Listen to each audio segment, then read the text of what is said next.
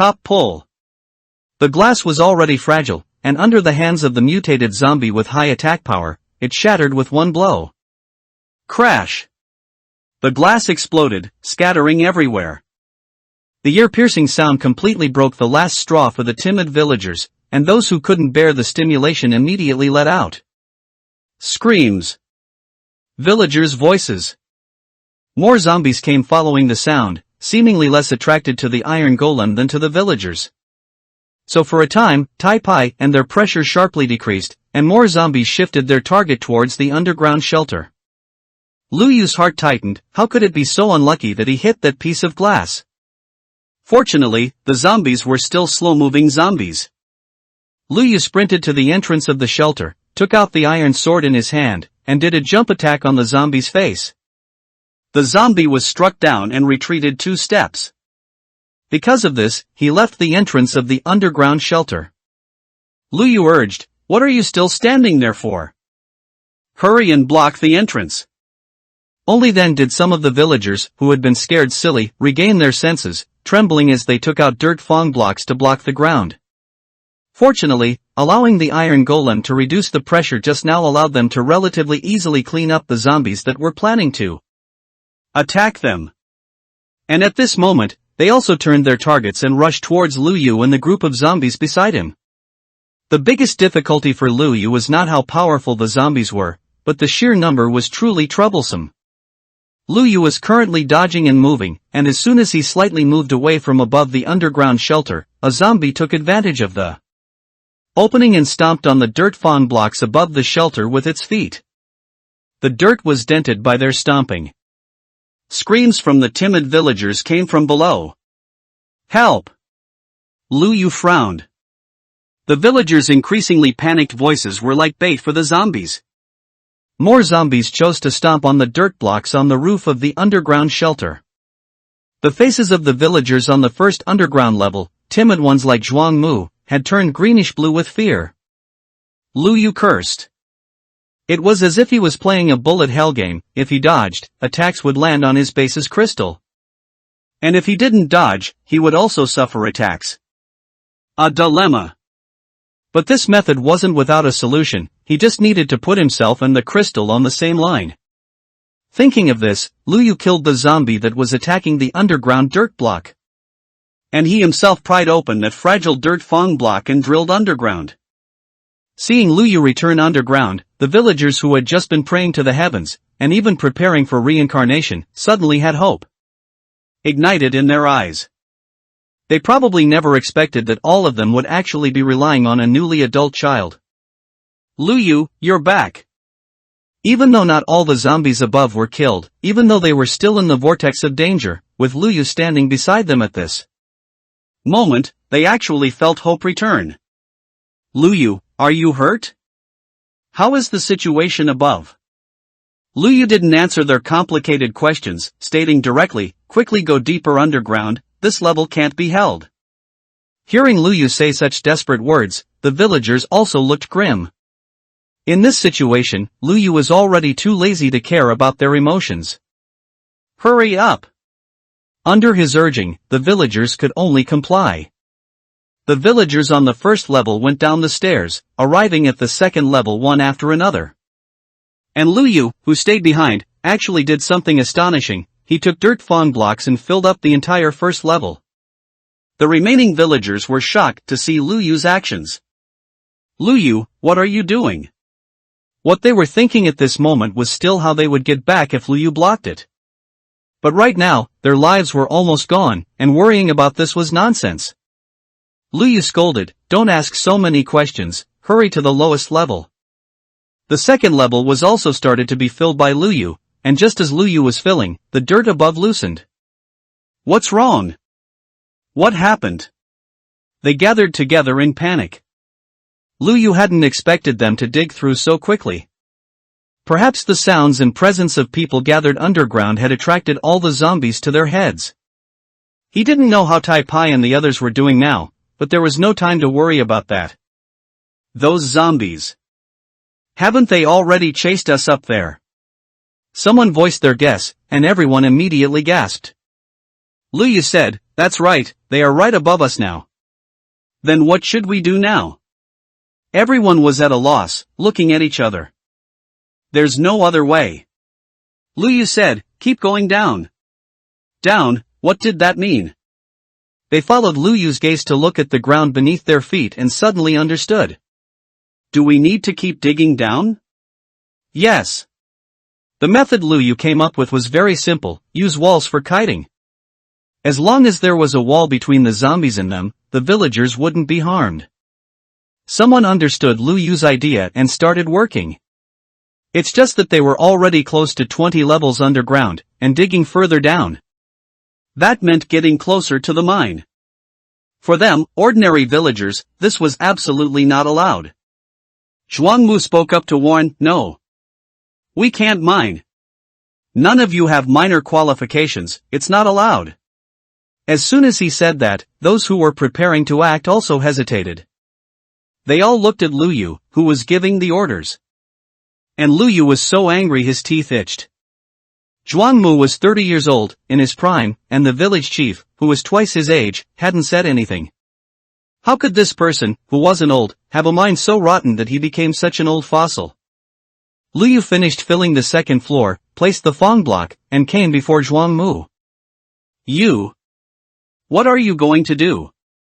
Zhuangmu nervously took a step back. However, the next second, his collar was grabbed by Luyu. The young man he had once looked down upon and considered a burden now had an imposing aura. Our lives are almost gone, what do you care about those rules? Luyu was right. Everyone agreed with Luyu's idea, thinking Zhuangmu was stubborn and rigid, and rolled their eyes at him. Zhuangmu, if you're afraid of taking responsibility, you can stay here. Zhuangmu, move aside, don't be in the way. Zhuangmu sheepishly moved to the corner, then he stood on the newly opened ground. After all, he was still afraid of losing his life. Those with tools switched to shovels, and those without tools dug the dirt and cobblestone with their bare hands. In short, they did whatever they could, working hard to clear the ground and open up the world below. But creating space for 100 people in the village was not that easy.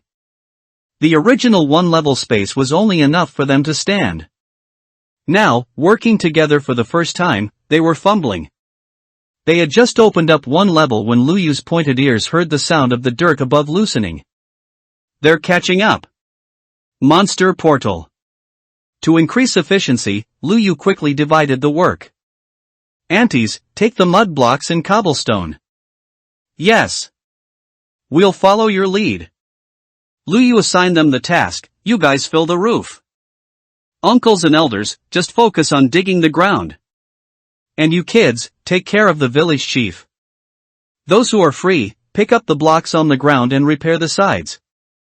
This was equivalent to dividing into 4 teams for collaborative work, 1 team digging down, 1 team filling, 1 team cleaning up, and 1 team for logistics. As expected, efficiency significantly increased after the distribution. Perhaps because a considerable number of zombies had gathered above, their speed in breaking blocks was also much faster. Luyu himself joined the team to speed things up. Seeing the villagers getting on track, with their speed almost matching that of the zombies above, Luyu let go. Estimating the time, it should be close to dawn. Luyu instructed, pay attention, don't slack off. Okay. But Luyu, the underground isn't endless either. What do we do when we reach the end? Luyu replied, then dig horizontally. The method is the same, just maintain a distance from the zombies above. Enlightened by Luyu's words, everyone exclaimed, so that's how it is. Then Luyu, what are you going to do? They saw Luyu, after answering their questions, actually opening up a path to the side. Could it be that Luyu was planning to dig horizontally now? Luyu, however, replied, I'm going back to the surface. Be careful. Everyone looked at Luyu worriedly. We can't just let those zombies be. We can't let them keep chasing us. I'm going up to see if I can find a way to get rid of them completely. It turned out that Luyu's goal was not just to survive tonight. His ultimate goal was actually to kill all those numerous and terrifying zombies. This was something they didn't even dare to think about, yet Lu Yu actually set it as a goal and truly wanted to achieve it. The village chief stared blankly at the hard-working back beside him and sighed. "Let Lu Yu go," he said to the people beside him. He knew that they alone could not stop this child. This child's ambition and courage were destined to take him to greater heights. Lu Yu dug a tunnel beside him, climbing up while digging, and finally reached the surface. Above, the palm-sized patch of sky visible through the one-block window had turned blue. It was dawn. Lu Yu breathed a sigh of relief. It was good that it was dawn. Those monsters were fundamentally afraid of sunlight. Roar! A zombie's roar made Lu Yu's hair stand on end. Why was there still a zombie's roar? Lu Yu looked east. The sun hanging on the horizon was not fake. Even if it hadn't been long since the sun rose, they should be burning and making sounds of taking damage, not this ordinary roar. Could there be some stragglers hiding in the shadows? Lu Yu followed the sound and saw a scene that made his face change drastically. The place where they had been digging down had already formed a huge pit, looking exactly like a sinkhole. Inside the pit, there were dense masses of zombies. The most terrifying thing was that with the sun hanging in the sky, those zombies were moving freely, without suffering any damage. They aren't afraid of the sun. Discovering this astonishing fact, Lu Yu took a step back. The zombies below heard the movement and all looked up. Their pairs of red eyes gave Lu Yu a headache. Fortunately, due to the stalemate between the villagers and them, the pit was now deep enough. Even if the zombies wanted to come up, it would probably take them a considerable amount of time. But besides the bottom of the pit, not all the zombies in the village had gathered here. There were still scattered zombies in a standoff with the iron golems. A few iron blocks and an manhwa pumpkin head were scattered in the distance. This is... Lu Yu confirmed the identities of the remaining iron golems, Tai Pai, Iron Lady, and Gauda. Seeing this poor dismantled iron golem, it should be Tai Hanin. And the manhwa pumpkin head left on the spot was looking at him with a wronged expression. Sigh. It seemed that under the siege of a large number of zombies, Tai Hanin was no match for the massive number of zombies and had been dismantled. For them, this situation should be equivalent to falling apart, not death. So Lu Yu felt much more relieved. Lu Yu walked over and collected the materials it left behind, preparing to rebuild it when he had time. On the way, he helped the other iron golems kill a few zombies, but the zombies were still endlessly entering the village's range. Just how many zombies are there? Lu Yu roared in frustration. He had already worn out 4 or 5 iron swords, and the buildings in the village were also wantonly destroyed by them. Many matchbox houses were now only separated by a precarious wall. The fields within the village were trampled into disarray, and the crops were in ruins. Looking at the village's dilapidated state, even Lu Yu was moved. He had underestimated these zombies too much at first.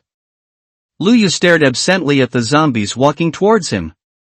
This number of zombies definitely wasn't spawned all at once, and they were attacking continuously without interruption.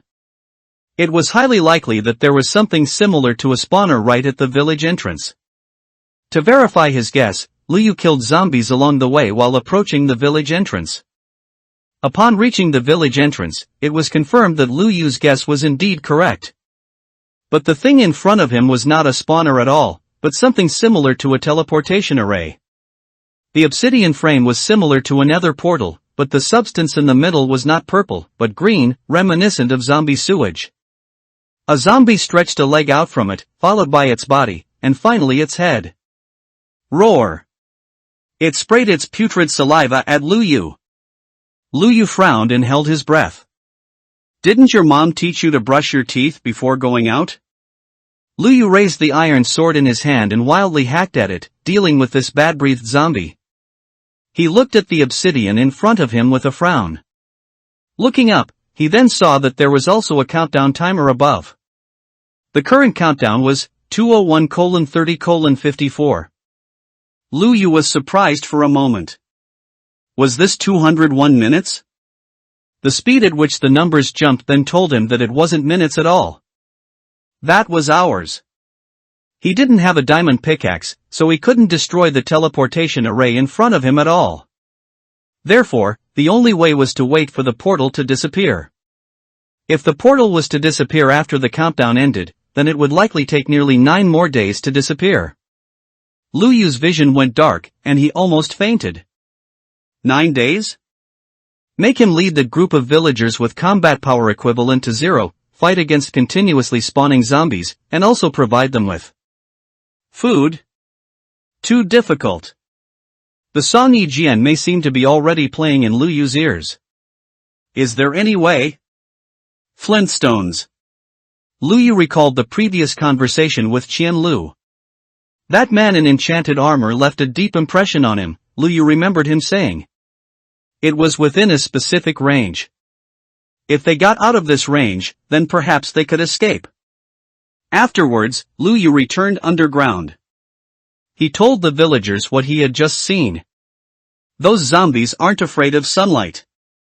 The villagers almost forgot the work they were doing, looking at Lu Yu and quickly asking, does that mean we can't go back to the surface when it's daytime? Lu Yu shook his head. Their faces showed fear and despair, placing their last hope on Lu Yu. What should we do, Lu Yu? There's no other solution. Logically speaking, the strength of these zombies and the duration of this zombie attack, Lu Yu estimated, should only appear after about 100 days of survival. But now, such a difficult problem was thrown in front of Lu Yu. He didn't even have enough reserves or equipment of sufficient strength to deal with it. Lu Yu couldn't help but feel frustrated. If he were still a player now, he would definitely go to the game forum to complain about the game developer and curse at the game designer. But this problem wasn't without a solution. There's only one way to solve this: abandon the village, let's escape. Temporarily escape from the circle of zombie attacks and save their lives. For the old-fashioned villagers, this decision was tantamount to digging up their ancestors' graves. This won't do. Our ancestors have lived here for generations. How can we just leave like this? Lu Yu's attitude towards this was even somewhat disagreeable. If they truly had ancestral property worth protecting, then so be it. But what they possessed were merely 100 matchbox-like structures that Lu Yu could build casually. There was nothing worth staying to protect, except for the things underground in Lu Yu's house. Lu Yu could even leave the underground redstone farm aside for the time being, so why couldn't they leave the village? Most importantly, is nostalgia important now, or is life more important? Could it be you want to stay here and keep fighting the zombies? They were stunned for a moment, then shook their heads. But Lu Yu's attitude was firm, saying, no buts. If you don't leave now, you'll either be killed by zombies or starve to death underground.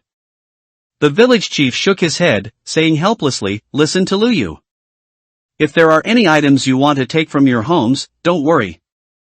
Wait until the zombie tide is over in a few days, and I'll come back to help you get them. Finally, Lu Yu added a gentle remark showing consideration for everyone. The combination of his earlier firm attitude and his current thoughtful words was effective. No one wouldn't fall for it. A smile hung on the village chief's lips as he glanced at the young man again. Lu Yu's talent was not limited to his strength when facing monsters or inventing strange and new things. He was even skilled in the art of managing people. Give a slap and then a sweet date, making people obediently follow him. Lu Yu told them to simply stop what they were doing and he would handle the aftermath. Step up from the side, group by group, don't rush. Meanwhile, Lu Yu ensured that the zombies would not invade their refuge space. As soon as they broke a block, Lu Yu would immediately block it up. If Lu Yu's speed couldn't keep up, the zombies that fell down were quickly killed by Lu Yu. At first, a few fell, and the villagers screamed in fright. Now, they watched Lu Yu's operation with expressionless faces. Suddenly, a scream came from the side. Lu Yu thought they had dug into lava or encountered other monsters and quickly asked, what's wrong? A villager walked out covered in dirt, answering, just now, I dug into a spot, and all the dirt from above fell down, almost burying me. The villager patted his chest with lingering fear. Perhaps because the underground light was dim, they didn't see clearly. It would collapse. Wasn't it just gravel, similar to sand? Be careful, make sure your health is full. Luyu instructed, once you're up, go find Tai Pai and the big guys and stick together. If the zombies try to approach you, use blocks to isolate them. Got it. Luyu originally planned to continue his work, but their words just now lingered in his mind. Gravel, gravel. Flint. Luyu handed the tool in his hand to a nearby villager and asked, "Did you understand what I just did?" The person nodded and replied, "I understood. Help me hold them off for a while, just do your best, I'll be back soon." With that, Luyu picked up a shovel and went towards the person who had mentioned the gravel collapse. "Where is the collapsed area?" "Right here." He pointed in a direction, and in the dim light, Luyu saw that it was indeed gravel. He took the shovel and started digging. Luyu's luck was good. Soon, a black stone fell out and landed in Luyu's pocket. "Alright, you continue." Luyu took out the iron ingots stored in his backpack, arranged the black flint and iron ingots in order, forming a flint and steel. But it wasn't something needed right now, so Luyu put it in his pocket. Soon, the villagers followed Luyu's instructions and reached the surface. When Luyu finally climbed up, he saw that the villagers had formed 3 groups around the iron golems. And at this moment, they were also orderly resisting the zombies as Luyu had instructed. It seemed that doing so gave them enough confidence. Someone mustered the courage to ask Luyu, "Luyu, if we just keep doing this, can we survive this zombie tide? I feel like they aren't that difficult to deal with anymore." "Yeah, Luyu, do we really need to leave?" Luyu frowned. The most terrifying thing about the zombie tide wasn't the spawn points that couldn't be completely destroyed or the high-strength monsters, but the gradually increasing strength. Seeing that Luyu didn't respond for a while, they thought Luyu was hesitating. But Luyu looked over their shoulders at something else. That green figure lurking in the shadow of the corner. "Go! Leave that house." Seeing Luyu's serious expression, they knew they were in a trap, and their feet started moving. They hadn't walked many steps when an explosion sounded behind them. Boom! Sand and stones flew behind them, and a large pit was blown out. Someone screamed in terror, "It's this monster." The village chief was killed by this monster. In their panic, they scattered and fled. The difficulty of the zombie tide gradually increased. The most common thing was the appearance of other types of monsters. "Don't run around. Stay by my side." Hearing Luyu's loud shout, they regained their senses and immediately gathered around Luyu. "Luyu, what should we do now?" "Burn zombies and make snowmen." The village chief, who was being carried on someone's back, also had a pale face and lingering fear. He could never forget the pain of being injured by a creeper's explosion. Those things aren't easy to mess with. Luyu looked into the distance, and sure enough, more green monsters were walking towards them. The villagers followed Luyu's gaze, their expressions as if they had seen a ghost. "And that large group of green monsters is heading our way." Luyu made up his mind, "There's no time to delay, let's just go."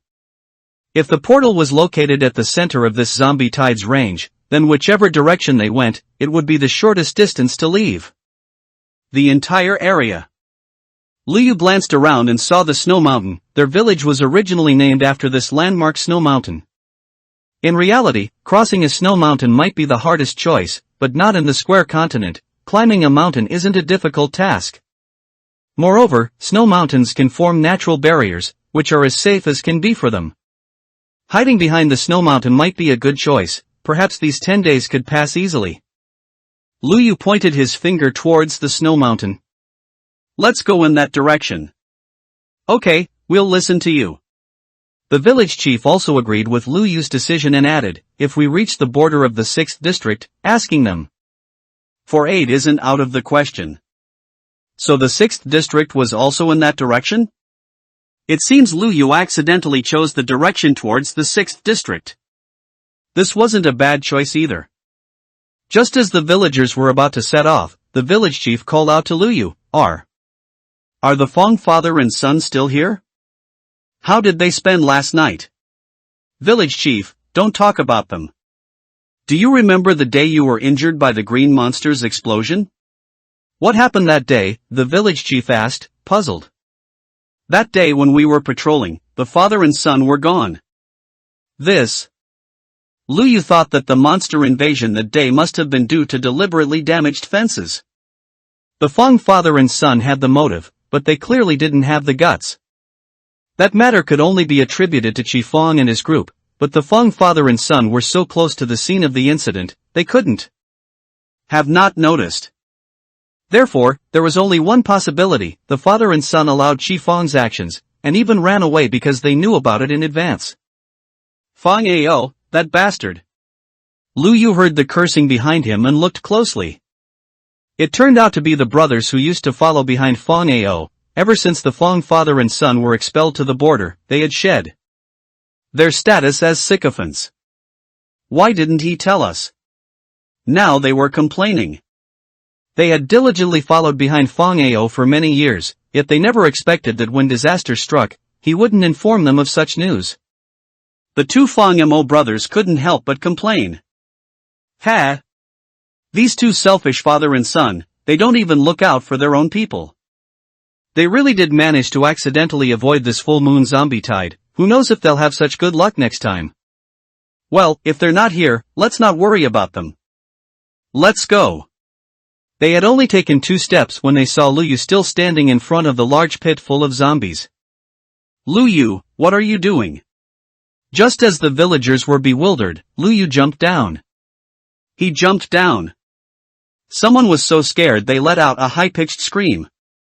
Lu Yu jumped into something so deep, and the bottom was full of zombie pits. Wasn't he looking for death? They turned back and saw that Lu Yu, who had jumped down, didn't land among the zombies but used ladders and blocks to wedge himself above. At this height, Lu Yu still lost a little health, but it was harmless. He replenished it by eating a potato. And the next moment, Lu Yu grinned mischievously. That smile sent shivers down people's spines. What is he going to do? They saw that Lu Yu actually set the zombies on fire. Since there's no sun to burn you, it's fine for me to burn you myself, right? Roar! The mutated zombie let out a roaring scream, and then Lu Yu tiptoed back to the ground. A true man doesn't look at explosions behind him, and of course, not at the big fire behind him either. Lu Yu ignored the raging fire below and the burning zombies, and said kindly to the villagers, "Let's go." It was truly fortunate that Lu Yu was from their village. The journey was relatively peaceful, but the speed wasn't very fast due to the large number of people and the iron golem's inconvenient movement. After walking for a while, they approached the foot of the snow mountain. They could go up the mountain, but the iron golems were clumsy oafs who couldn't climb mountains. Lu Yu let the villagers go first, while he looked at the iron golems with a little worry. He couldn't possibly build a path up the mountain for the iron golems ahead of them, or tunnel through the mountain for them. Lu Yu scratched his head. And the 3 of them looked at Lu Yu, tilting their nangwa, pumpkin, heads in confusion. Lu Yu looked at their nangwa, pumpkin, heads. Otherwise, he could really treat them like Gundams and reassemble them at a safe location. Lu Yu came in front of Tai Pai, beckoned it to squat down. Tai Pai obediently squatted down. Pop! Lu Yu took off its nangwa, pumpkin, head. Then its iron block body became scattered iron blocks all over the ground. The separated nangwa, pumpkin, head didn't completely turn into an nangwa. Pumpkin, the eyes in the nangwa, pumpkin, cavity could still be seen with spirit. Speaking of being able to disassemble them, it was really convenient. Lu Yu stroked its head and comforted it. When we reach a safe place, I'll let you out to play freely. Immediately after, he did the same thing and disassembled the remaining 2 as well. Then, he finally chased after the main group and climbed to the mountaintop. Seeing that Lu Yu had delayed for quite a while, he caught up in no time. Lu Yu, how are you so fast? They saw Lu Yu flying quickly reaching the mountaintop. Even though the villagers' speed was much slower than Lu Yu's, the process of climbing wasn't too difficult. It was just that the villagers expended a lot of energy, and most of them were panting when they reached the mountaintop. Seeing this, Luyu said, "Everyone, let's rest here for a while." The village chief saw Luyu directing and nodded in satisfaction, then closed his eyes. He was sure that even if his injuries were severe and he died here, he wasn't afraid that Snow Mountain Village would have no successor. The villagers were resting, breathing in the cool air on the mountaintop in large gulps. But Luyu couldn't stay idle. He picked up a shovel and started shoveling snow on the ground. They were all puzzled. How could this kid Luyu not feel tired after being busy all night? Calculating it, how long had it been since he last slept? "Luyu, aren't you tired?" "Not tired." They saw Luyu with a smile on his face, happily shoveling snow. Ha ha. The villagers looked at him and sighed, feeling that no matter how capable Luyu was, he still had some childlike innocence left in his heart. Look at him. They didn't know that when Luyu was on Blue Star, his home was in the south, and he rarely saw snow. Although the snow in the square continent was somewhat abstract, this didn't hinder his wonder and happiness upon seeing snow. Luyu shoveled a lot of snowballs and went to a corner, turning his back on the villagers resting in the distance. Then he placed the crafting table he carried with him beside him, synthesized snowblocks from snowballs, and then took out the remaining manhwa. Pumpkin, heads of the clumsy iron guys. What was he going to do? Of course, he was going to build a snow golem. Reaching Zone 6. Following that, Luyu placed the snow blocks on the ground in the same stacking method as the iron golem. The next moment, the pumpkin head started to move. It tilted its head, blinked its eyes, and seemed confused by the difference in its new body. How is it? You don't like it? Iron. Oh no, now it should be snow. It seemed to prefer its hard body, and it squatted down a little dejectedly. Luyu sweated and persuaded, "Don't you think this body is lighter and faster to walk?" Snow walked around as Luyu suggested. Indeed, as Luyu said, this body was much lighter and more convenient than the iron body, and its steps immediately became much quicker. Besides, aren't you cuter this way? Girls will definitely like your current appearance more. Snow's face flushed, and the heat almost melted itself. Luyu burst into laughter seeing this, and then Luyu took it to the vicinity of the villagers. "You child, you even built a snow golem." The children were even happier when they saw this thing, and they bounced and skipped towards it. Wow, it's a snow golem. They still thought the snow golem was a snowman piled there, but unexpectedly, as they bounced towards the snow golem was also running towards them. Hey! Luyu Gidge, why is it moving? Yo! Luyu, is this the same as those iron blocks in the village? Luyu nodded and started fabricating again. Yes, I saw it squatting next to me just now, so I brought it back. These creatures are very friendly to us humans and will even help us defend against monsters, truly good. Luyu found his skill at talking nonsense was becoming more and more proficient. After resting for a while, Luyu looked at the cliff edge of the path they came from. Those zombies and creepers indeed couldn't be easily shaken off. They were gathered at the foot of the mountain, and some zombies had already climbed up a distance, scrambling up the step-like slope. Everyone get up, let's continue forward. Luyu pointed at the cliff and said, those monsters are about to catch up. During the rest, the leisure and ease of watching the children play with the snow golem vanished. Everyone's expressions couldn't help but become serious, and their actions didn't delay either. While the villagers were busy, Luyu noticed that Zhuangmu walked to the side of the snow golem and examined it carefully. His face was full of confusion, as if this kind of creature had never appeared in his dictionary, and he started to doubt his worldview because of it. Hurry up and go. Luyu was the first to go up the mountain, and Luyu was the last to go down. He helped Snow create steps to go down. Finally, they arrived at the foot of the mountain. This side of the snow mountain and that side of the snow mountain, and the surroundings of the snow mountain village where they lived, were completely different scenery. Within the range of the 7th district, there were the most weeds, few rivers and water sources, and even few trees. Relying on the towering snow mountain, if the ground wasn't soil but sand, it would simply be a barren land. And on this side, closer to the 6th district, the trees were lush, and there were colorful flowers on the ground. With a simple glance, Luyu saw cattle and sheep hidden in the woods. As expected. There was a reason why the 7th district was designated as the 7th district. The village chief seemed to have been to the 6th district, but most of the villagers had not seen the scenery of the 6th district. Curiosity drove them to want to see more scenery and play in the flower beds, but the reality was not so beautiful. Behind them, the zombies, disregarding everything to chase them, actually fell straight down from the cliff. At such a height, they weren't killed by the fall, but were left to linger on their last breaths and continue chasing Luyu and his group. Tisk. Luyu clicked his tongue in displeasure and urged, "Let's go quickly." On the plain, only tree trunks would be in the way, but for them as humans, turning around was not a difficult matter. However, for the zombies, it was an obstacle. Being inflexible, some had to dismantle the tree trunks before continuing to advance, which further bought them some time and allowed them to widen the distance. "We're here, we're here." Some villagers became happy.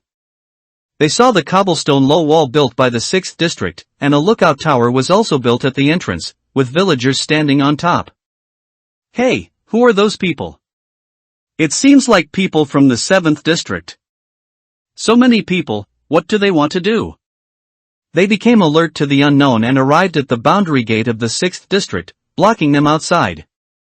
The 7th district villagers on Luyu's side, having seen many monsters for a day and a night, now saw the equally block-like villagers and approached them eagerly, thinking they had found saviors. But the other side didn't appreciate it at all and drew the iron swords in their hands against them. "Who are you, and what are you here for?" They shouted loudly, instantly making the people from the 7th district awkward on the spot, their enthusiasm disappearing. Their warm faces met cold shoulders. Sigh. The village chief had the villagers supporting him take him forward. He said, "Young man, we are villagers from the 7th district. The 7th district suffered a disaster, and we had no choice but to flee here. Please take us in." The village chief's words were not yet finished when he was interrupted by 2 guards. "What does the disaster of the people in the 7th district have to do with us in the 6th district?" This sentence was like cold water poured on the heads of the villagers who had been running all day, leaving them at a loss. "Neighboring districts, and now there's trouble, can't you be kind?" An auntie stepped forward to plead. And the guards continued haughtily, "Our duty as guards is to stand here and not let in any shady characters. Besides, who knows if you'll bring trouble to us too? Go wherever you want to seek refuge, just don't come here." Saying this, the 2 guards started driving away the 7th district villagers. Their tone reminded Luyu of those security guards on Blue Star. Earning 2 or 3,000 yuan, just because they were standing guard at the entrance of a high-end residential area, they wishfully thought they were superior and could give orders to others. They couldn't even be considered like a fox borrowing a tiger's might, they were simply like a typical skunk farting. Luyu let out a cold laugh of disdain. He looked back and saw the pursuing zombies in the woods a distance away from them, milling around like flies that had suddenly lost their direction. This behavior was easy to understand, they were likely outside the activity range of the mutated zombies, which was why they acted like this after losing their attack target. Indeed, this place was safe. "Who are you calling shady characters? You're so disrespectful. Even if the village chief isn't your village chief of the 6th district, he's still an elder and a senior. Are you so ill-mannered?" The people from the village were indignant, and several strong aunties immediately stepped forward to argue with them. The village chief called out to them, "Stop arguing, stop arguing." Actually, for Luyu, whether they could enter didn't matter. Even if they didn't allow it, Luyu had 100 ways to sneak in. He was just curious, what did the inside of the 6th district look like? District 6 is not very friendly. As Luyu peered inside, he suddenly saw a familiar foolish head hiding behind a tree trunk in the distance. Fong Ao? No wonder they were nowhere to be seen, it turned out they had already run to 6th district long ago. The corner of Luyu's mouth curved up with a mischievous smile. "Fong Ao, what are you doing here?" Hearing the familiar name, everyone looked over. It turned out their guess was correct. The Fong family father and son had indeed received news early and come to 6th district for refuge. The enraged person asked, "Why can he go in, but we can't?" One of the guards was actually a distant relative of Fang Ao's mother's family, considered Fang Ao's cousin. Possessing the foolish genes of Fang Ao's lineage, when questioned directly, he stammered, he that. At this moment, he was cursing Fang Ao in his heart. Why did he have to stick his head out now? Lu Yu also perfectly joined the conversation to add fuel to the fire. "Brother, from your conversation just now, I can tell you are actually an upright and incorruptible person." What Lu Yu said was, of course, false. Praising him first gave him a way out. Then, Lu Yu changed the subject, his expression turning sorrowful. "But how can you be with such a person? How can you shield him? Do you know what he did?" The guard stammered, asking, what did he do?"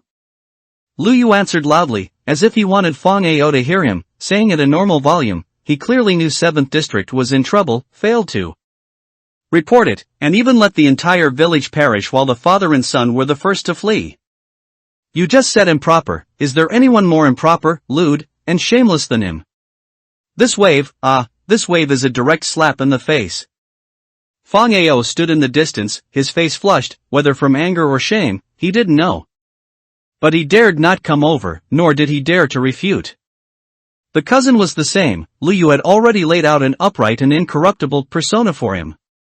Now, if he spoke for Fang Ao, then he would be a fake, and the reasons he gave earlier for refusing Snow Mountain Village villagers' entry into 6th District would all be nonsense. So he could not refute Lu Yu's words. The village ant's combat power was indeed not to be underestimated. Lu Yu paved the way, and they seized the opportunity to press on. Indeed, when it came to arguing, they were the eternal gods. "You can let even this kind of thing in, but not us? Aren't you afraid that this kind of treacherous villain will open the gates of your 6th district and let monsters in? Could it be that you are truly birds of a feather, all from the same den?" The two people, relentlessly pressed, could no longer parry. Finally, one of them couldn't take it anymore, and he took off running. His departure was a good thing. It meant he went to call for someone. It was good that he went to find someone in charge. In any case, they should be able to discuss their issue of staying for 9 days. Not long after, they returned with a well-dressed middle-aged man. They just hadn't expected Fong Chang to be right next to that person. Fong Chang leaned close to his side, his mouth opening and closing, smacking, and continuously saying something. Lu Yu frowned, not expecting him to start fanning the flames already. As expected, the man's expression when he walked over was not exactly friendly, but it was clear he was well-mannered, and he still extended his hand to the village chief, who stood at the front and appeared to be the leader. "Hello, elder, I am the 6th District Administrator. My name is Su Ling." Hello. After the pleasantries, he didn't waste time and went straight to the point.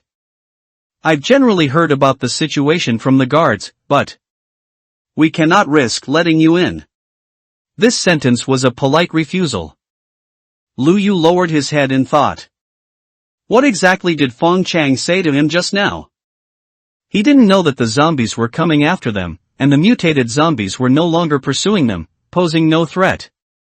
Moreover, Fong Chang was unaware of this at the moment. Fong Chang probably told them that Lu Yu and his group had offended Chi Fong and others. So 6th District also didn't want this fire to burn them and should draw a clear line with the people of 7th District. "We will only stay for 9 days and will return once our 7th District stabilizes." Lu Yu spoke up and joined their conversation. Su Ling slowly shifted his gaze to the young man speaking. He instantly concluded that this young man before him should be the successor of 7th District. 9 days? Su Ling also began to hesitate. And Lu Yu also perfectly added leverage. "Just consider it renting us a place to stay, and we'll pay you compensation then." But upon hearing this, those accompanying Su Ling burst out laughing. "Young man, what does your 7th District have that you can give us? No way. You don't really think anyone would take those scraps from your 7th District, do you? Whatever your 7th District has, what don't we have?" Lu Yu frowned, listening to their mockery. It seemed the barrier between the previous and next districts was truly high. Just being one district apart, just being one number higher than them, this group of people actually became so arrogant, mocking them so. Only the villagers of 7th District knew that they were now completely renewed. Under Lu Yu's leadership, they could gather 50 sets of food within 3 days. Lu Yu also taught them how to fish. What else did they lack? What are you pretending for? Is this the quality of people in your 6th district? Su Ling, seeing their abrupt and impolite speech, also raised his hand to silence his subordinates. Don't be so talkative. Su Ling was just well-mannered and felt these words shouldn't be said, but in his heart, he also believed that what 7th district possessed was probably not what they lacked. But the young man before him had confident and resolute light in his eyes. He couldn't help but admire that for 10 whole years he hadn't chosen a successor from the new generation of 6th district, yet he hadn't expected 7th district to have such a talent. Even if it was just to give this young man face. Su Ling nodded and agreed, alright, I'll let you stay for 9 days. The 7th district villagers became happy. It seemed they wouldn't have to hide underground or sleep outdoors anymore. But the attitude of the other people in 6th district made their smiles freeze. Mr. Su. Unexpectedly, the people Su Ling brought strongly resisted and disagreed. Mr.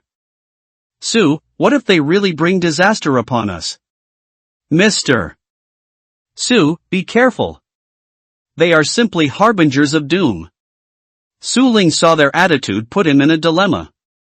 Immediately, he thought of a solution, then let them rest in this vicinity, far enough from the residential area inside the village, and being within. The wall will also ensure their safety. Su Ling was still kind, it's just that now they had no ready-made beds to sleep on. Lu Yu looked around the vicinity, and it was still quite good. No. What if they run around wildly? 50 by 50. Su Ling raised an eyebrow and added a new restriction, then they can only move around here. No.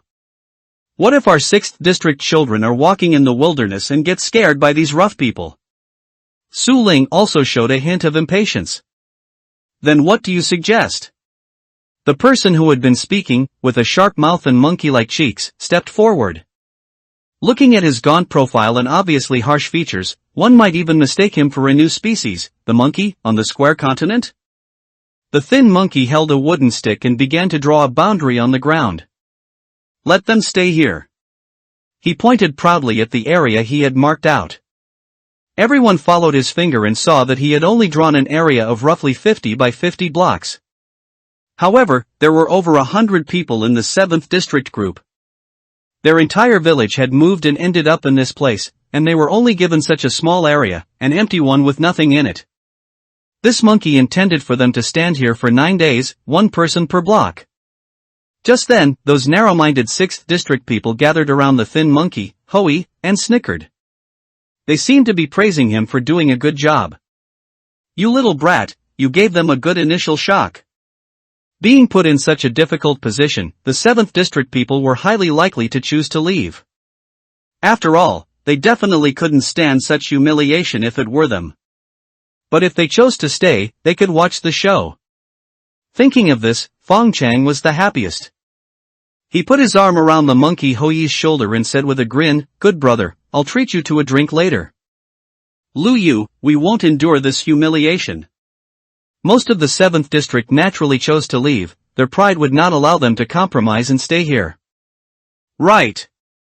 At worst, we'll just dig a cave underground like before and live for a few more days. Exactly.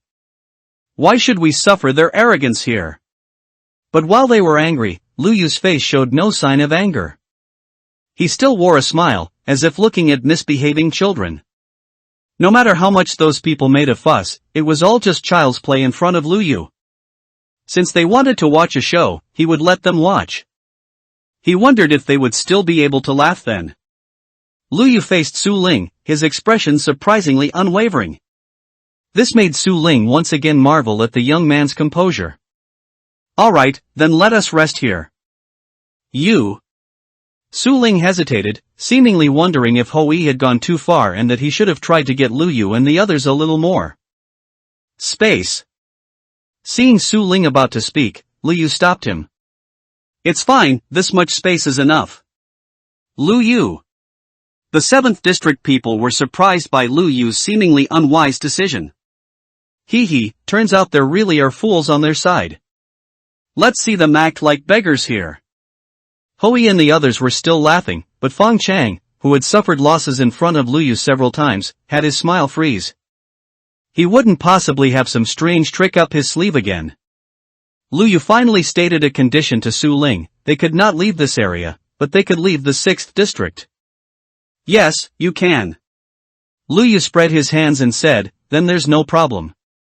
Let's do it this way. Su Ling looked at the narrow-minded people on his side and shook his head with some disappointment. Then he left on his own. Some people who were willing to go with him left, but a group stayed behind to watch the show. Some of the 7th district people showed anxiety, but they looked at Liu's expression. Since Liu could dig a large space underground in the village, could he be planning to do that again? Liu, do you have a plan? At this moment, Zhuang Mu, who was tired and hungry from running all the way, couldn't help but feel resentful. Liu, if you can't settle us properly, you'll pay for your blind confidence. Ha. Liu sneered. He was certainly not blindly confident. He acted as if nothing had happened and asked everyone, is everyone hungry? Someone nodded, and then everyone else echoed. It was fine before, but once it was mentioned, everyone felt their stomachs empty. They had brought the food they had stored underground, dividing it among themselves. Some was consumed on the way. Although the current reserve was enough to eat, it was still a bit lacking. Just as everyone was planning to divide their limited food and make do for the night, Liu took out a bucket. They had seen Liu with this setup before. Suddenly, everyone's faces lit up. Liu, could it be that you want to? Look, we almost forgot until Liu mentioned it. We can still do this. Liu walked out alone, went to a small pond outside the 6th district's boundary, and carried a bucket of water back. The people watching the show stood where they were, keeping a distance as if watching a performance, grinning. Could they be planning to drink water to fill their stomachs? Liu dug 3 empty blocks on the ground, then poured the water from the bucket into one end. Soon he carried another bucket of water back from outside. This time, Liu poured it into the other end. The simplest infinite water source was created. Liu could now draw water infinitely from the middle. Then, Liu took out a shovel and dug a 2-meter deep trench at the very edge of the 50 by 50 space they had been allotted. Liu filled the trench with water. What are they doing? Ha! Didn't that kid only bring 2 buckets of water? How can 2 buckets of water fill such a long space? At this point, they couldn't smile anymore. Their minds were full of question marks. Fang Chang gritted his teeth. As expected, this kid still has those strange tricks. Damn it! Liu asked the villagers, did you all bring your fishing rods? The villagers regarded the fishing rods Liu gave them as treasures, and most carried them with them. Moreover, with the fishing rods and the method Liu taught them, they could fish anytime, anywhere. Even if they were hungry from labor and had no food on hand, they could stop and catch a fish to eat. So fishing rods had become their essential weapons. We brought them. Let's fish and eat. We'll store whatever we can't finish this meal. The onlookers watched as the 7th district people, who were supposed to be shallow and ignorant 7th district Snow Mountain village villagers, actually took out fishing rods. It's a fishing rod. They actually have fishing rods. Then they are fishing. Their thoughts were similar to the initial 7th district people's. Fishing in stagnant water was a fantasy. But the next scene was a slap in the face. A lucky little villager soon had a fish bite. He said to Liu Gij in a milky voice, Liu Gij, there's a fish. Liu looked at his small frame and came to his side to help him pull the fishing rod. A large grass carp was pulled out of the water by them. Fish. There really is a fish. Real furniture mod. The 6th district people were shocked. The fish they rarely got to eat was so easily obtained by this group of people. Someone started a stove and immediately began roasting fish. The aroma spread everywhere, the scent of roasted fish desperately trying to get into their nostrils. Their mouths were watering. I've never heard that fish is a specialty of the 7th district? Hui looked at Fong Chang, his gaze more like an accusation. Such an important matter, why didn't you tell us? But Fong Chang felt wronged, I didn't know either. Aren't you from the 7th district? How could you not know? Fong Chang was speechless. The 7th district side was eating with gusto, but the things that made their jaws drop weren't over yet. Last time, Lu Yu hid the resting place underground to avoid zombies. But now he wouldn't deliberately hide their dwelling, he wanted their dwelling to be seen, especially by those sour 6th district people. So Lu Yu was going to build their dwelling above the ground. The 50 by 50 space they marked out didn't limit their height. So it wouldn't matter even if Lu Yu built a sky city, right? After finishing lunch, Lu Yu issued the first task. I need everyone to help me with something. Don't say help, that sounds too distant. Exactly, Lu Yu, just treat us as your subordinates and tell us directly what to do. Lu Yu looked at their earnest faces and smiled with satisfaction. Then go outside and help me cut down some trees, the more the better. Remember not to throw away the saplings, collect them for me too. Okay. Receiving the command, the villagers scattered and began cutting down trees outside the 6th district. It was clear they were going to build dwellings. Hui couldn't stand it, he couldn't watch Lu Yu continue to proceed smoothly. You! How can you casually harvest the resources of our 6th district? Lu Yu looked innocent, is everything outside the wall also considered the territory of the 6th district? Of course it is. Then you just now didn't let us come in through the main gate, but wanted to expel us outside. Doesn't that mean the outside isn't your 6th district at all?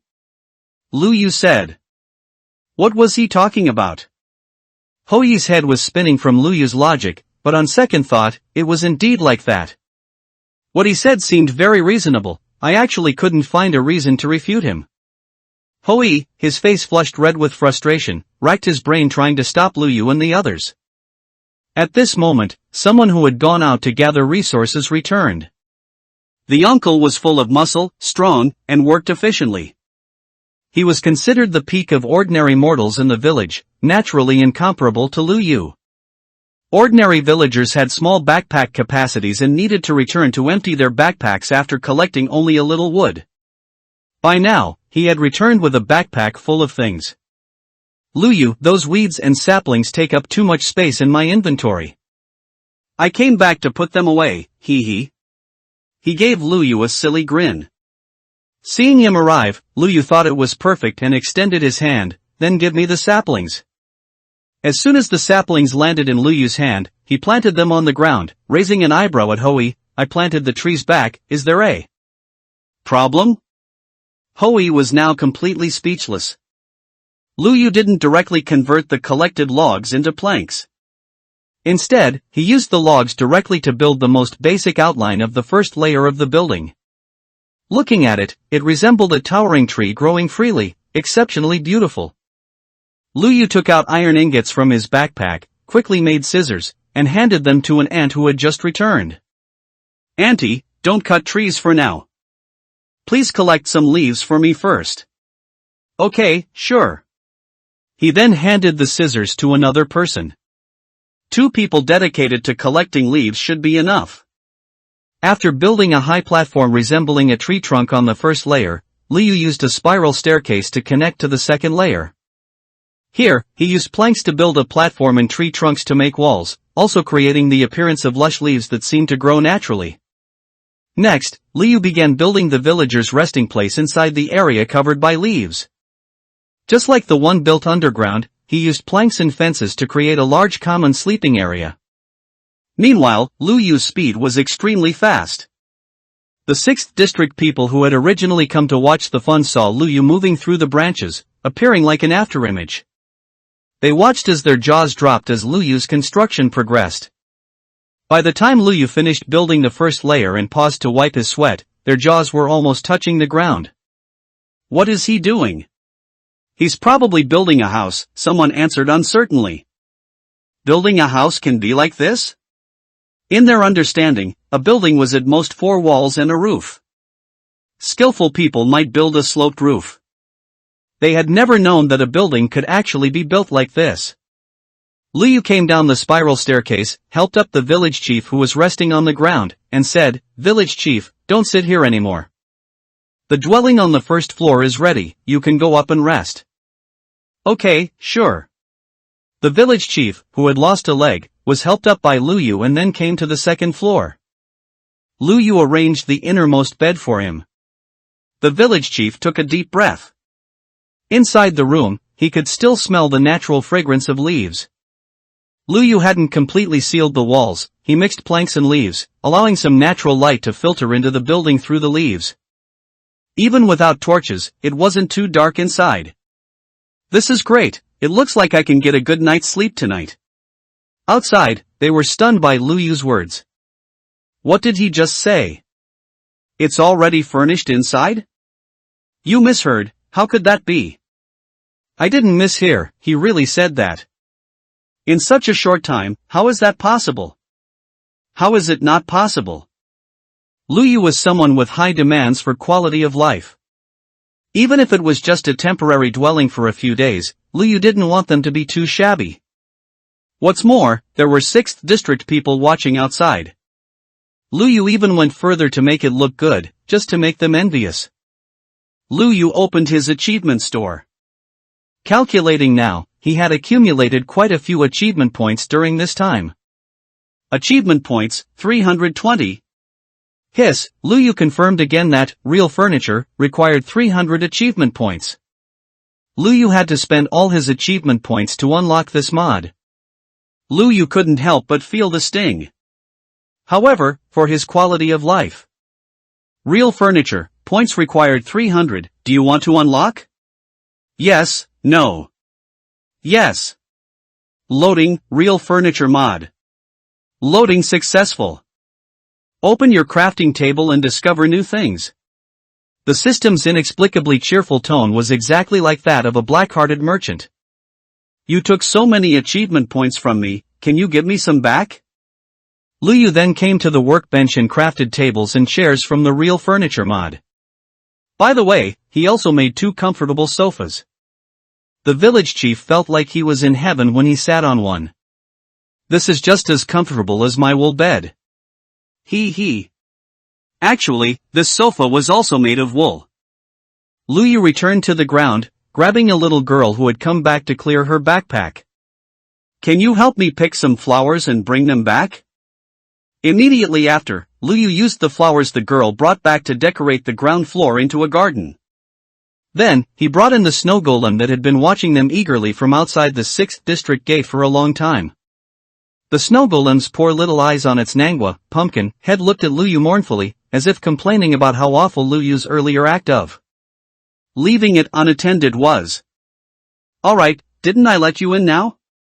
Wherever the snow golem passed, it left behind piles of snow.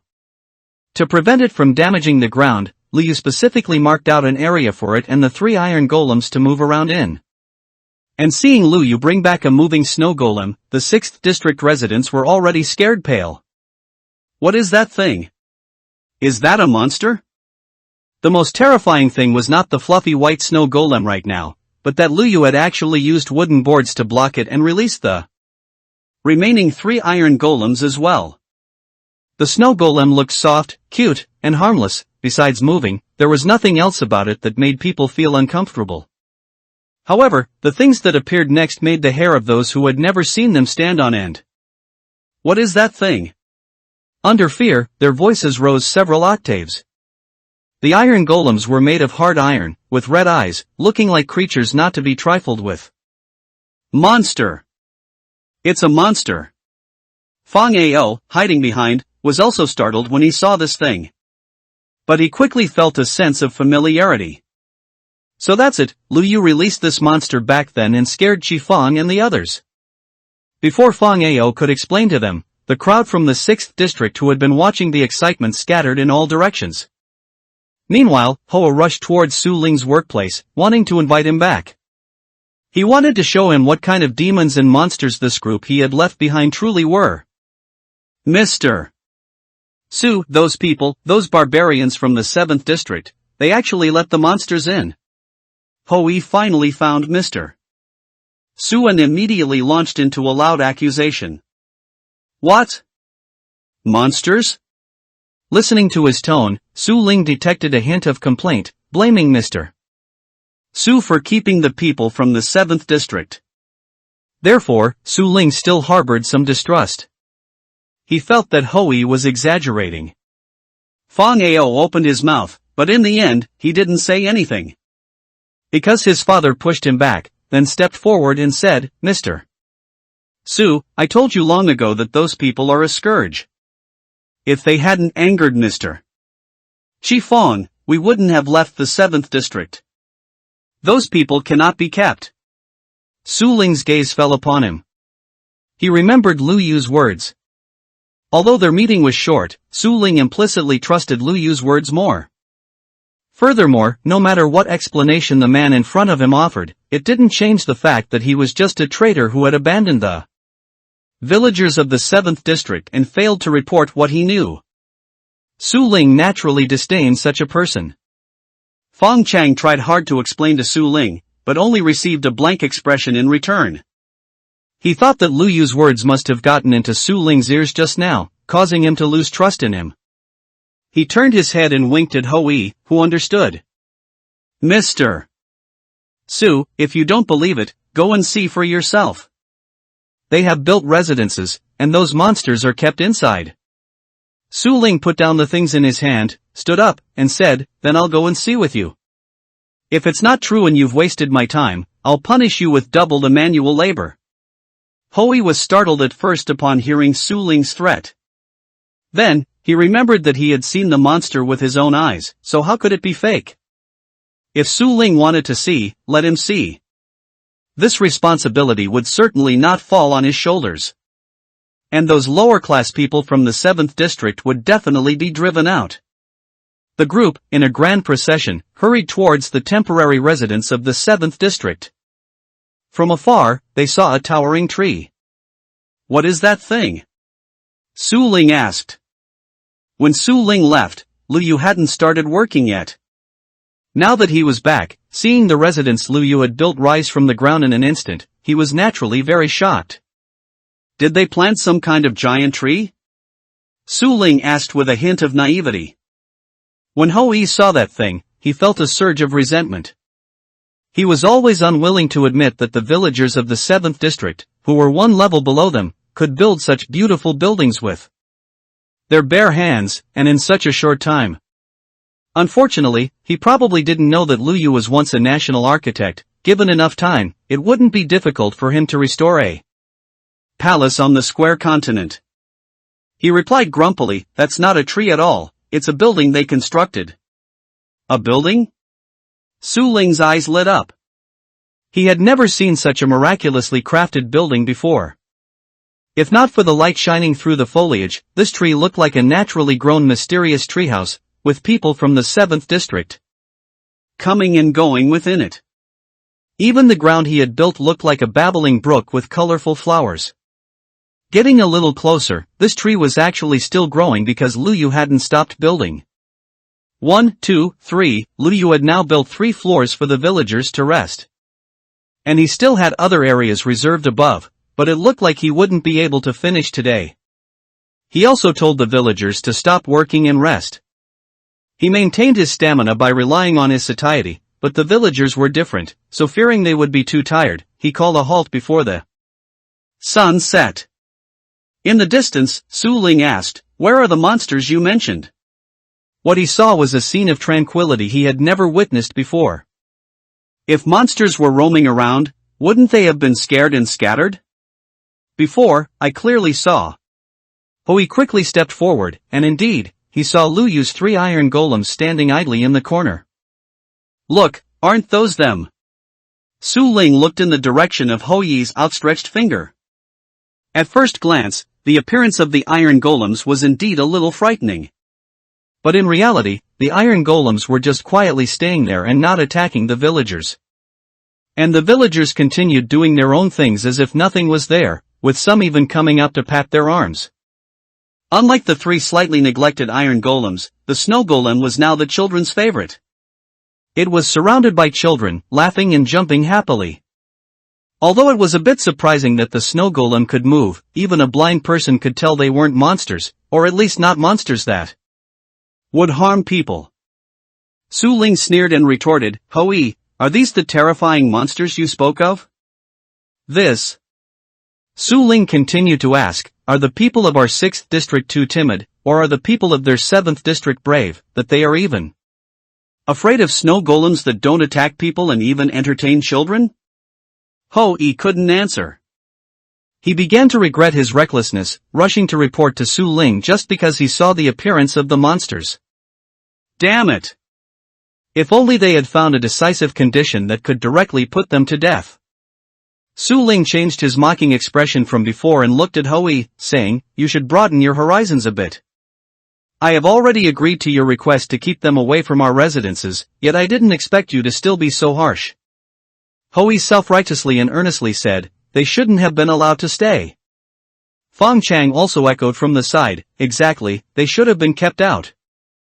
And a sharp look from Su Ling made Fong Chang shut his mouth. "Then shouldn't you go and share hardships with them?" Su Ling asked. Fong Chang sheepishly retreated to the back of the crowd. "Use your little brain to think." Su Ling approached, and the timid Hoi was actually still afraid because of the appearance of the iron golem, especially since it was his first time seeing one. He shamelessly hid behind Su Ling. And Su Ling, who was facing him, didn't hold back from rolling his eyes. "Luyu, I didn't expect you guys to build your shelter so quickly?" Su Ling approached them with a smile. Naturally, Luyu didn't sense any malice from this person, and his actions weren't unreasonable. Luyu would never do anything to embarrass someone who was smiling and had no grudge against him, otherwise it would be too disappointing. So Luyu also put on a businesslike smile and replied, "How about it? Not bad, right? I just threw it up casually since we're only staying for 8 or 9 days." Su Ling felt speechless inside. This is called not bad? If the house Luyu and his group built is called casually thrown up, then what do you call the place they're living in? Su Ling's mouth twitched. They weren't going to make them admit that their own houses were like dog kennels in Luyu's eyes, were they? "I can't take it anymore, guys." Su Ling's smile stiffened as he continued the conversation. "I didn't expect you to have such talent at such a young age." "It's not really talent, I just messed around with it." "Enough. Young man, stop being so humble and showing off. Where are you going to put the faces of your brothers from the 6th district?" Luyu was puzzled. Why did Su Ling leave so quickly and come back? When he saw the timid people hiding behind Su Ling, he understood. It was probably because these people found something else they didn't like about them, so they invited Su Ling back. Unfortunately, Su Ling, who was being complained to, had no intention of upholding justice, as could be seen from his smiling attitude. And at this moment, a light was shining in Su Ling's eyes as he meticulously surveyed Luyu and their structure from top to bottom. His eyes were full of ambition. Luyu could see that his aspirations were not limited to this. Although the 6th district was much larger in area than the 7th district, it seemed it couldn't contain this soaring bird. However, Luyu wasn't afraid of him secretly learning. If a game he had played since childhood could be roughly learned in just a few glances, then this game was so simple that it wouldn't have kept Luyu engrossed for nearly 10 years. Su Ling looked from the very top to the very bottom and finally saw the iron golems that Luyu had placed in the corner. "Young man, I'd like to ask, what are those things?" Luyu followed his finger and saw 3 iron golems huddled together. Those are the guards we raise." "Guards?" Su Ling's eyes lit up again. Luyu and the things he brought were constantly refreshing their worldview. Su Ling began to feel deeply resentful about why there was a rule to minimize interactions between districts, and their ingrained belief that the 7th district was backward and impoverished. If they had interacted and learned from the 7th district earlier, perhaps their 6th district wouldn't have stopped here but would have had more development. Seeing that Su Ling even used "I'd like to ask," with such a good attitude, Liu decided to explain to him. I found them by chance and brought them back to the village. They only attack monsters, not us villagers, and they are very friendly to us. Su Ling grabbed Lu Yu's shoulder excitedly. What you said, is it true? Lu Yu understood his shocked reaction and skeptical attitude, so he nodded in affirmation. Of course it's true. My goodness, do they listen to you? Are they easy to move around? Lu Yu saw something else in his eyes. It seems the sky is trying to do something that requires the iron golems? No, they don't listen to us. If you define an area for them, they will move around within it and will actively attack invading monsters, but they won't follow us. Most importantly, they are actually very clumsy and not good at walking on uneven ground. Su Ling was immediately a little disappointed. So that's how it is. Obedient, mindless, and powerful free thugs indeed cannot exist. Hoi and the others heard Lu Yu's explanation and only then realized that the seemingly terrifying monsters were only beneficial and not harmful. Fang Chang looked at the things and suddenly asked a sharp question. If you have such powerful stuff, why did you have to escape from the 7th district? Lu Yu asked him with a smile. Then why did you have to escape from the 7th district? Lu Yu's smile was bright, but it made Fang Chang afraid. And a drop of cold sweat ran down his forehead. Only after seeing him covered in goosebumps did Lu Yu let him off and explain to Su Ling, after all, 2 fists are no match for 4 legs. The number of zombies was simply too large, so we had no choice but to escape. What kind of monsters are they exactly? Lu Yu's smile disappeared, and he told them, they are mutated zombies that are not afraid of sunlight and are terrifying in number, and they will tear down our barriers. Fang Chang patted his chest, seemingly sighing that he was lucky to have run early. If he had really encountered such things, he probably wouldn't have had a way to survive. What? When Hoi heard this, he was almost scared out of his wits. It's over, it's over. Su, did you hear what he said? If the monsters he's talking about really exist, what if they follow them to our district? Then our 6th district wouldn't be completely finished either. In his panic, Hoi even disrespected Su Ling's status. When Su Ling heard someone actually trampling on his status, he naturally expressed his anger without hesitation. Hoi, watch your words. Su Ling was clearly suitable to be a leader. If he hadn't corrected his words at this moment but had instead tried to defend himself against his accusations, his status in the hearts of the people in the 6th district would have definitely been greatly diminished. And he also showed his magnanimity, calmly asking Lu Yu, where are those monsters now? Su Ling had a good head on his shoulders, his single question hit the nail on the head. Hoi's arrogance was extinguished by Su Ling's reprimand. Lu Yu looked at him as if he were looking at an idiot. Little skinny guy, if it wasn't safe here, could I build a house here? Why don't you use your pig brain to think about it? It was the first time Hoi had been spoken to so directly, with words that made him feel humiliated. He couldn't keep a straight face and almost wanted to flee in panic. But Lu Yu's hand pressing on his shoulder was secretly applying force, making him unable to move. Damn it! Lu Yu was clearly younger than him, but when had he ever been called little skinny guy by a junior, and with such a condescending gaze and tone? Let go. Hoi tried hard to pry open Lu Yu's fingers. Tell me, what kind of stuff is packed inside your little head?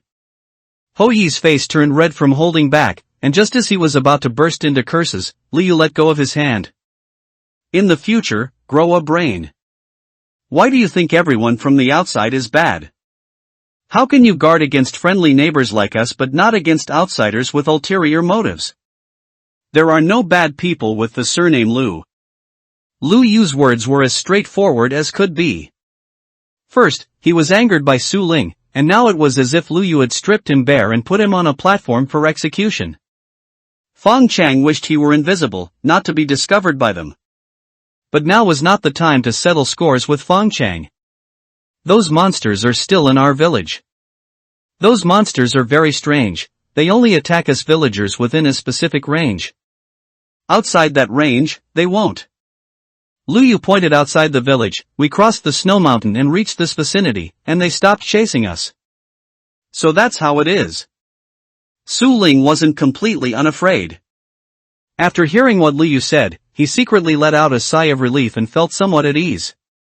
Then you can stay here in peace. Su Ling patted Liu's shoulder and said, "You're a knowledgeable young man. Let's chat privately another day. I'd like to hear your story." Okay. Liu also wanted to know, in the eyes of the higher-ups in the 6th district, what was this world truly like? Su Ling turned and left on his own. Although he was clearly full of curiosity about the things born from Liu's hands, he wasn't familiar enough to feel it was appropriate to ask so many questions so abruptly. This was a gradual process, and he wasn't in a hurry since there was still plenty of time. Clearly, Su Ling didn't want to be associated with Hou-yi at this moment. He walked ahead quickly, leaving them behind. Only then did Hou-yi come to his senses, realizing what he had said to Su Ling. He quickly chased after him, almost falling and nearly faceplanting. His pathetic appearance was laughable.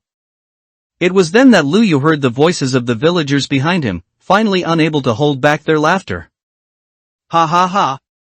That person came to trouble us for no reason, wasn't he just looking for discomfort? Humph, now he knows that our 7th district is not to be trifled with. Liu turned to look at them, wondering why they had been so silent when Su Ling was there. Actually, the people in the 7th district were relatively free. The village chief wasn't the type to pressure people with his position, and most of them were simple and not malicious. Usually, they liked excitement. This was the first time he had seen them so well behaved. Liu asked them with a chuckle, "Why didn't you say anything just now?" The auntie who had shown no fear towards Hou-yi and the others just now scratched her head and said awkwardly, "Because that young man looked very powerful." Really? Liu was confused. Why didn't he feel it? It's a kind of deterrent, I guess. He's also a district manager, but his aura is completely different from our village chief's. He doesn't seem easy to talk to. Yes, looking at him, I felt like when I was a child stealing bread and got caught by my mom and dad. Liu asked with a smile, "Is it that serious?" Yes, it is. It's the feeling that you can't be too unrestrained in front of him. Liu, I didn't expect you to be able to talk so smoothly with a person like that at such a young age. Honestly, I think that person's aura is quite similar to Liu's at times. I think so too. If our Liu hadn't been raised by us, if Liu hadn't bumped his head and been silly for a while before, he might be such a powerful person now.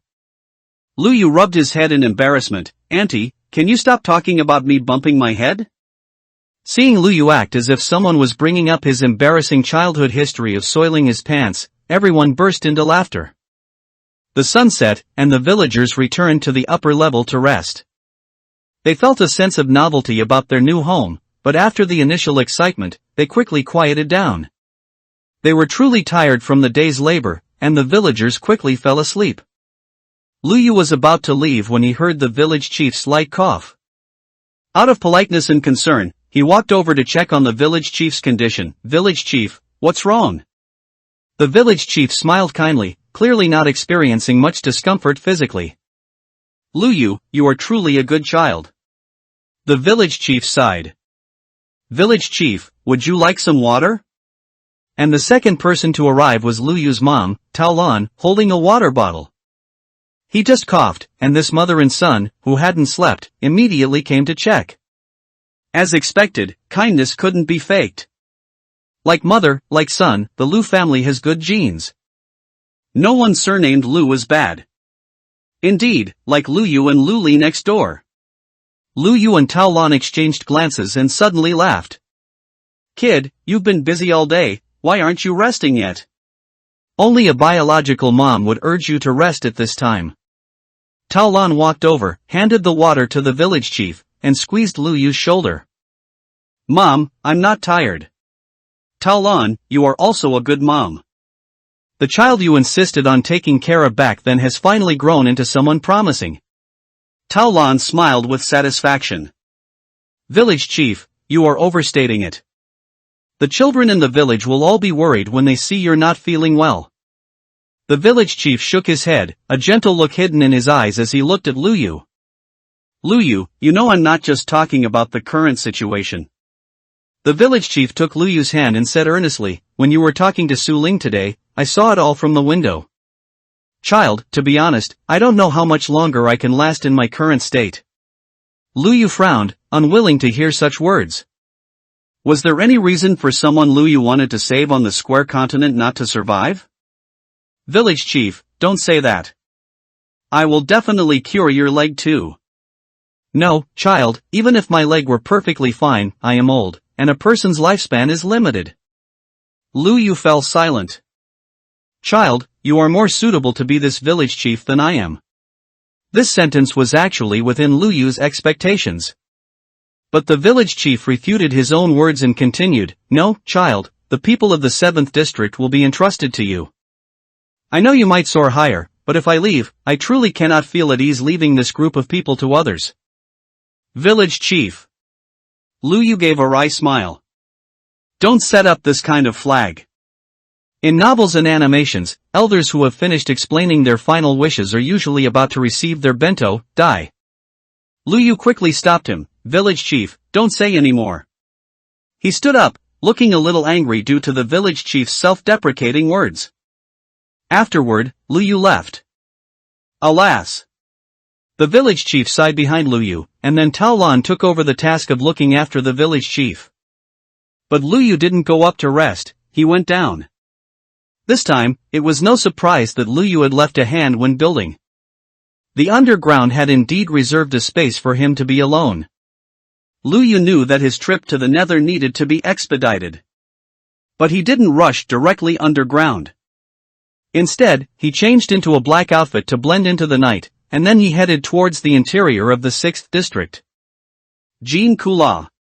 The guards placed in the 6th district did not notice the black figure walking out of the treehouse. Luyu successfully left the area designated for them by the 6th district and headed towards the interior of the 6th district.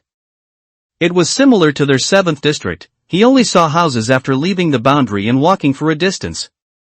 Su Ling looked like someone with OCD, and indeed, his planning for the 6th district also seemed to have OCD. The houses were neatly arranged, all square little houses with pointed roofs, even the window directions and yard sizes were exactly the same. In the center was a large area of fertile land, a panorama of yellow and green stretching as far as the eye could see. Further ahead was the livestock area, where some chickens were penned, their clucking sounds echoing. But Luyu felt a sense of incongruity looking at this livestock area. He frowned and counted carefully. There were a total of 5 chickens, but the chicken coop area was almost half the size of the farmland. Using such a large area to raise 5 chickens? Moreover, they actually used wooden boards to cover the top of the fence. Even if they thought chickens could fly, they wouldn't cover it so completely, because after experimenting, they would know that chickens can't fly out of the fence at all. This chicken coop exuded strangeness everywhere. Although their 6th district didn't have the land area constraints of the 7th district, they weren't completely unrestrained either. Seeing that he had almost reached the boundary here, he remembered seeing cattle and sheep on the way here. With such a large area, wouldn't it be much more comfortable if they also raised cattle and sheep? What's more, this didn't fit Su Ling's character. He designed the residences like this, so could it be that he relaxed here? Impossible.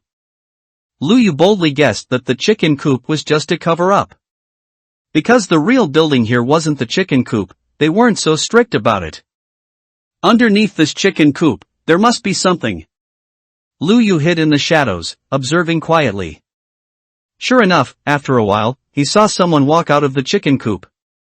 But blocked by the wooden boards, he didn't see clearly where the person had come from. No, it should be said that he didn't see anyone inside the chicken coop just now. Luyu smiled, sighing inwardly, this Su Ling is indeed secretly doing something in his own district. If Luyu intruded rashly, it would be no different from the opponent having a guard tower and going to dismantle the opposite crystal. Of course, he wouldn't do such a foolish thing. He's attacking from the bottom lane, right? Luyu returned to his small underground space and started digging downwards. After digging down about 20 levels, he changed direction and started digging towards the chicken coop. He didn't dig many times. Holy crap, gold? Luyu didn't expect his luck to be so good, striking gold right away. Congratulations on completing the achievement, Golden Fertilizer, you've gained 20 achievement points. He grinned, intending to pocket the items, but just after digging away the 2 surface gold ores, Luyu didn't expect there to be more below. Luyu continued clearing downwards. How is there still more? Luyu even felt himself getting tired from digging, and finally managed to clear this patch of gold ore. And when he climbed up, he only noticed that he had actually dug such a large pit. In the original My World game, although gold ore was rare, its actual use wasn't very significant. Rather, in the traditional thinking of their Blue Star people, gold was just considered pretty and valuable. The actual use was more for iron ore, and the most useful and highest value was of course diamond. But on the current square continent, it's different, their gold can be used as money. Luyu was secretly pleased, perhaps his mining luck was good today. He continued digging forward a few shovels. Holy crap! More? Facing him, it was golden again. Although this patch of gold ore wasn't as much as the previous one, there were still nearly 10 blocks. Luyu realized that it might not be that they had a lot of gold ore, but that the underground of the 6th district itself was where the gold ore vein was located. He also suddenly realized why the 7th district was the 7th district. The 7th district was so barren from the surface to the underground. If he had known it was so rich here earlier, he would have come here to mine. Luyu continued forward, and after just a few shovels, he saw light. He cautiously extinguished the torches behind him and put all the ones he had dug down into his pocket. Then Luyu lay in the gap and looked down. Below, it was less like a mine tunnel and more like a giant pit. The people in the 6th district didn't seem to have efficient mining methods, so they were digging in a way that almost hollowed out the underground. Below was a vast empty pit, with only torches stuck on the walls.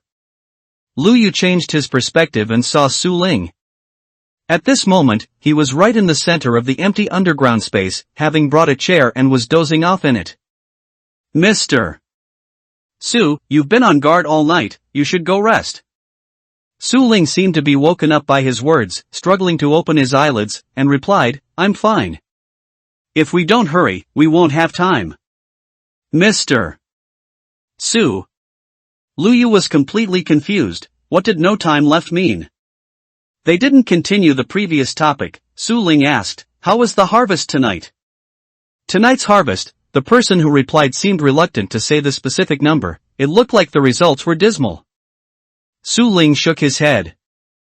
Then let's change direction, over there. Su Ling turned direction, pointing right towards Luyu's side. Damn it!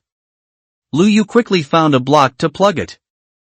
Maybe the resources over there aren't much, let's switch to digging here, Luyu awkwardly looked at the block he had casually filled in, oh my god.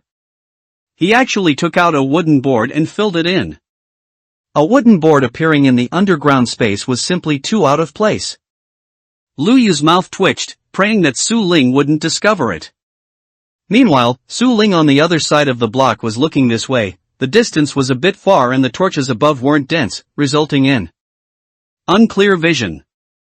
He squinted and looked, finally retracting his gaze. Let's go over there then. Now, Luyu was in a dilemma, neither changing the block nor not changing it was ideal. What if they saw him during the process of changing it? Luyu finally decided to just treat it as a bug appearing underground. Afterwards, he filled in the path all the way back to his small house. A false alarm. At this moment, the full moon night officially arrived at its 3rd night. Luyu opened the chat group to take a look. Server population, 31/50ths online players, 27. Online player loss, 2 people, presumably these 2 were eliminated in the first 3 days. That's it?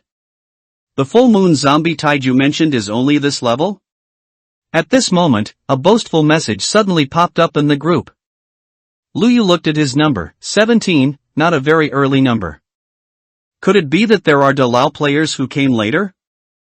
Surely no one actually got eliminated in this event, right? I could beat this event with one hand. His statement wasn't humble bragging, it was just a boast with no real substance. Tell a joke. And his way of showing off was not well liked, because no one in the group responded to his words. Most people were still treading on thin ice, cautiously and painstakingly facing this full moon zombie tide. Just as this show-off was making the group go cold, unexpectedly, number 001 responded to him. First, there were the speechless ellipses. Next, he said 3 words. Dumb luck. Number 17, of course, didn't want to hear such words, and he immediately started cursing. But clearly, he hadn't grasped the essence of the Zon people, who curses directly with vulgarities. That would definitely be harmonized by the system. So what he sent out was only asterisk asterisk asterisk asterisk asterisk asterisk asterisk. Meanwhile, Luyu fell into contemplation looking at 001's words. Clearly, 001 wasn't just mocking him. Luyu lowered his head and thought for a moment, quickly understanding. Did he mean that 17's lucky escape wasn't just dumb luck, but something else? With such an arrogant demeanor, Luyu didn't believe these people had high gaming skills. After all, True Dilaos quietly put in effort behind the scenes, reading countless guides and experimenting silently to achieve their current state. He was clearly not this type of person. Then there was only one meaning: the difficulty of the zombie tide experienced by this number 17 was different from theirs. He got dumb luck and was assigned a zombie tide of the lowest difficulty, which allowed him to pass easily. Luyu chuckled, so that's how it is. Let me explain, the zombie tide has difficulty levels. Although I don't know the specific levels, since you're talking so easily, you probably got an easier level. Congratulations. On the surface, Luyu was saying congratulations, but in reality, he was mocking. Unlike me, this time the zombies aren't afraid of sunlight, have thick health, and can even demolish houses. Number 17 didn't speak further. And Luyu's words were as if saying, I'm fighting the boss of level 100, and I'm still alive and progressing smoothly. You just finished fighting the monsters in the novice village and came to show off? Are you a little unclear in the head? After hearing this, everyone also felt horrified. Grass, a plant. I thought I had bad luck, turns out there are others worse than me. Dilao is awesome, you survived such difficulty. Following that, Luyu actually started typing live. It's alright, I set a fire and let them burn for a while. Oh right, creepers also came on the second day. I came out to avoid them and now I'm planning to go back and check. Dilao, be careful, salute. Luyu sent out one word. Dilao, what's wrong? I didn't expect Enderman to spawn on the 3rd day, this progress is a bit fast. Now number 17 completely stopped talking. So, what's there to show off about the novice village difficulty? As the saying goes, there's always someone better, beyond the heavens, there are other heavens. He really underestimated this game. His luck this time. Well, Luyu would pray for him, hoping his luck would be this good next time too. Laughs. Luyu closed the chat group and stared blankly at the flickering purple light in the distant woods. Wait, are all the players experiencing this zombie tide?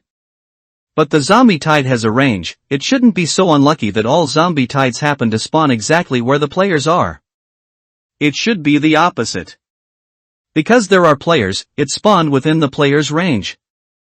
Luyu was in the 7th district, so the range of this zombie tide was in the 7th district, and it happened to perfectly cover the 7th district.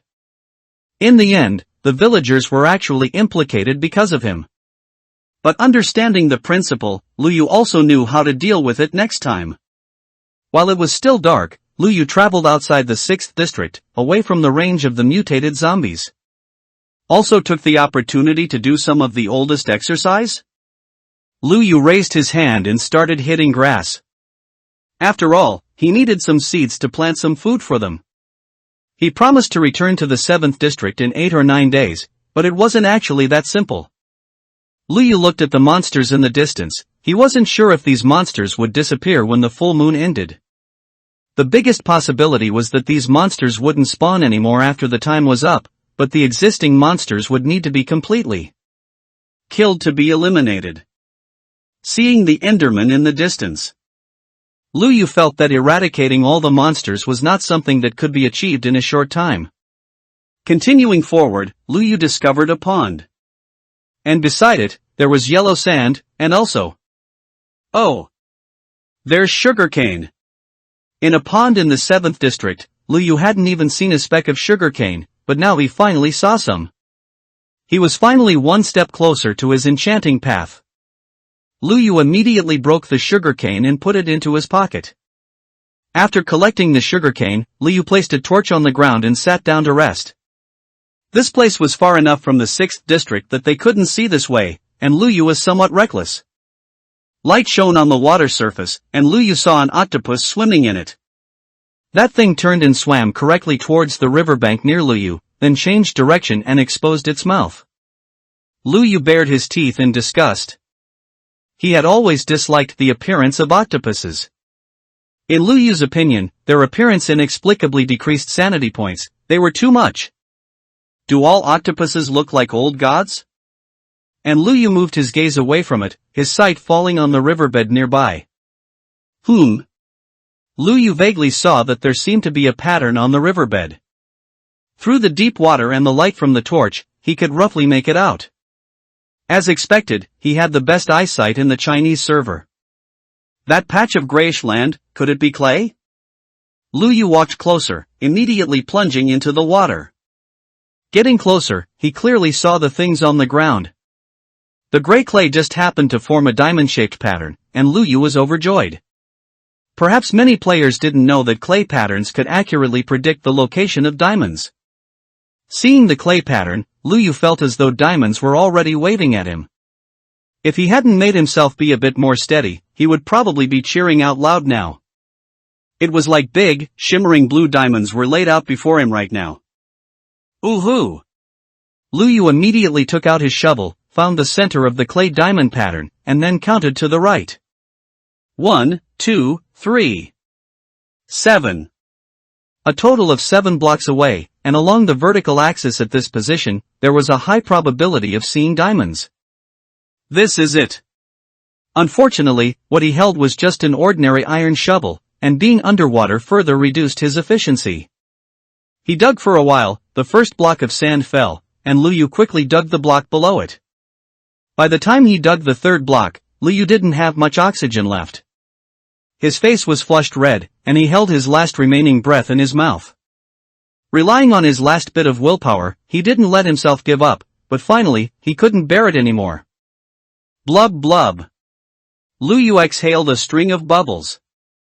The Full Moon Zombie Tide is a secondary creation based on the Hound setting in Don't Starve and the Zombie Apocalypse mod.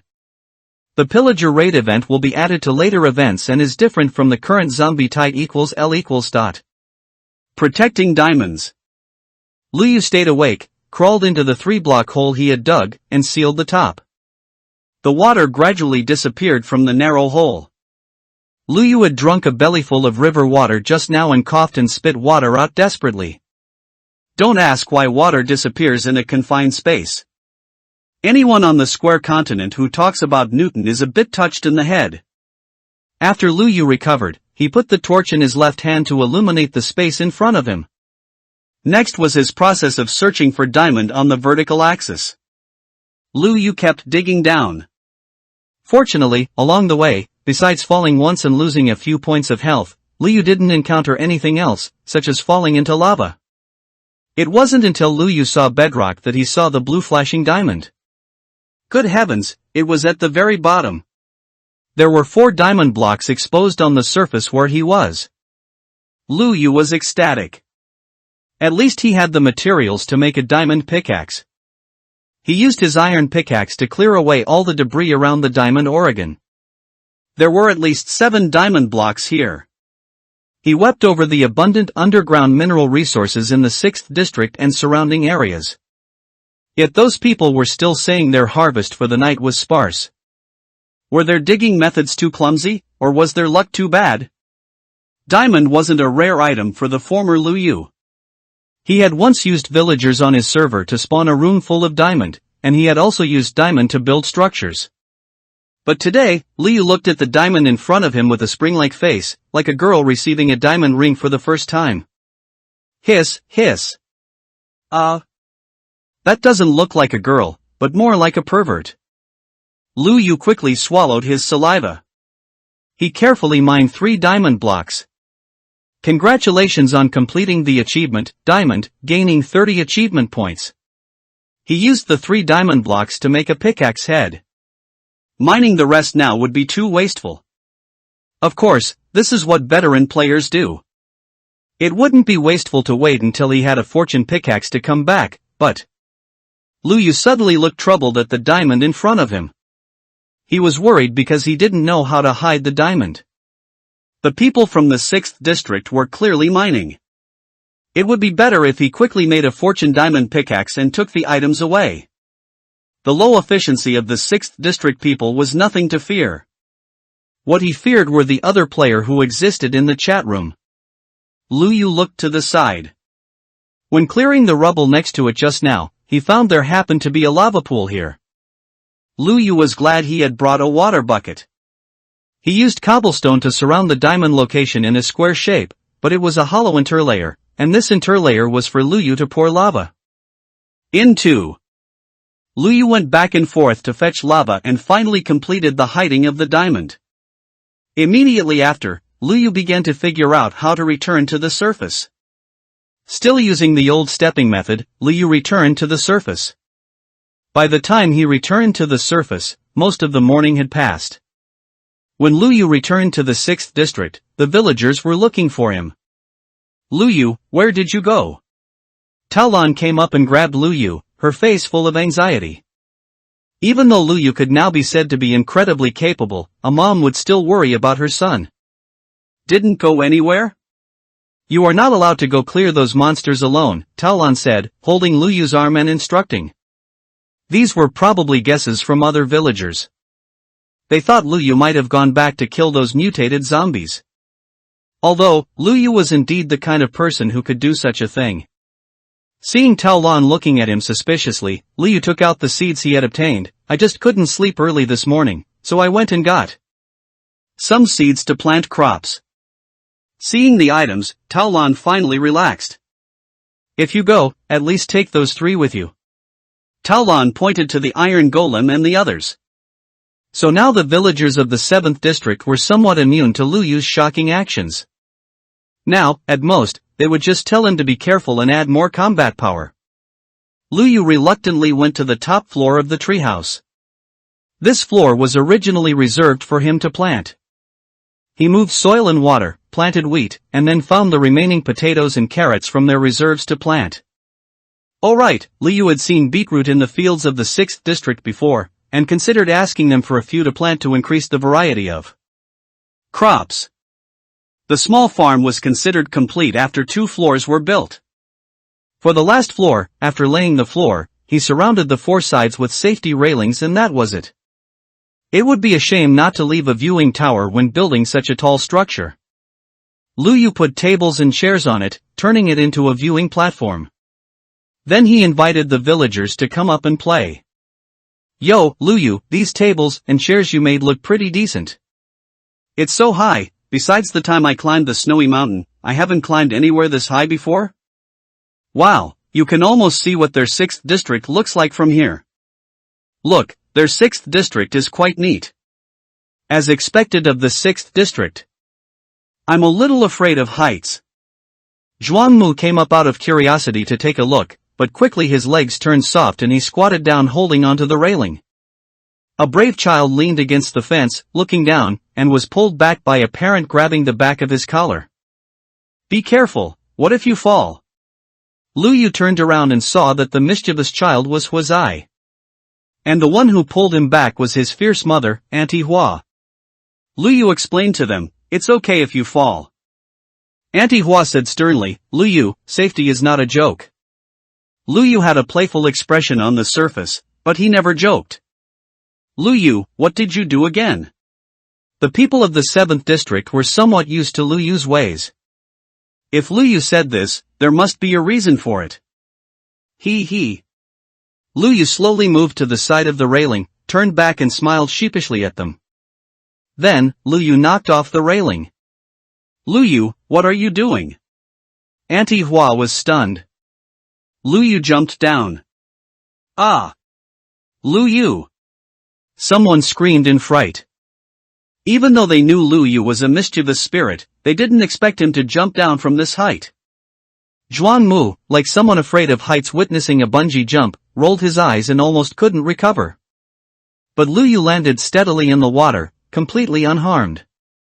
He landed exactly in the small ditch they used for fishing on the first day, and Lu Yu had aligned the high platform with it and made it a bit smaller, so if they fell from the top floor, they would only fall into the water. Besides, the railing was originally impossible to jump over unless it was disassembled. This way, they could rest assured that their children could play on it. Lu Yu leisurely waved to them from below. Only Tao Lan threw down a cobblestone block. "You little brat, why don't you scare your mom to death?" Lu Yu smiled apologetically and brushed it off. He came down naturally because he had his own things to do. Rather than slowly walk down the stairs, jumping down like this was more efficient. Lu Yu stood by the ditch and planted the sugarcane he had obtained. And they didn't know that their building was so tall, as if it reached towards the sky. Apart from those who knew the news, like Hoi and others, even others in the 6th district noticed this tall building that rose from the ground. "Come quickly!"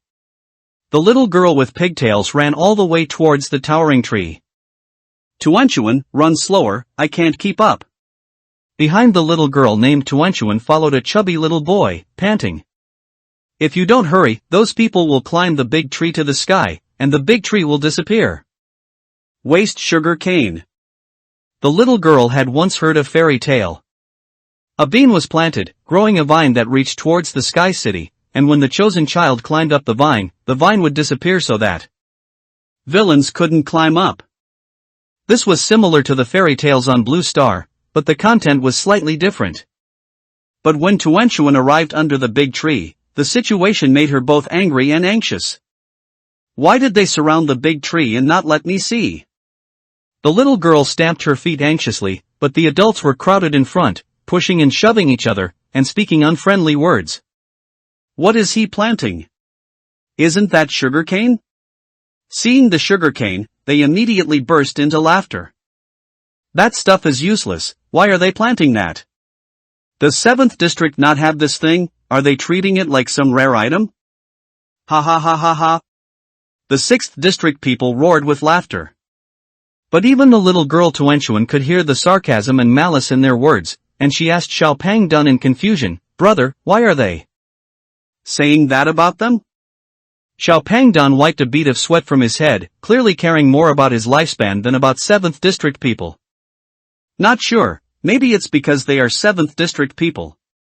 Of course, Lu Yu wasn't deaf either. He heard what they said. Neither their villagers from 7th district nor the 6th district people knew. The synthesis of paper was also considered one of the most basic synthesis methods. Lu Yu speculated that it was probably just a means to prevent residents of other districts from mastering enchanting methods, whether it was mining or papermaking. It completely eliminated their possibility of making enchanting tables. He had only seen enchanted equipment on 3rd district people, perhaps this was the monopoly of those in power. Lu Yu also didn't plan to publicize it, but he could show the use of sugarcane in other ways. To let them know that they were blind and didn't recognize true gold. Lu Yu left some sugarcane to continue breeding, while he harvested a bit and put it in the workbench to synthesize sugar. Clenching the sugar in his hand, Lu Yu walked up to the person standing at the very front. "You think I don't know quality? Isn't that right?" The fat-headed, big-eared person rolled his eyes and said, "This thing you're holding is something we remove as weeds. I don't know what you bumpkins find so rare about it." Someone speculated with a mocking tone, "Are you 7th district people so poor you can't even eat? You even have to eat these broken stalks?" "Ha!" Lu Yu shook his head and sneered. They were like those people who inexplicably developed a sense of superiority by staying in a small city, expressing their prejudiced fallacies towards villagers from the countryside. They confidently believed their views were correct, unaware that they were the ones who were frogs in a well. Their vision was so narrow that they didn't even know how to pronounce the word respect. Regardless of where one is born or their origin, judging by talent is the correct way. And they, putting the cart before the horse, were the true petty people, the true frogs in a well. Are you the ones who don't know quality, or am I? He opened his palm, revealing the granulated sugar within. The crystal clear small particles lay quietly in Lu Yu's palm. What is this thing? Lu Yu replied, this is what you call weeds, made into something. They looked at each other, completely baffled.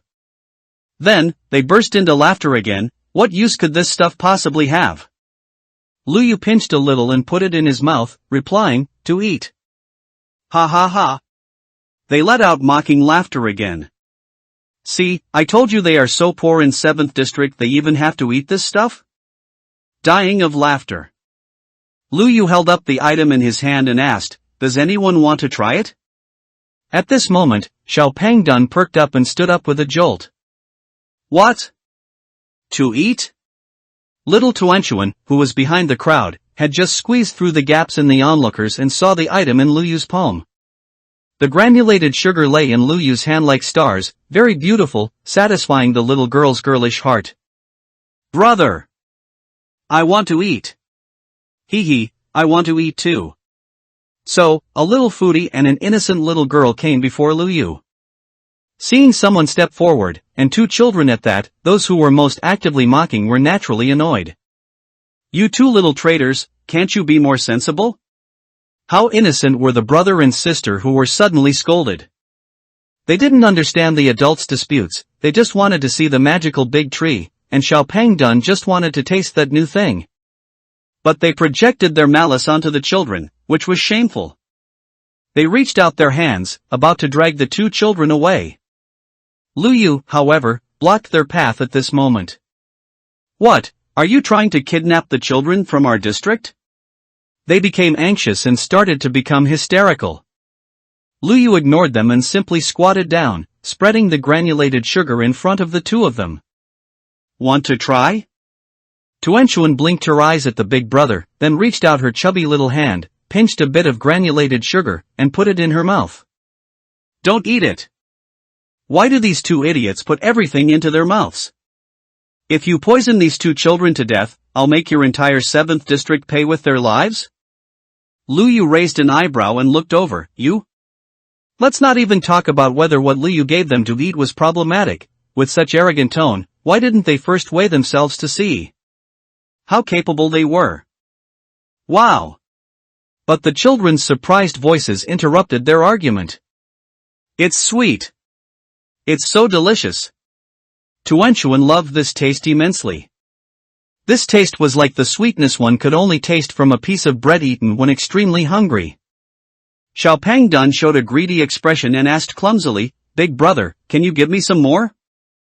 I want some too, I want some too.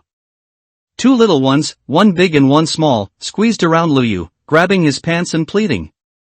The other children smacked their lips, curious, is it really that delicious? Children, of course, wouldn't think that much. Whether they were from 7th district or 6th district, they rushed up and surrounded Lu Yu. Big brother. I want to try some too. Me too. Me too. The children's chirping turned into a commotion, and Lu Yu clearly became like a king of the children. Lu Yu let them each taste the last bit of granulated sugar in his palm, and there was none left. It's all gone, come back when my treasures grow. Is there really none left? Okay. The children lowered their heads, looking disappointed. They, of course, weren't acting. The treasures Lu Yu mentioned just now were, of course, meant for the narrow-minded and arrogant 6th district people. Looking at each other, they began to think, what exactly was that thing?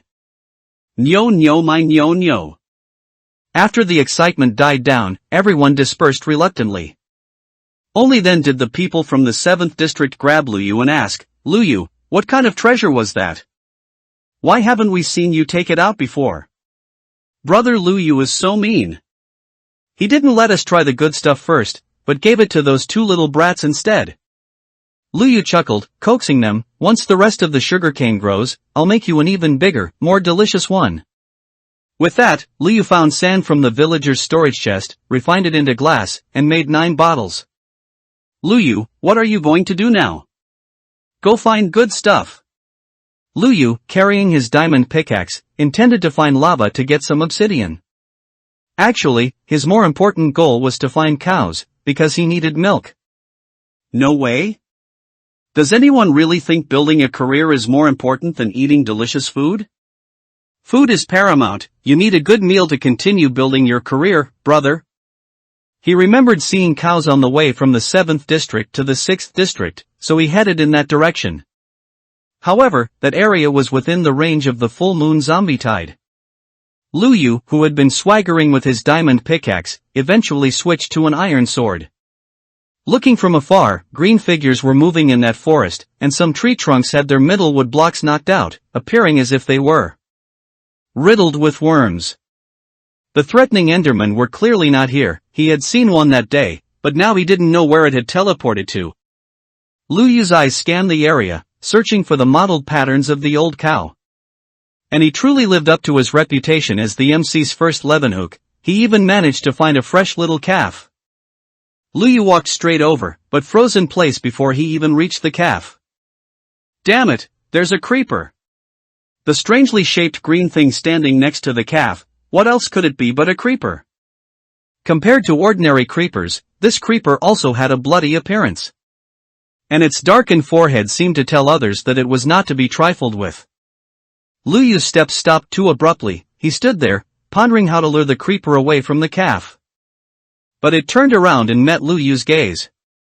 Liu's mouth twitched, secretly sighing that things were not good. The damned mutated creeper didn't even give Liu time to think. Boom! With a loud bang, the creeper exploded, taking the calf next to it with it. The calf didn't even leave behind leather, only a few pieces of beef in the deep pit left by the creeper. And the crater in front of him was larger than those left by ordinary creepers. Visually, the explosion force seemed to have expanded by 2 blocks. Fortunately, Liu stood outside its explosion range and was not affected. My cow! My cow! But the cow didn't even leave him a chance to have a full meal of beef to console himself. The place where the creeper exploded, unfortunately, happened to be a pool of lava. The tempting beef was originally stuck on a stone at the edge of the lava, in the pit. There was no wind, no one touched it, but it just fell into the lava and disappeared. Cow, you died a miserable death. Even without Liu wailing here, the zombies were attracted by the explosion. Immediately, all the zombies in the forest turned to face Liu. Then, Liu had no choice but to begin his cleanup work. He crossed the lava, intending to go to a safe place for easier movement, even he couldn't swim in lava. As soon as Liu crossed the lava pool, he looked back and saw the zombies walking straight towards him. You're kidding, right? The secret to your mutated zombie's strength is that I'm missing a piece of my brain. They're straightforward and inflexible, and their habit of destroying obstacles gave Liu an opportunity. He saw the creature spread its arms, roaring and clamoring to attack Liu. Unfortunately, the next moment, it fell into the lava pool. The zombie swam in the lava pool for less than 5 seconds before turning into ash in the lava pool, not even leaving behind rotten flesh. And the zombies behind it were the same. Thud! Another one fell into the lava. The zombies in front were dealt with, but the ones behind were still gradually approaching. Liu took out his iron sword and fought off several zombies directly, just as the zombies in front were completely wiped out.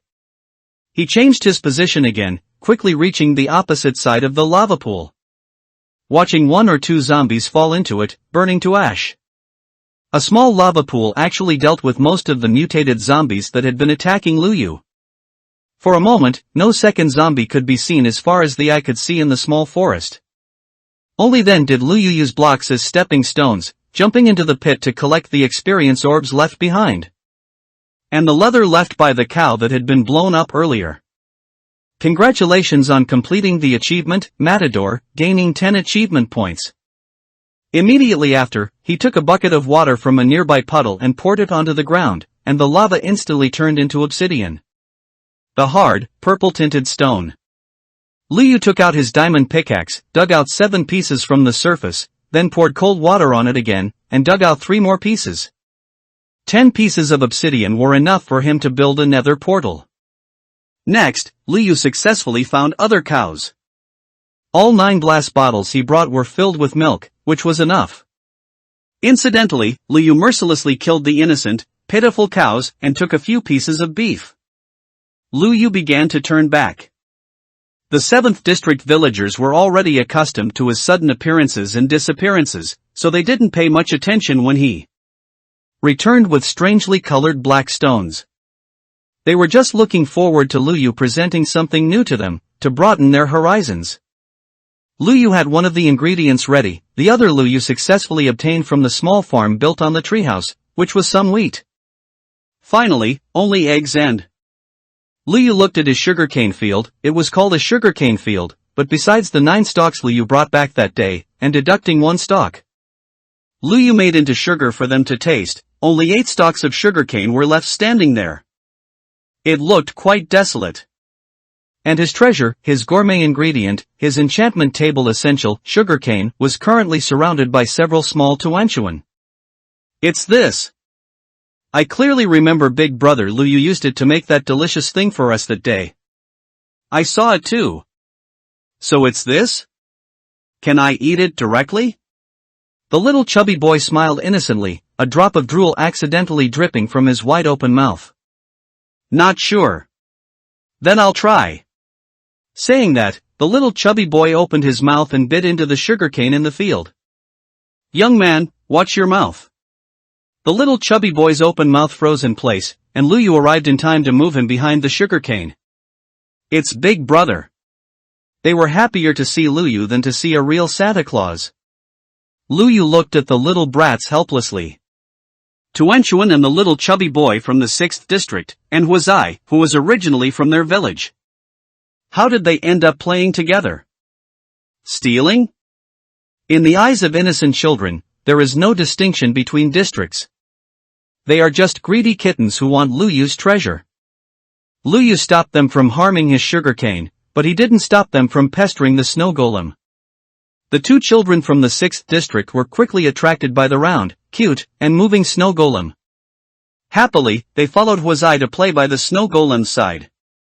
Surrounded by children all day, Liu couldn't tell if the snow golem had become younger or more weathered. Perhaps this was contrary to its original intention. Liu remembered that this guy thought a softer, cuter appearance would make the Iron Lady look at him more, so... Cough cough. Liu pretended not to see the snow golem being hugged by the children's arms, trying to climb onto his back. The snow golem wouldn't be torn apart, would it? Liu still took action. Although Liu was small in stature, his strength was not small.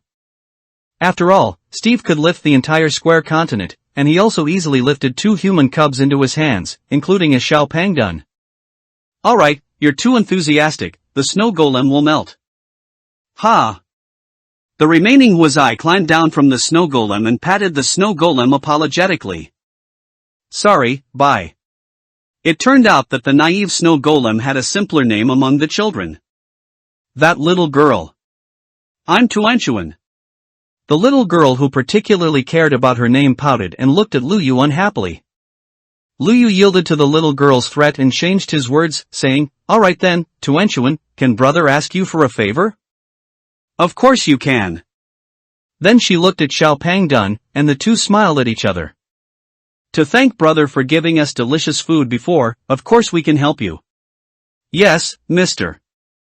Sue said this is called reciprocity? Liu said, then hold out your hands. Tuanchuan blankly held out her palm, and Liu also took something out and placed it on it. This is... 3 curious little heads leaned over and saw a golden piece. Wow! The 3 little ones cried out in surprise, it's gold nuggets. But then Tuanchuan became conflicted again, her 2 eyebrows knitted together. But brother, can you give us something so valuable? I'm so afraid of losing it. Liu Gij, my mom and them said you are very capable, I didn't expect you to have money. Huazai's focus was completely off, Liu explained to them, saying, No, I want you to help brother buy something. Eggs. Luyu pointed towards the depths of the 6th district, likely in the direction of the chicken coop, and said, "Can you help me get a few eggs, leave the gold nuggets, and also help me take a look at what the chicken coop looks like and tell me?" But the 2 little dumplings hesitated, saying, "Brother, Mr. Su doesn't let us go near the chicken coop." Yes, he said the children in the village should stay away from the chicken coop because it's dirty and the chicks might peck us. Luyu frowned, listening to words that were clearly meant to scare children, becoming more certain that there was something else hidden inside the chicken coop. He remembered the underground mine he saw with his own eyes that day. Perhaps the entrance to the mine was hidden inside the chicken coop? He probably startled Su Ling that day. If he rashly approached the chicken coop now, it might directly tell them that the person that day was him, Luyu himself. But I want to make a delicious dish, and I must use eggs. Delicious, X3. The 3 children spoke in unison. Xiao Pang Dun's saliva flowed down from the corner of his mouth against his will. But I don't have any eggs. Luyu sighed dramatically. Let's go. It's just getting a few eggs. And this way, Mr.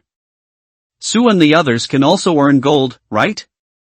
After discussing, the 2 little guys felt that getting a few eggs wasn't such a difficult thing, so they held hands and went to get the eggs. Luyu, big brother, why do you specifically want their eggs? Huazai asked rashly. Luyu looked at him and suddenly felt that this child was also quite clever. Luyu Gij, you are so capable, getting a few eggs from outside wouldn't be a problem at all, right? Luyu looked at the gray-haired boy with amusement and poked his forehead. You talk so much, eat a few less bites of what I make later. No, Huazai let out a painful wail. Not long after, 2 cubs appeared on the road in the distance, trotting over. Luyu Gij. Seeing them happily running towards the 7th district, one would think they were people from the 7th district if they didn't know better. They happily wanted to report their results. We got them. Yes, we got them. Okay. Luyu put the eggs they held in their hands into his backpack, afraid they might accidentally drop them on the ground. You worked hard. Phew. Tuanchuan wiped her forehead with lingering fear. We were almost discovered by that strange monkey. Strange monkey? Luyu probably knew who they were talking about. He's just fierce. We saw a staircase going down, and when we looked inside, that strange monkey was at the entrance. As expected, the chicken coop was just a disguise, its real use was the entrance to the underground mine. We were originally worried about him, wondering if Mr. Su had made him stand there as punishment? Yes, but then he came up and was fierce to us. We could only grab the eggs and run. Tuanchuan looked at Luyu guiltily. Only 3 eggs, big brother, is that enough? Before Luyu could answer, a sharp voice cut in. You little brats. Get out here. Coincidentally, it was Hoi again. Luyu looked over and saw him coming aggressively towards their location. It seemed Tuanchuan had been discovered by him, and he had chased after her. But Hoi stopped before the ditch, because in front of him were 3 iron golems who rested all day with nothing to do. Hoi was still scared, so he didn't approach. Instead, he used a louder volume to hide his panic. All right. You 2 little brats, I didn't expect us old folks to be raising you 2 orphans, yet you come here to show filial piety to others, is that right? The Xiao Pang Dun who was scolded lost the happy look on his face, and the little girl Tuanchuan was even more flushed from the scolding, her eyes misty as if she was about to cry. You 2 brats, you even stole things for others. We didn't. The 2 children argued aggrievedly. Orphans? Luyu looked at the 2 children. Once upon a time, he was also an orphan, living aimlessly and without pursuit, drifting through life. It was only after meeting Minecraft that he had his own goals. Now, he met 2 children who were also labeled as orphans like himself.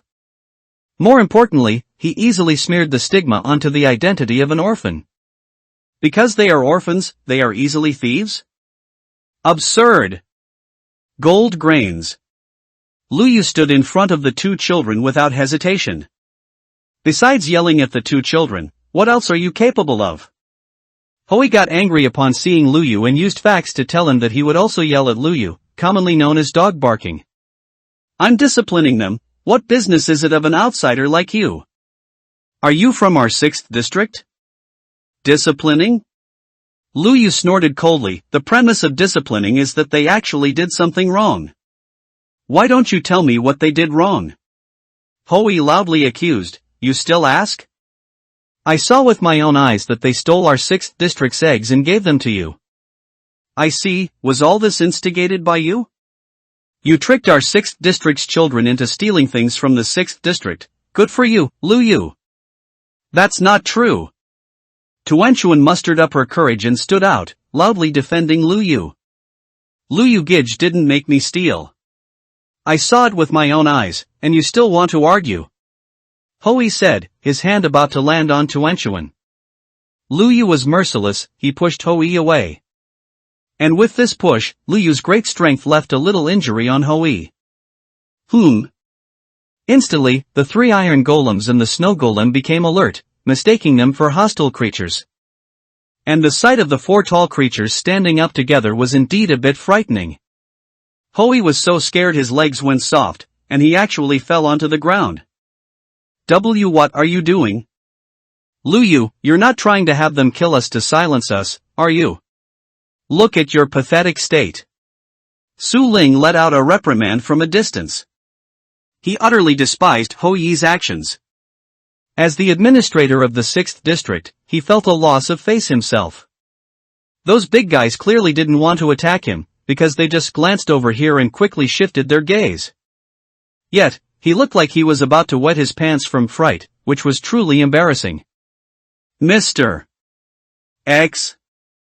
You heard it all. What did this Lu Yu make these 2 brats do?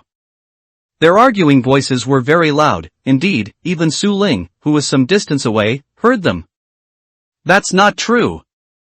Mr. Su. Big brother didn't lie to us. Tuanchuan and Pang Dun, the 2 children, came up to Su Ling and started complaining. To soothe their emotions, Su Ling placed his hand on their heads and stroked them. Don't worry, tell me slowly. Tuanchuan patted her chest and then slowly said, Lu Yu Gij was going to make us something delicious, but he didn't have any eggs. Yes, Lu Yu Gij asked if we could help him bring back some eggs. Hearing this, Hui leaped up again. And you still say you didn't help him steal things? It wasn't stealing. Our Lu Yu Gij gave us gold nuggets and told us to put them there to buy these eggs. Yes. We put the gold nuggets there. Gold nuggets? Gold nuggets. Hui was just wondering, were these gold nuggets brought up from the mine? How did they end up in the chicken coop? So it was these 2 children who put them there. Hui's eyes flickered, and he felt his pocket to confirm the existence of the gold nuggets. He thought he had gotten a bargain, but a crooked idea flashed through his mind, and he decided to let this gold nugget stay in his pocket. What gold nuggets? Why didn't I see any? Hui's expression just now completely fell into Lu Yu's eyes, as did his small gesture of touching his pocket. Ha! Lu Yu sneered, having already guessed what was going on. Tuanchuan became anxious. How is that possible? Brother and I clearly put the things there. Yes, we did put them there. Hui spoke with a clear nose. Either this Lu Yu didn't give any gold nuggets at all and you 2 little things are lying, or Lu Yu gave the gold nuggets and you 2 pocketed them. We didn't. I saw his 2 newly met companions being framed and stepped forward to help. I saw with my own eyes that Lu Yu Gij gave them gold nuggets.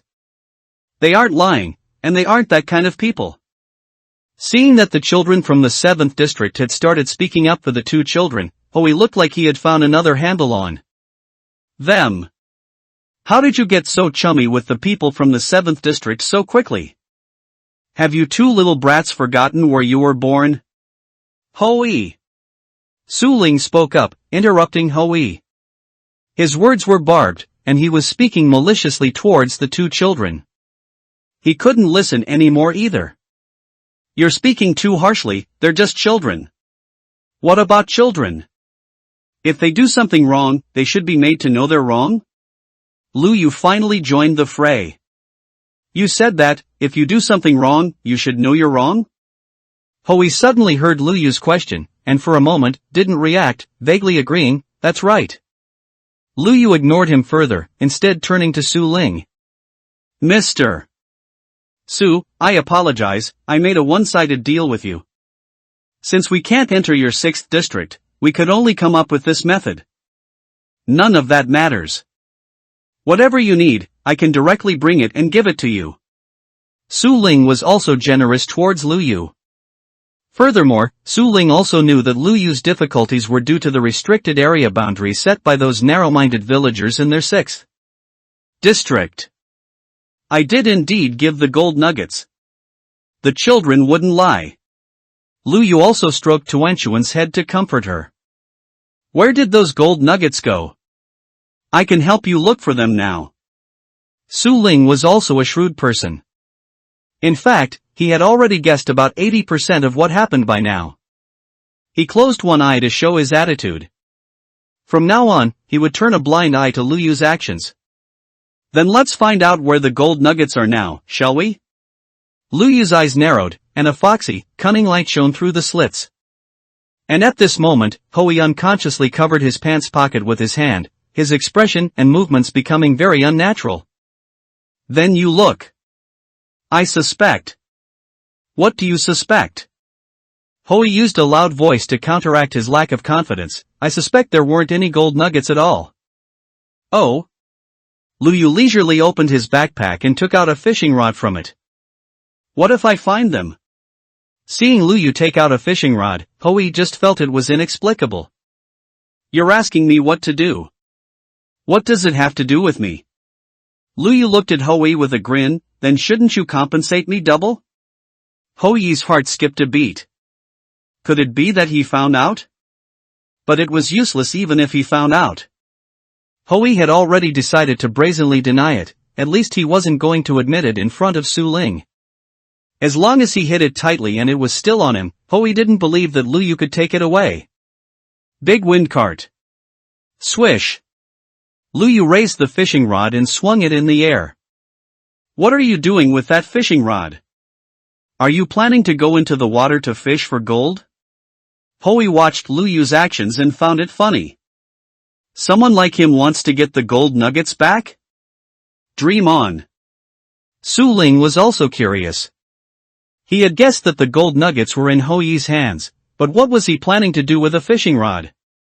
He saw Lu Yu swinging the fishing rod while backing away, until he had created some distance between himself and Hui. At this moment, he flicked the fishing rod towards Hui. Hui saw the hook was aimed at him and immediately wanted to run. But did he think Lu Yu was a pushover? How could Lu Yu, a king-level player, not know how to predict? Without a doubt, Lu Yu predicted Hui would run, and the direction he hooked was exactly the direction Hui would escape. The hook shot out, and Lu Yu's prediction firmly hooked Hui's collar. Hui panicked this time and protested, "What are you trying to do? Let go of me. You bastard. Are you trash from the 7th district planning to hit people from our 6th district?" Funny, their boss from the 6th district was watching. Su Ling pretended to look at the scenery nearby, not looking at him at all. Everything was tacitly approved by their boss from the 6th district, so what was he shouting about?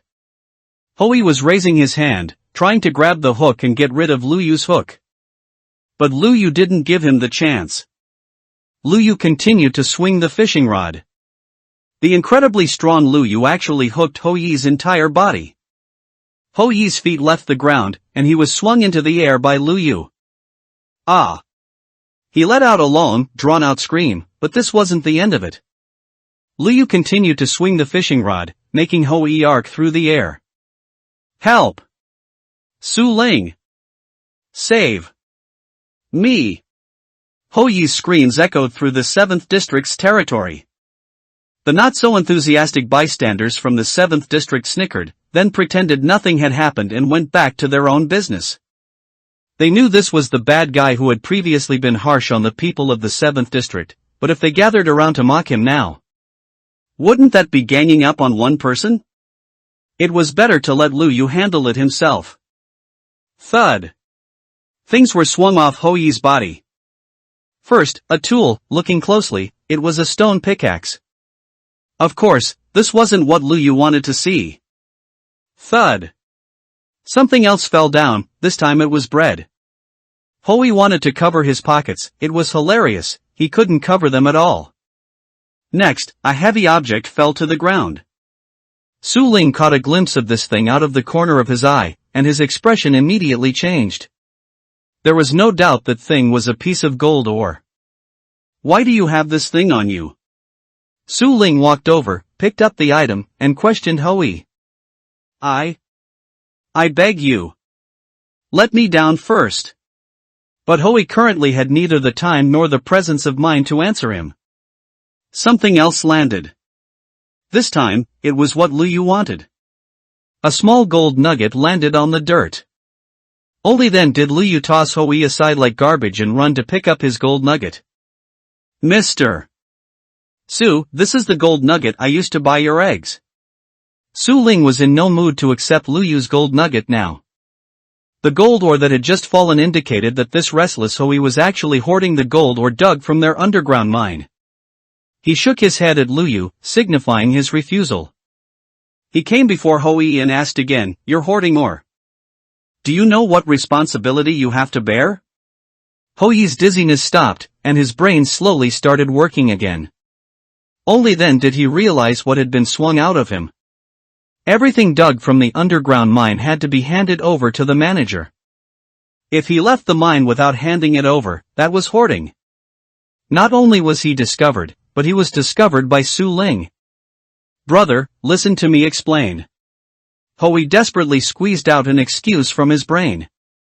I forgot, I just forgot." "Forgot?" Su Ling sneered. "There's so much you shouldn't forget, yet you just happened to forget a piece that was on you?" Ho Yi stammered, I.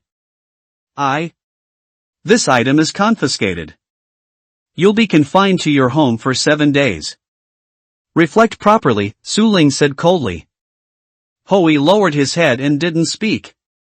Su Ling continued, "You'd better hand over everything you've hoarded before as well." "Where would I have any?" Su Ling threatened, "You'd better not force me to go to your house and look myself." Ho Yi's vision went dark. He had so little wealth, how could Su Ling take it all away? He was short and his appearance was average. No girls in the 6th district liked people like him. He planned to use this gold to coax a wife home. Without the gold, how would he get a wife? Instantly, his eyes went dark, feeling that Su Ling had seized control of his future. The dizziness that had been stirring the mush in his brain didn't seem to have completely subsided. In a moment of impulse, the words just slipped out. "Damn it!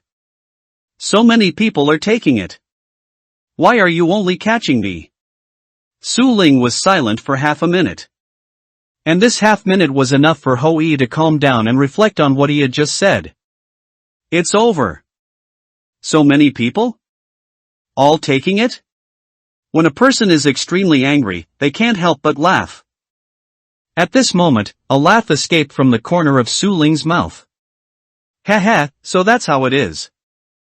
I was wondering why the quantity has decreased so much recently. So that's it, it turns out they've all been eaten by a bunch of parasites. Sorry, I made you laugh."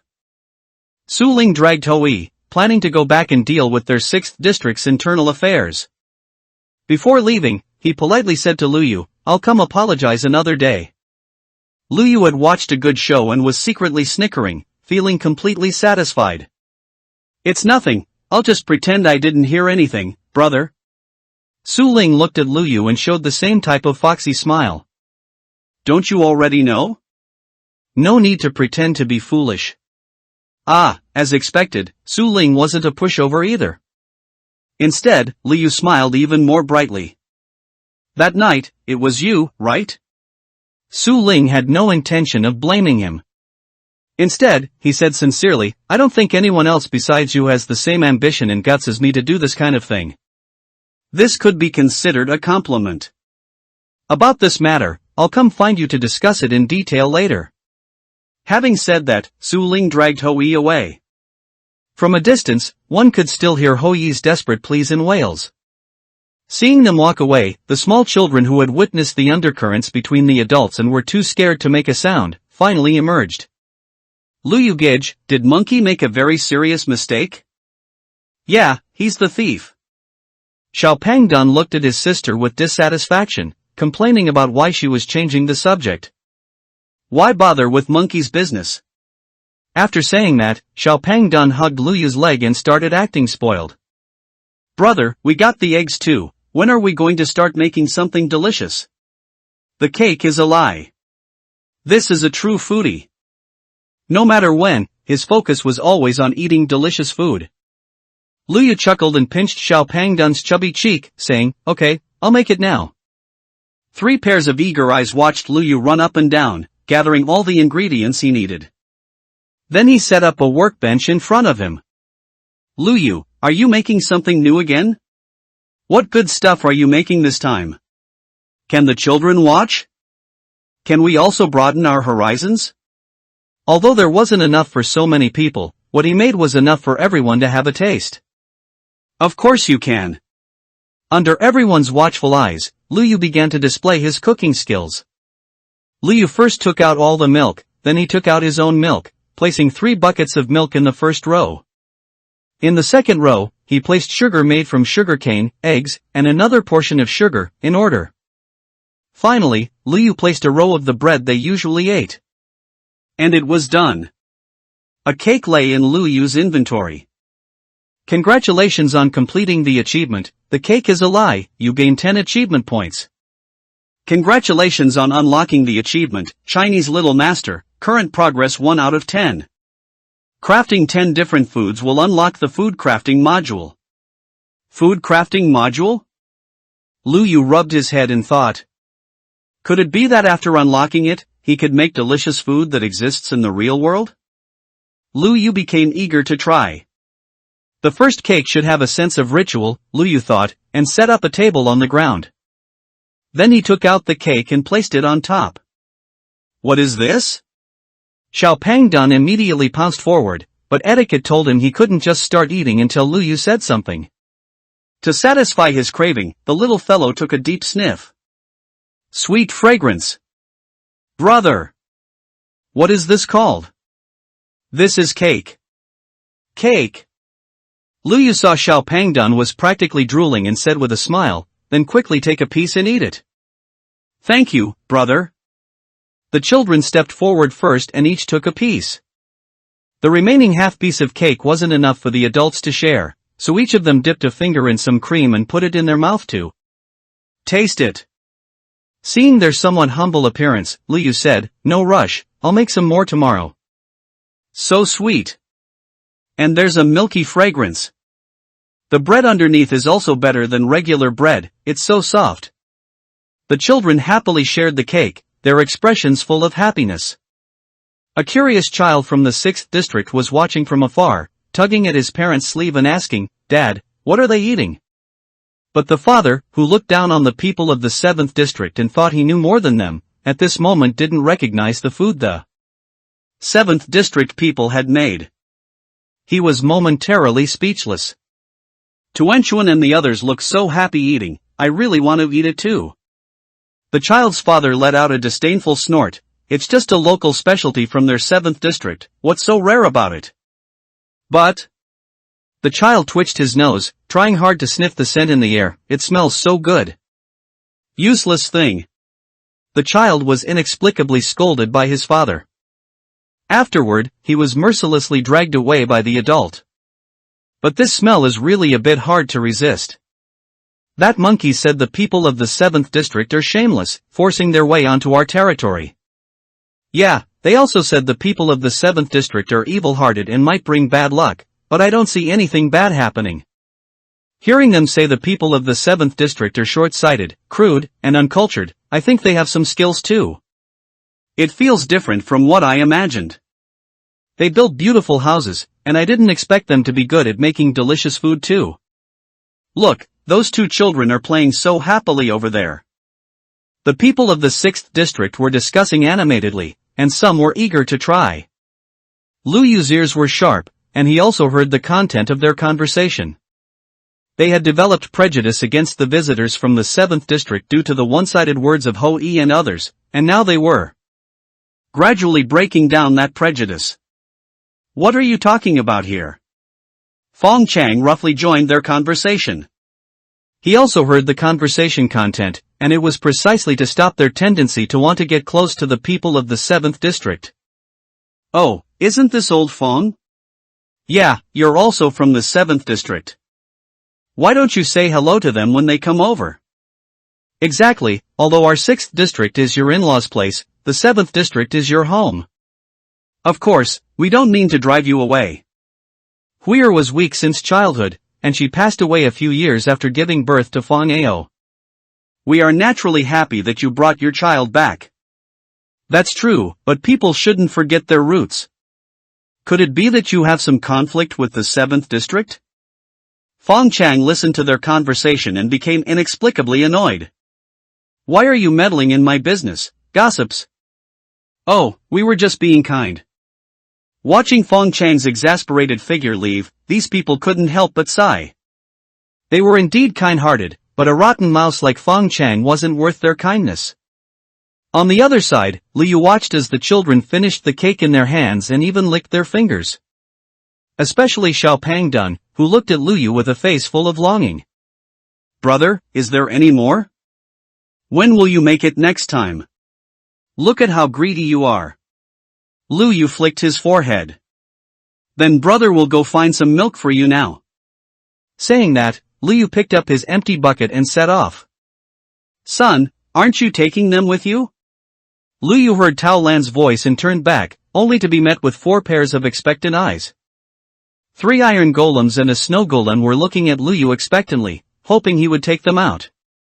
Even if it wasn't to fight zombies, going out for a walk would be fine. Liu's heart softened. It was indeed a bit unfair to keep them in this 50 by 50 area.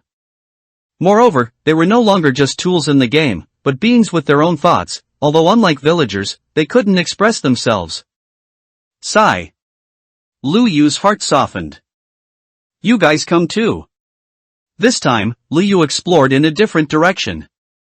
First, there was an open plain, still covered in birch and palm trees, with flowers blooming everywhere. But soon the scene changed, and the road became rugged. The trees were denser, even obstructing the view of passers-by. Originally, the 4 of them could follow closely behind him, but here they were blocked. They were stuck under the low hill and couldn't move, looking innocently at Liu. You guys wait here first. Hearing this, the iron golems became even more restless. They used their massive steel bodies to hit the dirt ground, but unfortunately, they couldn't break down walls. Tisk, why are they so disobedient today? Sniper Showdown. These few iron golems weren't originally so stubborn and insistent on following Liu around. Their current behavior is indeed a bit unusual. Liu was puzzled, but he didn't dwell on it, still secretly guessing if his favorability had increased, causing his pets to become more clingy? However, reality quickly provided the answer. A blood-stained skeleton appeared ahead. Compared to an ordinary bai, it had red pixelation on its body, looking like bloodstains. Adding a bit of crimson to its pale white did make it look more horrifying. More importantly, it was standing under the daylight sun, but it didn't burn, treating the intense sun as nothing. No wonder Tai Pai and the others were so excited, so there's a monster here. Liu appeared abruptly, but it didn't aim the bow and arrow in its hand at Liu. Instead, it stubbornly aimed the bow and arrow in its hand in one direction. Liu looked and saw a girl there. The girl had already been hit by an arrow, and this arrow happened to hit her knee, causing her to fall to the ground. At this moment, she was having difficulty moving and had no way to retreat. Because she was already at the edge of the low hill, one more step and she would fall off. From Liu's direction, he couldn't see how high the low hill was, but judging by the girl's pale face, it showed she couldn't risk falling, as it might cost her life. The bow and arrow in Bai's hand were fully drawn. The girl's face was already bad enough from excessive blood loss, and now it was even more ashen with despair. Help! She let out a hopeless cry for help, thinking there was no one else around her. It was just a subconscious sound. Perhaps she would perish here today. So the girl closed her eyes in despair. A light flashed in Lu Yu's eyes. Now, if he drew his sword and rushed over, it would definitely be too late. Lu Yu glanced at his backpack, where he saw a bow and arrow he had obtained while fishing with Lin Xiaoming. And the bow and arrow left in his backpack when he cleared Bai's monster spawner. He quickly moved both items into his hands. Drew the bow. Just as Bai's arrow was about to be released, Lu Yu's arrow reached its target. His arrow was perfectly aimed, landing steadily in Bai's sunken eye socket. Hitting the head, the monster was knocked back half a step. Instantly, the skeleton monster was enraged and switched its attack target to Lu Yu. I've... not dead? The girl tried to open her eyes. Just now, she thought closing them would mean closing them forever. But she saw the sunlight on Square Continent again. Moreover, there was a boy her age in front of her. At this moment, the boy was putting down the bow and arrow in his hand, replacing the arrow with an iron sword. He sidestepped to dodge an arrow Bai shot at him, looking completely at ease. Then, he quickly closed in on the skeleton monster, and after that, he jumped up and brought his iron sword down on the skeleton monster's head. So amazing. The girl watched with her mouth wide open, almost dropping her jaw in surprise. Tisk, indeed it has thick health. After the first hit, Bai didn't fall. Just as Lu Yu guessed, the mutated skeleton monster also had thicker health. He raised his hand and performed the second and third attacks.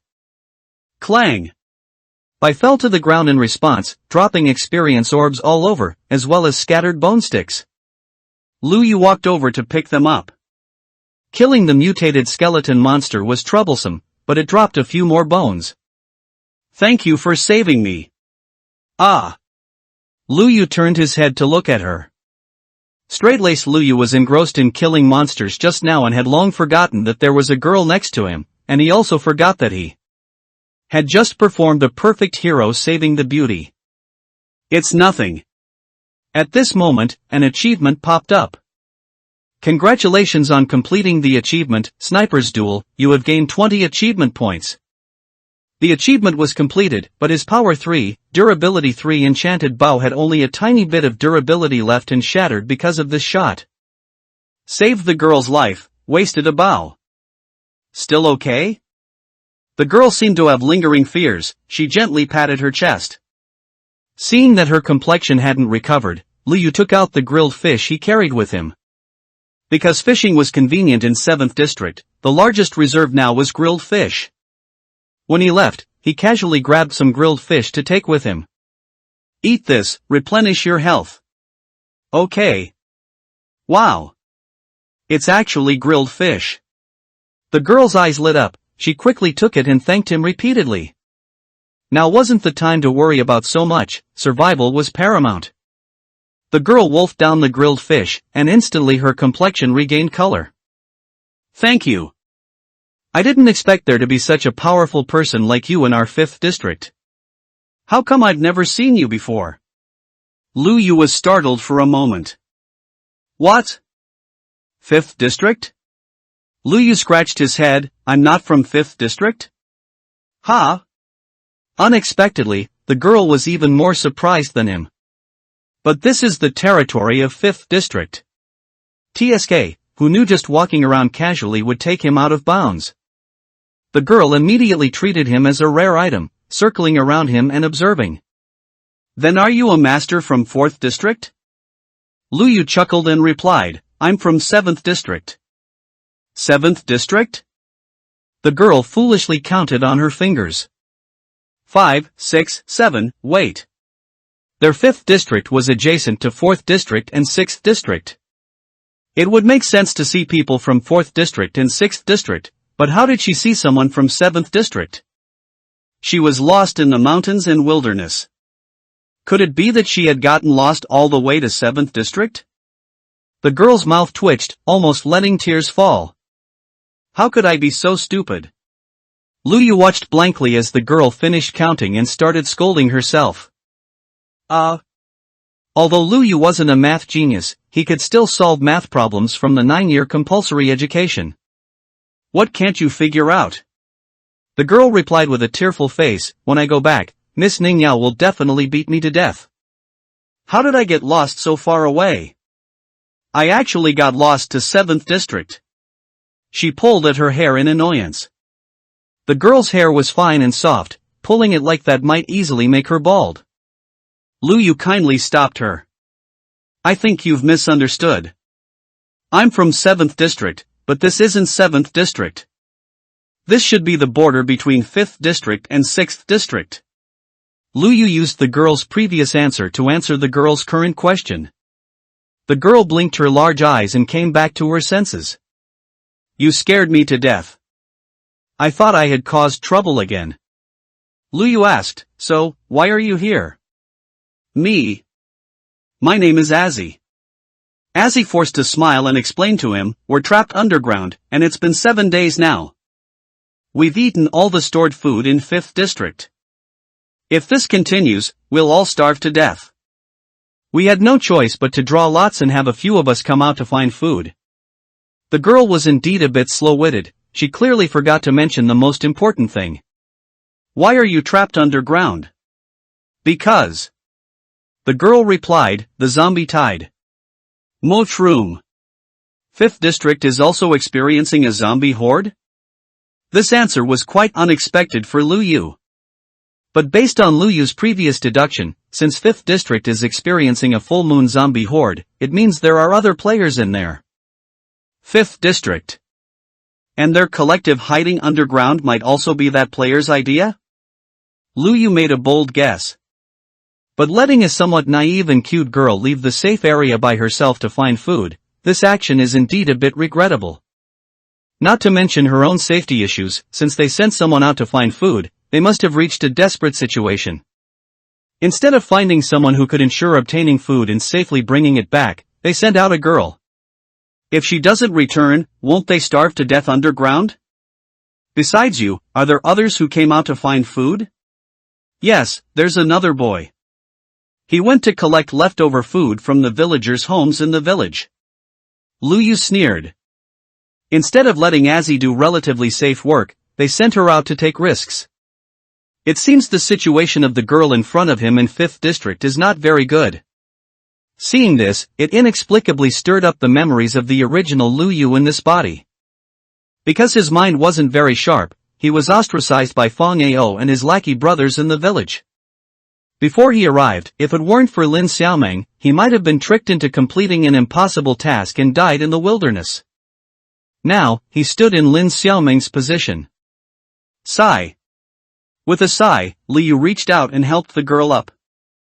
Does your knee still hurt? Azzy had a sunny disposition. She could smile even after just escaping danger.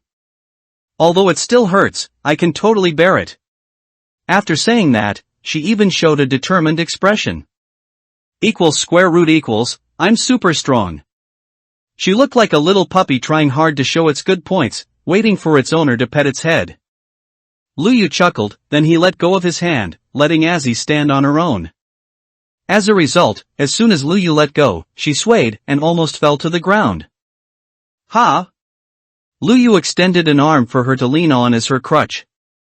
You'd better lean on me, Luyu said. Azzy is embarrassed. Luyu remembered her purpose was to find food, so they walked towards the place where the trees were lush. Walking forward, it was just below the low hill Azzy had been leaning against earlier. There was a reason Azzy didn't dare to jump down to avoid Bai's attack just now. Even for Luyu to jump down here would be difficult. He also didn't expect such a low valley to exist here. Beneath the shade of the trees, a dark and damp place was formed, and Luyu saw scattered red dots at the bottom of the valley. Mushrooms? Really? Azzy's eyes lit up when she heard this. If there were large patches of mushrooms below, her task would be completed.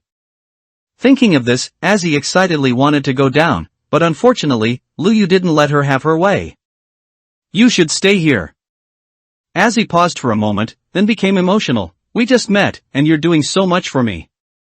No. Lu Yu raised his hand, interrupting her words with a calm expression. I also need mushrooms.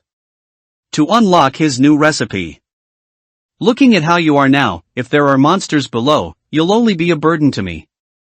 But if you need some, it's fine to share a little with you. Azzy, alright. I was being sentimental. Immediately after, Lu Yu didn't take out a shovel, but instead took out dirt blocks. Huh? Azzy was confused.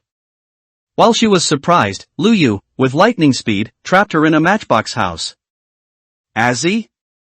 Lu Yu's movements were very skilled.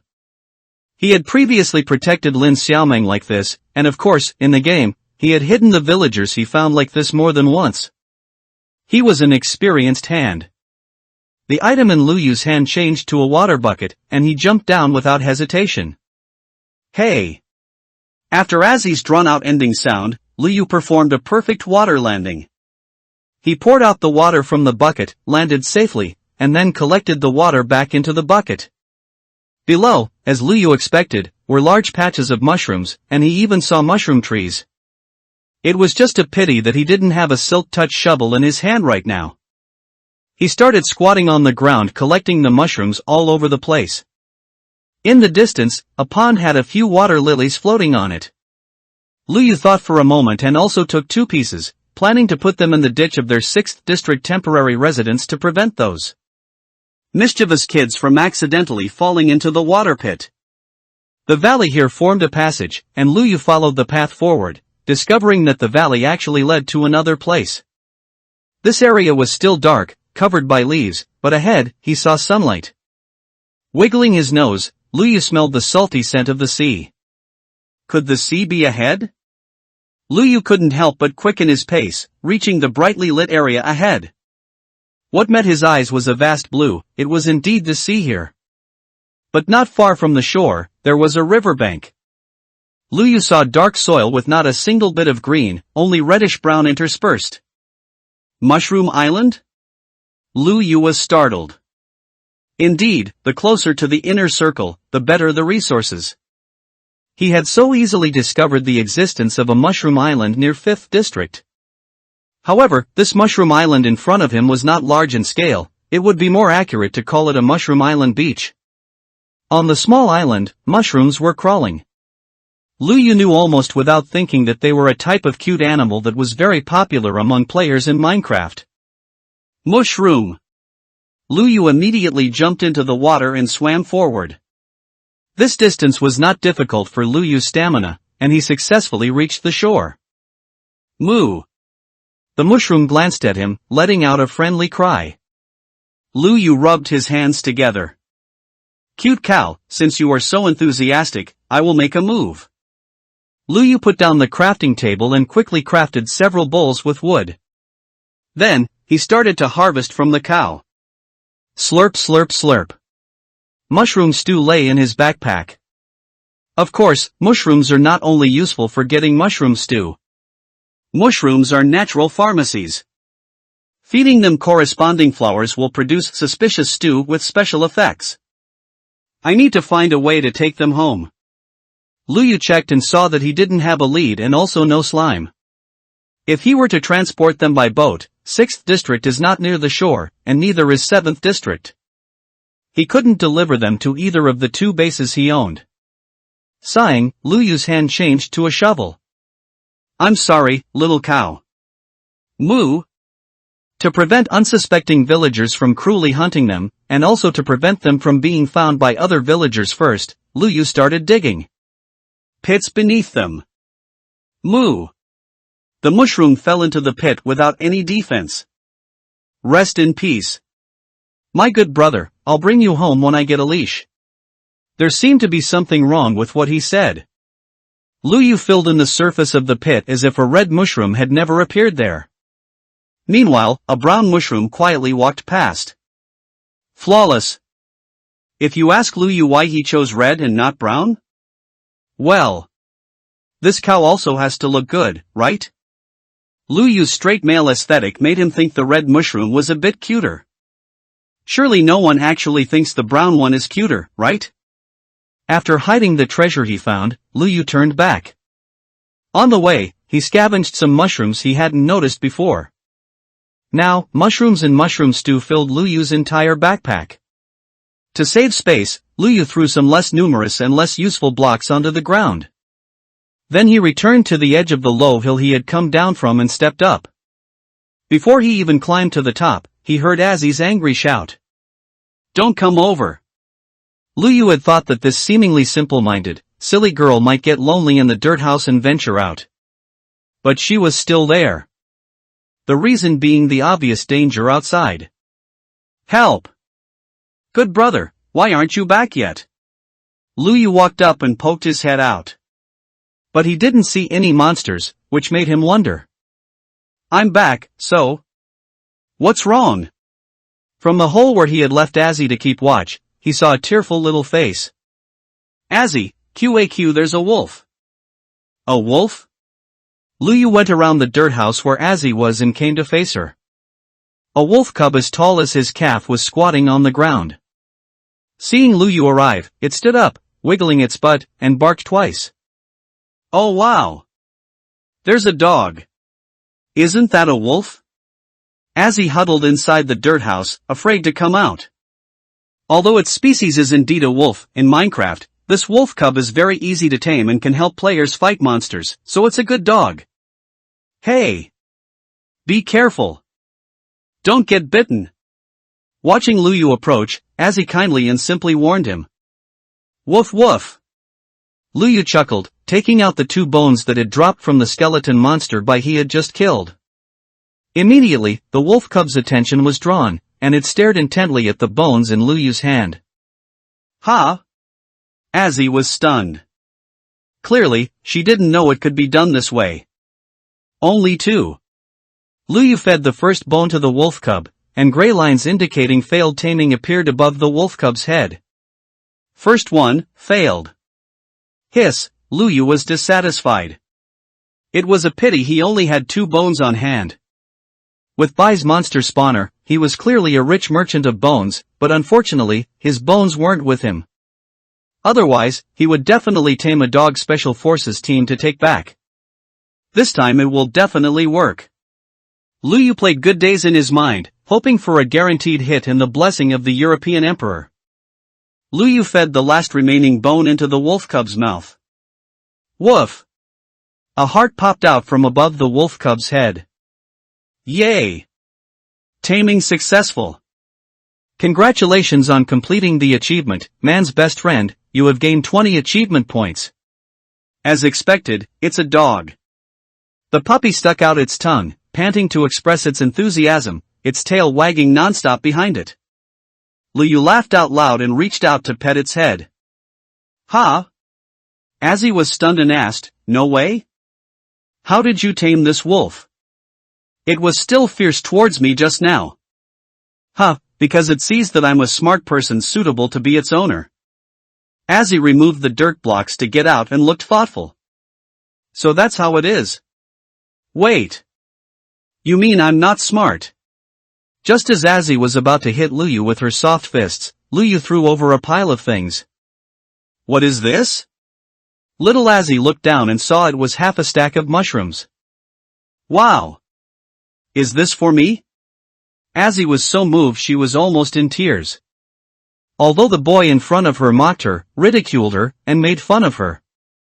But he protected her and gave her food. He must be a good person. Also. Luyu threw her some more mushroom stew. And mushroom stew. Azzy's mouth watered at the smell. Luyu shook his head helplessly. "If you're hungry, you can eat a bowl first." He. The girl hesitated for a moment, but still put all the food into her backpack. "I'll wait until I get back to eat with everyone." Luyu thought she was hopelessly naive.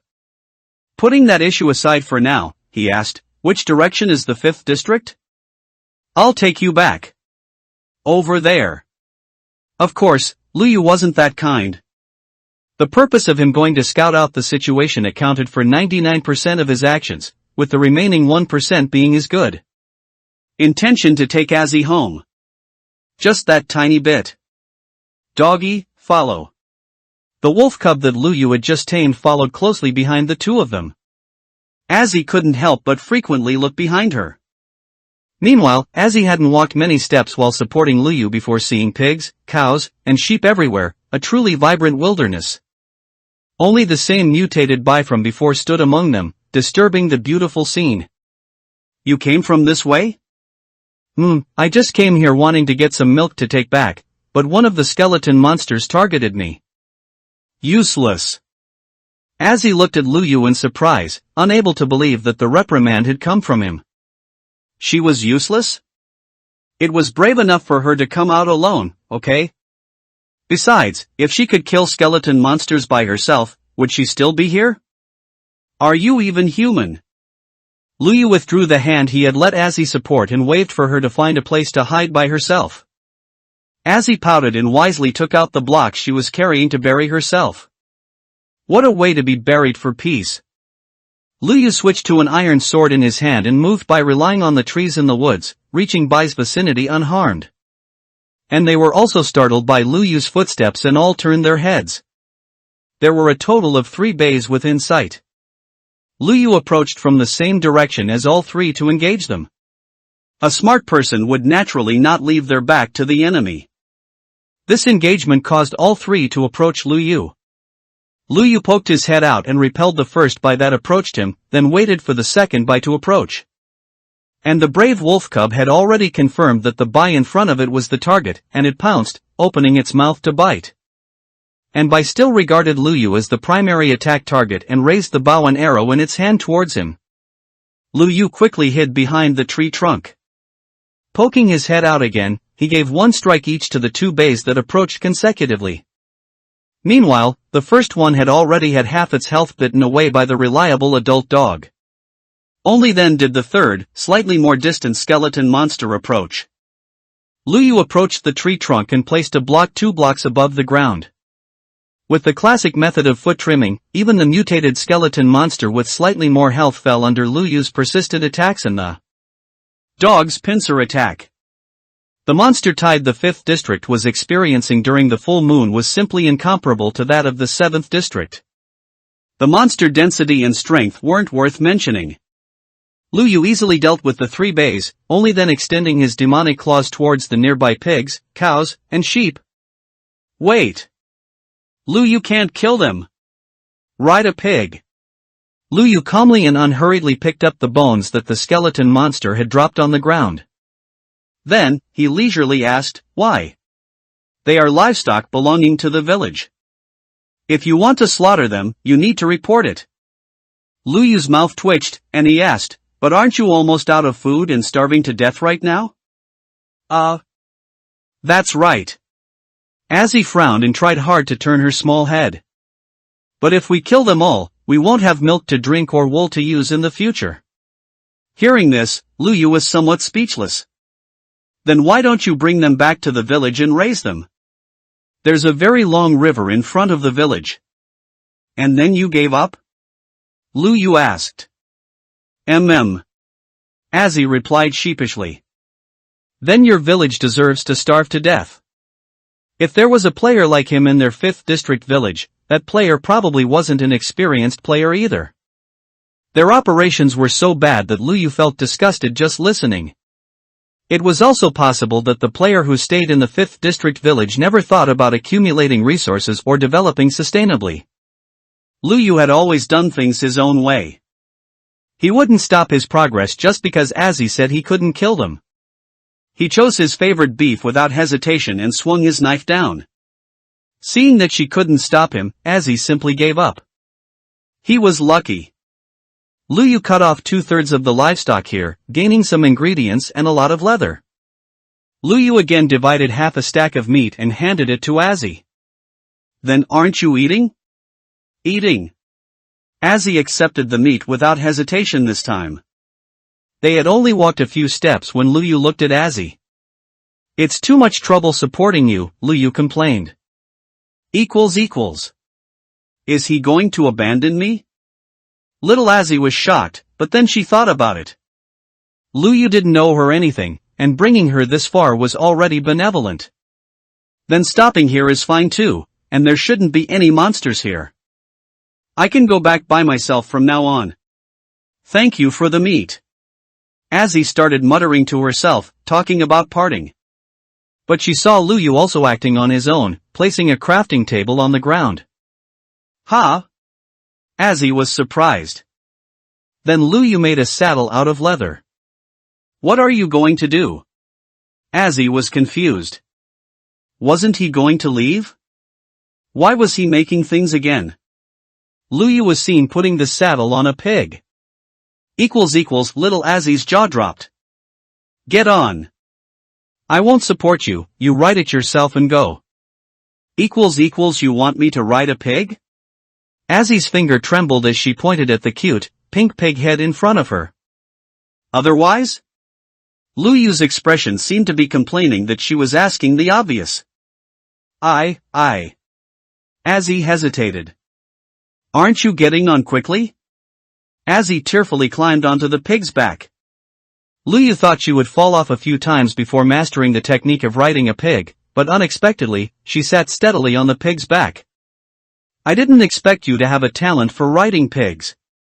Azzy felt that wasn't a compliment. Then, Luyu took out a carrot.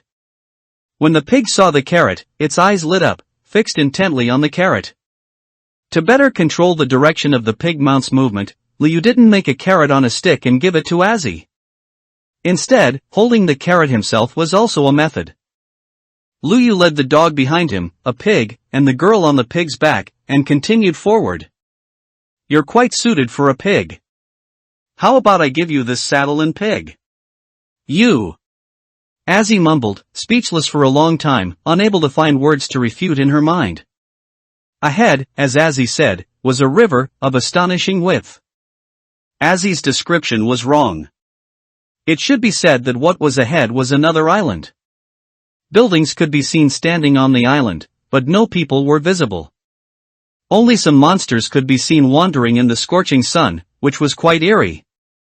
It seemed that the area where the 5th district was located consisted of small islands, while the 6th district and 7th district were on the mainland.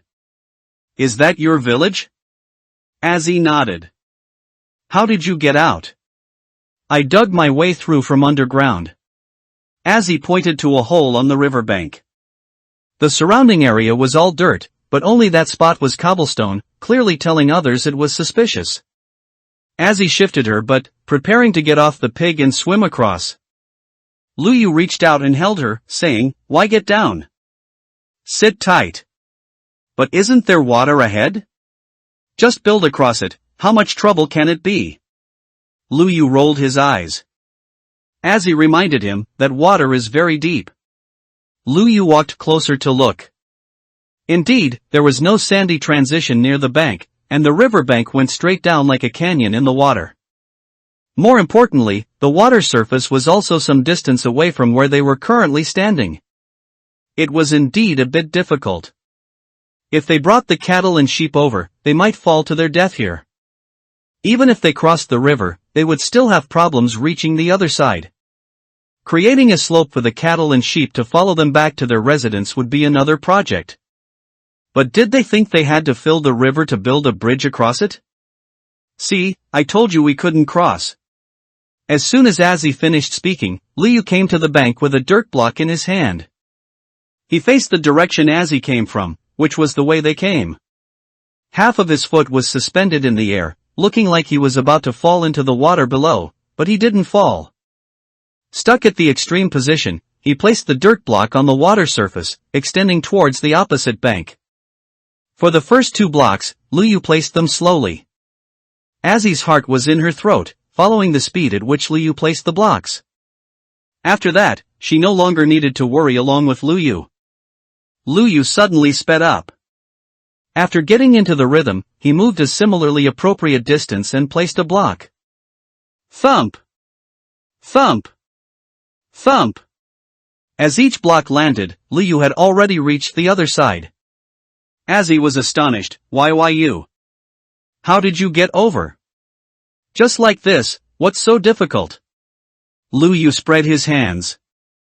Azzy racked her brain but couldn't figure out how the problem that had stumped their village was solved so easily by Luyu. Although she didn't understand it at all. With the first row of blocks as a foundation, the second row was much simpler. Building along it, Luyu had already created a 2-block wide suspended bridge over the cliff river. Azzy was in disbelief. In the time it took her to blink twice, the bridge was built? What are you still standing there for? Are we going across? Azzy was still a little scared. She let the pig head lead her forward, covering her eyes with both hands. But she couldn't help but peek out through the gaps in her fingers. When she mustered the courage to remove her hands and open her eyes, she was already in the middle of the sky bridge. "Oh," she exclaimed. "Lu Dongbin." People at high places get dizzy, and this dizziness gives them the illusion that they are about to fall. Luyu was used to it, but Azzy wasn't. She swayed with her illusion, her body tilting, almost falling off. "What? Ready to take the pig and jump into the river?" "No." Azzy straightened herself, looking straight ahead and no longer looking down. "If you want to jump, that's fine, but you'd better not take my piggy with you," Luyu said with a smile, patting the pig's head. Azzy's eyes widened in anger. Could it be that she, a girl, was even less valuable than a pig? "Look, even the dog walks more steadily than you." Luyu pointed at the wolf cub following behind him. Wowo, although she was inherently easy to bully, in front of Luyu, she inexplicably became the lowest link in the food chain. After crossing the sky bridge, they finally reached the land of the 5th district. Luyu saw low, small villas made of cobblestone, much more refined than the 6th district, but simple in Luyu's eyes. Amidst the orderly houses, there were several by wandering in the village. They held bows and arrows, shooting sharp-feathered arrows at the ground. And that place was the natural color of soil, with no grass growing. "Ah!" Azzy let out a surprised sound, but she consciously covered her mouth. She whispered to Luyu, saying, "That's where we're hiding." Luyu had seen this kind of situation before. Previously, it was because their villagers made sounds underground, causing the monsters to discover their location and attack them. Obviously, the people of the 5th district had also exposed their location. Looking at it, the topmost soil blocks had been pierced like a hedgehog. If this continued, the soil blocks might not hold up. Luyu squinted and counted, there were a total of 7 by. Good heavens, 7 arrows from the heavens? Just 3 seconds after Luyu felt worried, the soil blocks on the ground shattered. Along with the sound of the blocks being destroyed, the next second came the screams of the villagers hiding underground. "Ah! Help! They're coming in!" Azzy anxiously grabbed Luyu's lapel, asking for help. "What should we do?" Luyu raised an eyebrow. "What else can we do?" "Kill them." "But..." Azzy held onto Luyu's clothes without letting go. She was struggling internally. How could she let Luyu, whom she had just met, take this risk for their villagers? For Luyu, killing one skeleton monster might be a simple matter, but killing so many skeleton monsters in front of him was probably not so easy. No, it wouldn't be a simple matter for anyone. "Let go," Luyu said, staring at Azzy's small hands. Azzy shook her head, pursing her lips without speaking. "If I don't go, are you planning to?" This was also a method. Although little Azzy couldn't kill those skeleton monsters, she could lead them away and let more villagers escape, which was a viable method. Azzy seemed determined by this thought. She jumped off the pig's back and prepared to go forward. Luyu grabbed her by the back of the collar and pulled her back, his expression helpless. "Come on, with your meager skills, are you planning to sacrifice yourself?" Luyu, who guessed what the villagers had done to Azzy, felt that Azzy doing this wasn't worth it.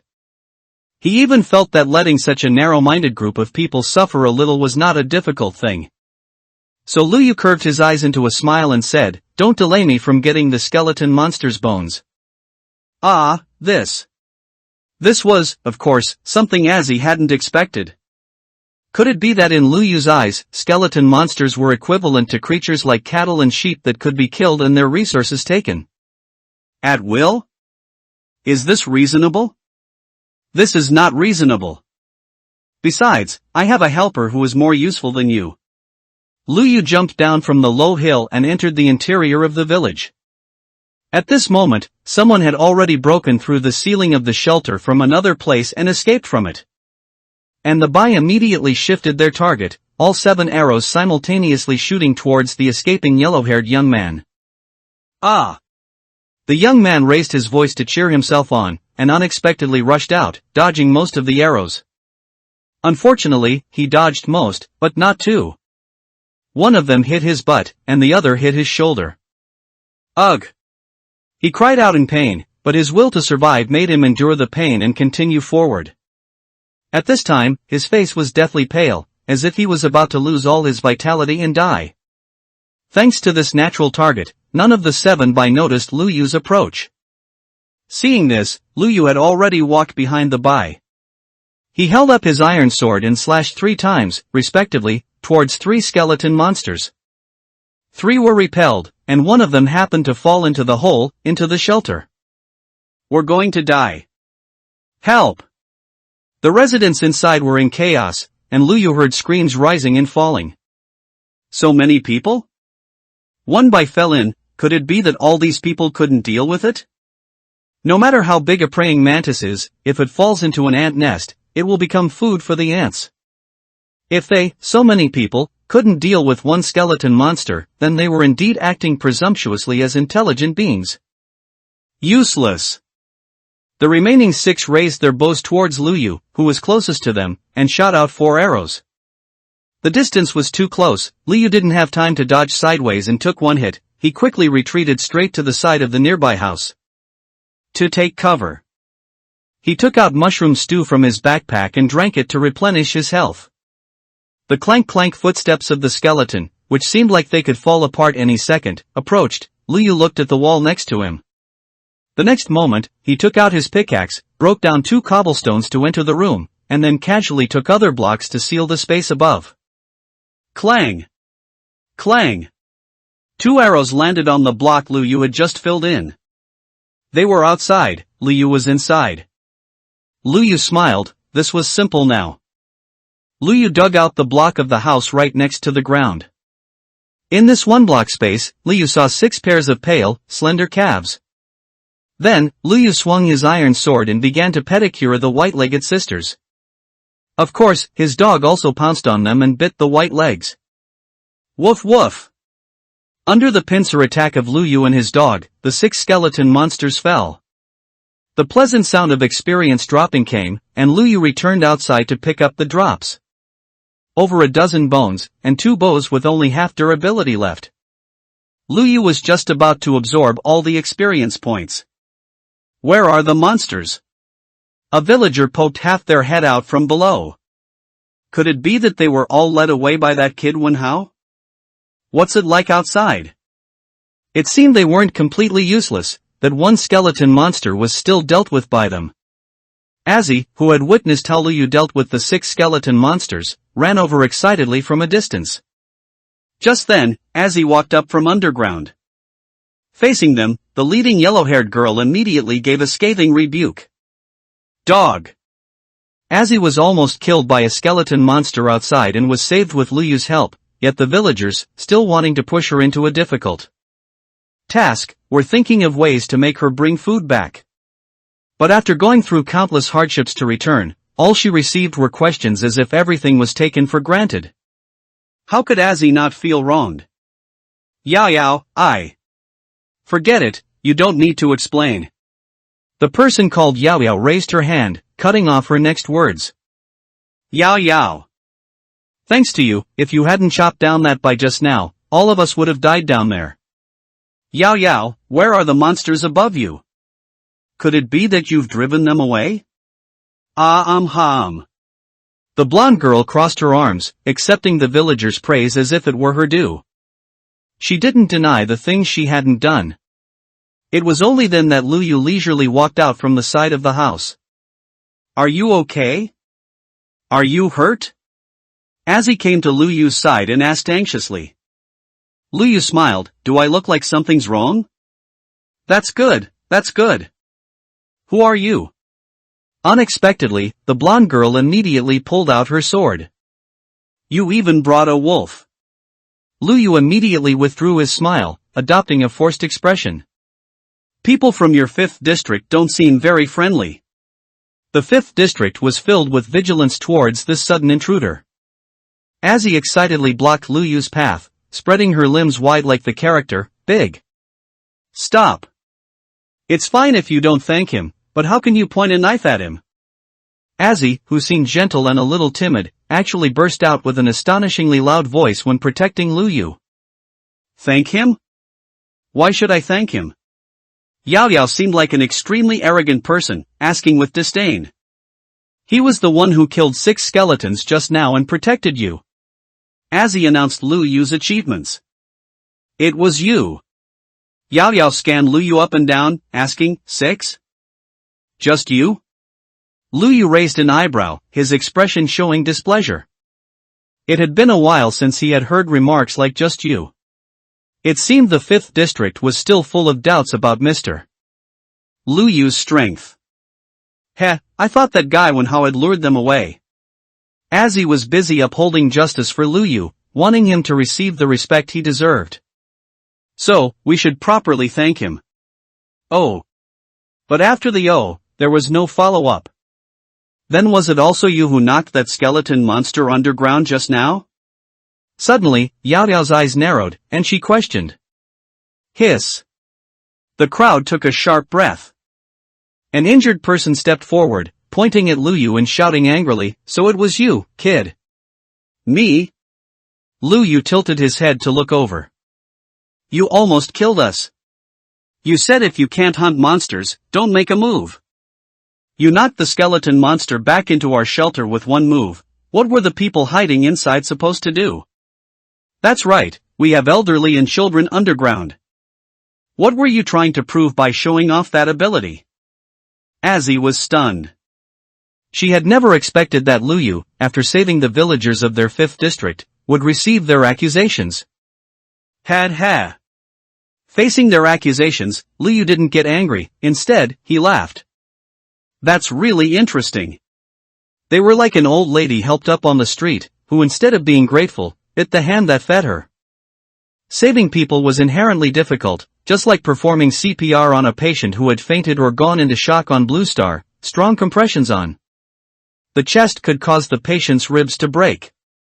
At this moment, someone would question the doctor who performed the rescue, "My ribs are broken, how are you going to compensate me?"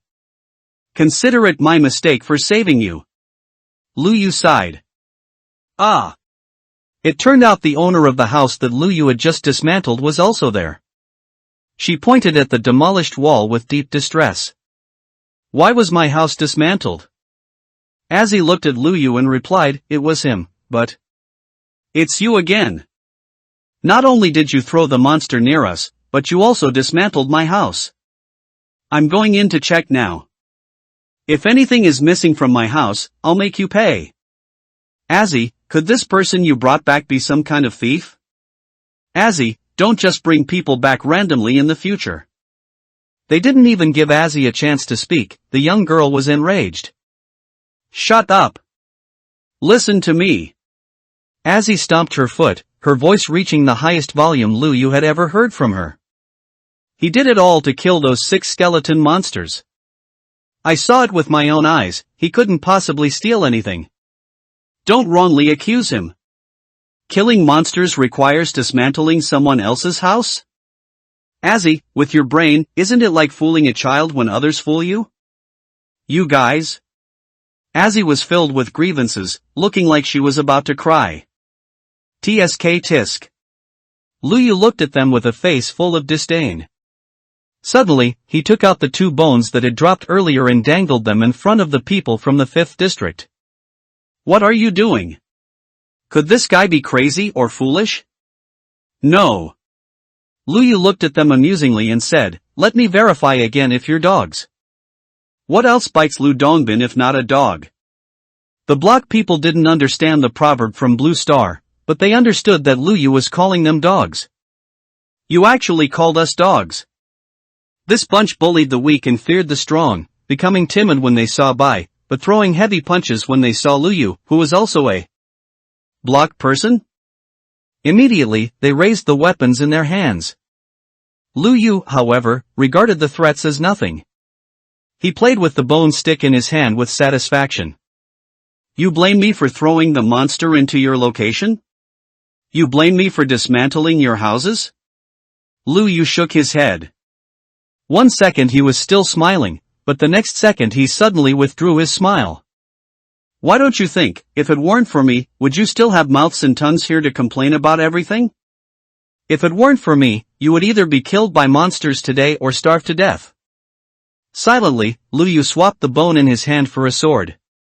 Luyu wished he could input/game mode 1 right now and smash an ender dragon egg in front of them. Tired of this, let the world be destroyed. It wasn't impossible for him to do it manually. He didn't believe a group of villagers who couldn't even handle by could do anything to him. What are you going to do? Luyu smiled, since you were going to die anyway, and you're unhappy when I help you, then I can only help you return to your original state. The young man's grim smile in front of her really gave Yao Yao goosebumps up half her arm. What does return to your original state mean? Letting you die. You shouldn't boast. Just you alone, what can you do? Indeed. Luyu felt using a sword against them might be a bit too merciful. Next, Luyu took out a bucket of lava. Jealousy. Magma, someone exclaimed. Even though most of them hadn't been down into the mine, they had seen or heard of magma. Falling into this was equivalent to death, it was fatal to them. If the magma was poured out, in their understanding, it would undoubtedly be a lose-lose situation. Don't be impulsive. Even the seemingly arrogant Yao Yao couldn't help but step forward to persuade him. If you pour it out, it won't do any of us any good.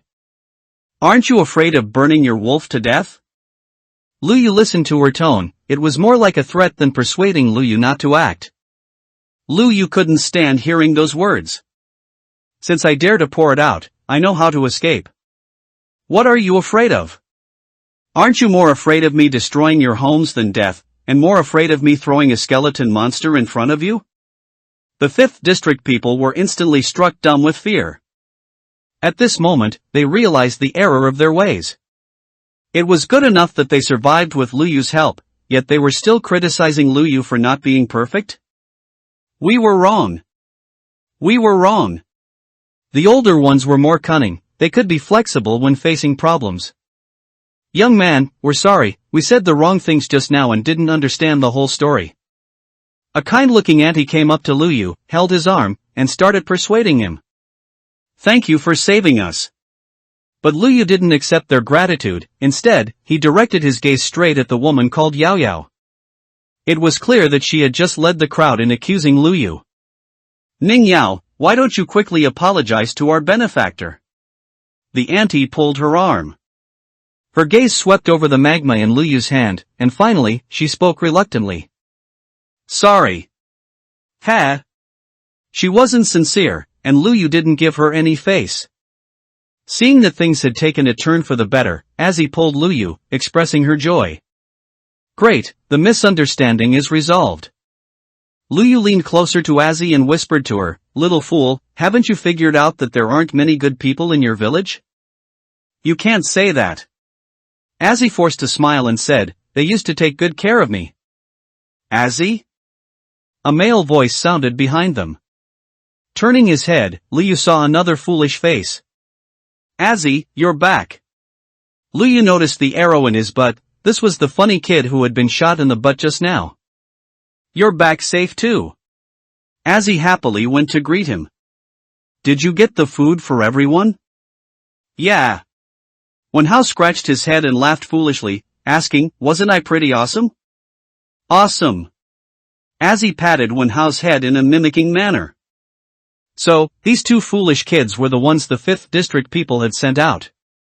They were indeed cowards who bullied the weak and feared the strong. They didn't dare to let others go out and take risks, nor did they dare to stand up and take responsibility themselves, so they sent the two simple and easily bullied ones. Funny. Azzy saw Wenhao taking out the food he brought back, so she said, then I will too. Lu Yu grabbed her collar and pulled her over. Don't take it out.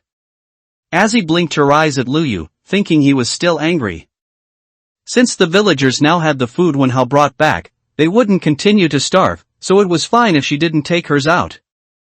So she compromised with the big bad guy Lu Yu. Alright then. However, the food Wen Hao brought was not enough for all of them to eat their fill. At most, it would satisfy their hunger. Each person received no more than the equivalent of one piece of bread. That foolish kid Wen Hao ate it, but his complexion was still pale. He probably hadn't fully replenished his hunger value and health points. Here. Lu Yu tossed out a bowl of mushroom stew. This kid didn't know how to be low-key at all, and thanked him loudly, "Good brother." Thank you. Lu Yu was helpless. Immediately, the 5th district people turned their gaze over. Seeing the mushroom stew in Wen Hao's hand, their hungry eyes lit up. Mushroom stew? Where did you get that?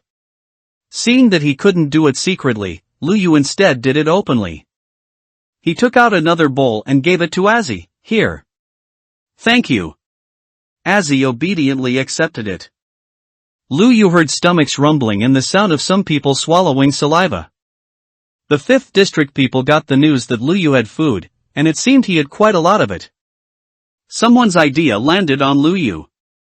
Young man, do you have any more food there? Lu Yu looked back and saw that it was the one who had just criticized Lu Yu for dismantling their house. Lu Yu stood up and threw a few stones over. What are you doing? Lu Yu replied, "Oh, I thought you wanted me to return those cobblestones from your wall." The implication, don't forget what you just did? Do you still have the nerve to ask me for food? Instantly, his face turned ashen, and he didn't dare to speak again. It's nothing. He slunk back to his own spot. The 5th district people were half full, watching Lu Yu and the other two eat until their bellies were round. Lu Yu even held his belly and let out a satisfied burp, burp. _pi, God of War's roar. The horizon had already turned orange, the sun was about to set. Lu Yu bid farewell to Azzy and the others. It's getting late, I should go too. There was clear reluctance in Azzy's eyes.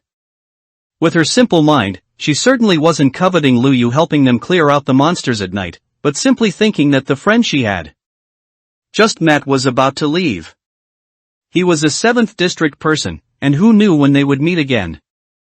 Lu Yu pulled the two aside and gave them instructions. Eat your food secretly, don't let them snatch it. Azzy nodded as if she understood but didn't quite. Then Lu Yu patted Wen Hao's shoulder and said, "Kid, you ran pretty fast." He scratched his head sheepishly.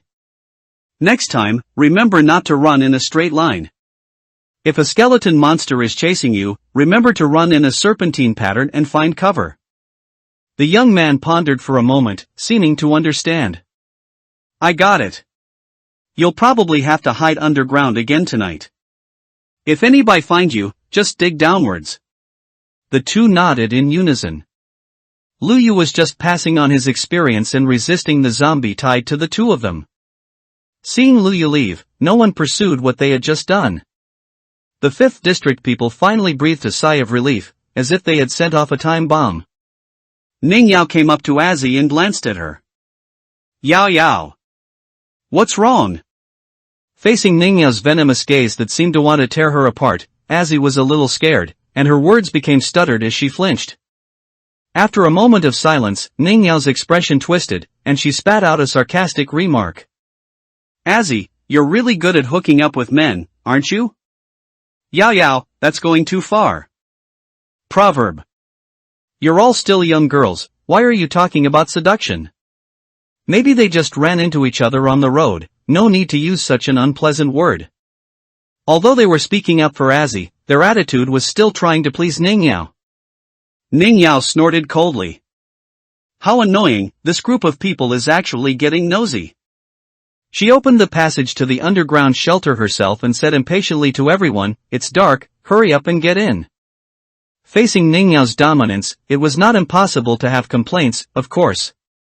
Sigh, when will these days end? There's nothing we can do. We can't drive away the monsters like that young man today. We live like bookworms. They grumbled in low voices, of course, not daring to let Ning Yao hear them. Ning Yao returned to the darkness underground. This time she closed her mouth and remained silent. If she hadn't scolded Wen Hao for being useless and only bringing back so little food today, she wouldn't have attracted the bai on the surface to attack. So she learned to shut up this time. In the corner, she hugged her knees and couldn't help but let her mind wander. What did those people mean just now? Were they saying she wasn't as capable as that person just now, that he could defeat zombies, but she couldn't? As the current acting manager of their district, she was undoubtedly inferior. Damn it! A bunch of country bumpkins from another world, how dare they complain to me? I taught you how to build fish farms, that's already merciful enough. That's right, Ning Yao came from another world, that world was Blue Star. She was also one of the players. Fortunately, she found a village at the start, at least she had enough to eat and wear. But she didn't have much contact with this game in her original world, she just glanced at it a few times when her college roommate who loved playing games was playing. As it is now, she can only rely on her impression to understand this world. Of course, she doesn't have Luyu's skills, and in this world where getting hurt really means death and no resurrection, she doesn't dare to try fighting monsters. So she, like the native square continent people in this world, seeks advantage and avoids harm. Unexpectedly, she met a formidable person today.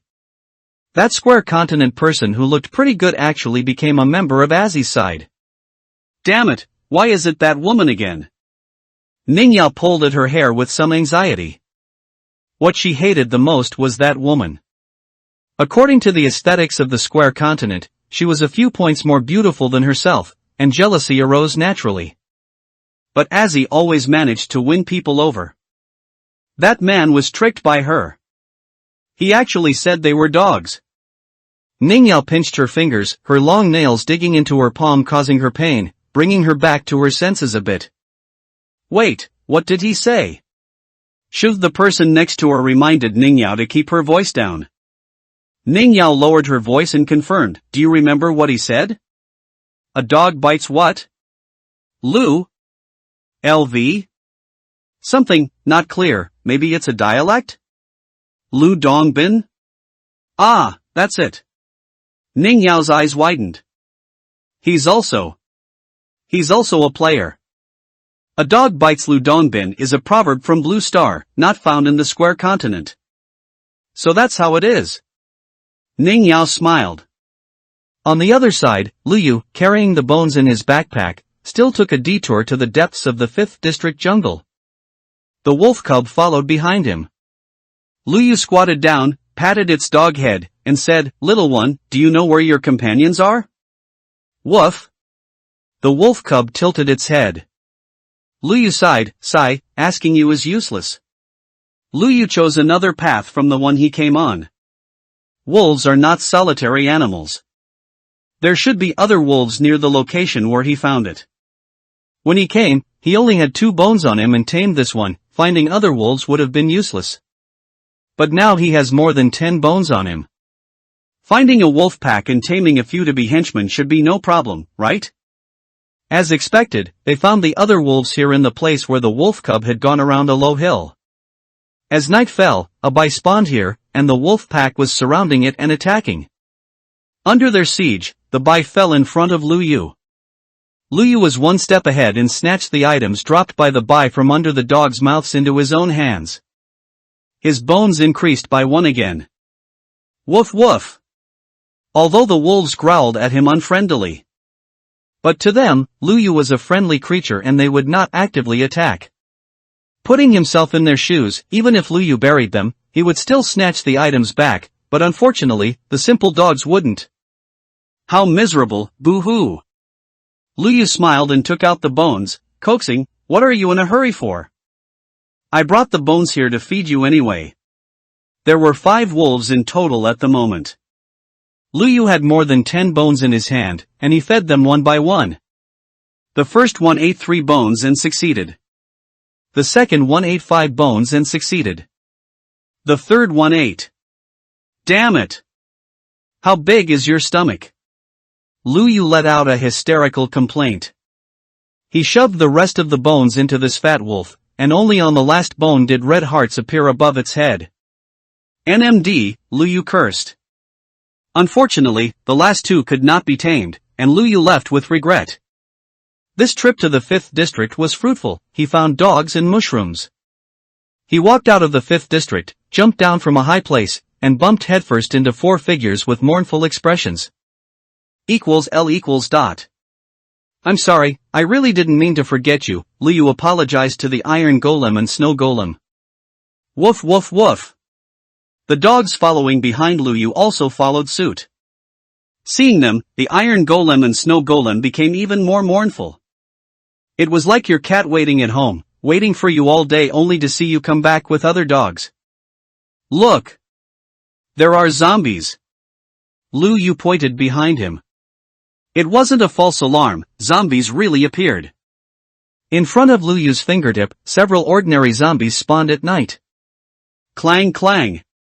The iron golem walked forward with heavy steps and delivered heavy punches to the zombies. Lu Yu made a symbolic attack, and the wolf cubs also received the command and swarmed forward, baring their fangs at the zombies. Phew, comfortable. Lu Yu stood by with his arms crossed, watching his subordinates bully the weak and ordinary poor zombies with their numbers. In a few moves, the zombies turned into rotten flesh. Immediately after, the zombies behind them also arrived. Whoa, this brother is rich. The zombie behind was actually wearing golden armor. Although the practical use of golden armor is not high, it looks shiny. It also emitted a dazzling golden light in the dark night, blinding the dog eyes of Lu Yu's 4 wolf cubs. They barked and rushed up, knocking down the zombie, and the golden armor fell off. Lu Yu weighed it in his hand and put the golden armor into his backpack. Afterward, he set off on his way back and entered the 6th district. Wait! You are not allowed to bring them in. But as soon as he stepped onto the gate, he was stopped by someone. Shut out! They were full of complaints about the things following Lu Yu.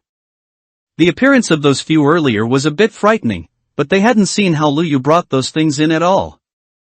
So even if they had opinions, there was nowhere to express them. But now, Lu Yu was bringing in strange things again, so of course, they were unhappy. That's a wolf. One of them saw the appearance of the little guy following behind Lu Yu in the dim light. He's even bringing in wolves. What else do you want? Lu Yu. Don't forget, you're just staying in our 6th district. Right, don't cause trouble for our district. If it were Lu Yu in the server, he would have probably swung his sword and given them a slash by now, letting the terrifying wolf cubs in their mouths bite them to death. But now Lu Yu was gradually becoming more laid back. Alright, Lu Yu spread his hands helplessly and gave orders to the 4 wolf cubs behind him. Sit. The 4 wolves sat on the ground with their butts touching the ground, just like dogs. Woof. They looked at Lu Yu obediently with their tongues hanging out. The 2 guards in the 6th district looked at Lu Yu in shock. He actually commanded those wild wolves. Could it be that their understanding was wrong, and wild wolves were really such friendly creatures? They watched Lu Yu walk in with the iron golems that made a deafening noise just by walking, while the snow golem left a trail of snowflakes behind. It was quite grand. Where did you go? Why are you back so late? His mother, Tao Lan, patted Lu Yu on the shoulder and looked him up and down as if to verify that he was unharmed. I just went out to find some food and came back. Speaking of which, Lu Yu suddenly remembered the treasures in his backpack. Mom, have you all eaten? Not yet, the sky just turned dark, I thought I'd wait for you for a while, and we'd all eat together, Tao Lan explained. Lu Yu chuckled, then those who haven't eaten are blessed now. What? Lu Yu Gidge, what good stuff did you bring back again? Was I, the quick-witted one, immediately pounced over. Ever since he tasted the cake Lu Yu made last time, he had regarded Lu Yu as a walking treasure trove of delicious food. Looking at Lu Yu, he couldn't help but smack his lips. You little glutton. The villagers gradually gathered around Lu Yu, knowing that he had something new to give them. Lu Yu first took out the mushroom stew collected from the mushroom. What is this? Someone asked.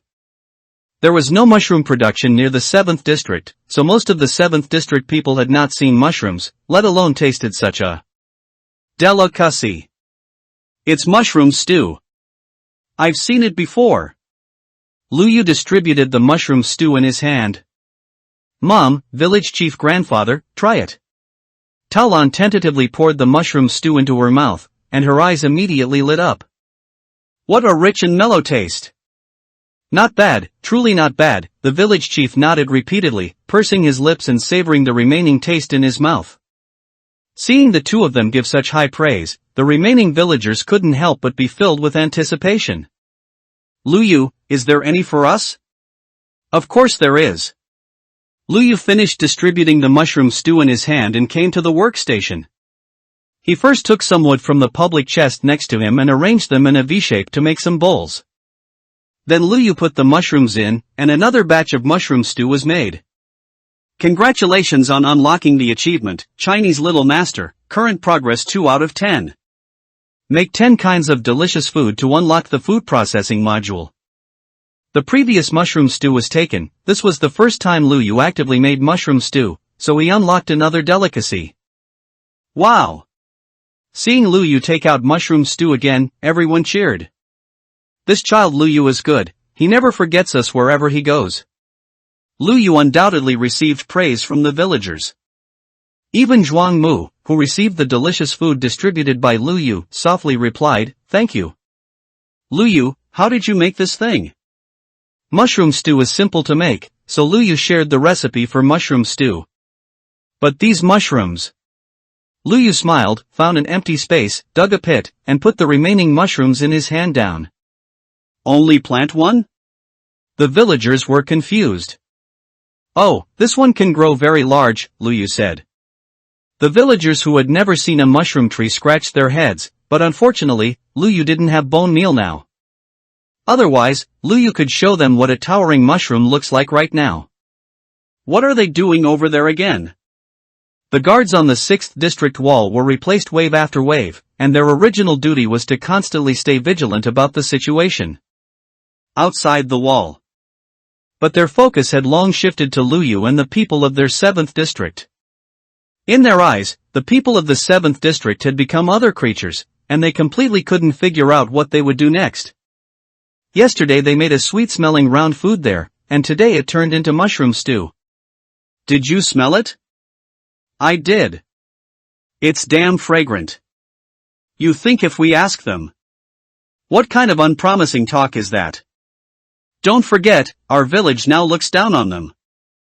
I know. If you interact with them, you'll be like those two orphans, disliked by the people in the village. Okay, don't say it. The conversation between the two came to an end. They finally glanced at the mushroom stew that the villagers were enjoying happily and lively, and finally turned around. They should continue to be vigilant about the surroundings. But this turnaround gave the two of them a big scare. Damn it, one of them cursed. With a whoosh, the sound of arrows cutting through the air, 3 arrows had landed around them. And one of them also hit one of them in the heart. Suddenly, blood splattered out, and the man clutched his heart and squatted down, hiding under the protection of the wall. There are skeleton monsters. He shouted. Their wall could resist zombies, could resist spiders, but among the common monsters, it couldn't resist skeleton monsters. Because this thing has a ranged attack weapon. They had been on duty for so many years, and this was the first time they had seen 3 skeleton monsters appear together. The two of them panicked and squatted in the defensive ditch of the wall, crying with their heads in their hands. But the skeleton monsters outside the wall were not finished. Swish, swish, swish. Multiple arrows once again cut through the night sky, landing on the wall that was only 1 block away from them. The sound seemed to shoot directly into their hearts, making them panic and feel palpitations. What to do? Woof woof. Just then, the wolf cubs that Lu Yu left outside the wall called out. Sichuan opera face changing. Dogs? The barking pulled their panicked souls out of fear a little. The man's fear turned into anger, and he muttered, What exactly are the 7th district people thinking? At this time, the dogs he left behind are just causing trouble. But they soon noticed that something was wrong. Because the sound of arrows stopped. No more arrows landed on their wall. The two looked at each other, puzzled. What happened? The two quieted down and listened carefully to the sounds outside. Woof woof. The barking, the sound of arrows, and the crisp sound of bones being broken were all at their feet, near the bottom of the wall. Woof woof. The wolf pups let out angry whimpers. One of them boldly poked half his head out, trying to figure out what was happening below. As a result, he saw the wolf pups he had just cursed for causing trouble swarming towards the skeleton monsters. They treated the skeleton monsters as prey, tearing at the bones on their bodies that they loved the most. The eyes of the two guards were filled with shock. This. On the other side, Lu Yu, who was originally enjoying dinner lively with the villagers, heard the sounds coming from not far away with his sensitive ears. Skeleton monsters? What? Lu Yu, what did you say? Skeleton monsters? Where are their skeleton monsters? The villagers looked around vigilantly, but the experienced 7th district villagers were no longer so scared and flustered when facing monsters. Because they had confidence, Lu Yu was sitting right beside them. Just because they didn't notice didn't mean the golems didn't sense it. The villagers were originally puzzled as to why the two iron golems were pacing back and forth by the ditch and small river. It was simply because they sensed danger in that direction, and although they wanted to go over, they couldn't cross the river inflexibly. This confirmed to Lu Yu that there were monsters outside. Lu Yu raised his hand and pointed to the wall, saying, "The sound is coming from there." Is there danger outside the wall? I'll go take a look. Lu Yu stood up. Be careful. Be careful, Lu Yu. The villagers gave simple instructions and watched Lu Yu leave. Lu Yu laid stepping stones for the 4 big dummies and had them follow along. Approaching the wall, Lu Yu indeed heard the sound of bones colliding and the fierce tearing sound of his own wolf pups. Oh! The two guards who were originally flustered on the wall were now completely devoid of their previous emotions. They lay on the edge of the wall, as if watching an exciting action movie, and even let out exclamations. What are you looking at? Lu Yu raised an eyebrow and asked. They noticed Lu Yu and were about to answer. Unexpectedly, Lu Yu directly opened the gate and walked out. When Lu Yu went out, he happened to hear the sound of a skeleton monster falling to the ground. 3 skeleton monsters were easily dealt with under the siege of the wolf pups. Lu Yu picked up the 3 bones dropped on the ground and patted their dog heads. Well done. At this time, other zombies and spiders also approached. Hey! The 2 people above reminded Lu Yu to be careful. But Lu Yu, as a player, had already heard the sound of monsters approaching before them. However, Lu Yu still unhurriedly picked up the dropped items on the ground. There are still monsters. Hurry up. They thought they were being kind for once, reminding the 7th district people to be careful, but the other party didn't appreciate it at all. Just as they were about to get angry, the 4 big guys following behind Lu Yu had already taken action. They met the monsters with heavy steps and easily dealt with these ordinary monsters. Having faced mutated monsters multiple times, these ordinary monsters were now just a piece of cake. Oh! The guards withdrew their unfinished words and exclaimed again. So? They are so powerful. They had originally wondered what Lu Yu was doing with these big guys. They looked terrifying, but their imagination could only picture them doing physical labor. This was the first time they had seen the iron golems and wolves under Lu Yu's command punish monsters with their own eyes. No wonder they were able to break through the monsters' encirclement and cross the potentially dangerous snowy mountains to reach the 6th district. So it was because of them. Apparently, the 2 people now had forgotten the words they had just used to complain about the dogs being troublesome and the big guys being brought into the 6th district randomly. The 2 came down to the wall and helped Lu Yu open the gate. They said warmly that, "Buddy, it's dangerous outside, you should come back first." Lu Yu found it amusing to see their attitude change so abruptly. Don't you think they are troublesome anymore? Lu Yu raised his chin and asked openly. The two exchanged glances and chuckled awkwardly. Don't think so anymore, don't think so anymore. Lu Yu asked again, oh, then can I bring them in now?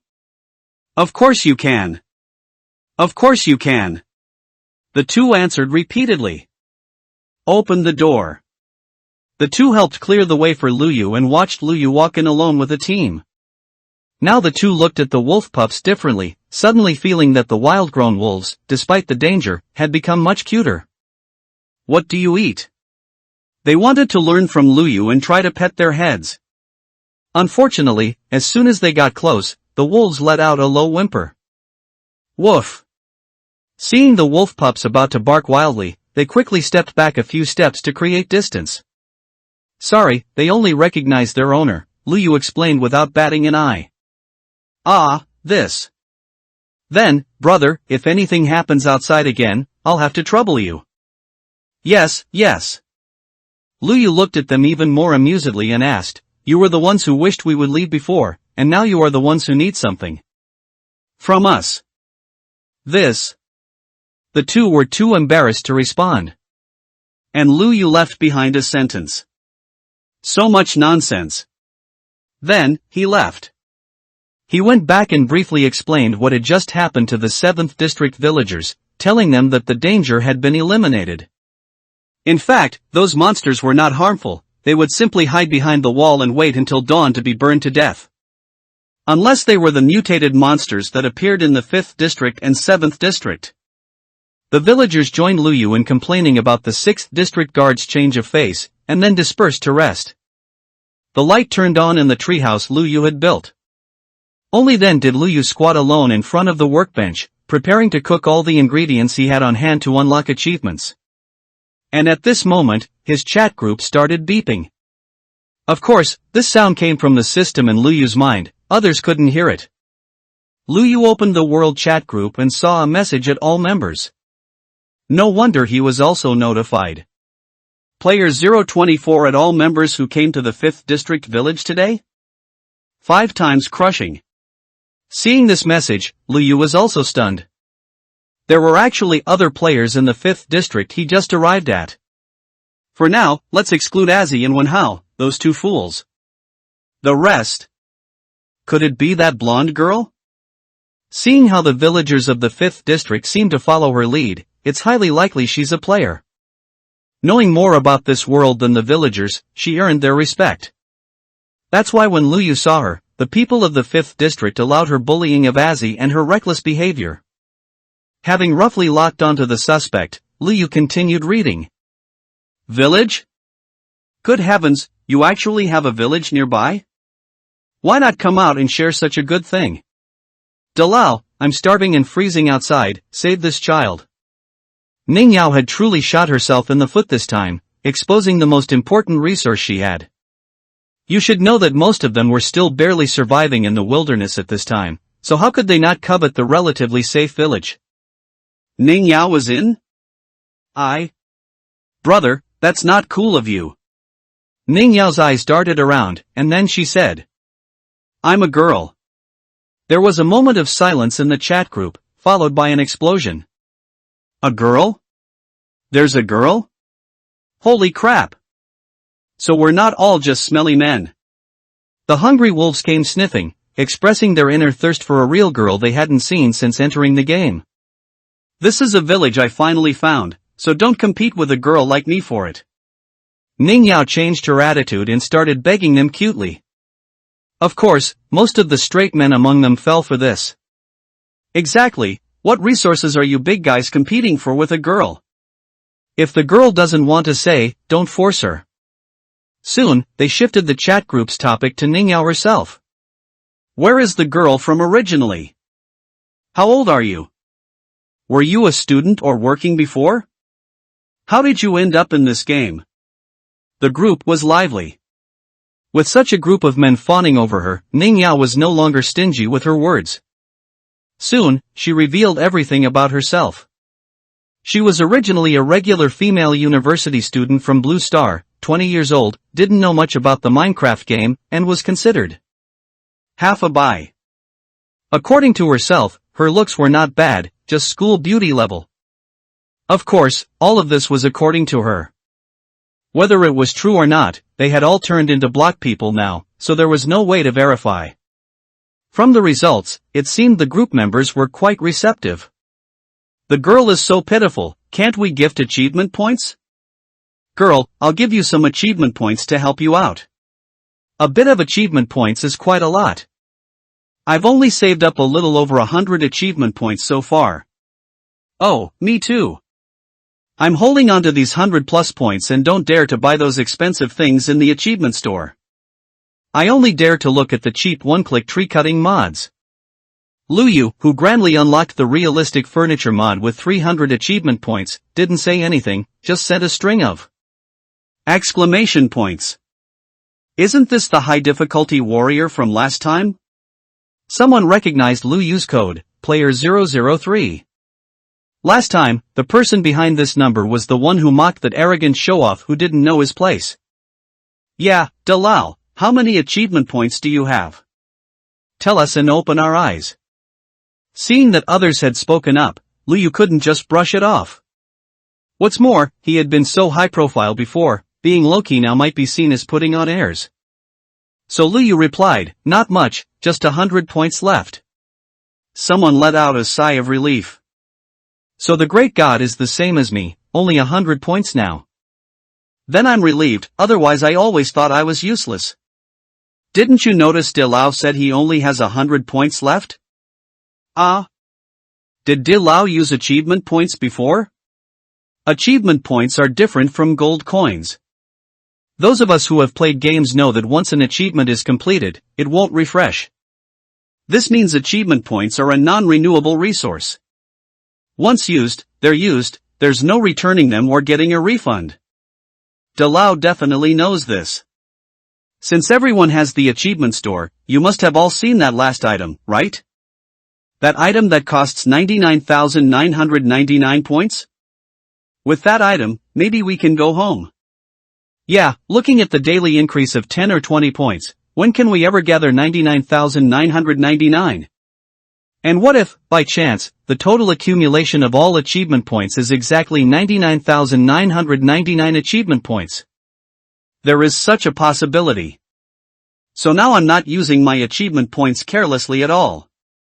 Luyu rolled his eyes and thought for a moment. Then, he started laughing. Achievement points are actually proof of breakthroughs in the game. If they think Minecraft is such a limited game, they are completely wrong. Minecraft inherently contains infinite possibilities. Luyu never worried about not having breakthroughs someday in the future, which is why Luyu confidently used his achievement points. Besides, as a game designer, setting some things as goals that players simply cannot complete. Well, it's true that there are some. But Luyu felt the possibility of completion would also be higher than 1%. Otherwise, wouldn't the game be meaningless? Obviously, there were also people who shared the same opinion as Luyu. There's no such mysterious thing. Look, Dilao has used them, what's the point of you guys hoarding them? Indeed. Dilao, tell us what you bought with your achievement points. Nothing much, just the one-click tree-cutting mod, debugged to check coordinates, and then unlocked the realistic furniture mod. Luyu replied. That much? Wait. What did this Dilao just say? He still has 100 achievement points now. Then how much did the things he unlocked add up to? Holy crap! Wasn't that realistic furniture mod very expensive? Wait, let me calculate. Didn't player 003 Dilao get almost 500 achievement points in total? Something Luyu himself hadn't even calculated was actually told to him by someone else. The indifferent Luyu vaguely replied, oh, it should be about that much. As expected, there's still a gap between people. The old me, I'm useless, dejected. The current me, I am indeed useless, proud. Being crushed 5 times over by Dilao. Listening to their discussion, Ningyao finally noticed. So the little bit of achievement points they were going to give her just now was actually such a valuable thing. So Ning Yao awkwardly chimed in. Really? Are you really going to give me some achievement points? Female gamer. The chat group fell silent for a moment. The person who just spoke felt a little awkward. After hearing the group members mention the coincidence of needing 99,999 points to return to the original world, he clearly believed the former statement more and suddenly became stingy with his achievement points. So he chose to remain silent. But Ning Yao wasn't finished. Huh? Didn't someone just say they wanted to give me achievement points? After saying that, she actually started acting pitiful. I really am a guy who doesn't understand this game much, and I have to do rough work all day, cutting down trees thicker than myself bit by bit. It would be great to have a one-click tree cutting mod. Indeed. Who knew that actions like cutting trees and mining stones would be so difficult in this current world? Girl, you've suffered. At player 019, wasn't it you who just said you'd give the girl achievement points? Player 019 shivered, not expecting to be mentioned like that. What do you want? Didn't you want to give the girl achievement points? Go on, give them. Player 019 gritted his teeth. These people, holding onto their own calculations and unwilling to open their wallets, actually wanted him to open his pockets to fulfill their image. As good people. Why don't you give them? They instead started avoiding the main point. Didn't you agree just now? It wasn't us. You are a Dilao, giving the girl a little bit is nothing, but we are just small fries. They praised player 019, but being praised like this was even more uncomfortable than being knocked down. Alright, I'll give them to you. Player 019 initiated a trade with you. Ning Yao happily accepted the trade. The other party put in 1 achievement point, while her own trade slot was empty. Just like that, they clicked the confirm trade button, and she received 1 achievement point for free. Thank you, brother. Oh. Player 019 replied indifferently. But Ning Yao, having gotten a bargain, wasn't finished. Since they were praising player 019 as a Dilao, why shouldn't she aim her real intentions at the most powerful Dilao they were talking about now? Player 003 Dilao has over 400 achievement points. Lu Yu saw himself being cued and raised his eyebrows. Someone actually dared to scheme against him? The one-click tree cutting mod requires 50 achievement points, and I'm still far from enough. At player 003 Dilao, are you there? Lu Yu rested his head on his hand and replied simply. I'm here. Ning Yao saw that the other party replied and thought she had a chance. So she directly pleaded, brother, can you give me some achievement points? Lu Yu stopped her words in time. Hey, don't just call people names, who's your brother? Ning Yao didn't expect herself to fail. Aren't these great gods who are good at playing games usually otaku without girlfriends in real life? When she called out brother in a sweet, syrupy voice, they would naturally treat her, a rare girl in this game, as a treasure. She didn't expect there would actually be someone who didn't fall for this? Big sister, I'm only 18 this year. Isn't it inappropriate for someone older than me to call me brother? Ning Yao almost couldn't hold back, and a retort was about to come out. Big sister? To think she was only 19 this year, and was actually called big sister by a young punk a year younger than her. With one sentence, he made her sound old. Ning Yao thought about the hard-earned achievement points, gritted her teeth, and endured it. Then what should I call you? Great God? Lu Yu flatly refused. Stop trying to get close, I'm not giving it to you. For the first time in Ning Yao's life, she was rejected so decisively and casually. Lu Yu said, people like you seem cheap, giving you achievement points won't get me anything in return. The chat group was completely silent. Besides Lu Yu and Ning Yao, no one else spoke. Everyone was watching the show. And the player 019 from before was so regretful his intestines turned green. Why did he just agree because he couldn't bear to lose face? It would have been fine if he had just refused that woman like Lu Yu did. After half a minute of silence, Ning Yao actually had the nerve to pop up again. How can you, a great god, bully people like this. What do you mean by saying I'm cheap? Aren't you just trying to say I'm lowly? Of course, anyone understood what Lu Yu just said. Just when they were feeling awkward for Ning Yao actually broke the ice herself. Seeing the girl trying hard to defend herself, some old simps who hadn't seen women before started again. Indeed, what the great god said wasn't good. Everyone doesn't know each other and hasn't met, understanding is limited, so saying that about a girl is indeed a bit one-sided.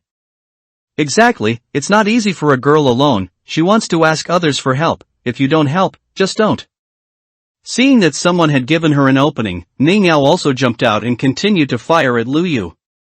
You don't need to beat around the bush to curse people, even if you're good at playing games, you're definitely a lowlife in reality. Lu Yu chuckled and replied, indeed, are you a female university student? She didn't know. But the fans of Great God Lu Yu knew. Lu Yu was someone who spoke very little in game streams and videos. But he was a Zon pianist. Facing those toxic players on the server, Lu Yu's hand speed for trash-talking and rebutting them was comparable to Lang Lang, with an output speed of up to 10,000 characters per hour. And only then would Lu Yu's talkative nature be highlighted, and he would never be stingy with his words. And Lu Yu seized his opportunity to unleash his words. Have you taken the CET 4? What about CET 6? Computer rank 2? How many professional courses have you failed? No way, you're not spending all day in university learning makeup and dressing up, and then going out to be a beggar begging man, are you? Your profession doesn't seem to be called a female university student, but rather. Lu Yu didn't finish. But without him saying it directly, everyone knew the answer. Ning Yao was now completely enraged. Besides attacking a girl like me, what else can you do? A dead fatty who seeks presence in games. Ha ha ha. Lu Yu laughed. Sorry, Lu Yu was not a fatty. Lu Yu, who frequently participated in various offline competitions and was known as a prize money harvester, was not someone who would die in the light. Great God, let's not bother with the girl. Calm down, stop arguing. There happened to be peacemakers trying to persuade them. During the time Ning Yao didn't speak and Lu Yu was also silent. Unexpectedly, player 001, who was rarely seen in the chat group, suddenly spoke. It's people like you who ruin the reputation of female players, turning female players into a group that doesn't think about improving their skills, but spends all day thinking about extracting from other male suckers. Holy crap, this is the first time I've seen player 001 De Lao say so much. The content spoken by player 001 made Lu Yu nod in agreement. Then, Lu Yu came to a realization. Wait, that tone of condemnation. Could it be? Is this player 001 also a female player? 9-1. Lu Yu knew that player 001's words were something only she, as a female player, would say. Ning Yao was clearly in the wrong. She didn't respond directly to player 001's words, but instead evaded the important points. Who the hell are you? Such condescending words are usually spoken by elders. What right did a stranger have to speak to her like that? Ning Yao was indignant, and curse words flew out. At least not someone like you who labels yourself as a woman all day and demands things from others. Come out. Let's talk face to face. Ning Yao couldn't argue back and started being unreasonable. It wasn't just Lu Yu who noticed the meaning behind player 001's words. Others also noticed, and they ignored Ning Yao's words. De Lao 1 means she's a girl, right? Never expected it. De Lao 1 is actually a girl. Shocking my whole family. The number one player on their Square Continent server was a girl, so why would they need to fawn over some cheap girl who inexplicably appeared? If they could follow behind De Lao 1, that would be the real way to get good things and not suffer anymore. At player 003 De Lao, are you a man or a woman? Lu Yu didn't expect the topic to return to him. He smiled, do you think a piglin is a girl or a male? Afterward, Lu Yu closed the chat group messages and remained silent in the group's heated discussion about the piglin's gender. Meanwhile, Ning Yao was consumed by anger and threw the hard-earned bread on the ground. Yao Yao, what's wrong? The friendly Azzy asked Ning Yao, surprised that she was so angry. Ning Yao was breathing heavily, her chest rising and falling, which made the surrounding villagers feel their hearts flutter. Square root equals what's wrong with the aesthetic of the mosaic block people? Ning Yao was already angry, and Azzy's words made her even more so. Why was it so difficult for her to get even a little achievement point? Azzy actually got so many things from people so easily? Could it be that her charm was really much worse than Azzy's? Ning Yao refused to believe it. You, hand over the food that man gave you. Azzy was in a dilemma. She actually wanted to give it out, but the owner of the food, Luyu, said not to. She thought it was best to follow the original owner's opinion. But he said not to give it out.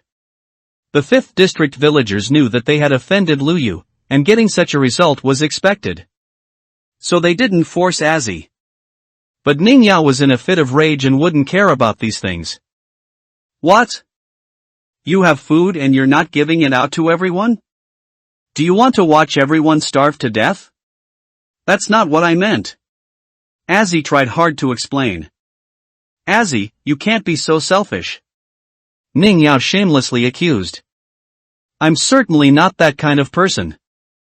Ning Yao sneered, then you continue to think of ways for everyone to survive these next few days. Azzy's simple mind couldn't think of any way to solve the problem for a moment. She lowered her head and twisted her clothes, almost turning the hem into a knot. Ning Yao's eyes darted around, her previous anger vanishing in an instant, replaced by a smile. But this smile, no matter how you looked at it, felt ill-intentioned. Azzy, since you followed that man and saw how he found food for you, you should have learned a thing or two, right?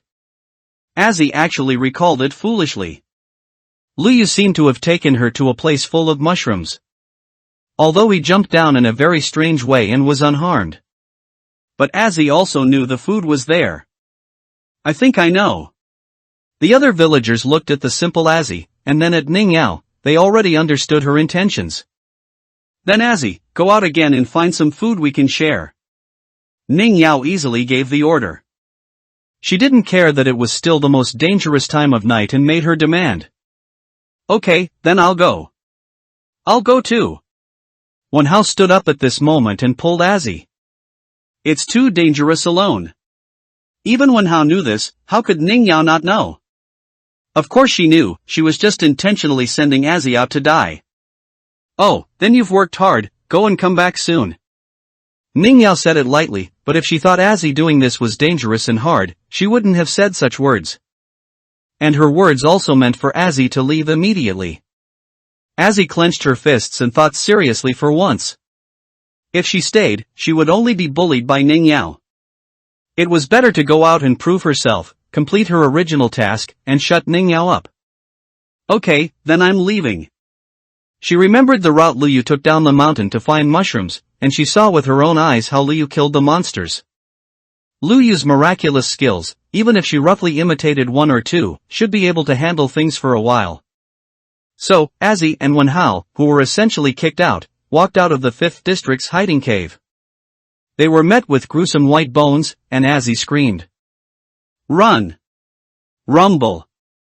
A clap of thunder split the night. Luyu looked up and didn't expect such heavy rain tonight. He hoped it would stop before dawn, because he predicted he might have to go on a long trip. Under the cover of the treehouse, Luyu wasn't wet at all. The villagers above were resting, but he was busy starting the furnace again. Luyu fetched the ingredients and put them in the furnace. Cooked dish, bread. Congratulations on unlocking the achievement, Chinese Little Master, current progress 3 out of 10. Cooked dish, steak. Congratulations on unlocking the achievement, Chinese Little Master, current progress 4 out of 10. Cooked dish, pork chop. Congratulations on unlocking the achievement, Chinese Little Master, current progress 9 out of 10. Luyu finished cooking the ingredients he had on hand one by one. The progress was still stuck at September 10th. How is there still one missing? Luyu scratched his head. Luyu opened the chest and carefully looked at the things he still had. What food haven't I made yet? Cookies? No, that requires cocoa beans, and Luyu hasn't even gotten a glimpse of the rainforest yet. Spicy rabbit head? Unfortunately, Luyu hasn't caught a rabbit so far. Luyu looked at the apples in the chest that hadn't been used yet. How about trying to make a golden apple? Luyu took out the gold harvested from the abundant 6th district, then took out an apple and placed it in the center. A glittering golden apple was made. After a moment of silence, Luyu still didn't receive the system prompt that he had completely unlocked the food processing mod. You're kidding me. Slip away. Luyu bowed his head to reality. He remembered that he still had nangwa, pumpkin, in his old home in the 7th district, and he hadn't unlocked food made from nangwa, pumpkin, yet. Instead of looking for food materials in the wild, it would be better to retrieve the existing ingredients. Besides, Luyu had built a redstone farm underground in the 7th district, and below that, Luyu had built an automatic mob spawner. It was impossible for him to abandon such abundant resources. So, it would be better to build a passage from there to here. A more clumsy method would be to dig a path underground. But this was not a server belonging only to Luyu. Not to mention other players, even the native block people of this world, such as the people of the 6th district, were digging underground. If his straight path were discovered, wouldn't that reveal his main base? Luyu thought about it and decided to use the Nether quick travel. 1 block in the Nether is equivalent to 8 blocks in the main world, which is something all Minecraft players know. This way, Luyu could also reduce the waste of legwork. Coincidentally, Luyu had already prepared the building materials for the Nether gate. Luyu came to the small space under the treehouse where he was alone. The Nether gate came with a vision-polluting purple effect and constant sound effects. Luyu didn't want to sleep next to the Nether gate, it would definitely be very noisy. So Luyu dug out another space downwards, and then used the obsidian he had on hand to build the outline of the gate. And the flint and steel used for burning zombies last time was still there. As Luyu clicked, the purple passage appeared. Congratulations on completing the achievement, entering the Nether, achievement points obtained, 30. Although sudden, Luyu thus hastily began his journey to the Nether for a piece of nangwa, pumpkin. Player 003 joined the world. Luyu raised an eyebrow. So the Nether was considered a separate world. Who is it? Who's here? Is anyone there? In the world chat group, a person's clamor sounded in the Nether channel. Luyu looked, online people, too. Besides him, there was another player in the Nether? Whoa, I finally see a living person. Brother, I haven't seen a living person since I came to this world. Luyu hadn't even had a chance to look around this all-red world, or carefully observe whether the piglin's face had cute big eyes or its nose. His thoughts were interrupted by this noisy person. Luyu noticed his number was 007, which meant he arrived in this world after him, not too late. Could it be that while Luyu was having a good time in the main world, he was wandering alone in the Nether? Are you okay? Luyu, unusually friendly, asked him. I'm not okay, the other party replied. How long have you been here?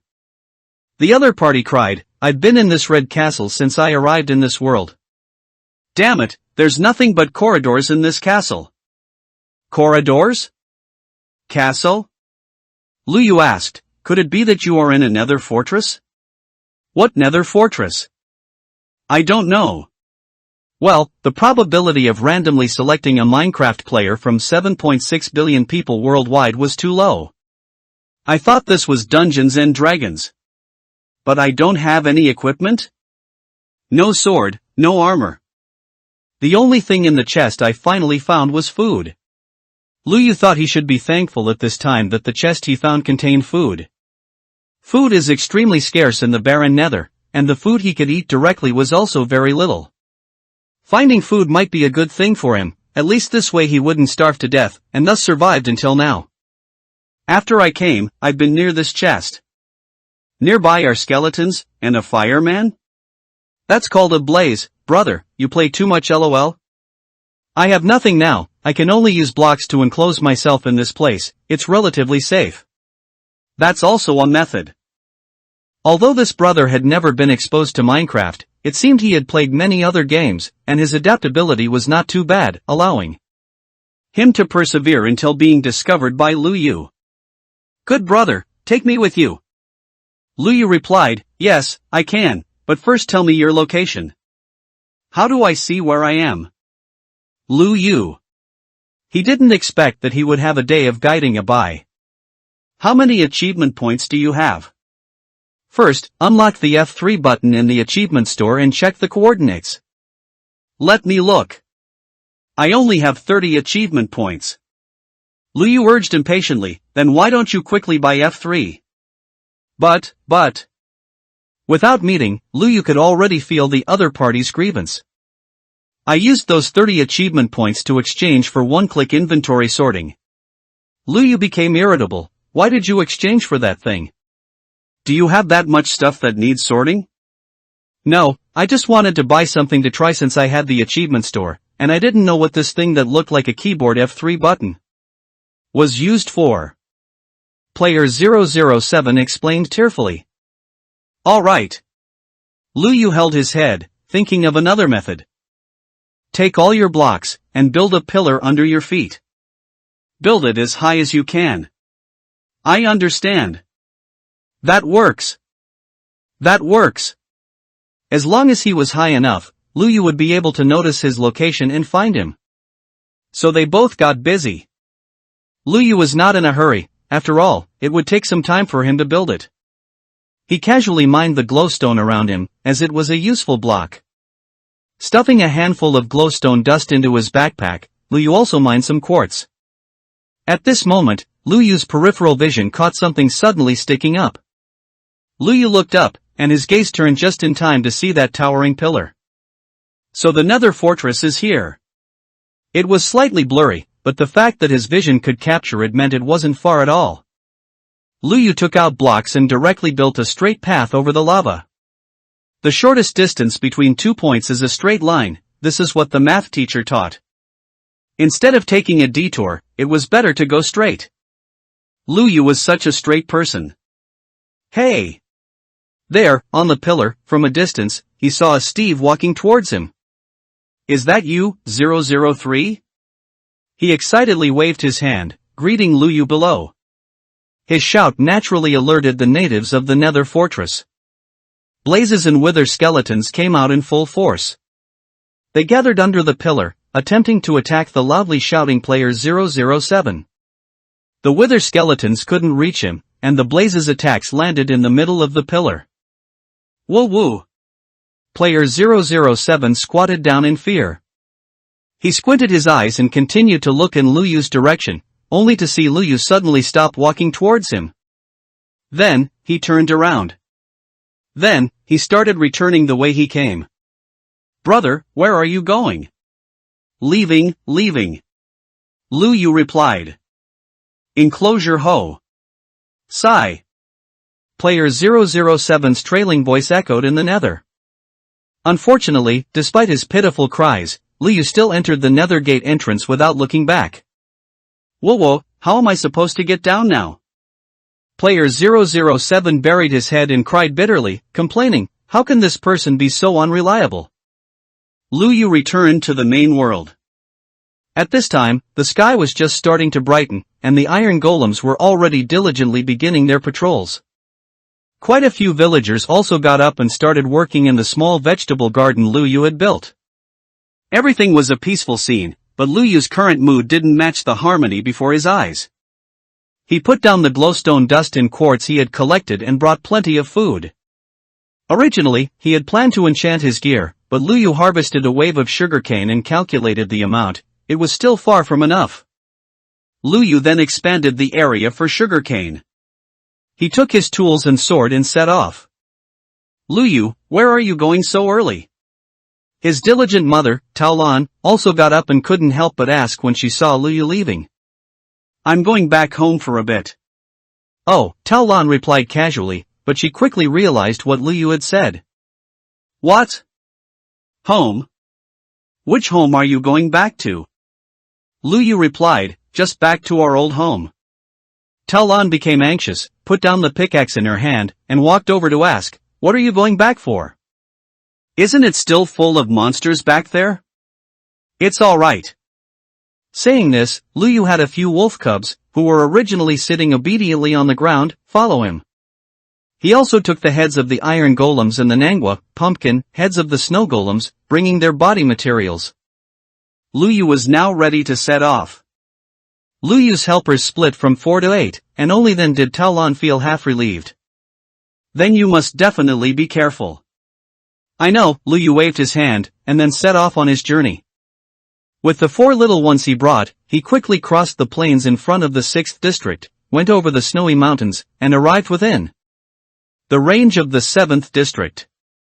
Lu Yu could already see where the Fong family father and son used to live. However, within the range of the 7th district, it was now a gathering place for monsters. Monsters had gathered even around the houses. Mutated zombies, creepers.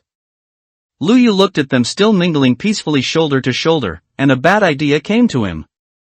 My darlings, you stay here for now, don't get involved. Lu Yu had the doggies sit down in the distance. And he suddenly appeared before the monsters. The monsters caused a commotion, all turned around in unison, and walked towards Lu Yu. Lu Yu gave a mischievous smile, dodged left and right to avoid the zombies, and then came before the creeper. Seeing someone approaching, the creeper couldn't help but start flashing. Unfortunately, this round was just a bluff, and it didn't explode in the end. Hey, I'm giving you a chance to show off, and you don't even take it. Lu Yu impatiently swung an axe at it. Then, he quickly retreated. Boom! This time, the creeper genuinely exploded.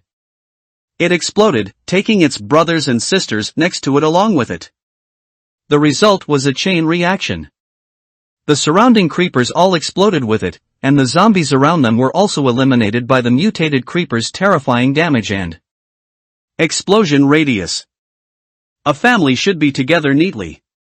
Lu Yu smiled as he watched himself easily deal with such a pile of monsters, seemingly having grasped the key to it. Subsequently, Lu Yu followed suit and dealt with most of the monsters in the village. Of course, there were still some scattered monsters that hadn't gathered, but Lu Yu's current goal wasn't here, so he didn't deal with them. It wasn't urgent to leave these for when they returned to the 7th district. Lu Yu picked up the scattered drop items on the ground, gunpowder and rotten flesh were all there. Mutated monsters don't drop rare items like elite monsters, killing them is indeed a thankless task. Lu Yu collected everything, including the magic crystals he had accumulated but hadn't used for a long time. Right-click to use all. Level up. Current level, 27. Congratulations player, you have reached level 20 and received a reward item. With a sound effect, an item had already appeared in Lu Yu's inventory. Ho? Lu Yu took out the item from his inventory and couldn't help but be puzzled. That's it? That's it? The level 20 reward couldn't possibly be just this one thing, right? Who needs a hoe? Lu Yu was about to throw it away when he saw the long description text on the hoe. Claiming wooden hoe, 1 gold coin/block. Claiming details, use the wooden hoe to click on a block. Left-click one corner, right-click the opposite corner. The area framed by the diagonal line is the claimed territory. Territory permissions, other players besides the Lord cannot destroy blocks within the territory, cannot open chests within the territory, cannot harvest crops, and cannot use any tools. Advanced permissions require unlocking at a price of 2 gold coin/block. Advanced permissions can prevent other players from entering the territory. Lu Yu quickly understood the content after reading the dense text. I can claim a space that is entirely my own, and even prevent other players from entering? The hoe that Lu Yu was about to throw away was now held carefully in his palm. Why didn't you give me this good thing sooner? System, you didn't have that attitude just now. If he had this earlier, Lu Yu wouldn't have had to work hard to hide the diamonds he found using lava. Lu Yu placed the hoe in the first, precious slot of his inventory. Immediately after, Lu Yu arrived at his home. And his home now also had quite a few gaps destroyed by mutated zombies, which made Liu clench his fists. He came underground, familiar with the path. It had been a long time since he came to his secret space number 1, and Liu felt a bit nostalgic. He replenished his food supply at the redstone farm, picked the manhwa, pumpkin, and prepared to take them back for food. This caused the manhwa, pumpkin, heads in his inventory to look sideways in unison. Looking at their gazes, Liu speculated that they thought he was getting another brother, and thus became jealous and vied for favor. Liu, however, shook his head with a smile. No, they weren't worthy, they were just food.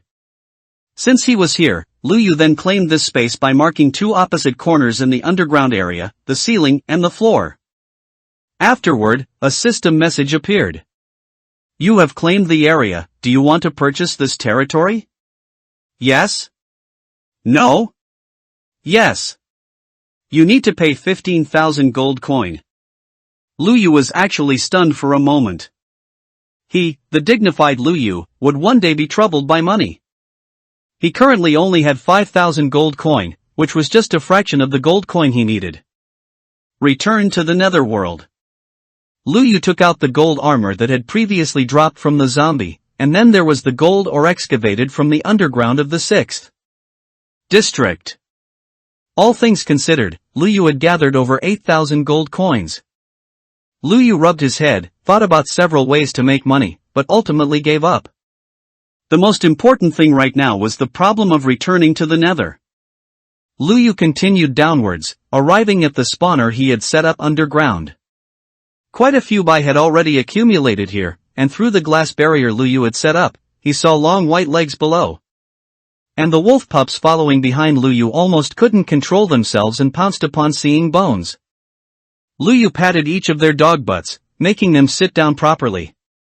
At this moment, Liu squinted and looked closely, finding a bare leg among the white ones. There was also an unusual aura floating nearby. Liu was startled, realizing this was an elite monster that had spawned. Liu took his axe and went up to fight the monster. He first took down a few skeleton monsters close to him, and then his axe landed on the skeleton monster that seemed invisible but whose unusual outline could be vaguely seen on its body. Just as he chopped down once. Ha! The axe in Liu's hand was gone. That's not right, there was still a lot of durability left just now. How could my big axe disappear after just one chop at it? Liu casually swapped the axe for the pickaxe in his backpack, but with one swing of the pickaxe. The pickaxe was also gone? Liu slapped his forehead, only then remembering. The opponent was an elite monster, clearly, it possessed special attributes. Based on Liu's current observation, it now possessed 2 attributes, invisibility and stickiness. Invisibility was as its name suggested, while stickiness would cause the player's weapon or tool to be dropped from their hand. Seeing that Liu hadn't suffered any other damage or negative effects yet. After understanding the current situation, Liu had a way to deal with it. When Liu had previously dealt with the spawner's skeleton monsters, he had already picked up quite a few bows and arrows. Although the durability of those bows and arrows varied, they were sufficient for dealing with the current situation. Liu, at the crafting table, placed the bows and arrows side by side, using the durability of the later bows to repair the earlier ones, and finally produced a bow with decent durability. Afterwards, Liu took up the bow and arrows and began stabbing the big white legs. As a ranged attack, this time the elite monster couldn't use telekinesis to take the bow and arrows from Liu's hand. Because the bai's legs were too dense, Liu would sometimes shoot off target onto other ordinary skeleton monsters. But once they were all dealt with, he wouldn't miss, and ultimately Liu dealt with all the monsters that had spawned at that moment. Liu put away his bow and arrows and approached. Now, quite a few items had dropped below, experience orbs, bones, arrows, and some bows with only scattered durability left. But there was one item among them that Liu couldn't help but notice. That was the shimmering enchanted bow and arrows. Whoa! Liu immediately took the bow and arrows into his hand. To his surprise, this was actually an enchanted bow and arrows with power 4 and durability 2. Although it was just a little short, the attributes of this bow and arrows were already excellent enough. As for the remaining experience orbs, or magic crystals, Liu calculated that they were probably enough for him to exchange for gold coins and enclose the underground space. Next was according to his original calculation. He needed to open a nether gate here as well, creating a passage from the nether to quickly travel between the 6th district and the 7th district. Liu slapped himself on the forehead. He had actually, based on his original game experience, put his hard-earned expensive diamond pickaxe in a chest in the 6th district. The nether was full of dangers. If one was slightly careless and fell into lava, everything would be burned to ashes. So, when coming to the nether, one generally wouldn't bring expensive equipment. And Liu had actually put his things down according to his old habit. So how was he supposed to mine obsidian to build a nether gate now? Surely no one wouldn't know how to build a nether gate using lava and water by hand? For Liu, this was already a traditional skill. Liu quickly found a lava pool near the spawner. He first placed 4 pieces of cobblestone on the lava pool that wouldn't be damaged by lava, then dug away the cobblestone near the edge, leaving a gap, and poured water into it. Thus, the 2 diagonal obsidian blocks at the very bottom of the nether gate were formed. Then Liu built stone upwards next to the obsidian, creating 2 streams of water like waterfalls.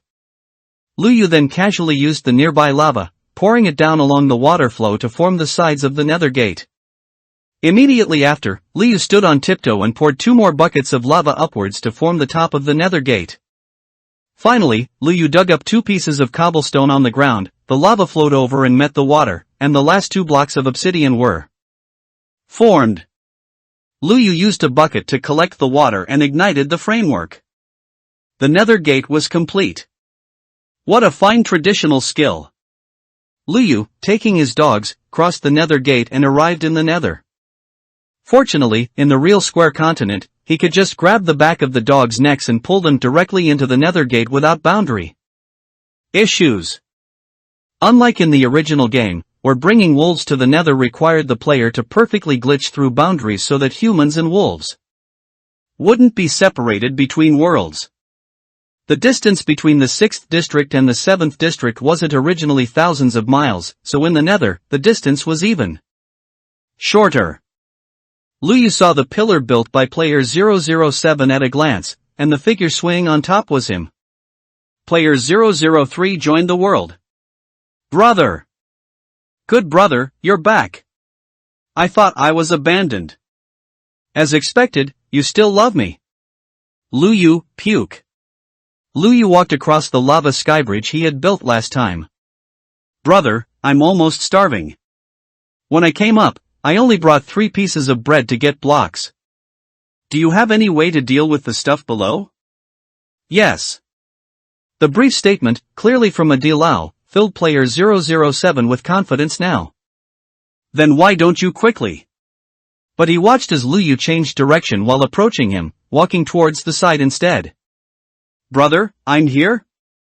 Where are you going? Liu didn't answer him. Taking advantage of the fact that all the monsters in the entire nether fortress had been gathered by him, leaving a monster-free gap, Liu crossed the corridor and searched for chests in the corners. Liu easily found several chests in the corner, obtaining a saddle and horse armor, as well as 2 diamonds. Liu felt the remaining scraps would take up inventory space, so he left them inside. There was an empty chest, which was likely the chest where player 007 had found food. Only after packing everything did Liu return to the vicinity of the pillar. He leisurely took out the snowballs from his backpack. Good brother, what is that thing? Snowball? Brother, they are very scary. One touch and half my life was gone. You can't solve it with something like that, which is just for fun. Call me by my name or by my father? Liu threw the snowball. The snowball formed a perfect arc in the air and then landed on the blaze. Ha! That brother saw that the blaze's flames seemed to dim slightly. Whoa, I thought this world didn't follow science, but the truth of using water to extinguish fire hasn't changed.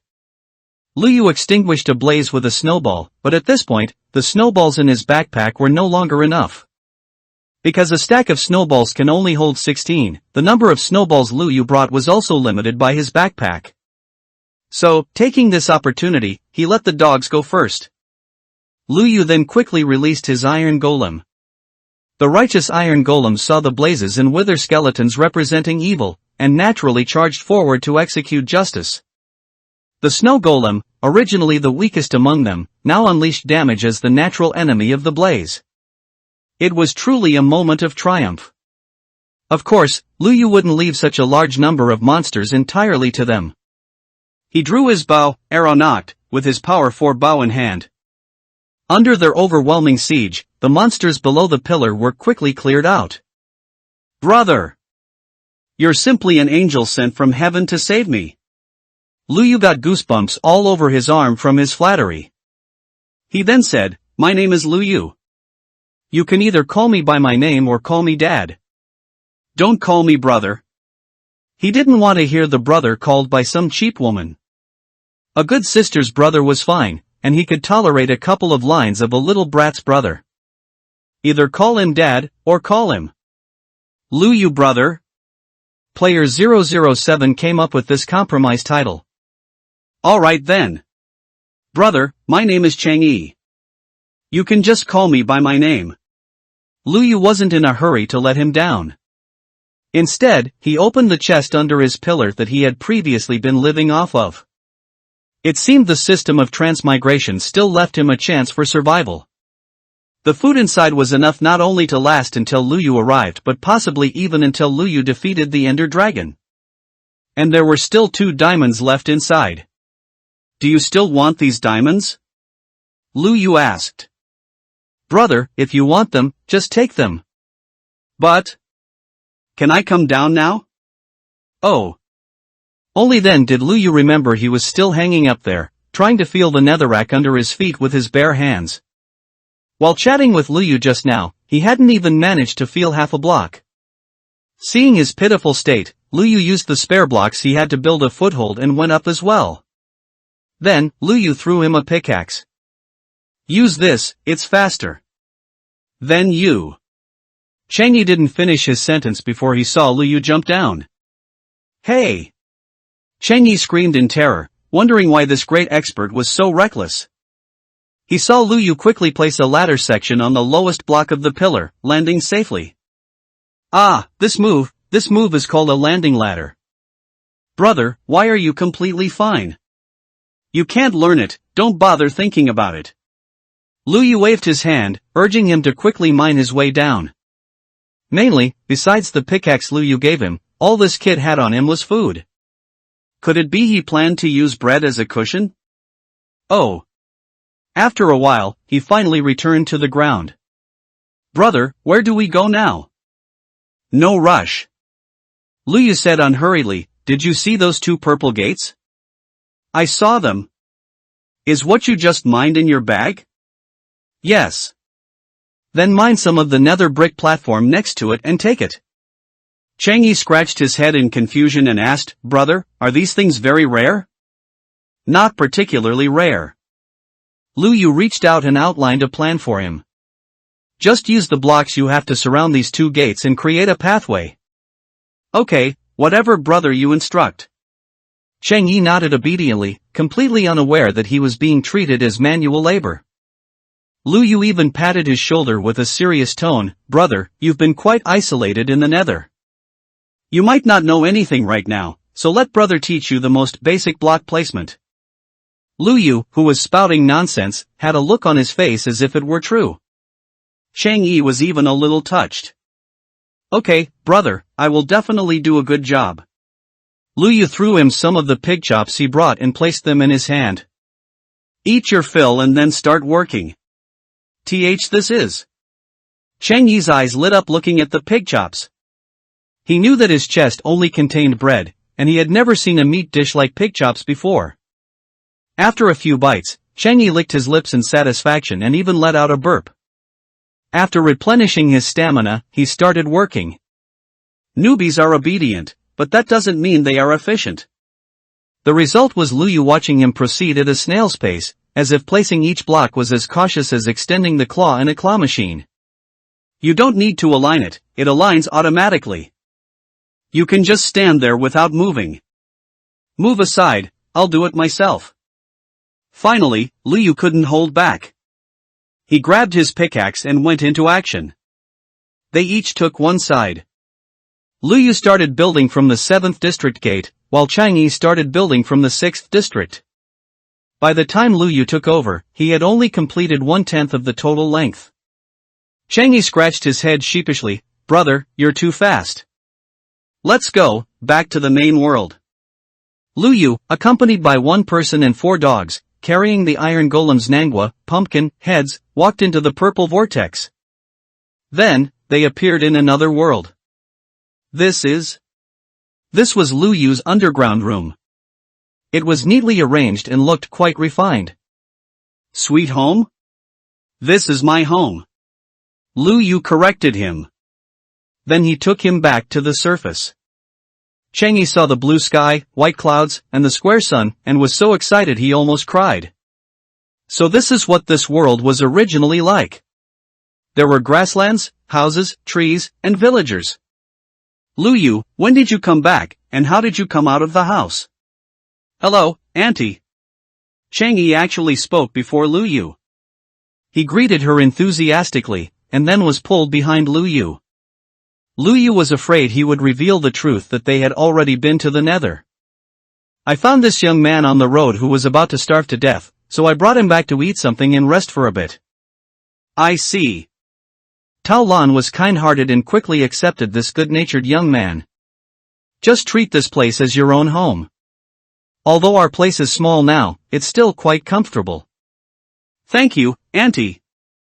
Alright, Mom, who should I go to exchange magic crystals for gold coins? Should I find the village chief? Tao Lan smiled and replied, yes, go find the village chief. Wait. Only then did Tao Lan suddenly notice the number of magic crystals in Lu Yu's hand. Where did you get so many magic crystals? Real food. Even the village chief, who had more experience than others, was slightly shocked when he saw so many magic crystals. Lu Yu, didn't you go back to the 7th district? Where did you get all this stuff? Lu Yu, you didn't kill all the monsters in the 7th district, did you? Could it be that we can go back now? Lu Yu watched them gradually stray from the topic before reluctantly speaking to answer. No need to rush, I just found a new way to deal with some of the monsters, but there are still monsters roaming in the village now, and besides, there are still a few days until the full moon ends. Lu Yu had to ensure the entire village area was safe so they could return with peace of mind. Alright, got it. Getting back to the main point, the village chief's wrinkled hand rested on Lu Yu's and patted it. Child, this amount is too much, I can't exchange it. Lu Yu remembered that Lin Xiaoming had previously gone to the village chief to exchange for the gold coins. Could he have remembered incorrectly? The village chief provided the answer, child, it's like this. As village chiefs, we receive prepaid gold coins from the upper district at regular intervals, and they take the magic crystals we've collected. Here. As you know, our 7th district is unremarkable, and very few people can kill monsters to exchange magic crystals for gold coins, so the amount of gold coins prepaid to us each time is very small. The ones I had on hand were all exchanged by you last time. Lu Yu nodded thoughtfully. So that's how it is. What he was thinking about was, of course, not matters related to magic crystals and gold coins, but the upper district's purpose in taking the magic crystals. Their native block people cannot use experience orbs normally, so what do they use them for? Perhaps experience orbs have a different set of uses in their hands. Just as he was thinking, the village chief helped Lu Yu come up with another idea. How about this, Lu Yu, you go ask Su Ling from the 6th district. Naturally, their prepaid gold coins and reserves in the 6th district are more than ours in the 7th district. That's true. Immediately after, he introduced the origin of Chang Yi to the village chief, explaining that he would be staying within the 7th district's area. Child, from now on, you don't need to ask me about these things. You can just decide. The village chief patted Lu Yu's hand again. Although not explicitly stated, the village chief's intention was already very clear. Zhuangmu stared at Lu Yu with wide eyes, his eyeballs almost popping out. The village chief is going to make Lu Yu his successor. Whoa, brother, I didn't expect you to be doing so well here. It's alright. Cheng Yi pouted his lips, you're really not humble enough. I wasn't idle just now. I asked about your deeds in that lively chat group here. Famous Player 003. Ranked. Listening to Cheng Yi rambling beside him, Lu Yu walked out of the treehouse by himself. Coincidentally, as Lu Yu went out, he saw two little guys from the 6th district looking at him eagerly. See, the ones who could help Lu Yu deliver the message have arrived. Big brother, will you make delicious food today? Xiao Pangdun directly asked his purpose. Lu Yu, besides grilled pig chops, you can make other things? Cheng Yi also looked at them with anticipation. Lu Yu really needed to make a new dish. The Nangwa, pumpkin, taken from the 7th district was taken out by him. Then, he used sugarcane to make sugar and took out eggs. In a few quick steps, he made Nangwa, pumpkin, pie in the crafting table. What is this new thing? Is this also a type of cake? In the eyes of children, the shape was indeed similar to cake. No, this is Nangwa, pumpkin, pie.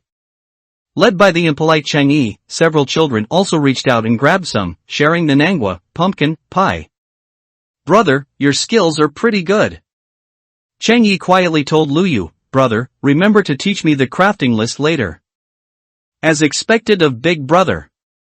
This is delicious too. Brother, what else can you make? At that moment, Lu Yu only knew how to craft food items available in the Minecraft crafting list. But now, it was different. Congratulations! You have successfully unlocked the achievement task, Chinese Little Master. Current progress October 10th. The task is complete. Congratulations! You have successfully unlocked the mod, food crafting. Loading. Loading successful. Lu Yu smiled proudly, then opened the mod's exclusive page. Good heavens, this is clearly a kitchen simulator. Inside, there were pots, bowls, plates, ovens, microwaves, everything. There were also encyclopedic charts for oil, salt, soy sauce, vinegar, and ingredients. He just needed to click, like in a simulation game, to start making things. It's just trash. Even Wine 1 isn't as black-hearted as this damn Minecraft system. You're clearly a product of Penguin. Except for the most basic pot, everything else required Lu Yu to unlock. But the good thing is that this system doesn't require spending money but uses a bartering model. Lu Yu could put Minecraft ingredients into the exchange slot to exchange and unlock. Heh, you can't spend soft sister coins in this world. This trash system really lost big time. Lu Yu casually put the ingredients from his inventory in, unlocking oil, salt, and garlic. Then he exchanged for a bunch of greens, put them in the pot, and clicked to make. He remembered that the World Chat Group had not only a trading system but also an auction house. Players could put items up for auction. When Lu Yu opened the chat group, player 007's messages had already dominated the screen. My number, cool, right? If this were in those online games, wouldn't my ID be worth a 4-digit sum? Brothers, I think I've found a Delau. It's just the wrong gender. Delau is good, but still not as good as a rich woman. My stomach isn't good, I should be eating soft rice. The chat content fully displayed his talkative nature. Lu Yu ignored the not very nutritious chat and opened the auction house. He put the stir-fried greens he just made into the auction house. Auction house refreshed. It was the early stage of the server opening now, and players had very few rare items, so there were very few items listed. Therefore, the message of the auction house refreshing alarmed many people. This meant that new items had been listed. Previously, someone listed insignificant wooden sticks and was attacked by everyone, and since then, no one listed unwanted junk anymore. Presumably, everything listed must be rare items. Stir-fried seasonal vegetables? What is this thing? I've played for so many years, but I didn't know this food could be crafted. Could it be a version update? I'm the latest arrival, and the latest version on Blue Star doesn't have this food either. Special item? He's anonymous. Who put it up? Come out and explain. Is there a brave soul who will buy it and see what it is? I'll do it. Player 001 stepped forward. If Game Time could accumulate wealth, it was estimated that she would have accumulated the most wealth by now. However, it was also rare to see player 001 interested in something. Everyone also found it rare and didn't interfere. Watching her buy this stir-fried seasonal vegetables for 100 gold coins. A minute later, a string of appeared on the public screen. Pockets full. This is real stir-fried seasonal vegetables? What does real mean? Everyone was confused. Could it be that the taste is the same as the dishes in reality? Yes. The usually indifferent player 001 was rarely this excited. Anyone who knew her even a little knew that she would never lie. Instantly, the world chat channel exploded. Holy cow! Someone can actually make food from reality. It's been half a month. Do you know how I've lived this half a month? Bread every day, or rotten flesh. I've almost forgotten how to write the word delicious food. After all, the food in Square Continents simulated taste. But the food made by Lu Yu's food processing skill was real food, not just for restoring stamina and health. Is there more? Is there more? People were clamoring in the world chat channel. But the instigator of all this was completely uninvolved. Lu Yu, look at what they're saying about this food in the group. Chang'e still didn't know that all of this was Lu Yu's doing. Lu Yu pressed down the hand that wanted to share the news. Let's go find Su Ling. Who is Su Ling? The person who helps us exchange gold coins. The bank manager? The two little fellows led the way, quickly helping them find Su Ling. Meanwhile, Lu Yu and Chang'e stood near the residential area, not walking straight in. 6th District residents passed by, glancing at the two unfamiliar faces. Lu Yu didn't look sideways. Chang'e, however, openly sized them up. Brother, look, these square people girls look almost the same as men? He treated these villagers as NPCs, speaking loudly without any reservation. You're the one who looks like a man. The girl passing by heard this and immediately threw the egg in her hand at his face. Humph. The girl left angrily, leaving Chang'e with a huffy back. Chang'e scratched his head in confusion. This AI is actually so smart? Lu Yu looked sideways and warned him, they are the original residents of this world, they are living people. Don't treat them as artificial intelligence. Ah. Just as he said this, Su Ling arrived. From a distance, he enthusiastically raised his hand and greeted Lu Yu. Lu Yu. You need something from me? The man in front of him looked extraordinary, clearly someone in a high position at a glance. According to Chang'e's evaluation, this was at least principal level. But the other party treated Lu Yu's request as something to be honored. This way of handling things made both sides feel comfortable. The other party's attitude also made Lu Yu stop being evasive and said, yes, there is something I need to trouble you with. Saying that, he took out the magic crystal in his hand. This, so much. Even though their 6th district secretly mined underground and accumulated for so long, they had never seen as many magic crystals as Lu Yu had at this moment. Where did you get these from? Lu Yu vaguely said, I accidentally saw monsters fighting each other, and I took advantage of it. There's such a thing? Su Ling was stroking his chin in thought. Lu Yu then stated his true purpose, can you exchange my magic crystals for gold coins? I can do that, I'll go back and count the number of gold coins I have. With that, Su Ling left without delay. As soon as Su Ling left, Chang'e grabbed Lu Yu's arm and shared his hot news. Look at the chat group, they're all looking for the person who auctioned the food just now. Ha! Just now, a portion of stir-fried seasonal vegetables only earned 100 gold coins. Lu Yu originally thought that he would wait until other players were tired of the bread, roasted meat, and mushroom stew in Square Continent before taking it out, which would make them yearn for the food from their original world even more. However, just after Lu Yu talked to Su Ling for a while, he didn't expect Lu Yu's dishes to change in value. Which brother made it? Stop hiding. Brother, I'll offer 1,000 gold coins. Make another portion and let others taste the flavor of home. I'll offer 1,100.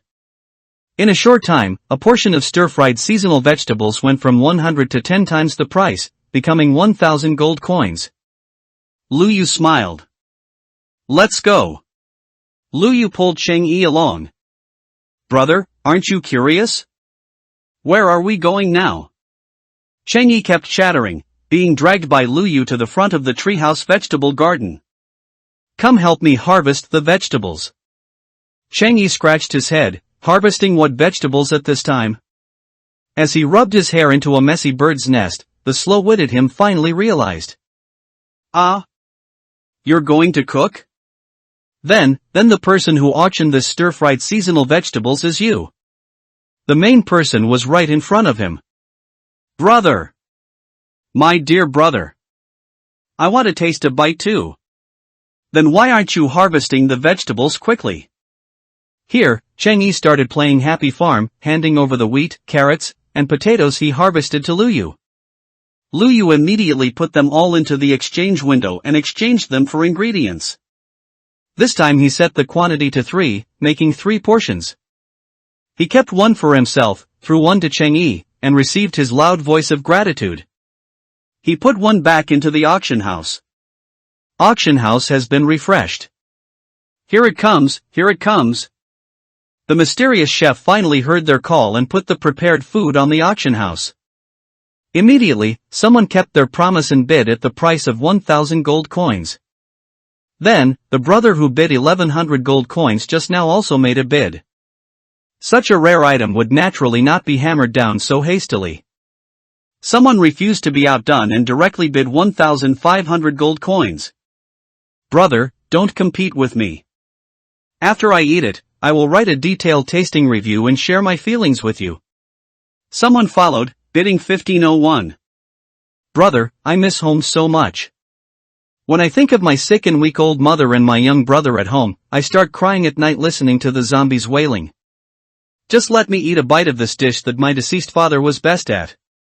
Lu Yu happily became a father? The price refreshed again, this time it was 1,600. Brother, you are so miserable, then you should save this gold coin for where it's needed most, live well, and go back to see your mother and brother. I'll pay for this. My number is 005, which is also a high rank. I have more spare money and I've been here the longest, so let me have it, ha. That won't do. Some sold benefits, some sold seniority, some sold misery. Auctioning food, the group chat actually became a talent show. It's a pity that the auction duration is limited, and Lu Yu's dish has a spoilage countdown. After the time is up, it will spoil like food in reality. Therefore, the auction must end before the countdown finishes. And they were busy arguing, adding 1 gold coin at a time when they were short of money. None of them noticed the time limit. Then the food connoisseur brother who was stuck adding a bid in the last second got a bargain. It fell into his pocket at the price of 1721 gold coins. Ha ha. Brothers, I yield. Damn it. Why didn't I notice there was a time limit? So annoying, I really want to punch him. Site demarcation. It really tastes like stir-fried greens. The brother who received the stir-fried seasonal vegetables was overjoyed, sharing his dining experience. Whoa, this is a dish I used to disdain ordering at restaurants, but it tastes so good now. Mom, I miss home so much. Is it that exaggerated? Unexpectedly, player 001 actually stood up at this moment to vouch for the mysterious dishes from the auction house. Yes, it's just very delicious. Everyone knows player 001 doesn't lie. So the topic returned to the original question. Then, is there any more? Chengyi popped out at this moment to answer for Lu Yu. No more, see you in the next round. Ho, so you made this? So you are the mysterious chef? Brother, don't go. My roommate wants a bite before he dies. But no one here was looking at Lu Yu and Chengyi. Su Ling had returned, bringing his abundant gold coins. His backpack alone couldn't hold it all, so he brought a few helpers from the 6th district. Among them was Hoi, the skinny monkey who had caused trouble earlier.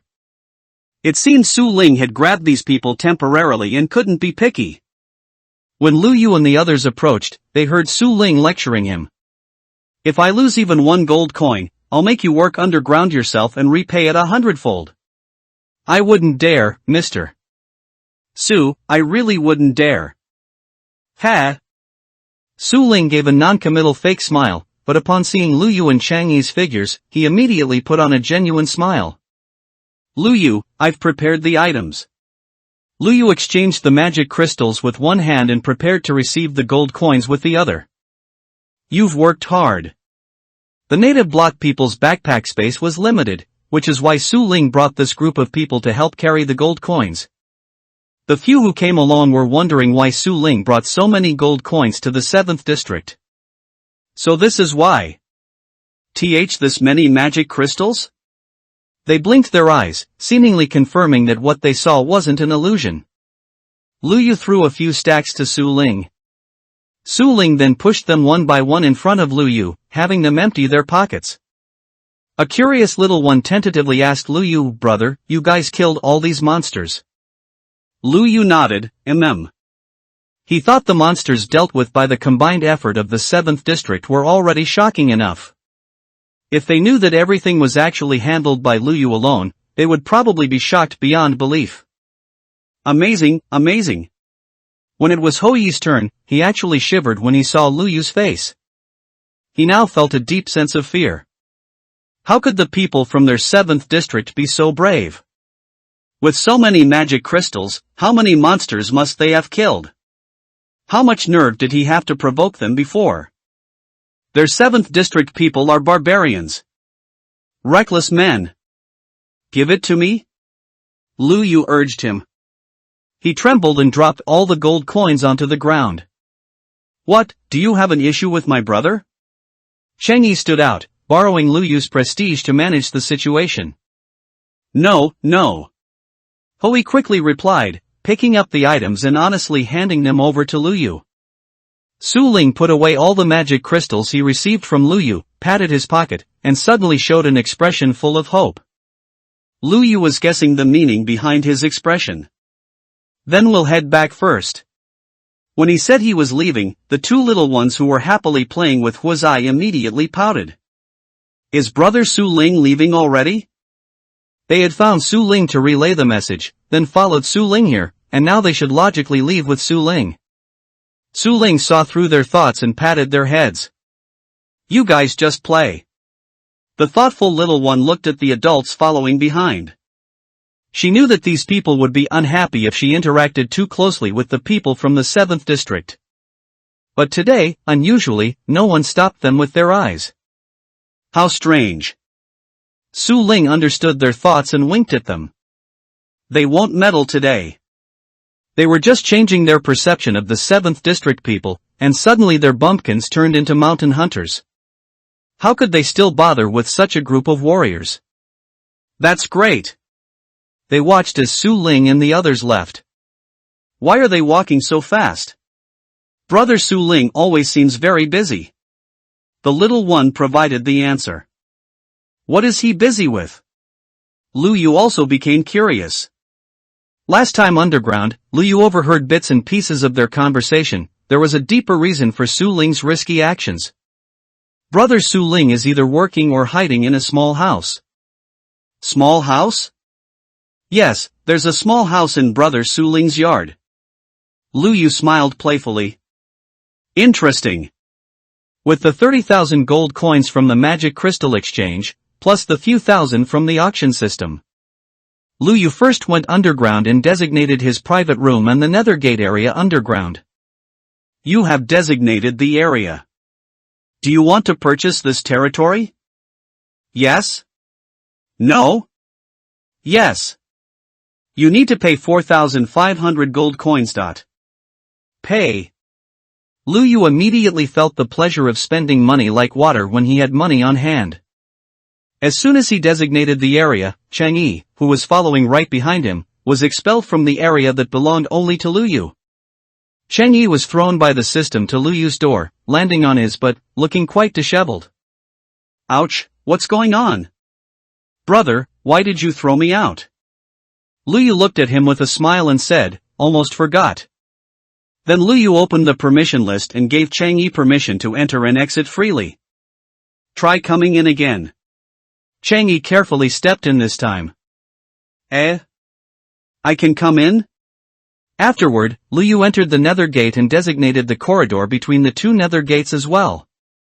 How could the nether gate he painstakingly built be convenient for others? You have designated the area. Do you want to purchase this territory? You need to pay 5,000 gold coins. Next, Lu Yu followed the corridor back to his old home in the 7th district, designated his underground farm, and then designated the monster. Spawner. You have designated the area. Do you want to purchase this territory? You need to pay 15,000 gold coins. Pay. You have designated the area. Do you want to purchase this territory? You need to pay 10,000 gold coins. Lu Yu's pocket was empty. Finished?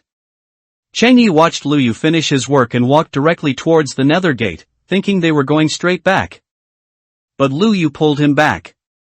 Don't go that way. Then, which way do we go? Lu Yu led him to the surface, scaring Chang Yi so much he jumped 3 feet high. Mommy! There are monsters! Lu Yu stood at the entrance and threw him iron armor and an iron sword. Bring me 10 experience orbs in exchange for dinner, otherwise you'll starve. Exploitation. This is exploitation. Black-hearted boss. Since his pocket was empty, he had to keep earning. Take a closer look. Lu Yu didn't move, but instead pushed Chang Yi out. He was wearing iron armor, so even if a creeper exploded next to him, it wouldn't be a one-hit kill. For new players fighting monsters, they need to overcome the barrier of fear. At least while his armor was still intact, he could keep charging forward recklessly. Chang Yi swung his iron sword wildly, landing 2 hits on the mutated zombie. The fearless zombie didn't feel pain, and even after taking 2 hits, it still approached Chang Yi resolutely. Ah! Chang Yi panicked and started screaming. Lu Yu found it grating and reminded him, idiot, can't you run? Run? Yes, run. That one sentence seemed to wake Chang Yi up. Although he had never played Minecraft before, he had played many other games. He still understood concepts like positioning and kiting that existed in games. His movement speed and reaction speed were definitely higher than the monster's movement speed. If he couldn't even figure out how to fight AI, what game was he even playing? Chang Yi steeled his heart and became stubborn. He leaped back a step, putting some distance between himself and the monster in front of him. But this distance was just enough for him to continue attacking the zombie. He slashed twice again, and this time he seemed to have grasped the so-called attack rhythm. He was more than capable of handling the 2 mutated zombies chasing him by himself. Instantly, his solemn, ready-to-die expression vanished, replaced by smugness. Aha! I got it! Bang! He was only looking ahead and not behind, failing to notice the zombie approaching from behind. Chang Yi was scared half to death, his whole body jumping up along with his nearly ascending soul. He learned it, but he didn't fully learn it. You should listen for footsteps, you know. Chang Yi nodded, he understood that. Under his attrition, 3 zombies fell to the ground. Turning his head, he saw the black-hearted boss still hiding in the simple shelter built from blocks, only slowly making his move after seeing that he had finished the fight. Lu Yu's gaze was sharp, sweeping over the monster horde. From within, he easily spotted a creeper. Lu Yu then approached in its direction, attracting quite a few zombies along the way.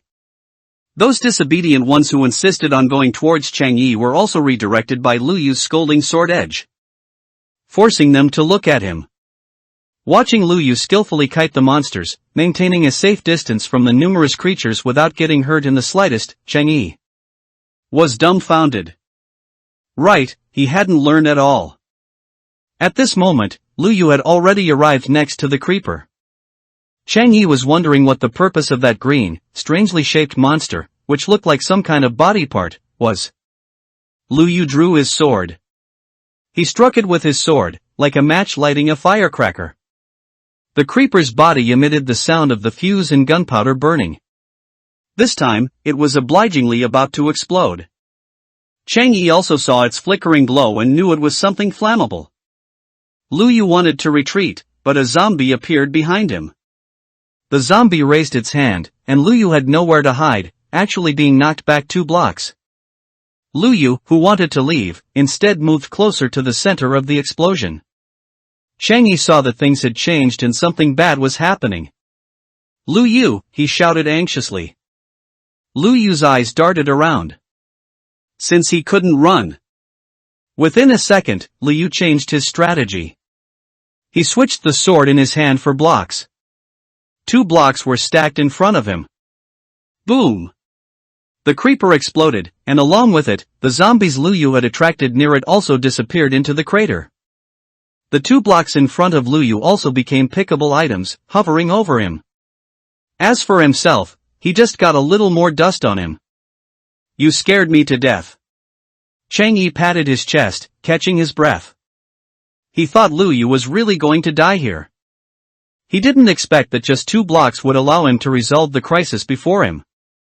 Chang Yi gave him a thumbs up. Amazing. Lu Yu switched the blocks back to his sword and said calmly, let's go. Chang Yi quickly replied, okay. He had once looked down on this game. What kind of games did he used to play? Games from international giants, AAA masterpieces. The graphics were exquisite, the characters either refined and lifelike, or cute and beautiful, making him call them waifu one after another. This game only had pixelated graphics, the freedom was high, but a certain kind of impulse was missing. Upon arriving in this world, he had complained. Why did he end up in a game meant for children? However, Lu Yu repeatedly refreshed his understanding. It wasn't easy to thrive in the world of this game. He really had underestimated this game. Following behind Lu Yu and looking at his back, a hint of curiosity appeared in Chang Yi's eyes. Originally, he planned to just cling to Lu Yu, finish the game, and return to the real world, then be done with it.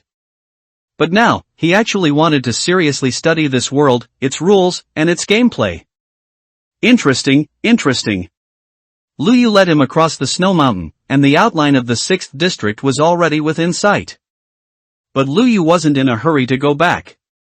They followed the border of the 6th district and entered the 5th district. Along the way, the two fought their way through, and Chang Yi's gaming talent wasn't low. After a few pointers from Lu Yu, he quickly mastered the basic monster-killing methods. Soon, Chang Yi achieved his goal and happily earned himself a dinner.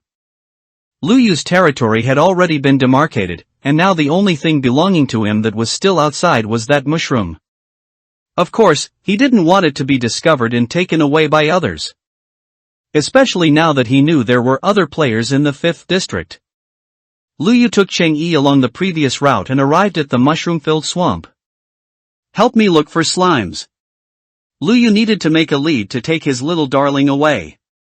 Slimes might spawn underground, but it would be like searching for a needle in a haystack. It was better to choose the swamp. Lu Yu looked at the dense bushes, the brightness here would definitely not be higher than 7. This world has slimes too. Chang Yi asked, what do they look like? Lu Yu thought for a moment and replied, square. Chang Yi scratched his head. Was there anything in this game that wasn't square? Even his head was square. You go over there. Lu Yu pointed in the opposite direction. Split up? Chang Yi felt panicked. What if that slime is very deadly? What if that slime is actually the protagonist of the story, the kind that can solo the Demon King? If you see it, call me. Okay. Slimes would spawn within 32 blocks of a player, but not within 24 blocks. So they would only find slimes within the annular area between the 32 block and 24 block radius. Lu Yu's logic was that it was better to expand this annular area for searching. Chang Yi quickly understood why Lu Yu said it was square. Because the slime was really square, a very large square. Villager turns into a witch. Splish, splash. The slime spotted them and approached. It hopped closer, making wet, sticky sounds. Brother! Brother! I found it! Chang Yi excitedly reported his discovery, and Lu Yu turned his head. Unexpectedly, Lu Yu didn't praise him. Instead, he suddenly furrowed his brows, his expression serious. He waved, urging, "Get away from there!" Ha! Chang Yi looked at the slow-moving slime, judging that it couldn't hurt him. Just as he stood there feeling confused, he heard a woman's laughter. Only, this laughter carried a hint of eerie creepiness, making Chang Yi completely lose any hint of boldness. As soon as he turned his head, he saw a glass bottle thrown towards him. With a flash, he dodged the glass bottle, preventing it from hitting his face directly. However, the glass bottle still shattered in front of him. Hey! Chang Yi looked up and saw a woman wearing purple clothes and a tall hat appear before him. He was about to scold her, angrily denouncing her immoral behavior despite being a girl. He noticed that the potion from the glass bottle that shattered and splashed at his feet emitted a strange and ominous aura. Suddenly, his legs weakened, and he realized his health was draining. Chang Yi was dumbfounded. He was poisoned. Why aren't you running? Waiting to die? Lu Yu looked at him with cold eyes, already hiding behind a tree. Only then did Chang Yi feel regret. It turned out Lu Yu had seen the woman behind him and warned him. It was all his fault for lacking judgment and thinking he had many ideas. Chang Yi, with a mournful face, stumbled towards Lu Yu. Meanwhile, Lu Yu had already drawn his bow, preparing to shoot an arrow. The witch had another potion bottle in her hand. This time the bottle was red, as if there was a fierce fire burning within it. Chang Yi matched it with an item from a game he often played. Fire resistance potion? His heart became alert, and he quickened his steps. Lu Yu's arrow also left the bow, shooting straight towards the witch. The witch cried out in pain and staggered back 2 steps. Being injured caused her to drop something from her person. Mushroom stew? Lu Yu could easily make out the appearance of the item, readily identifying its name. He felt it was strange. Witches in the game don't drop mushroom stew when injured. Lu Yu's bow and arrow hesitated in his hand. At this moment, Chang Yi finally reached Lu Yu's side and hid behind the tree with him. Seeing his health continuously dropping, Chang Yi whimpered. "Brother, what should I do? I think I'm poisoned." He was panicking. Was he going to die just like this? Lu Yu found an empty bucket from his backpack that he used to hold lava. "Go back the way we came and find a cow, get some milk to drink, it can cure the poison." Chang Yi understood, it was probably the same principle as milk curing spiciness. He took the bucket and ran, not caring that his legs were weak and powerless. Lu Yu, however, stayed put. He carefully observed the witch's appearance. She had a comical carrot nose on her face, and her wide hat obscured her eyes. If there's a witch, could there be a witch hut in a swamp? Lu Yu hid behind the tree, moving forward by switching between different tree trunks for cover. He maintained a distance from the witch, ensuring his safety. If he wanted to kill her, the bow and arrow in his hand were enough. But he was hesitating. On the way to the Mushroom Island, Lu Yu had seen a wooden hut. Through the window of the hut, Lu Yu saw a black cat sitting by the window. It was wagging its tail, its green pupils flashing with uncertain light. What surprised him was the fishing rod scattered outside the hut. A carrot was clearly attached to the fishing rod. That was the carrot fishing rod Lu Yu had given Azzy earlier so she could ride a pig. Lu Yu suddenly understood. Villagers turn into witches after being struck by lightning, and the day he went to the Nether happened to be a thunderstorm. Lu Yu turned around. He saw the witch cackling and approaching him. This fool! She was probably driven out by that unruly yellow-haired girl again to find food, which is why she was struck by lightning and turned into this. He temporarily put aside the task of finding slime balls. Lu Yu approached the witch with blocks in his hand. Da! Da! Da! Lu Yu placed 3 blocks around the witch. That restless witch actually turned around and tried to walk out. Lu Yu cursed inwardly. Azzy, this brat, wasn't this clever when she was human. Helplessly, he risked pushing her. But witch Azzy also threw a bottle at him. The bottle shattered, and the liquid inside landed on Lu Yu. Undoubtedly, Lu Yu fell into a poisoned state. But he had no time to care, raising his hand to block the last block of the first layer. Then the second layer went over her body, trapping her inside. And the witch was still inside the temporary cage Lu Yu built, letting out a laugh that wasn't particularly eerie, but rather sounded somewhat comical. And foolish to Lu Yu. Wait! Taking out bread, Lu Yu replenished his health, engaging in a battle against the health loss caused by the poison. Lu Yu caught up with Chang Yi, and by the time he arrived, Chang Yi was filling the bucket with milk. Give it to me. Lu Yu reached out for the bucket, then got milk from the underside of a nearby cow, regardless of whether it was male or female. Anyway, a cow that can be milked is a good cow. He used the milk to cure the poison. Only then did Cheng Yi ask, "Brother, what about that woman down there?" Lu Yu replied, "I've locked her up for now." Cheng Yi was greatly surprised. "Brother, I didn't realize you were into that?" Question mark. Lu Yu tilted his head. "What are you thinking?" Lu Yu kicked his butt and laughed. "Hurry up and come back to the village with me to make medicine." Make medicine? Why? Haven't we already cured our poison? Chang Yi asked worriedly, "Could it be that we'll have some after effects?" "I think you're already critically ill, dig a pit and lie down in it." "Brother, I think I can still be saved, really." Lu Yu rolled his eyes. "That witch was transformed from a human, we can change her back." Chang Yi's question came again, "Really? Is it a handsome guy or a sister?"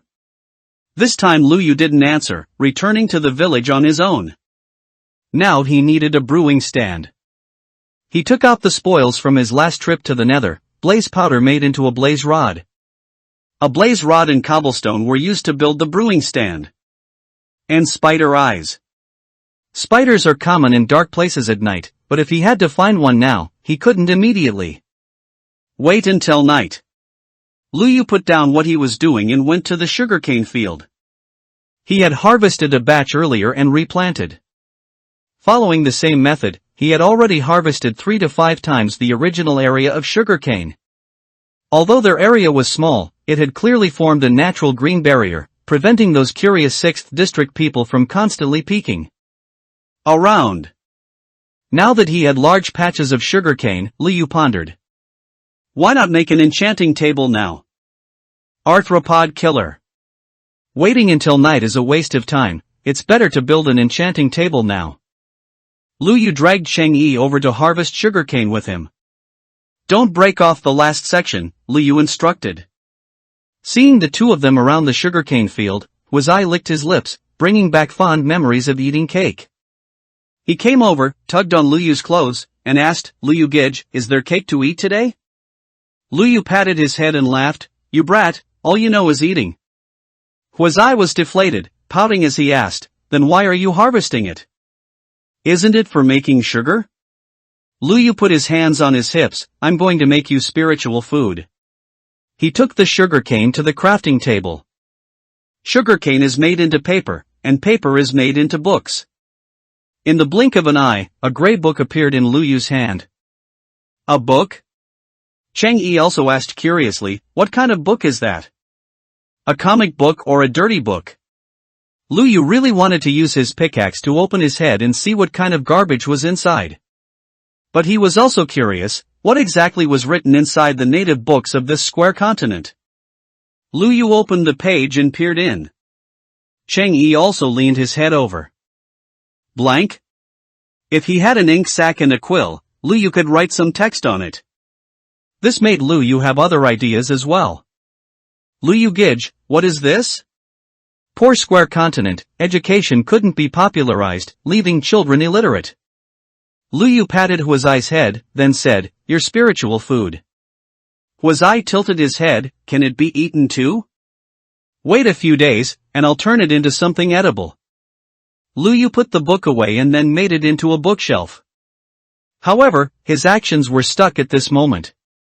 Where should the enchanting table be placed? The underground was already packed full by him. If he squeezed it underground again, he'd probably have to carve out another space. Lu Yu's eyes darted around. Actually, the treehouse wasn't completely filled yet. In the area where the villagers lived, there was still a large gap that hadn't been decorated. Lu Yu brought the bookshelves he had just crafted here and arranged them in a square shape, like the opening of the character, man door. With the bookshelves ready, the most crucial element, the enchanting table, was still needed. After all this bustling, the sun had already set. Chang Yi looked eagerly at Lu Yu, raising his wrist, trying to show Lu Yu a wristwatch that didn't exist in his hand at all. Brother, look at the time. It's night, time to go find Spider Eyes. Just as Lu Yu was about to step forward, Chang Yi stamped his foot anxiously. Food is the paramount concern of the people. Food is the paramount concern of the people. Only then did Lu Yu understand his hint, raising an eyebrow and asking, so, you're asking for food? He didn't need to personally face the stove fire and ashes to cook. It wasn't troublesome to just open the system page and click. It's just that he didn't have enough food on hand to exchange. Can you fish? Lu Yu asked Chang Yi. Chang Yi shook his head. Lu Yu gave him a fishing rod and briefly explained how to fish. Oh, Chang Yi is starting to fish too? Uncle Chen smiled. Finally, he had a place to show off what he had learned from Lu Yu. He had lost to Lu Yu before. After all, fishing was something Lu Yu had taught him. Now he couldn't possibly lose to a newcomer brat, could he? He rolled up his sleeves, ready to teach this kid, Chang Yi. Unexpectedly, just as he finished speaking and before he even got close, Chang Yi's rod moved. Uncle Chen was in disbelief. What? Chang Yi didn't just catch something, he caught something purple. The item shone with dazzling brilliance. Uncle Chen stuck his head forward and quickly leaned in to ask. What did you catch? Chang Yi held it in his hand proudly, patting it, and replied, don't know. But he knew the general rule in games, the better something looks, the more expensive it is. For example, purple items in typical online games are rare. Hearing his proud don't know, Uncle Chen glared at him. You brat. He leaned in to examine it, muttering, isn't this just a book? What's rare about this thing? Can't eat it, can't use it. The color is nice, but it can only be put at home for display. After saying that, he waved his hand to express his disappointment. How is that possible? Chang Yi felt that these square people didn't understand, so he pulled Lu Yu and asked, brother, quickly tell me what this is. Is it a good thing? Lu Yu was sulking. He had fished so many times before and had only seen one enchanted book. As a result, this kid caught an mending book with his first attempt. It was mending. Lu Yu's fists clenched. Chang Yi even shoved the item in his face. Lu Yu's devilish spots were at play, his smile was scheming. Indeed, it's nothing rare. Uncle Chen was pleased, laughing loudly, see? It really is useless, isn't it? Saying that, he patted Chang Yi's shoulder and joked, kid, you still have a lot to learn. Huh? Chang Yi didn't believe this nonsense and turned the item over and over in his hand, examining it. How is that possible? Only then did Lu Yu, with his hands behind his back, casually reply, this is a mending enchanted book. With it, you can use experience to repair all your weapons. After hearing that, Chang Yi racked his brain trying to figure out what he meant. What does that mean? Lu Yu gave him a further concept, you can only get this item from fishing, chests, or finding the almost non-existent librarian. It can be said to be a player's fishing goal other than fishing for food. Only then did Chang Yi understand. Then isn't it equivalent to the only SSR card in the gacha pool? His analogy was clear. Lu Yu replied, yes. Only then did Chang Yi realize that Lu Yu had been making fun of him just now.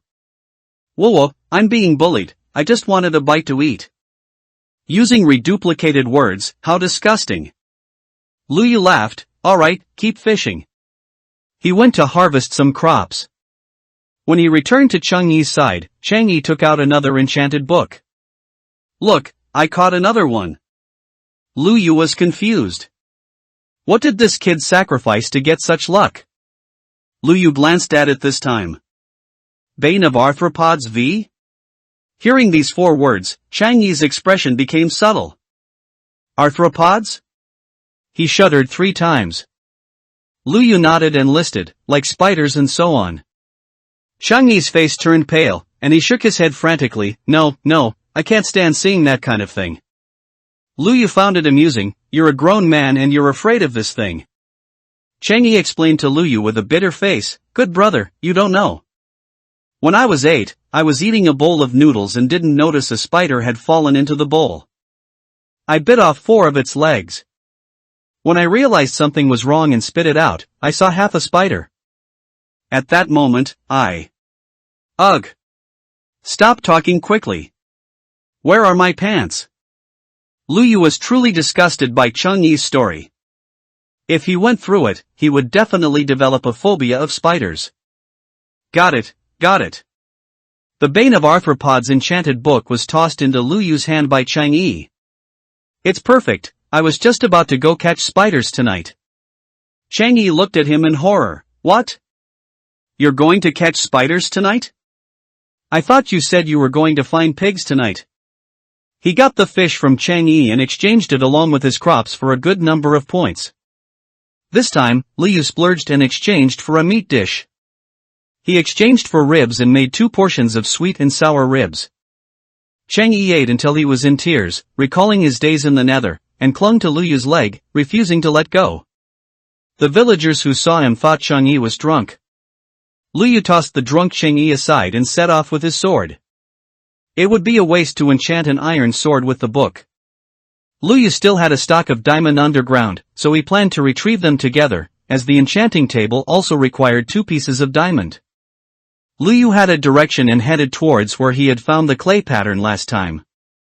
At night, monsters were active. Lu Yu killed them along the way for the purpose of collecting materials. The 2 spiders he encountered were quite uncooperative, only dropping spider silk and no spider eyes. Lu Yu had already reached the location of the clay pattern. Finding the spot directly above the diamond, Lu Yu dug straight down. Ha, someone actually fell for it. Underground, Lu Yu hadn't even placed a torch yet, but his vision was already clear, all thanks to the lava. The lava layer trap he had previously created had already been broken by someone, and it was flowing out. And not far away, there was a pile of dropped items. Who knows which unlucky person was burned to death here? Lu Yu continued to be a scavenger, collecting the legacy left behind by his predecessor. The legacy wasn't substantial, but there were some rare items. Perhaps he thought the diamond was precious and carried it with him for fear of it being stolen, but he was most vulnerable outside, and if he died, the diamond would also drop. Fortunately, he didn't die in the lava, otherwise this diamond wouldn't have fallen into Lu Yu's hands. 3 pieces of diamond fell into Lu Yu's pocket. He picked and chose, gathering everything he needed. Lu Yu then took his pickaxe and dug out the diamond he had hidden in the lava layer. Of course, he didn't waste the original lava either. He poured water down and dug out 3 pieces of obsidian. Lu Yu touched his diamond pickaxe with a pained heart, but thinking that they now had mending, it didn't hurt as much. On the way back, Lu Yu didn't waste any time and went straight home. Lu Yu crafted 2 pieces of diamond into a diamond sword. And using the anvil nearby, Lu Yu directly enchanted the mending Chang Yi had gained today onto the diamond pickaxe, using his own experience to restore its durability to its original state. As night fell, most people had already rested, and next to them were the bookshelves Lu Yu had arranged earlier. Lu Yu placed the enchanting table in the middle of the bookshelves. Congratulations on completing the achievement, Enchanter, gaining 30 achievement points. Luyu placed the Bane of Arthropods enchanted book into it, and also placed the diamond sword. The diamond sword immediately gained an extra layer of brilliance. Without further ado, he still hadn't gotten any spider eyes. To increase efficiency, he brought his wolf pups and went to sweep the wilderness of the 6th district. The 6th district guard on duty lifted his eyelids. Seeing that it was Luyu coming and going, he was no longer surprised. He's like a zombie, so energetic every night. After saying that, he reached out and let out a big yawn. He squinted his eyes and saw that Luyu didn't go far this time. Luyu, with his wolf pups, was like an insecticide on the grassland, leaving no monster wherever he went. Luyu specifically targeted spiders to kill, while his followers attacked indiscriminately. The two young guards were dumbfounded. Is he human? I don't think so. Luyu was killing with red eyes, like an unlucky guy who had spent 10,648s on gacha, and only gotten N cards. Why hadn't he seen any spider eyes? Hiss. The sound of a spider approached again, and Luyu turned to look. A spider with an eerie aura around it walked towards him. Elite spider? Luyu adjusted his grip on the sword. Since he didn't know what characteristics it had, it was better to be cautious. Then, Luyu tentatively swung his sword. Bane of Arthropods 5 could deal 18.5 damage with one strike when facing a spider. But after this strike, the damage was returned to Luyu exactly as it was. Clang! One strike completely scrapped Luyu's iron chestplate. Luyu was caught between laughter and tears. He didn't know whether to praise his astonishing damage or complain about how troublesome this vengeance characteristic was. Based on Luyu's current health, he couldn't withstand this strike. Luyu retreated repeatedly, taking out food from his backpack to replenish his health. This time, he swung his sword again. The spider instantly dissipated, turning into experience orbs all over the ground, and also a spider eye. Before Luyu could be happy, the item he wanted was finally in his hands. Clang! It was the sound of his armor shattering again. Question mark. In the distance, the two people on the wall of the 6th district each covered their eyes. This kid Luyu, he's powerful, but how? Why does it feel a bit perverted? Don't look, don't look. What's the point of one man watching another? You'll get a sty. Achoo! The cold night wind blew past, and Luyu sneezed. He felt a bit cold on his body. It was even a little cold down below. He lowered his head. Damn! He cursed. This time, the item that had its durability run out and disappeared was actually his pants. He subconsciously reached out to protect his vital parts and his modesty. Immediately, he quickly found wood from his backpack with one hand, temporarily crafted a crafting table, and made a new pair of iron pants on it. And the two people in the distance were still watching through the gaps in their fingers that didn't cover anything. You say, how does he fight monsters and even take off his pants? This kid, he's in his prime, but you don't see him flirting with any girl from their 7th district, nor does he fancy any girl from our 6th district. Yet, he gets excited when he sees monsters like zombies and spiders. The two people exchanged glances. His eyebrows were furrowed, but his mouth was split open, looking like it was about to split all the way to his ears. You think, could it be that he likes monsters? I think it's very likely. Didn't Mr. Su want to win over this kid Luyu to work for us recently? It seems so. Then if we tell Mr. Su this news, won't it be a great achievement? If we know what he likes, won't we be able to please him properly? This. Are you suggesting Mr. Su should catch monsters and use a honey trap? Which sister? Luyu took the spider eye back. Using sugar and mushrooms, the spider eye was made into a fermented spider eye. Then, the fermented spider eye was put into the brewing stand, 3 bottles of water were added, and the potion of weakness was done. Next, to make the potion of weakness effective, Luyu still needed to make the potion of weakness a splash potion. Therefore, he did not take down the potion of weakness that was already made, but instead replaced the fermented spider eye with gunpowder. Now, the potion of weakness became a splash potion of weakness and could be thrown. In front of the crafting table, Luyu took out an apple and gold ingots again. The gold ingots were placed around the apple, turning the originally red apple into a golden one. With a flick of his hand, he safely placed both the golden apple and the splash potion of weakness into his backpack. Luyu pulled Chang'e out of his sleep. "Brother, the sky just brightened, why are you in such a hurry?" "Saving people." "How can I not be in a hurry?" Luyu took the half-asleep, half-awake him and left. At this time, the sun had just risen, and the monsters that had been swaggering in the wilderness last night were ignited, becoming pillars of burning fire. Chang'e hid behind Luyu in fear, afraid that they would ignite him. "Are monsters all afraid of sunlight?" "Most of them are afraid." Chang'e then asked, "Then will my sister, who turned into a witch, also be afraid of the sun?" Luyu replied, "Witches are also afraid." Chang'e's brow furrowed, and the drowsiness on his face disappeared. "Then why aren't you leaving quickly? What if that girl is exposed to sunlight?" Now, he was moving much faster than Luyu. He remembered the way and quickly led Luyu near the swamp. Chang'e was focused on hurrying and didn't hear, but Luyu's ears were sharp and he heard. Before they even got close to the swamp, they heard the sound of noisy people. "Sister Ningyao." "That's Azzy." Luyu heard a hoarse voice. "I don't care what it is, it's just a monster." "No. I saw Azzy turn into that with my own eyes." "That's Azzy." Chang'e had an expression of someone who just heard juicy gossip. He mouthed to Luyu, "What's going on?" Luyu did not reply. He just took him a few steps forward, hiding behind a tree to observe. Looking over, that kid Wenhao was hugging Ningyao's thigh, seemingly trying to restrain her and stop her from moving forward. And Ningyao had a bow and arrow in her hand. "Get out of my way." Impatient, she lifted her leg and kicked that foolish kid Wenhao to the ground. The other 3 or 5 villagers from the 5th district who were following also tried to persuade him.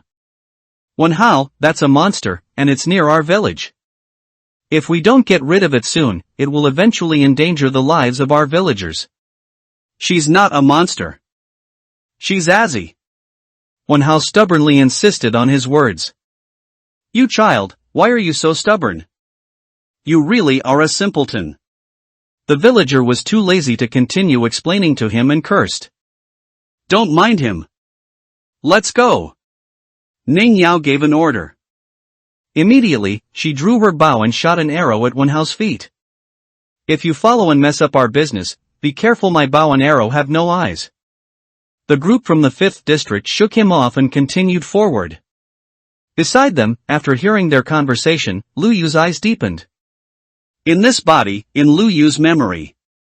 There were many instances like this where what he said was not believed, people thought he was a fool, so his opinions and ideas were not important. And his feelings and opinions were trampled upon.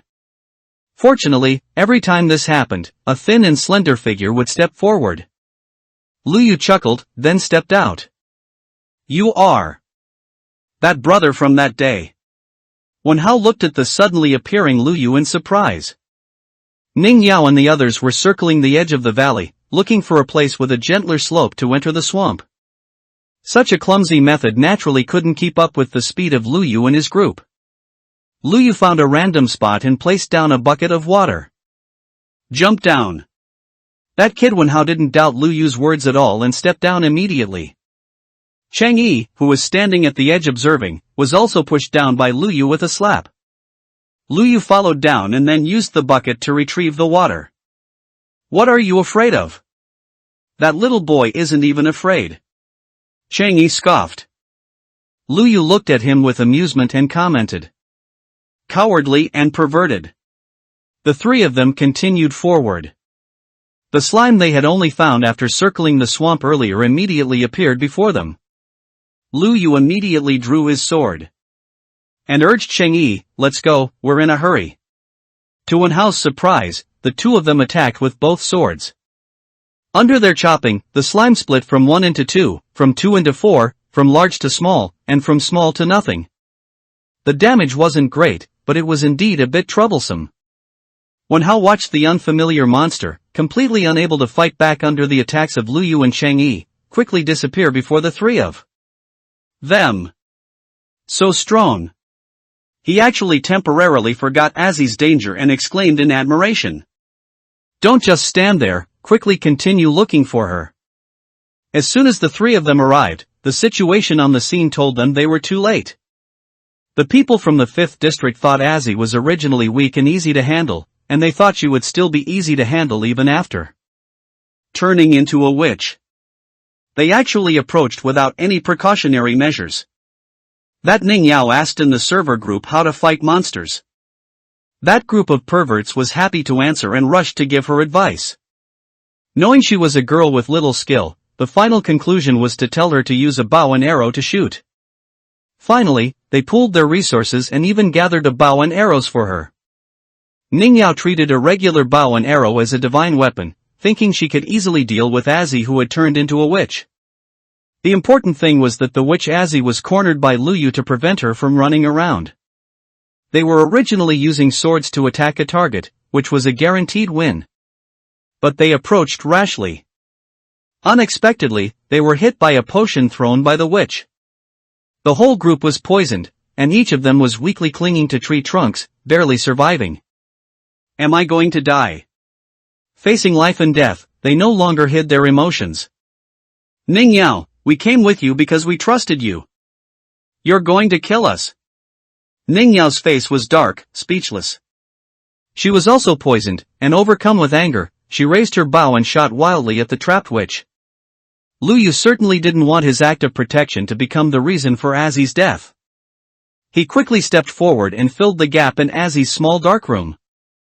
Azzy was hit by an arrow unexpectedly, and he himself was also hit by an arrow.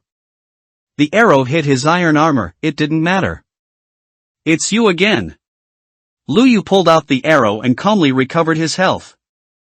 That's right, it's me. You're here to ruin my business again. Come home with me. Ruining your affairs? Lu Yu found it amusing and snorted, indeed, I ruined your good deeds. On a rainy night, with monsters outside, you send Azzy out alone to find food for you? Hearing Lu Yu's questioning, the other villagers hesitated. Knowing they were in the wrong, they all lowered their heads. Although they did these things under Ning Yao's command, they knew in their hearts that it was wrong and didn't try to justify themselves. But the woman Ning Yao held her head high, showing no sign of remorse.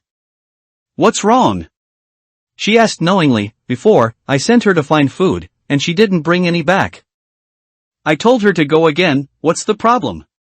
Speaking of this, she even smiled with a hint of smugness. Shouldn't she be grateful to me for giving her a second chance?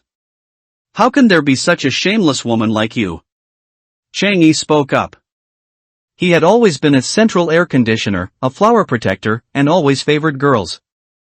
Hearing Ning Yao and Lu Yu's rebuke, he probably understood most of what happened. It was Ning Yao sending the witch girl out late at night that caused her to become like this. And her current appearance was a perfect depiction of shamelessness. What's it to you? Ning Yao crossed her arms and rolled her eyes. Besides, for her to become like this, isn't she at fault at all? Ning Yao even glanced in that direction with disgust. How could a normal person suddenly turn into a monster for no reason? If a villager is struck by lightning in the game, they will turn into a monster. For no other reason, Ning Yao even excessively wanted to pin other blame on Azzy. You're still adding fuel to the fire. For the first time, Chang Yi had the urge to personally kill a female player. Lu Yu wasn't angry, instead, he laughed. Ha. He looked down at Ning Yao and the others, the contempt in his eyes sending shivers down their spines. Ning Yao's heart sank, thinking they were about to be punished by Lu Yu. Unexpectedly, Lu Yu didn't move. This can be considered retribution. You've been poisoned by the witch poison from Azzy. The few people from the 5th district glared fiercely at Ning Yao upon hearing this. Lu Yu's confident tone clearly indicated that he knew about this poison. Then he must also know how to cure the poison. It was all this wasteful woman's fault. She offended him right away, making it impossible for them to ask Luyu how to detoxify now. Brother, you. Just as they were about to speak shamelessly, Luyu interrupted them. Don't ask me. This is retribution for what you did to Azzy. Someone tried to crawl over and grab Luyu's pant leg, but he fiercely shook them off. Fend for yourselves. Since they couldn't get help from Luyu, they naturally turned their attention to Ningyao. In fact, in the 5th district, Ningyao's status was similar to Luyu's. In the eyes of the villagers, she had always been full of ideas. It was just a pity that Luyu's ideas were his own, while hers were mostly from the server group chat. Ningyao hadn't had time to ask, so of course, she didn't know. In her dodging gaze, the 5th district villagers already understood her meaning. It's over, it's all over. We're not going to die here, are we?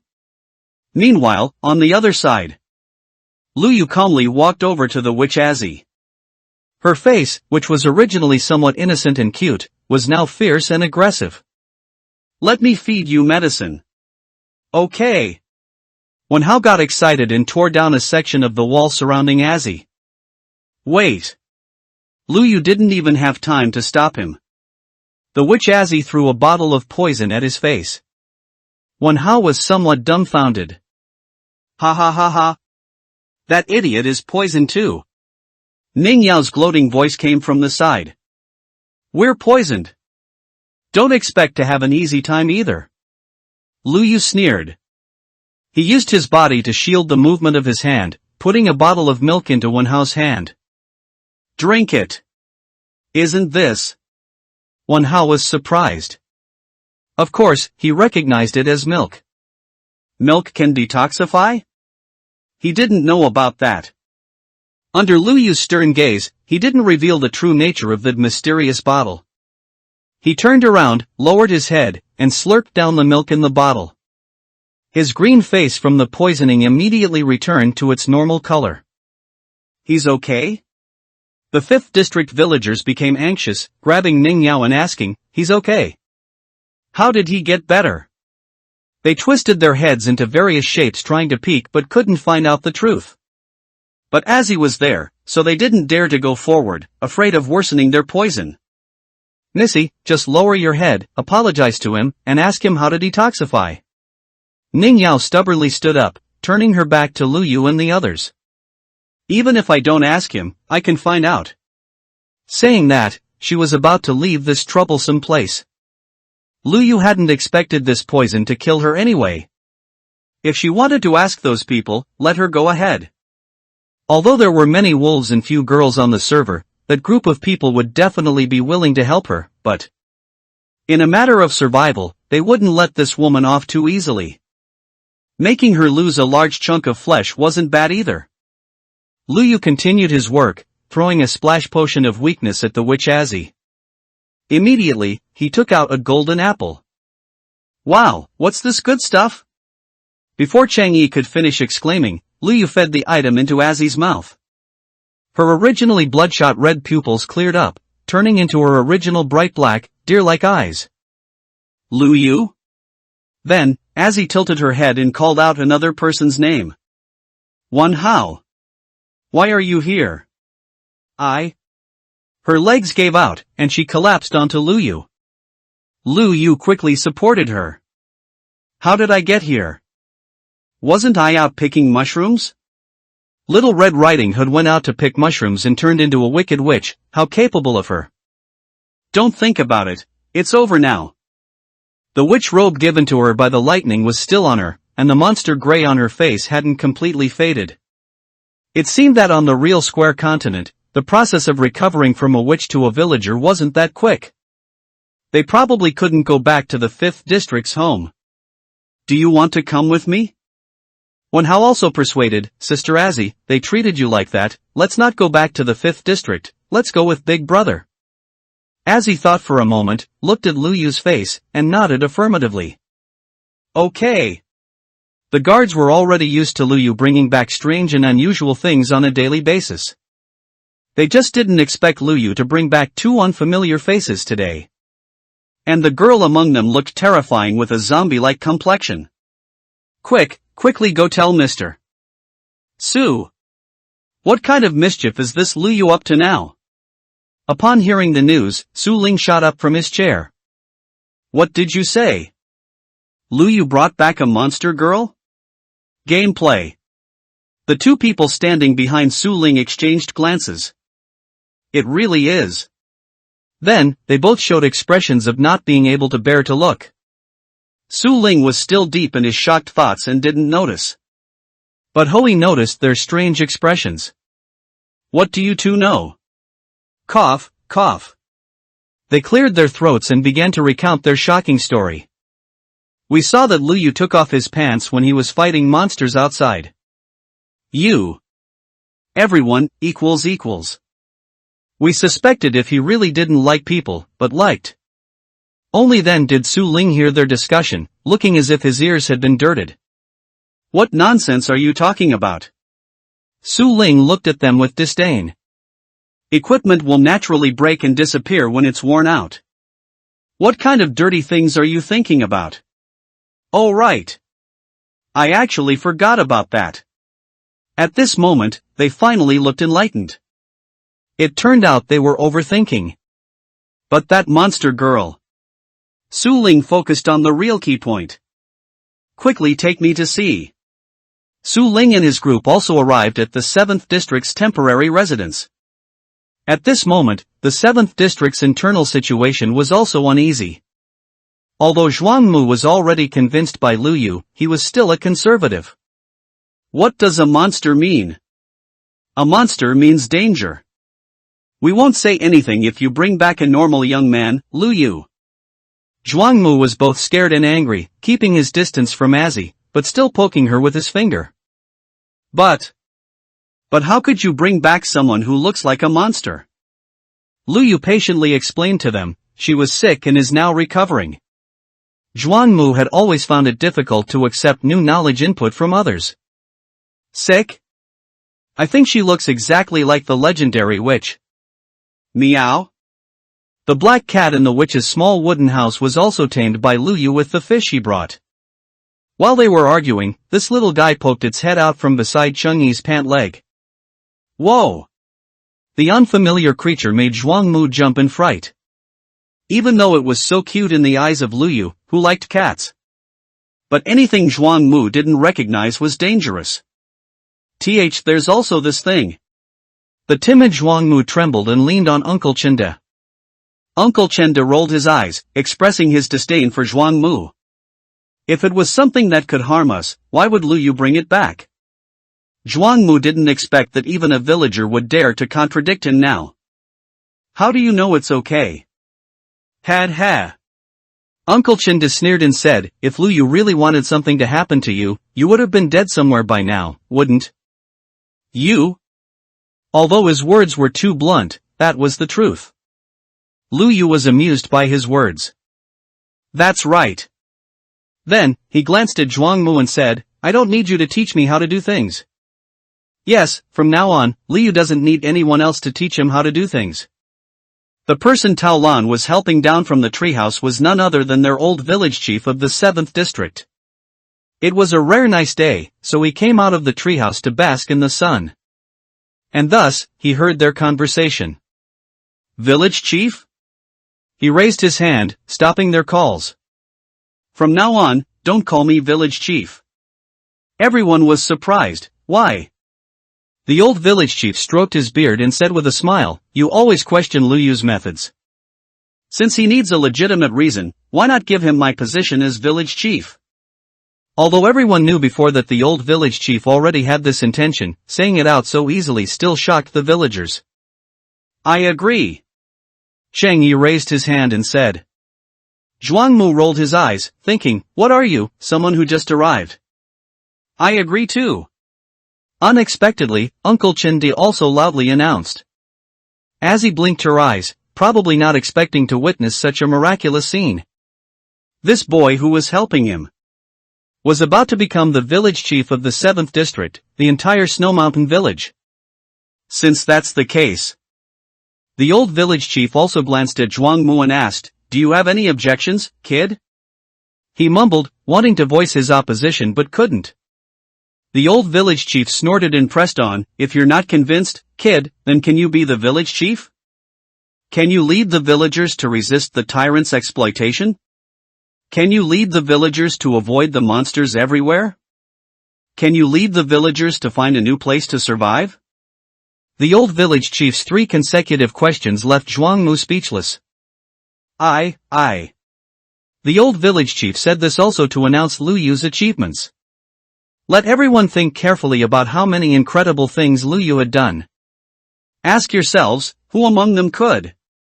I can't. Zhuang Mu lowered his head. The old village chief looked at his result with satisfaction. Alright, from now on, our 7th district's village chief will be Lu Yu. With that, the old village chief handed something to Lu Yu. Lu Yu looked down. This is Village Core of 7. Congratulations to the player for owning a village, completing achievement, Dominator, 1/7, and gaining 999 achievement points.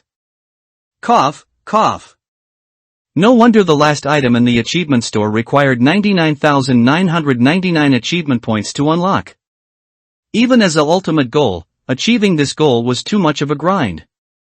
So the real big chunk of achievement points was here? Becoming the owner of a village would give 999 points. If the difficulty increased for the 3rd district and 2nd district, one should also be able to get higher achievement points. Calculating this way, 99,999 achievement points was not a difficult task. Lu Yu finally understood the real gameplay of this square continent. Synthesis: to become the dominator in this world, one could truly clear the game. He couldn't help but laugh as he held the village core. The original survival game had become even more interesting. He smiled politely at the village chief and accepted the item. Then I'll take it. The old village chief patted Lu Yu's shoulder and said, "Actually, you should have taken it long ago, I gave it to you late." He smiled amiably and said, "From now on, everyone can just call me Fong Grandpa." Su Ling joined the conversation. "Congratulations." He extended his hand to Lu Yu. The originally relaxed process suddenly became formal with the witness of the 6th district's head. It added prestige to Lu Yu. "Thank you." Lu Yu quickly adapted to his new identity and shook his hand. Su Ling explained, "I originally came just to ask you some questions, but I didn't expect to witness such a scene." Questions? Only then did Su Ling's gaze fall on Azzy. This little girl. What happened to her? Lu Yu replied, "She was struck by lightning and almost died." Su Ling's eyes lit up, "My sister too." A small matter. Your sister? Lu Yu raised an eyebrow. How did he not know that Su Ling had a sister? Su Ling took a step forward, arriving in front of Azzy. Did your skin turn green before? Did you lose consciousness and look exactly like a zombie? Azzy was startled by Su Ling. But the child was still polite. She looked at him helplessly, and finally looked at Lu Yu as if asking for help. Lu Yu then came to Azzy's side and blocked Su Ling. Chang'e, take Azzy to rest. Chang'e was naturally happy to take care of a girl. Wan Hao, who was worried about his sister, also followed. I'm sorry. Su Ling held his forehead. He rarely lost control like this. It was only because it concerned his only relative that he acted this way today. I was out of line. Please apologize to that little girl for me later. Lu Yu smiled and said, I don't think she'll mind. How about we find a place to talk in detail? Okay. Su Ling also dismissed his followers and led Lu Yu out of the 7th district's territory, entering the 6th district. This time, with Su Ling leading the way, even if others were surprised, they didn't dare to speak up. Mr. Su, why did you bring someone from the 7th district in? I don't know, is something going to happen? They speculated in secret, as if an undercurrent was surging. But Lu Yu acted as if nothing was wrong. He strode with a relaxed gait, still looking left and right, not at all like the new village chief. He even saw the beet field in the 6th district and his eyes lit up. Su Ling, can you give me a few? Su Ling's mind was full of serious matters, who knew Lu Yu would interrupt. Ha! He looked anxious, waved his hand, and told Lu Yu to do whatever he wanted. Go ahead and take them, then come with me. Lu Yu walked into the 6th district's vegetable field openly and picked a few beets, putting them into his backpack. You! The person responsible for the labor that day pointed and wanted to scold him. Lu Yu also looked at him, grinning. Su Ling told me to pick them. The other party had no reason to refuse or stop him, and could only be angry but dare not speak. He had even called Mr. Su by his full name, and Mr. Su showed no anger at all, which showed his status. He stomped his foot in anger, flattening a piece of land under his feet, and the beetroots inside fell over. Lu Yu only caught up with Su Ling's pace after getting what he wanted. They arrived at Su Ling's residence, which had also become Su Ling's office. However, besides Su Ling, Hui had also followed them in. Lu Yu glanced at him, seemingly asking why this kid was here. Since the last time Hui was caught stealing gold ore, he had been punished by Su Ling to do labor. Now he looked a bit sturdier than before, like a monkey, and his eyes were more energetic. He was not like before, shifty-eyed and ill-intentioned, always seeming to be calculating. Hui nodded, which was a greeting to Lu Yu. Su Ling explained, he is also a party involved. After taking a breath, Su Ling began to speak. 3 years ago, my sister and Hui went out and encountered a thunderstorm, staying out all night. When they came back, my sister was missing. Speaking of this, Hui lowered his head in shame. And I took people back to search, and all I found was only. He choked twice before continuing. A zombie that looked exactly like my sister. Su Ling clutched his clothes, finding it difficult to understand his complex emotions at the moment, but it was enough to make one's heart ache. Although I know it's impossible, I know that was my sister. So I tried every possible way to bring her back. Lu Yu's eyes darted. Maybe their method was to dig trenches to lure the zombie back. If they knew how to fish for zombies with a fishing rod, maybe they wouldn't be confined within high walls now. They told me that my sister met with an unfortunate natural disaster. Speaking of this, Hui's eyes flickered. Lu Yu, however, chuckled softly. Inside the room, there were only the three of them. Lu Yu's voice was not loud, but it was accurately heard by Su Ling. What's wrong? Is something not right? Su Ling's eyes were like torches, and he quickly pressed for an answer. Lu Yu glanced at Hui, and finally said, getting struck by lightning won't turn you into a zombie, but into a witch. There was doubt in Su Ling's eyes. Did you see the robe and pointed hat that little girl was wearing? That's what villagers who are struck by lightning should look like. Su Ling looked at Hui suspiciously. Then my sister is. If you say she looked exactly like a zombie, then she was simply infected by a zombie. Su Ling slammed his hand on the table. Tell me, what exactly happened? I. Hui trembled with fear and actually knelt down on the ground. Su Ling tried hard to suppress his anger. If Lu Yu hadn't reminded me today, how long were you planning to hide it from me? Hui was distraught for a moment, and finally punched himself in the chest. Mr. Su. I wasn't a human before. You can beat me or punish me. You can take my life for Feng Mei's life. Su Ling snorted coldly, your life can't exchange for Feng Mei's life at all. I just want the truth. Hui lowered his head and explained, that day, a few of us were trapped in the rain and built a shelter to spend the night. When it was almost dawn, we had run out of food and couldn't bear it anymore, so we said let's go back to the village. It wasn't dawn yet, and there were many zombies on the road. We were accidentally surrounded by zombies. Speaking of this, Hui gritted his teeth. Feng Mei was the only girl, and she walked too slowly. She was quickly caught up by the zombies. Wei. Su Ling stood up in anger, then you left her and ran away. Hui punched himself. I know. I'm a coward, I'm useless. I'm sorry, Feng Mei. So that's how it was. Lu Yu, who had just heard the gossip, was still savoring it. So it was this monkey who abandoned the girl and ran away, then came back and lied about encountering a natural disaster. Unexpectedly, he actually stumbled upon a real reason by accident. Su Ling slumped into his chair. He couldn't get angry because he knew that taking Hou Yi's life wouldn't bring Feng Mei back. Then what have I been doing for the past 3 years? Lu Yu, who was watching the scene, looked at them acting as if they wanted to die. He suddenly spoke, "What's going on here?" Su Ling looked at Lu Yu. "Right. You're still here."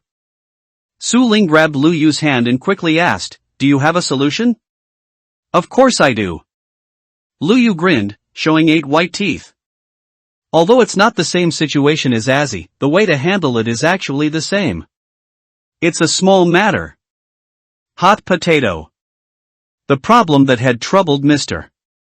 Su for 3 years turned out to be a small matter? Lu Yu spread his hands. Mr. Su's expression twisted, and he began to complain. Do you know how long I've been troubled by this matter? I went to great lengths to find a 4th district person, and they told me that the 1st district sold this potion that could cure everything, but it required a lot of gold. A lot of gold. So, Lu Yu suddenly understood, so, that's why you risked mining the ores underground in the 6th district? Yes. Mr. Su admitted frankly. In Square Continent, things needed for weakness potions and golden apples were considered rare.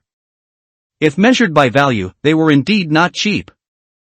Lu Yu pondered. What was more perplexing was the 1st district clearly knew all the crafting recipes. But they were obviously unwilling to share them with the Square people in the lower districts. They were clearly creating a knowledge monopoly. As a player, as an individual, it didn't matter much. But as a world, and even the ruler of everyone living in this world, doing such a thing was indeed shameful. Seeing that Lu Yu didn't speak, Mr. Su thought he was considering. How much? Lu Yu was confused by the abrupt question, what thing? Mr. Su asked frankly, how much reward do you need? Lu Yu was taken aback, probably not expecting Mr. Su to think he needed a reward. I do need a favor, but forget about the reward. Mr. Su was surprised. Really? Lu Yu said frankly, I might need you to allow me to move freely within the 6th district. After all, the underground minerals in the 6th district were still very abundant and tempting. Okay. Mr. Su agreed without hesitation.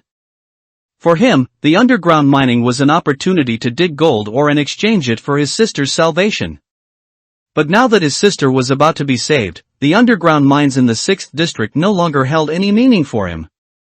For them, those unknown ores had no known use, and their practical purpose was gone.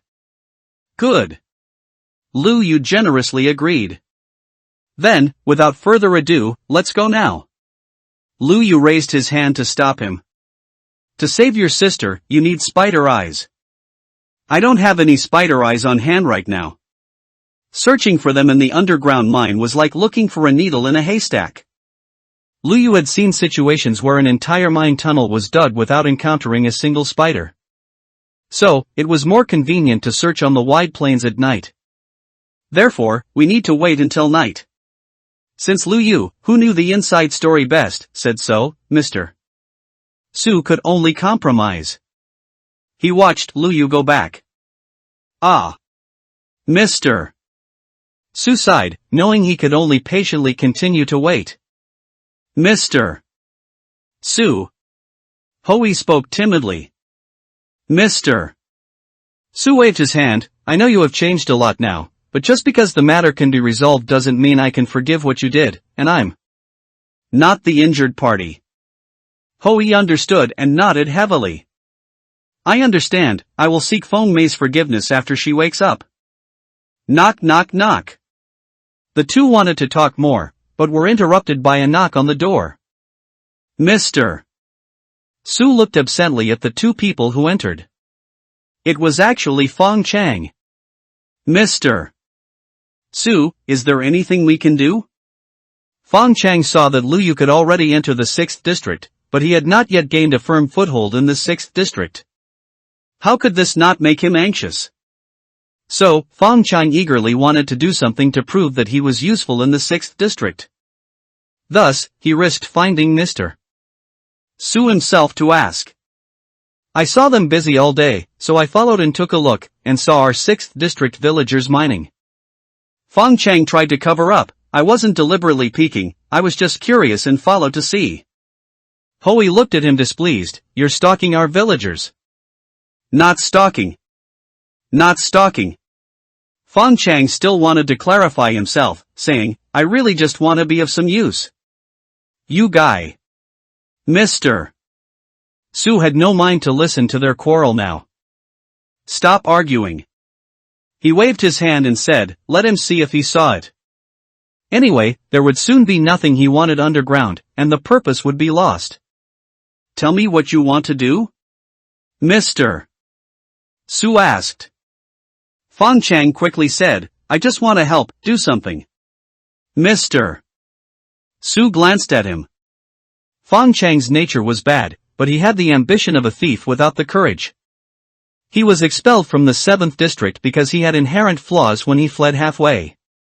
He bullied the weak and feared the strong, acting like a tyrant in the 7th district, but not daring to speak loudly in the 6th district.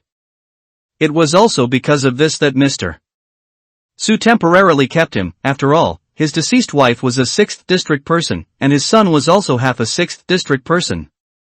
And Fong Chang was indeed a hot potato now. If Mr. Su threw him back to the 7th district, the 7th district would not take him. He was like a wooden splinter, hard to find, but it would still hurt if pressed one day. Sooner or later, his awkward status would have to be dealt with. It was just that Mr. Su and Lu Yu were still somewhat distant now, and he still had a favor to ask of him. After this matter was over, it would not be too late to deal with this Fong father and son. For now, just let him be and make sure he doesn't cause trouble. Absolutely do not offend Lu Yu. If Lu Yu was unhappy, then his sister's matter. Perhaps, sending him underground was actually a good thing. Thinking about it, there was still a long time until night. Mr. Su waved his hand, wanting to send him underground to avoid meeting Lu Yu. Hui, you take him around. Is that really okay? Hui asked again uncertainly. Mr. Su instructed, find something for him to do. Although Hui was not convinced, he still did as he was told. He had complaints. If he hadn't believed Fong Chang's one-sided story before, he wouldn't have offended Lu Yu. Now he saw that Lu Yu indeed had real skills, and the relationship was established. Lu Yu was actually willing to agree to save Fong Mei, which showed that his character was not bad. It was all this troublemaker. Hui even glared fiercely at Fong Chang. Finally, he bottled up his belly full of grievances. We are mining secretly, so you must not talk nonsense to the outside. Originally, there were very few connections between the districts, and the situation between the 6th and 7th districts was quite accidental. Some people might not even see what other districts look like in their entire lives. Fong Chang repeatedly agreed, I know. Then you can take a look. Hui also followed and scanned around. He wondered if this place would still be useful after Fong Mei was cured. If you want to do something, just follow them. The gold ore is placed separately in that box over there, and the others are sorted and placed over there. Fong Chang walked to the side and opened it. The blinding gold light almost blinded him. Big gossip. So much gold ore. Fong Chang's hand, which was supporting the chest lid, trembled slightly. Hui, who had learned from previous experience, glanced at him. I advise you not to have any wicked thoughts about the gold ore inside. Fong Chang's hand shook, then he closed the chest lid. How could I? Hui watched him with his arms crossed. You don't have to pretend in front of me. What kind of person you are, don't I know? As former partners in crime, they understood each other the best. Fong Chang gave an awkward laugh. Hui pointed to their mining team and instructed, if you have nothing to do, join them in working. The daily harvest will be settled into food and other items and distributed to them. Even if he couldn't get gold ore, there were other things he could get his hands on. Fong Chang, thinking he had gotten a good job, found a pickaxe from the tool chest and started. Hui thought he had nothing to do either, so he also picked up a pickaxe and joined the team. It was rare for Fong Chang to work so hard. When he was in the 7th district, he was the #1 slacker. He would avoid doing things if he could, and when it was his turn to labor, he always made excuses. Now, it was all driven by the will to survive. He was afraid of becoming an idler in the 6th district, a chess piece in the 7th district, and becoming discarded trash in this transaction. Between Lu Yu and Su Ling. Seeing him digging at the wall with all his might, Hui kindly reminded him, be careful, you can stop and listen for sounds. Got it. Hearing Fong Chang's perfunctory reply, he knew he hadn't listened. Hui sighed helplessly. He hoped that after taking a bath in lava, he would learn his lesson. Meanwhile, a pool of water was arranged in the empty space behind them. There had been instances where villagers dug into lava before, so to avoid the previous tragedy from happening again, they chose to use water to extinguish the fire. It proved that they were right. Since Fong Chang wouldn't listen, let him learn a lesson. Hui originally thought this, but they hadn't considered the worst-case scenario. Hiss, hiss, hiss. Hui was the first to notice this sound. What's that noise? His voice startled the other villagers. Huh? Didn't hear anything? Monkey, don't scare us. Fong Chang didn't stop. The noise of him digging blocks and the villagers' discussion successfully drowned out the sound from just now. Maybe I misheard. Fong Chang dug away the last block in front of him, but didn't see the next one. Empty? He only saw a deep, dark cave, completely black inside, making it impossible to see anything. Driven by curiosity, Fong Chang leaned closer to the cave entrance. Huh? Be careful. Ho Yi's warning didn't come out yet. Ah! He heard Fong Chang scream. Green spiders appeared in front of him. Countless pairs of red eyes emitted an eerie light, staring at him. Before he could react, the spiders came towards him. There are spiders! Hui grabbed the axe in his hand and swung it at the spider. He could be considered courageous. During their mining journey in the 6th district, it wasn't as if they hadn't dug up monsters. But with so many of them, holding axes that they didn't know were actually weapons of the poor battle god. One chop from each person was enough to kill that monster. So after a moment of panic, they were planning to follow the same method to deal with this monster. But then another spider head with multiple eyes peeked out from behind. More than one. As soon as the words fell, something even more terrifying happened. The first one crawled out of the cave entrance, and then another one appeared behind it. The blood instantly drained from Ho Yi's face. It's a monster den. Ho Yi shouted loudly, alerting everyone. Run! Evacuate! Having practiced evacuation drills beforehand, they knew how to escape. The villagers abandoned everything they were doing and ran towards the cave entrance. Meanwhile, Fong Chang didn't stop screaming. He screamed while his legs trembled as he retreated. Help! Help! Hui had already run halfway, but seeing the figure shaking like a sieve, he turned back, grabbed him, and ran towards the cave entrance. Seal it! Seal it completely! Other villagers asked the villagers who were pouring out. Seeing their panicked state, it was clear something big had happened. What happened? The panting villagers relayed, quick, go find Mr. Su. We dug into a monster den. They didn't know what a spawner was, they only knew it was a gathering place for monsters, so they called it a monster den. When Su Ling arrived, the scene was a mess. The villagers were sprawled everywhere, their faces looking strange. What's wrong? He asked loudly, anxious. During the chaotic escape, some villagers were unfortunately bitten by spiders. Hui was anxious and sweating profusely, watching them writhe in pain on the ground, unable to do anything. I don't know. Nothing was more difficult to handle than the unknown. Fong Chang dug into a cave, and several spiders crawled out. They were bitten by the spiders and became like this. Su Ling noticed the villagers continuously losing health. They're poisoned. Hui was alert, poisonous spiders. What terrifying creatures they had encountered. At this moment, Lu Yu was still leisurely farming. He planted the newly acquired beetroots in the farm. Of course, he also didn't forget to make some backups in his secret base through the nether gate. Beetroots have now joined the Redstone farm package. After finishing all this, he returned through the nether gate and was grabbed by the kid Chang'e.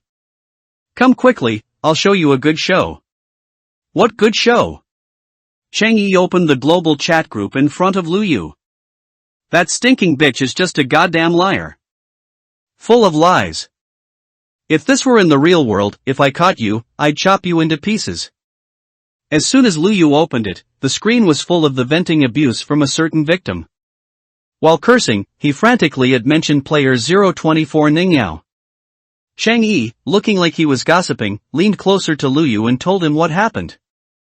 It turned out that Ningyao was asking in the group how to deal with Azzy, who had turned into a witch. This brother kindly told her and was willing to trade some bows and arrows with her. But Ningyao agreed verbally, while in reality, she had nothing to exchange. So, she exploited a glitch in the trade box and fled in a hurry. By the time the kind brother discovered he had been taken advantage of, it was too late. After that, Ningyao disappeared. But not long after, Ningyao appeared again. This time, she urgently asked the people in the group how to detoxify. The brother said, "Give me the gold you owe me, and I'll tell you." Ningyao used every trick in the book, acting cute and pathetic. I didn't mean to lie to you, it's just that the situation is extremely urgent. Brother, please. Otherwise, if you tell me how to detoxify, I'll be your girlfriend. Immediately, the group exploded. Holy cow, there's such a good thing? Brother, can you do it? If not, I'm coming. If you don't agree to this, are you even a man? After being in this world full of blocks for so long, most of them had already forgotten what a girlfriend was. Only their lonely and strong right hand remained. Intentional? Honest player 010 watched their words and felt restless. He originally didn't want to agree.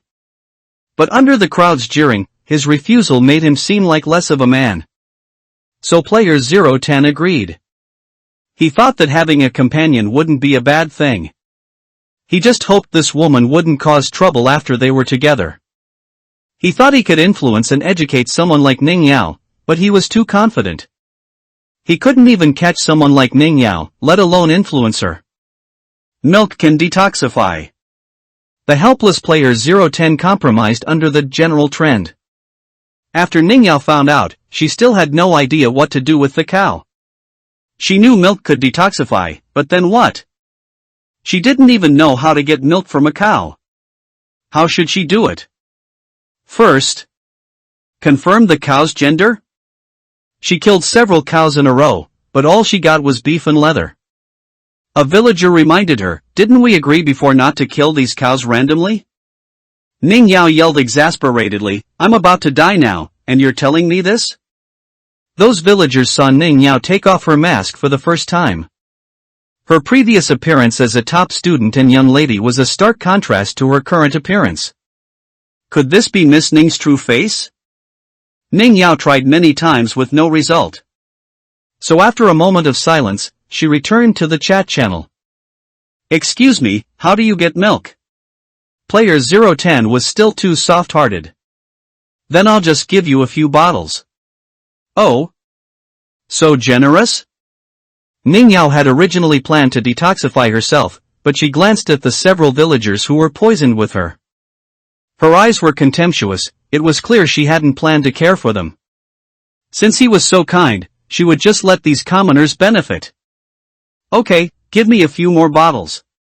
Ningyao happily received the milk obtained for free and drank it herself first. She saw her health bar, which had turned a strange green, turn back to red. All right. She joyfully celebrated her detoxification. Yao Yao. The villagers weakly called her name.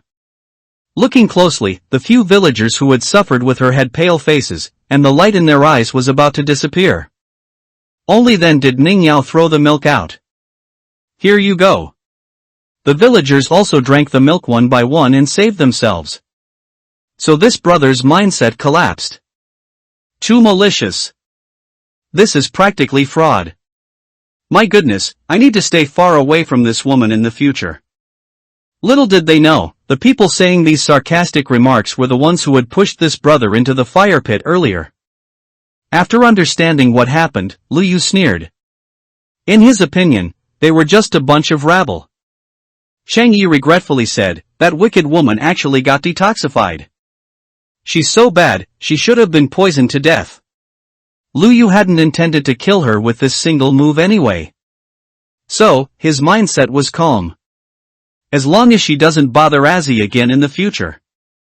They had their fill of gossip. Suddenly, there was a commotion outside. Because others couldn't enter Lu Yu's room, they could only call out Lu Yu's name from outside. Big news. Lu Yu. Lu Yu sighed helplessly. In their eyes, there were too many big things. Unexpectedly, the person delivering the message was Su Ling himself. Could it be that he had waited impatiently? But Su Ling grabbed Lu Yu and said, Fang Chang dug up a monster underground. That monster is poisonous, and several villagers have been poisoned. Poisoned? Lu Yu and Chang Yi exchanged glances. It really was a coincidence. They had encountered the same thing when they arrived. When Azzy became the witch and attacked everyone mindlessly, she also sprinkled poison on Cheng Yi and Wenhao. On the way back, Lu Yu had collected a lot of milk, partly to detoxify the two of them and partly to stock up. It seemed there were quite a few cases of poisoning at this time. Had Lu Yu stored it correctly? He took out milk from his backpack. Take it? Su Ling took it, guessing, this is milk? Yeah, milk detoxifies. Didn't you know? It actually works like this. Su Ling nodded and accepted it, then hurried towards the mine entrance with the items. Those who were weakly collapsed on the ground, rolling around weakly one by one.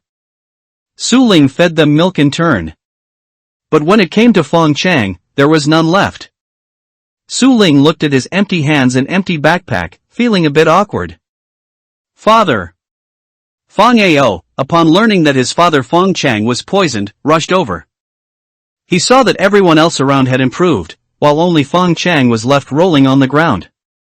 Su Ling certainly didn't have any selfish motives, he truly ran out of milk right when he got to Fang Chang.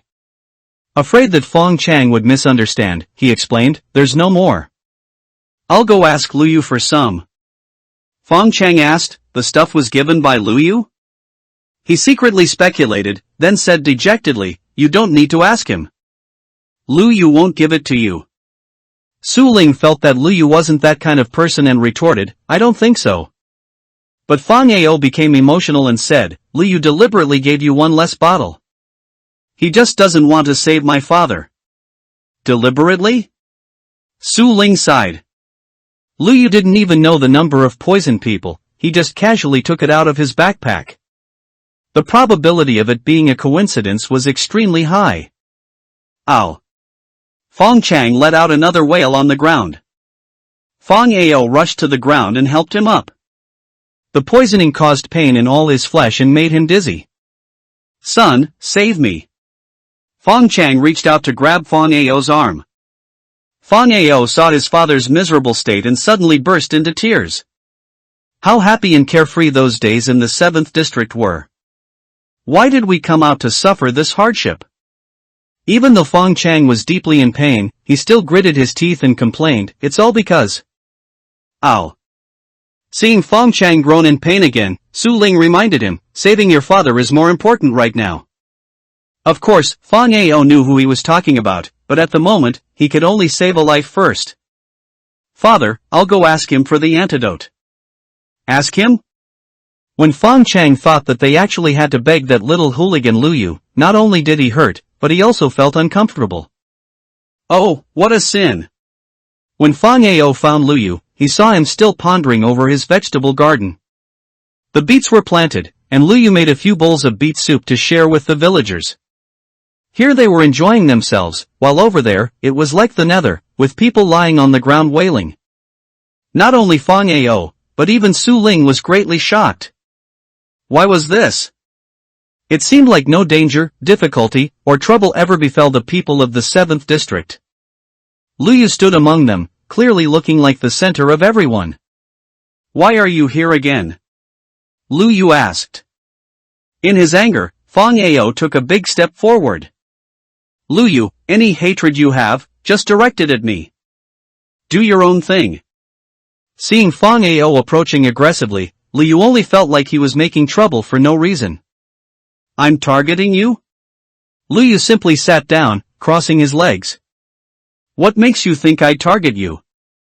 Are you even worthy? Fang Ao didn't expect that a single sentence from him would leave Lu Yu utterly speechless. The other party clearly showed disdain for him, so what could he argue about? Fang Ao's face turned red, and he was silent for a long time, unable to utter a second word. Su Ling planned to push him aside and speak himself. His father is poisoned, and the milk is gone. Only then did Fang Ao manage to speak, unable to change his bad habit of relying on others' influence. Lu Yu, are you deliberately not giving my father the antidote? Lu Yu rolled his eyes. Look at me, do I look idle? When he arrived, Lu Yu was still busy with his own vegetable patch. Fang Ao asked again, then why didn't you detoxify my father? Lu Yu's eyes were full of disdain. Fang Ao, you haven't lost the ability to understand human speech, have you?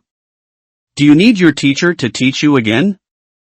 I don't have time to specifically target your father, and I'm too lazy to bother with you father and son. The milk, Su Ling asked me for it, and I gave it all. Lu Yu patted his pockets to show he was clean. I don't have a single bottle now, so that was all of it.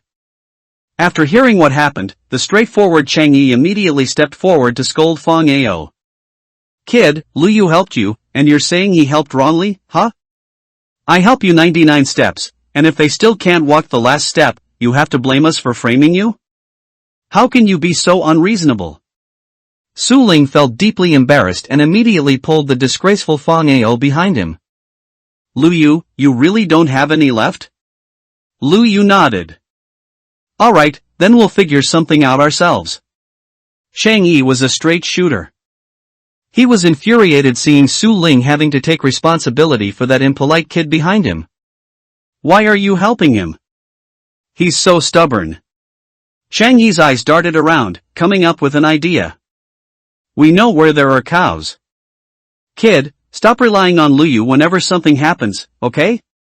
You have the nerve to question Lu Yu with this attitude. Why don't you go find cows and milk them yourself to save your father? Fang Ao was scared in his heart. That was the wilderness. Listening to their tone, if it were convenient and close, they would have gone by now. The current situation indicated that the place was not safe at all. Chang Yi pressed again, are you going or not? Fang Ao could only compromise, otherwise, he would be an unfilial son who watched his father die without saving him. Those who knew the location of the cowherd in the 5th district were Chang Yi, Wenhao, and Azzy. They couldn't let the recently recovered Azzy go to show the way, so Lu Yu sent Wenhao. To ensure Wenhao's safety, Lu Yu equipped him with a full set of iron armor and gave him an iron sword. He also gave him a bottle of the extra splash potions he made. If you encounter monsters, throw this at them, and you can just run back. Anyway, your speed is amazing, kid. Wenhao's equipment was extremely luxurious. In contrast, Fang Ao was only equipped in basic gear. As an orphan from the 7th district, a guest of the 6th district, he couldn't rely on anyone. He could only grip the stone axe in his hand tightly. He had only recently realized how carefree his life used to be in the 7th district. He couldn't help but feel wronged. But it was just his own doing. Listening carefully to Lu Yu's instructions, Wenhao nodded and said, "Got it." Wenhao, who was even younger than Fang Ao, had no fear in his eyes. Everyone saw the difference between the two. Lu Yu finally glanced at Fang Ao. "You two come back before dark. If you don't bring back milk, you'll kowtow to me 3 times, and I'll still help." Kowtow to Lu Yu? Fang Ao glared back, seeing the playful smile in Lu Yu's eyes. He absolutely couldn't. He must bring it back. Wasting no time, Fang Ao set off. Wenhao followed behind, guiding the way. Meanwhile, Su Ling, seeing that there was a solution, was about to leave. But he was called back by Lu Yu. "Wait a minute." Su Ling turned back in surprise. "Is there anything else?" His tone was very polite. Lu Yu asked, "Are you planning to just keep the spiders underground like that?" Su Ling hesitated and nodded. "Those are poisonous spiders, quite dangerous. We can only temporarily seal them." But before he finished speaking, he saw Lu Yu pick up a sword and casually grab his toolman, Chang'e. "What are you doing?" Lu Yu replied, "Danger left, there will always be danger. It's better to get rid of it completely." Su Ling's eyes widened. He had never expected Lu Yu to make such a dominant statement. "You mean, you're going to clear out the spiders underground?" Lu Yu nodded. But Su Ling disagreed. "Those spiders are poisonous, very dangerous. If they're poisonous, just detoxify them. It's not a big deal." Su Ling still had something to say. But Lu Yu interrupted him. "Your sister's medicine needs spider glands. They can give them to me." Now Su Ling had no reason to refuse. Chang'e, who was being dragged by Lu Yu, still wanted to resist. He had heard it. Those were spiders. Spiders. What poisonous, monster spawner. Didn't that mean there were a lot of monsters there? "Wait, where are you going, dragging me along?" But Lu Yu didn't let him argue. "Go and learn with me." Woo-woo. Chang'e had unspeakableness. Lu Yu easily found his way to the entrance of the mine. Su Ling looked at him helplessly. As expected, this kid had been here before. Lu Yu dispersed the other onlookers who wanted to watch the show and dragged Chang'e into the mine. As soon as they entered, the spiders smelled humans and attacked. Chang'e screamed, "Spiders! Holy crap, spiders!" Chang'e's fear of spiders had become PTSD. His fingernails clawed at the cobblestone, wanting to escape. "Help! Help!" Lu Yu held the iron sword himself and instead handed the Bane of Arthropods sword to Chang'e. "If you're scared, kill them all." "No, I can't." Chang'e curled up in the corner, trembling. Lu Yu casually used his sword to cut down the cave spiders near them. Meanwhile, with a calm expression, he continued to speak to Chang'e. "If you don't overcome this hurdle, you'll always be afraid of spiders like a little girl." Chang'e replied spiritlessly, "Whoa, I'd rather wear a skirt." Lu Yu sighed. "Kid, this is a survival game. If your enemy discovers your weakness and puts a spider in front of you, aren't you just waiting to be slaughtered? Would you rather die because of your cowardice?" This time, Chang'e didn't respond with glib talk. "Get up quickly." Chang'e stood up, swinging the Bane of Arthropods in his hand. He killed the incoming cave spider with one strike. Lu Yu watched with satisfaction as Chang'e finally showed some spirit. "See, what's so scary about this thing? Wasn't it just cut down by you with one strike?" Chang'e weighed the sword in his hand. Suddenly, he felt that spiders weren't that scary anymore, just creatures so weak that he could kill them with a single blow. Come in disappointment. With the Arthropod Slayer, killing spiders is effortless. The two of them easily killed all the cave spiders scattered outside. Lu Yu also easily obtained the spider eyes he wanted. Afterwards, he looked around, searching for the monster spawner they mentioned. He discovered that the newly spawned spiders came out of a cave entrance. Lu Yu dealt with the newly spawned cave spiders with a few sword strikes, and chiseled open the cave entrance to allow a single person to pass through. Entering the cave where the monster spawner was located, Liu picked up torches, and quickly placed them all around, illuminating the entire space. After dealing with the spiders near the monster spawner, no new monsters spawned. Chang'e asked, "Is this all?" "Yes, no need to worry anymore." Liu simply designated the cave spider monster spawner and its surroundings as his territory. One reason was to prevent others from interfering with the rare monster spawner, such as villagers who know nothing and might get poisoned again. Which would still trouble Liu. Although the cave spider monster spawner is not the best, because cave spiders are relatively small in size. Even a regular half-block cannot contain them, fences are needed. And they can climb on walls. This is not conducive to making a fully automatic monster spawner. But having one is better than having none, since Liu rarely found one, he accepted it with pleasure. Secondly, it was to prevent other player from reaching for Liu's things. For now, there wasn't enough time to build a monster farm. Liu took Chang'e back to the surface. From the time they went in until they came out, it was only a little over 10 minutes. Seeing the two of them come out, Su Ling immediately went up to them. "What's wrong? Is the situation tricky? Do you need any weapons?" He thought they hadn't completed their objective and had come up first to prepare. He even enthusiastically wanted to provide them with some things. Unexpectedly, Chang'e grinned and smiled proudly. "It's fine now, Brother Su." Liu calmly explained, "It's safe now, as long as you don't go near that place anymore." Although, they couldn't get close anyway. If they tried to get close, they would probably be bounced back by the territory permission's invisible wall. Ah!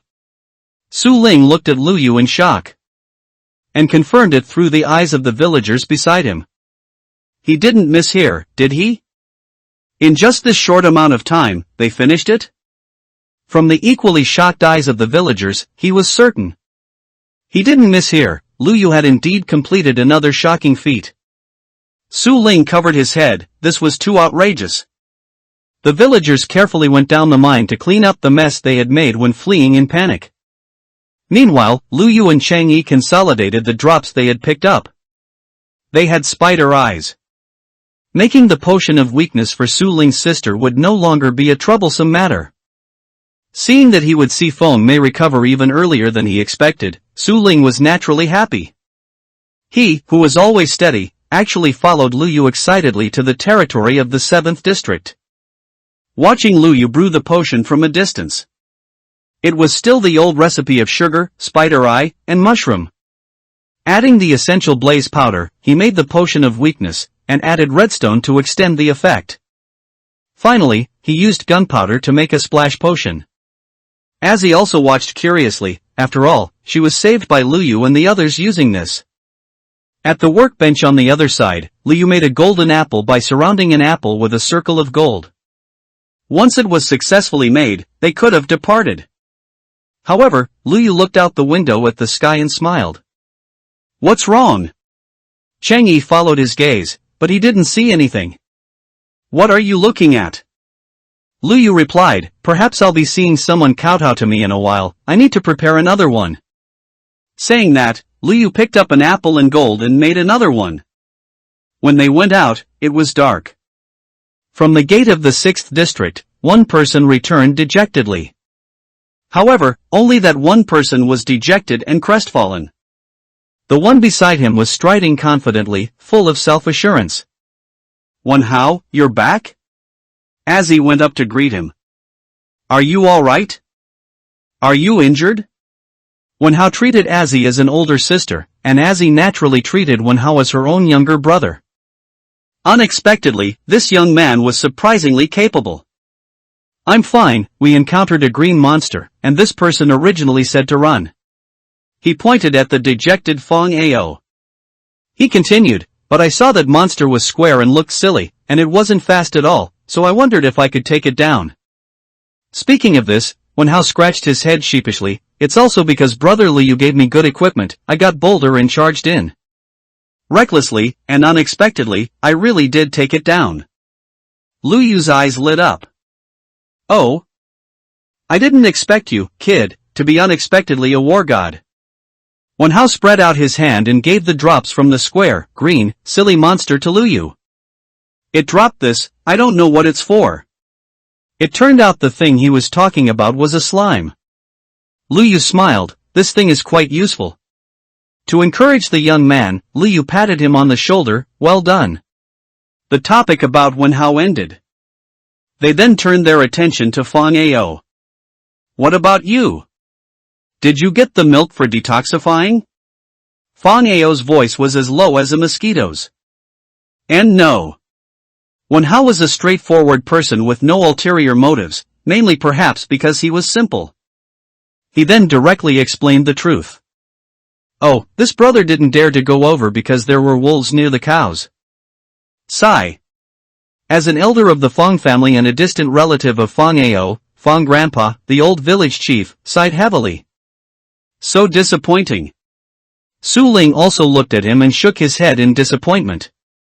Wen Hao scratched his head, and finally took out 2 bottles of milk. I saw he didn't dare, so I went. Here, this is the milk I collected. Lu Yu reached out again and vigorously ruffled the boy Wen Hao's fluffy hair. You kid are really not bad.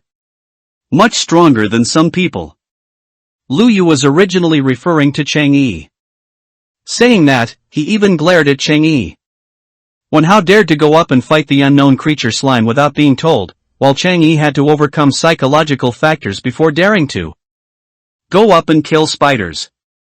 Chang Yi was still trying to argue, don't look at me, I tried very hard, don't forget who killed more just now. Give back the arthropod slayer I lent you. Chang Yi pouted, and finally obediently handed over the arthropod slayer sword. As for what they said, in Fang Ao's ears, every sentence was veiled criticism and indirect scolding. Weren't they talking about him? Ending the bickering, Lu Yu got to the point. Fang Ao, do you remember what you said? Tit for tat. Fang Ao remembered. If he couldn't bring back the milk, he would have to kneel and beg Lu Yu to save his poisoned father. Now he didn't bring back the milk. Because when he saw the unknown monster, he chickened out. Afterwards, he realized the monster wasn't strong at all, to the extent that even a little boy younger than him could easily deal with it. Therefore, at this moment, Fang Ao was both ashamed, angry, and regretful. If he had just been a little bolder earlier, wouldn't things have worked out? And now, all he could do was hate himself. Lu Yu raised his eyebrows, his voice trailing up, staring at him with amusement. Lu Yu was not in a hurry, the poisoned person was almost a stranger to him. If he thought about it carefully, they were even enemies. Therefore, Lu Yu was not afraid of wasting time, because whatever result occurred would be Fang Ao's own responsibility. Su Ling pressed on his shoulder, trying to make him give up. Speak up, are you saving your dad or not? Fang Ao looked into the distance, then looked at Lu Yu, clenching his fists, his legs trembling. The old village chief held his cane and heavily struck the ground. Kneel. Even if you kneel today, you won't be wronged. Don't forget what you've done. How you treated Lu Yu in the past, do you think kneeling down can make up for it? Fang Ao bit his teeth in shame, a grown man, it looked like he was about to cry. One after another, they were all forcing him to kneel. Old village chief Fang Grandpa couldn't stand it anymore, so he directly struck Fang Ao's knee with his cane.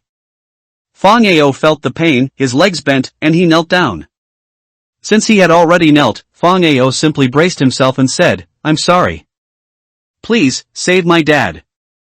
Lu Yu watched him with cold eyes, his foot just stepping over a piece of land in front of him. He didn't say yes, nor did he say no. He just walked towards the depths of the 6th district. The first place Lu Yu went was the small dark room where zombie Feng Mei was locked up. Willing to save his sister first, Su Ling was naturally happy.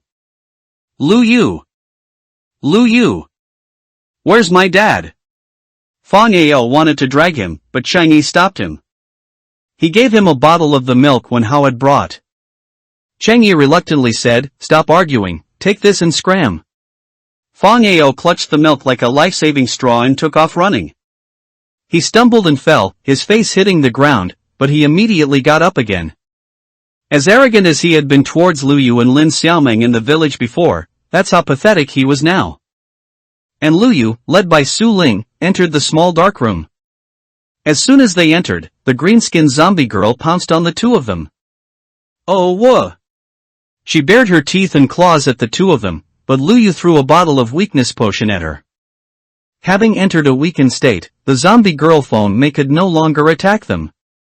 And then, Lu Yu took out a golden apple and put it into her mouth. After the golden apple went down, the green color on Feng Mei's face actually began to slowly fade. Her eyes also returned to the dark green they should be for a human. After 3 years, Feng Mei finally spoke a clear word. Su Ling was first in disbelief, then tears streamed down his face with excitement. Sister! Brother? Feng Mei first recognized Su Ling's face, and only then slowly remembered other things. Where is this? Oh, right, zombies. We saw lots of zombies chasing us. Feng Mei's memory seemed to be stuck at the time before she became a zombie. 3 years of memory were simply blank. Hui outside heard it and immediately pushed the door open and rushed in. Originally, seeing this culprit, Su Ling was unhappy. But Hui, without a word, knelt down towards Su Fengmei. He prostrated himself on the ground, his head also bowed. Hui lay on the ground like a shrimp, his posture humble. He said loudly, Fengmei, I'm sorry. I shouldn't have left you and run away alone. Fengmei was startled by his sudden loud voice. What are you doing? Hui looked up at Fengmei for a moment, then lowered his head again.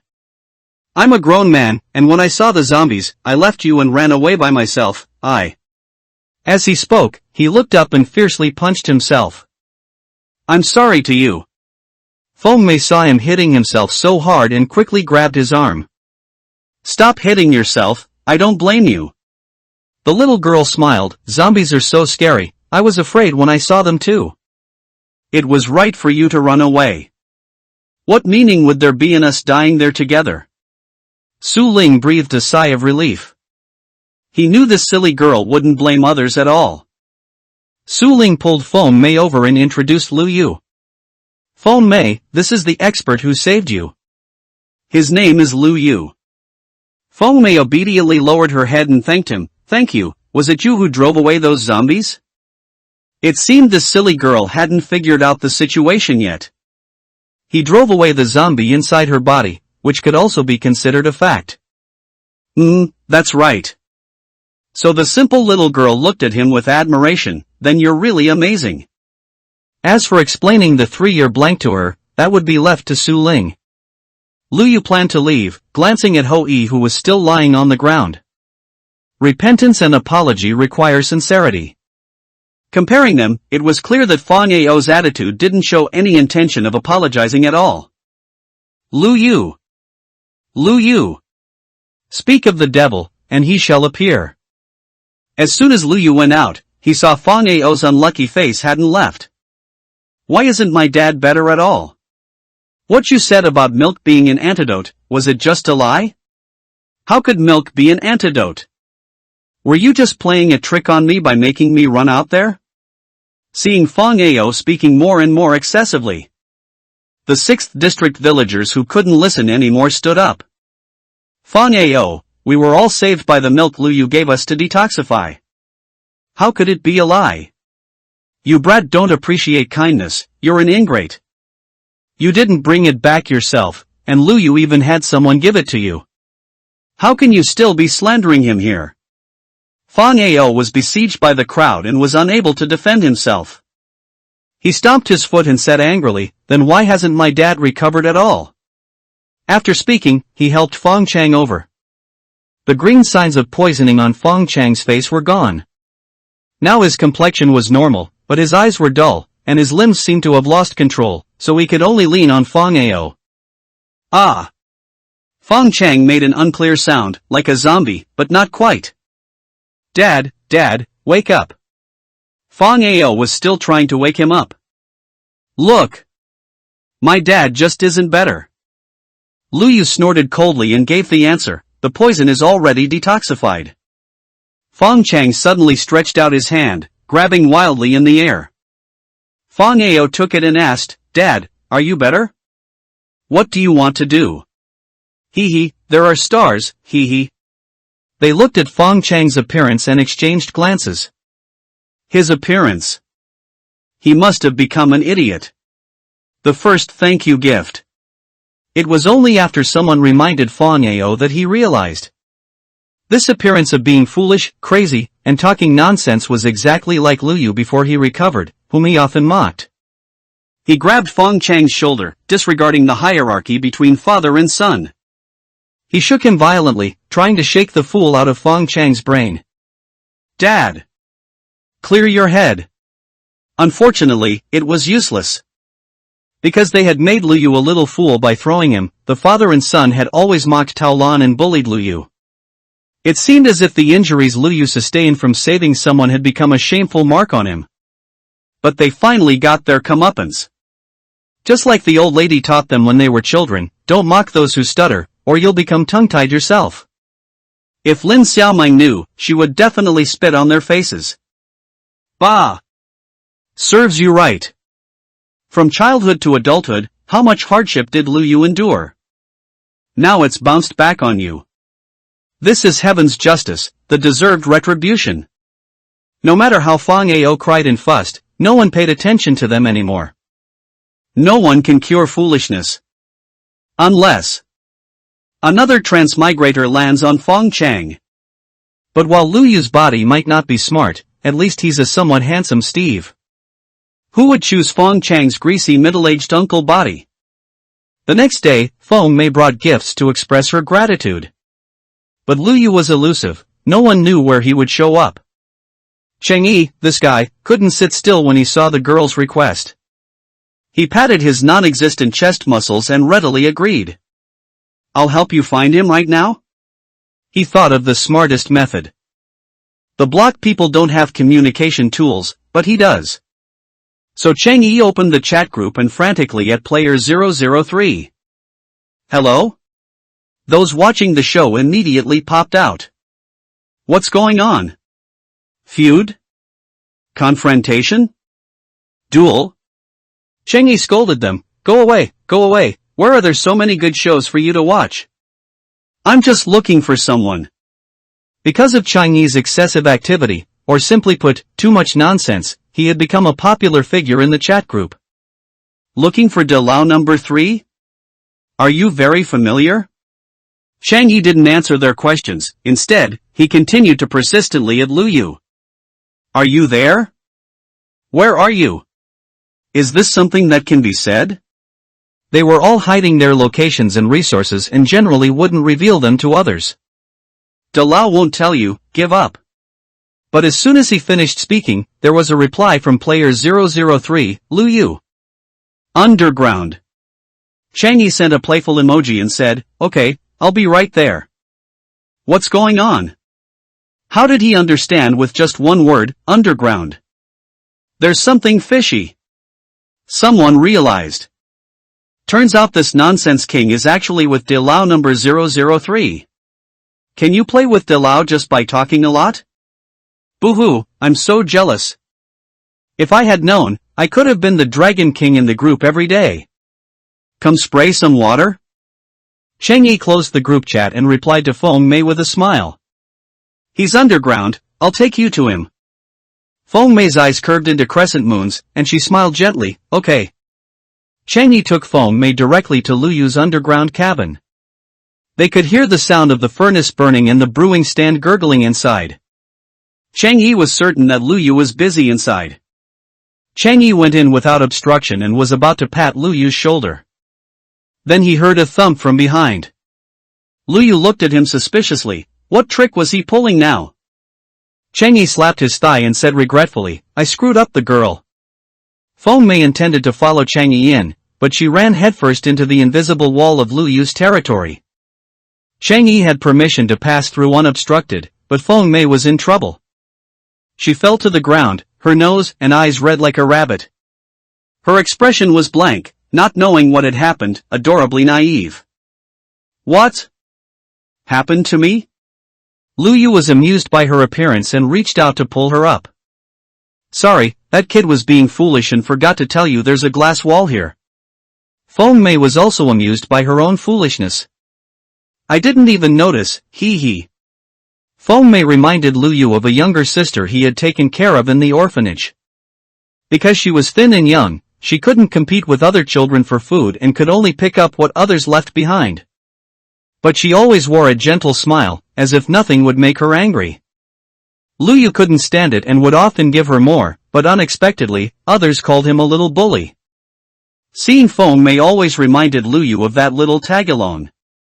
He couldn't help but become more familiar. After pulling her up, he actually forgot to let go of her hand. Lu Yu asked with concern, "Did you lose any health?" Feng Mei shook her head as if afraid of causing trouble for others. No, I'm fine. Ah. It was a good time for some reason, as he also came down the stairs from above. She saw Lu Yu holding Feng Mei's hand. She was indignant. That Lu Yu, who only teased her, made her ride a pig, locked her in a dark room, was actually smiling gently with a girl. She felt unbalanced. Could it be that Lu Yu didn't treat her as a girl? Azzy lowered her head and glanced. Could it be, just because she couldn't tell the front from the back, Lu Yu had always treated her as a boy? And Feng Mei? Azzy looked at this well-endowed girl and felt ashamed of herself. Indeed, it was a little bit not obvious. Damn it! You men are all shallow creatures who look at cups. Chang Yi covered his mouth, preventing himself from making a sound. Love triangle. He noticed Azzy's gaze wandering between himself and Feng Mei. He thought Azzy was weighing his and Feng Mei's importance in Lu Yu's heart. Jealousy? He probably never expected that this foolish girl, Azzy, was comparing sizes. A sharp rap landed on Chang Yi's head. Put away that gossipy look, like an old hen. Chang Yi touched his face. Was it that obvious?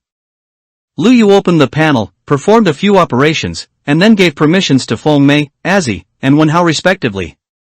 Based on his intuition and the few days they had spent together, Lu Yu felt that these few people were reliable. Some people are simply so clumsy that you feel they couldn't do anything bad. Come in, everyone. Feng Mei was the most polite. She bowed at the door and greeted them. Then she walked in. Excuse me, Lu Yu Gij, this is what my brother asked me to bring you first. It was probably a thank you gift for Lu Yu saving Feng Mei. Lu Yu also didn't stand on ceremony and reached out. What is it? What was placed in Lu Yu's hand were a few stacks of lapis lazuli. Feng Mei tapped her forehead, recalling carefully. Brother said that although he didn't know what they were for, they were quite pretty and suitable as a thank you gift, so he asked me to bring them to you first. Actually, he has another gift prepared later, and he wants you to wait a little longer. Lu Yu looked at her amusedly. Such a generous thank you gift? Feng Mei nodded obediently. Su Ling meant that the other gift would take another day or so he asked her to bring one gift first to show that they, brother and sister, had not forgotten Lu Yu's kindness. Although when she picked up the lapis lazuli, Su Ling said, although it will be his sooner or later. Forget it, let's do it this way first. Lucky. Feng Mei stepped back after finishing what she needed to do. Next was something for Azzy and Wen Hao. Only now did Lu Yu feel a bit like a village chief. The current scene was exactly how villagers would line up to find him to deal with various odds and ends. Azzy pulled Wen Hao forward. Lu Yu, thank you for the iron armor. I don't need it now, so I'm returning it to you. The little boy looked well behaved and handed a set of iron armor to Lu Yu. This made Lu Yu laugh. Kid, I put it on you, which means I gave it to you. Why are you giving it back? Wen Hao scratched his head blankly. Ah, is that how it is? Azzy considered for a moment, then still pushed it into Lu Yu's hand. This is too valuable. You took us in, we already don't know how to thank you. Seeing Azzy being so serious, Lu Yu instead let out a snort of laughter. You silly girl are being polite with me now. Azzy caught the key words in his sentence and stomped her foot in frustration. I'm not silly. As soon as the topic shifted, the atmosphere was broken, and as a result, the silly girl actually forgot her original purpose. The person who calls others silly is the really big idiot. Oomph, carrot. Looking at her, it was like a child who couldn't curse but insisted on arguing back at you. In a daze, Azzy finally remembered her original purpose. No, I didn't come here to argue with you.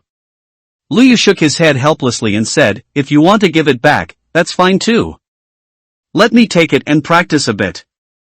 The others looked at him blankly, not knowing what the amazing young Luyu was going to do next. Luyu weighed the lapis lazuli in his hand. Perfect, it saves me a trip. It turned out that his busy work just now was to prepare for enchantment. Luyu was puzzled, his luck wasn't bad to begin with, so why hadn't anything good happened recently? The enchantment effects that appeared were one after another useless. Not to mention the damaging thorns enchantment he just got, the others were just some level 1 or 2 effects. Recalling his past gaming experiences, it seemed that getting the guaranteed minimum every 10 draws, and only getting goods after 80 draws, wasn't uncommon.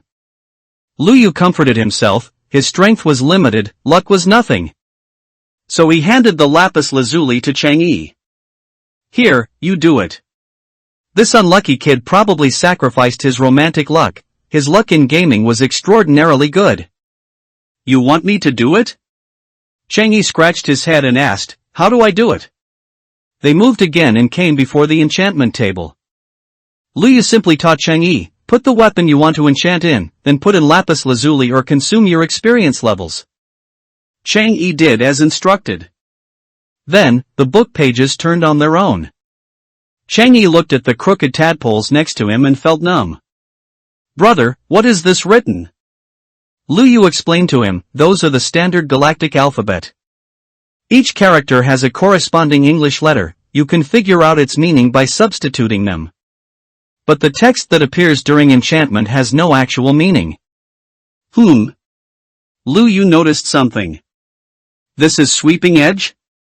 Originally, the standard galactic alphabet appearing in the Minecraft game and replaced with English was also meaningless garble, but now Luyu replaced it in his mind, and it actually had a specific meaning. Chang'e had a look of shock, holy crap. Brother, you know all this? No need to say more, it was all redundant stuff done during his Chinibu phase. Luyu would absolutely not tell others, he had once studied and learned to write this kind of ciphertext. He even secretly wrote a letter to the class beauty, and then it was burned clean by someone who thought it was creepy curse text. It is said that the class beauty was greatly frightened, thought she was cursed, and even invited a master to her home. Luyu was numb. But, he also had an epiphany. Women would only delay the speed at which he drew his sword. There were too many worthless women. From then on, Luyu cut off all romantic feelings and became addicted to Minecraft. Chang'e looked at him gossiping, got a story? No. Luyu answered him decisively, then snatched the sweeping edge sword he had enchanted and placed it in Wenhao's hand. Now I can give this to you. Just giving the kid a set of iron armor was too shabby, only giving him a set of enchanted armor could be considered a grand gesture. Wenhao trembled with both hands, not daring to take it. He had seen ordinary iron sets before, but how did this one become glowing now? In his current state, he couldn't take it even more. He looked at Azzy, then at Luyu, shaking his head like a rattledrum. Quick, take it and try it. Luyu's tone became a bit heavier.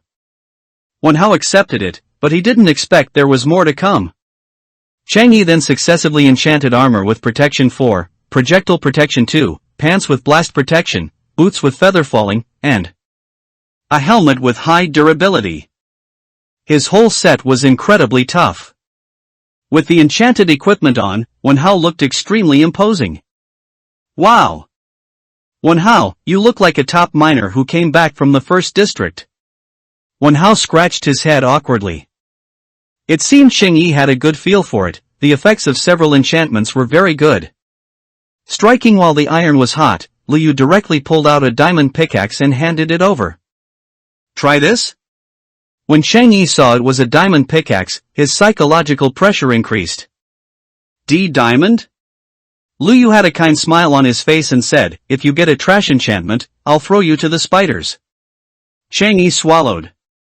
He carefully placed the lapis lazuli. "Lu, brother, come take a look, what does this mean?" Lu Yu turned his head to look.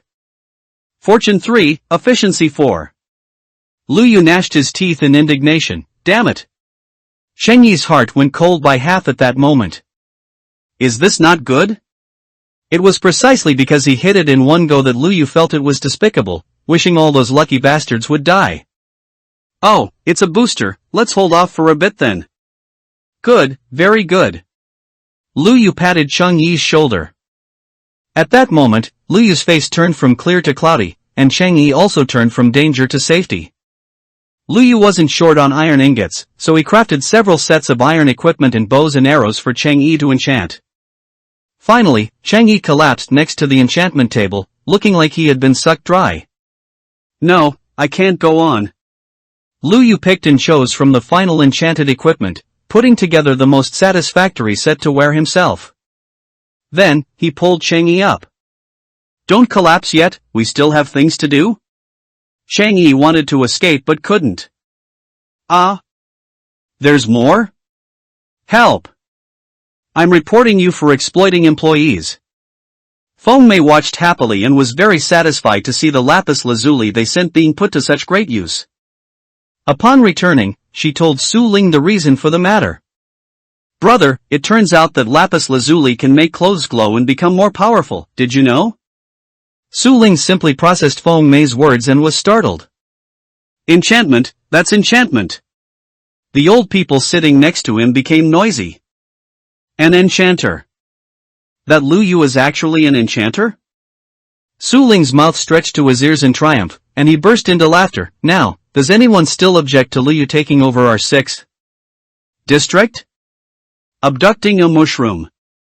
He is the young leader of the 7th district. He is also the divine doctor who treated Feng Mei, who had lost her mind and turned into a zombie. He is also a fighter who can sweep away terrifying monsters. The food he makes is praised by children and makes adults linger. With a wave of his hand, he can make a magnificent building rise from the ground. He can also move freely through the night and underground. This is the Lu Yu that Su Ling spoke of. The old guys from the 6th district originally thought Su Ling was exaggerating. How is that possible? And he's from the 7th district, this. Su Ling, you want to find an outsider to take on the burden of our 6th district. We understand your appreciation for him, but you can't tell this lie just to convince us. Su Ling was originally both angry and anxious. These old guys actually think he's lying? They really stay indoors and are ignorant. Brother! Lu Yu, he! Su Fengmei burst through the door and excitedly chattered about what she had just witnessed. How he taught Cheng Yi to make so much glowing equipment. When Hao even tested the strength of the weapon Lu Yu gave him in front of her. It stunned Feng Mei. She had slept for 3 years, and even the little boy had become so strong. Lu Yu's magic was the first she had seen in over 10 years. After speaking, she realized there were other people sitting in the room. Several elders from their 6th district. Su Fengmei blushed and said, sorry. But hearing Su Fengmei's report, they suddenly understood. The few people looked at each other, were silent for a minute, and then exclaimed repeatedly. He's definitely not an ordinary person. Maybe he has been living in seclusion in the 7th district? Could it be that this enchanter was in distress and came to the 7th district? Then why is he staying in the 7th district? Even at this age, they couldn't change their gossiping nature. The old guys chattered away and actually fabricated a biography of a magical enchanter from the 1st district who met with misfortune in the 7th district. It left Su Ling speechless for a moment. He hesitated to speak, that. Actually, the legendary figure they imagined is only 18 years old this year. And according to their imagination, this person is at least 30, if not 50 years old. In the end, to allow Lu Yu to successfully take over, he held back that sentence. The discussion ended. The elders knew it would certainly not be a mistake to hand over the village to an enchanter. Su Ling, here. The block shimmering with colorful light was exactly what Su Ling needed, proof of a village leader. Su Ling, boy, you've worked hard all these years. You must be thinking, finally, I can throw this burden away. Ha ha ha ha. That's right. Laughing heartily twice, Su Ling pulled Su Fengmei alone. Let's go, we'll set things up outside. We should prepare to welcome Lu Yu and celebrate for him. Su Fengmei said, brother, when I left just now, Lu Yu and the others went out again. Su Ling sighed. This Lu Yu really can't sit still. Lu Yu found the slime balls when Hao brought back last time. He made 2 leads with spider silk. He and Chang'e each took one, and the 2 of them took their things and set off. They headed straight for the swamp. Lu Yu had been to this place who knows how many times before. This time, he left enough backpack space, determined to sweep this place clean of resources. Not a drop left. Entering the forest, the first thing they encountered was the wolves Lu Yu hadn't tamed before. Lu Yu threw Chang'e a few bones. Chang'e glared and puffed out his beard, you insult me. Haven't you acted like a dog enough times? I'm giving you bones so you can go tame those wolves. Oh. Only then did Chang'e hold up the bones and tease the wolves. Doggy, come, here are bones. Chang'e was responsible for taming, and Lu Yu was responsible for killing. Lu Yu drew his sword and faced these animals. The cows turned their heads. Brave cows, not afraid of difficulties. The next moment, they fell under Lu Yu's iron sword with flame enchantment. The dropped beef didn't need to be cooked, it was already a cooked steak. How miserable, miserable. It made people drool with desire. Unexpectedly, after Lu Yu finished his sweep, Chang'e was also done. That fast? Chang'e boasted proudly, how about that? I fed them too, and they happily followed me. Lu Yu nodded seriously, teasing, your popularity with people isn't great, but your popularity with dogs is pretty good. Chang'e thought about it carefully. Wait, that doesn't sound like a compliment. By the time he wanted to retort, Lu Yu had already transformed into a little girl picking mushrooms and started sweeping the area below for mushrooms.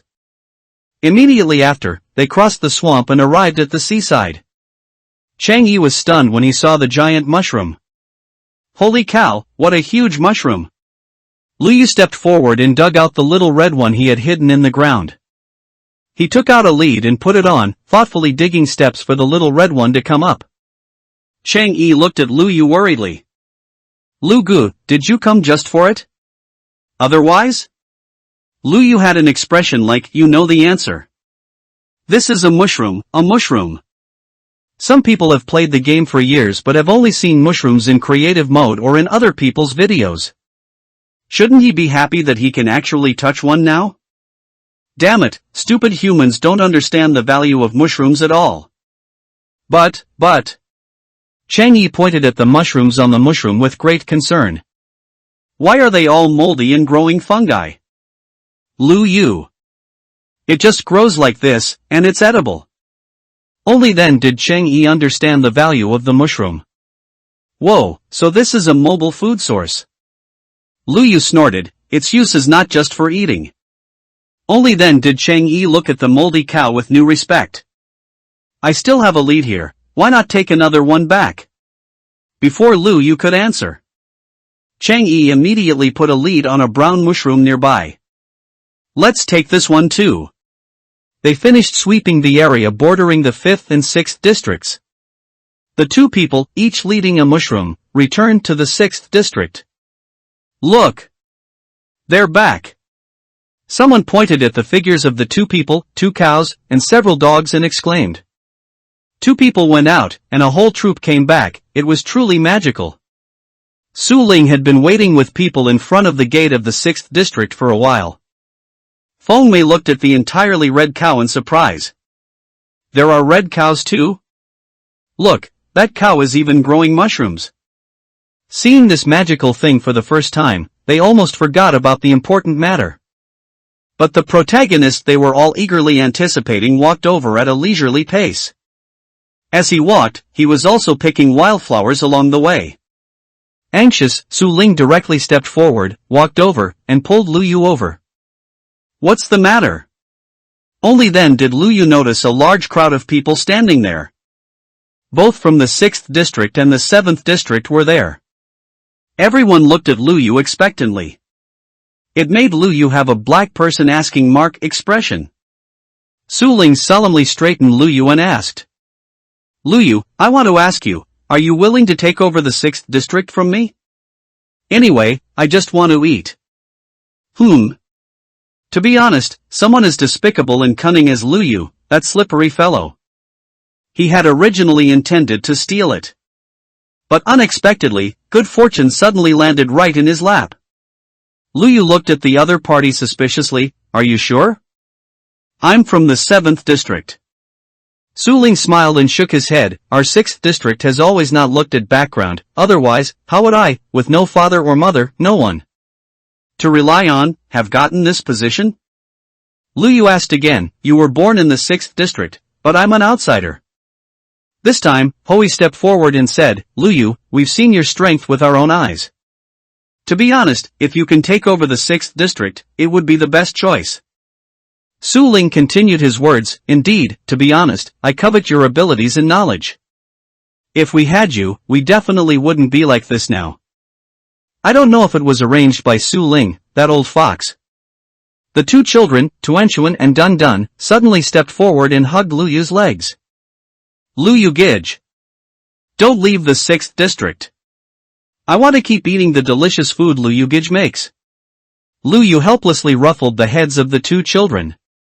Mainly, in Lu Yu's opinion, this matter came a bit suddenly. He just saved Su Ling's sister and conveniently dealt with the cave spider spawner in their mine. As for the rest, building the treehouse and dealing with the spiders and skeletons outside the wall, it was all for himself. It doesn't seem like a big deal? Is it worth Su Ling looking at him with admiration and entrusting the entire district to him? However, everything was just Lu Yu's own feeling. For others, these were all earth-shattering matters. If any one of them had done just one of these feats, it would be enough to be hailed as a god. But on Lu Yu, miracles happened so frequently that they became somewhat unremarkable. Furthermore, the abilities Lu Yu displayed had surpassed everyone they knew and were beyond their imagination and understanding. Firstly, Su Ling felt inferior. Secondly, with his sister now saved, Su Ling was thinking of retiring and returning home. Sure. Of course, sure. Does that mean you agree? The two probed each other. Lu Yu chuckled, then can I not manage things? His main goal was actually just to get the village core with the 999 achievement points. Su Ling pretended to be fierce, that won't do. Indeed, getting something valuable requires paying a certain price. Lu Yu accepted the village core from Su Ling's hand with a bitter smile. Obtained item, village core of 6x1. Congratulations player for owning your second village, completing achievement, Dominator, 2 of 7, gaining 1999 achievement points. Whoa! So the achievement points awarded for the 6th district's village core and the 7th district's village core were different. Since the achievement points increased sequentially, then it was only right to get a large amount of achievement points all at once when reaching the 1st district. Reaching the goal of unlocking the backend was not difficult at all. It was further confirmed that the method Lu Yu discovered for clearing the game was correct. Lu Yu put the village core into his inventory. The villagers clapped, congratulating Lu Yu on becoming the village chief of both the 6th and 7th villages. The old village chief couldn't stop laughing. He had long seen that Lu Yu was no ordinary person. But in a short time, Lu Yu had flown beyond his imagination. 2 areas managed by one person. This was an unprecedented event. He was certain that with Lu Yu's mind, the land beneath their feet was about to undergo earth-shattering changes. Awesome, brother, you've taken over 2 districts back-to-back. Chang Yi gave Lu Yu a thumbs up.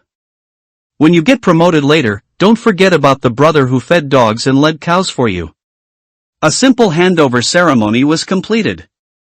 After all, the 6th district was not much different from them, just a small village, so there weren't any cumbersome rituals. Food is iron, rice is steel. Ultimately, the way to celebrate was still eating. Eating person, eating soul. Su Ling had already brought people to prepare a sumptuous spread. Although it was a small matter compared to Lu Yu's skills, it showed their sincerity. The 7th District villagers also brought out their specialty, fresh fish, to share. It was a gesture of goodwill, and Lu Yu didn't want to offend them. So he went out and had Cheng Yi lead the mushroom over. The villagers were chewing on pork chops and gnawing on grilled fish when they saw Lu Yu had Cheng Yi lead the rare red mushroom over. They asked curiously, "Village chief, are you planning to celebrate with a whole roasted bull?" Lu Yu quickly protected the mushroom. "You can't eat it. This is my treasure." The iron golem, snow golems, and wolf pups heard Lu Yu's words and all looked over. "You said we would be each other's babies forever," sob sob sob. Only the black cat caught with Azzy was calmly licking its cat bell. "That's how cats are, whether you love them or not, they don't care about you anyway." "Oh, this bowl has mushrooms growing on it, that's quite rare." "It looks rare, but isn't it just a bowl? Besides eating, what else can this thing do?" Lu Yu smiled mysteriously and put down 2 chests. He sorted through the flowers he had picked earlier. Lu Yu relied on his memory. He put the lilies of the valley and tulips that could cause negative effects into the chest next to him. And the rest, like alliums and cornflowers, which had special positive effects, were placed in the chest in front. Mushrooms can eat these flowers, and then you can use a bowl to collect it, getting a suspicious stew. As for these stews, before Lu Yu could finish explaining, there were already curious children. Dun Dun raised his hand and asked, "Lu Yu Gij, where does the stew come from after it eats the flower?" The straightforward little child was I said, "It couldn't be its excrement, could it?" Cheng Yi looked at Lu Yu with disgust. "Lu Gu, I didn't expect you to have this kind of hobby." Lu Yu was about to argue, "No." Cheng Yi looked at him with a sympathetic face. "I understand, it's probably like how some people like to drink civet coffee, it's understandable." No, Lu Yu did not have a hobby of eating shit. Their exchange made Lu Yu curious too. Originally in the game, you just used a bowl on the cow. Who knew where the stuff it ate was excreted from? So, in the real square continent, does the stuff the mushroom eats come from its mouth, under its body, or its butt? Lu Yu experimented on himself. He took out a cornflower and fed it to the mushroom. As the mushroom chewed, Lu Yu shakily took out a bowl. He saw the largest mushroom on the mushroom's back shake. From under the mushroom's cap, soup actually flowed out. Whoa, it actually came from here. Lu Yu was relieved now. See, it's not some strange thing, this is the mushroom's ability. What Lu Yu had just fed it was a cornflower, and the suspicious stew produced by cornflowers gives a jump boost effect. To demonstrate the effect, Lu Yu leaped up. So high that Cheng Yi could only reach his knee. Damn it! Let's have dinner. Jump boost allows the player to jump 1.25 blocks higher. Seeing Lu Yu leap high, everyone was dumbfounded. Little village chief, what is this? Lu Yu patted his leg boastfully. This is the effect of the mysterious stew. Everyone exclaimed, so amazing. Isn't this the same effect as the legendary magic potion? So this cow with mushrooms can give people such amazing effects. So this cow isn't food. A cow that can produce magic potions would be a waste to eat. Lu Yu blinked and told everyone. It can produce more than just this one effect. Lu Yu pointed to the first box and explained, feeding it different flowers can produce different effects. You can also try. Lu Yu opened the box, inviting them to try it as well, adding some interesting highlights to the celebration. Dun Dun, this little fatty, would definitely want to taste the stew more than try the magical effects of the mysterious stew. So, he came forward first without fear. He randomly grabbed a flower from the box and got an orchid. Feeding it to the mushroom, getting the mysterious stew, Dun Dun gulped it down. But after one gulp, he burped. Burp. Dun Dun looked at Lu Yu uncomfortably and asked aggrievedly, Lu Yu Gij, what's wrong with me? How come I can't eat anymore after just one bite? Dun Dun fell into self-doubt. Could it be that his proud appetite had been weakened? Ha ha ha ha. Luyu laughed heartily seeing his belly so round from being full. You just fed it an orchid, and you got a stew with the saturation effect. Dun Dun looked miserable, feeling like he had lost big time. He couldn't fit any more of the delicious food left on the table into his belly. I'll try too. Huazai, this child, came running. Coming before the box, he grabbed a pom-pom purifier. After drinking the stew, he waited expectantly for something wonderful to happen. But, nothing happened. Luyu Gij, what's the effect of mine? Luyu smiled and dug out a block of dirt in front of him. Then, he took out a bucket of lava and poured it in. Try jumping in. Everyone gasped. That was lava, a naturally occurring deadly substance, and their little village chief actually told a child to jump into the lava. Little village chief, isn't this bad? Huazai, however, showed his reckless nature and jumped straight into the lava without a second thought. Nothing happened. Half of his body was submerged in the lava, but he didn't feel the heat of the lava. He didn't burn or die. Wow! I'm not afraid of lava anymore. This. The villagers' mouths were wide open in surprise, enough to swallow an egg. The effect of the stew can actually make people safe and sound in lava. Oh my god!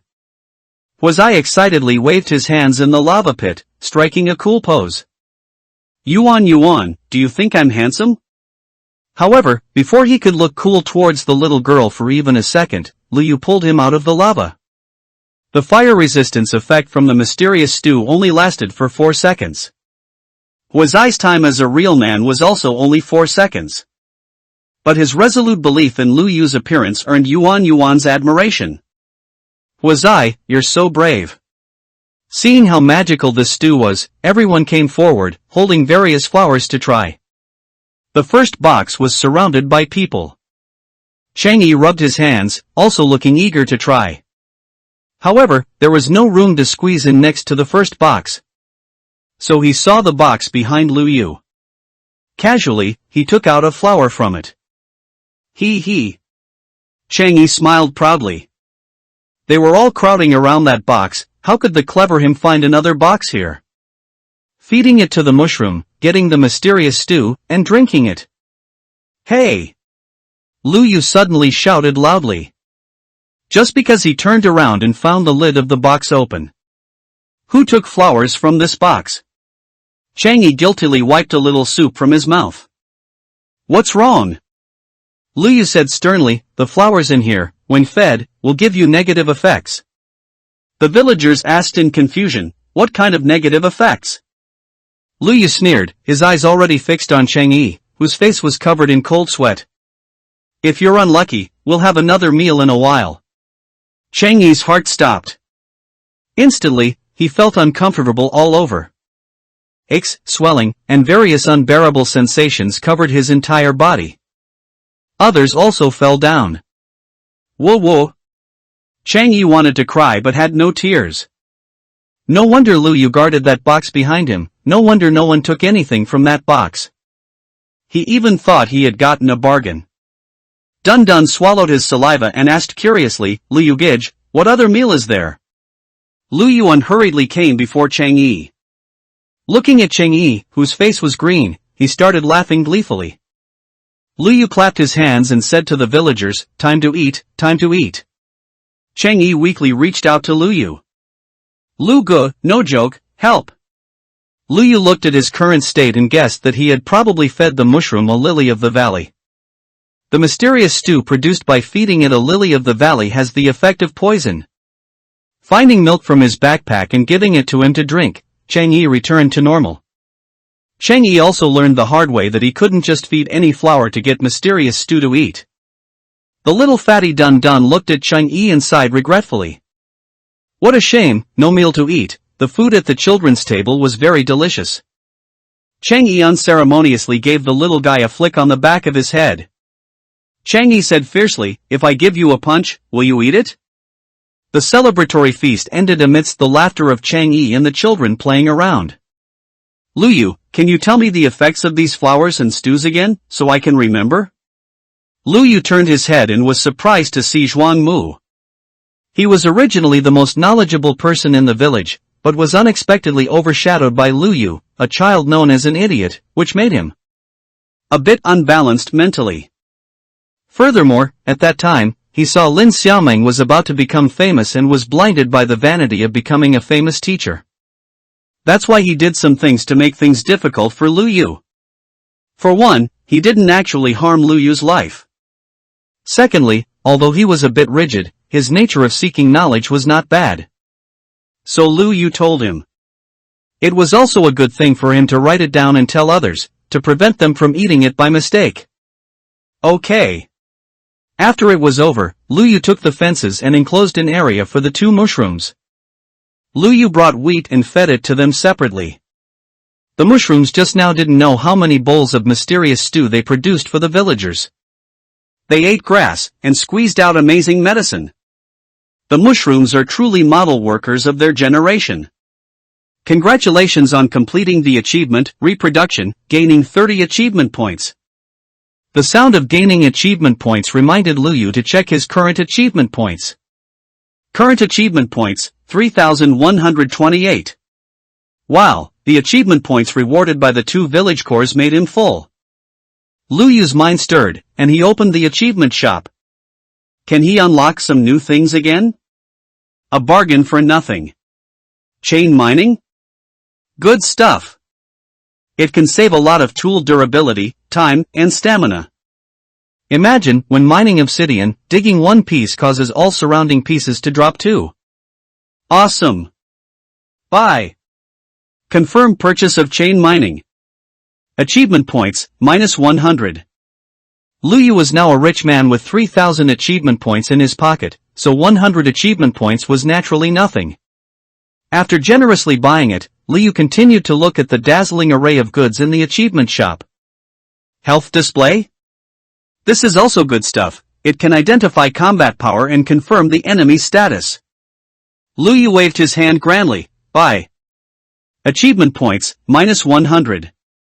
Continuing to browse, Luyu saw the first mod he couldn't unlock since coming to this square continent.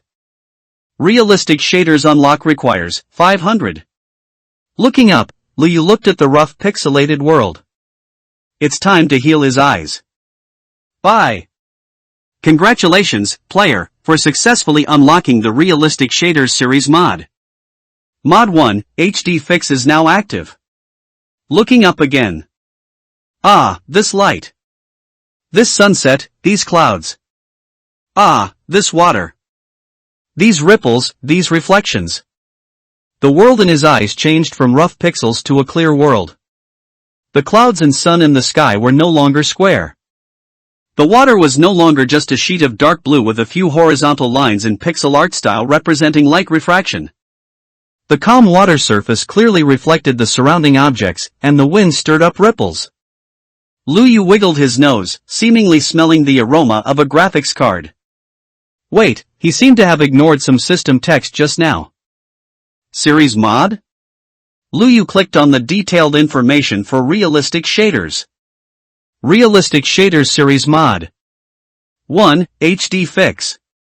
2. Native Creatures Unlocked. 3. Realistic World Unlocked. After scanning this, Luyu immediately pulled a long face. Tell him, is this square continent a world from Tencent or Pig? Something that could have been unlocked with a one-time payment had to be split into 3 unlocks. It's exactly like those damn battle passes. They claim it increases the fun of the game, but in reality, it's just to make you spend more time and money in the game.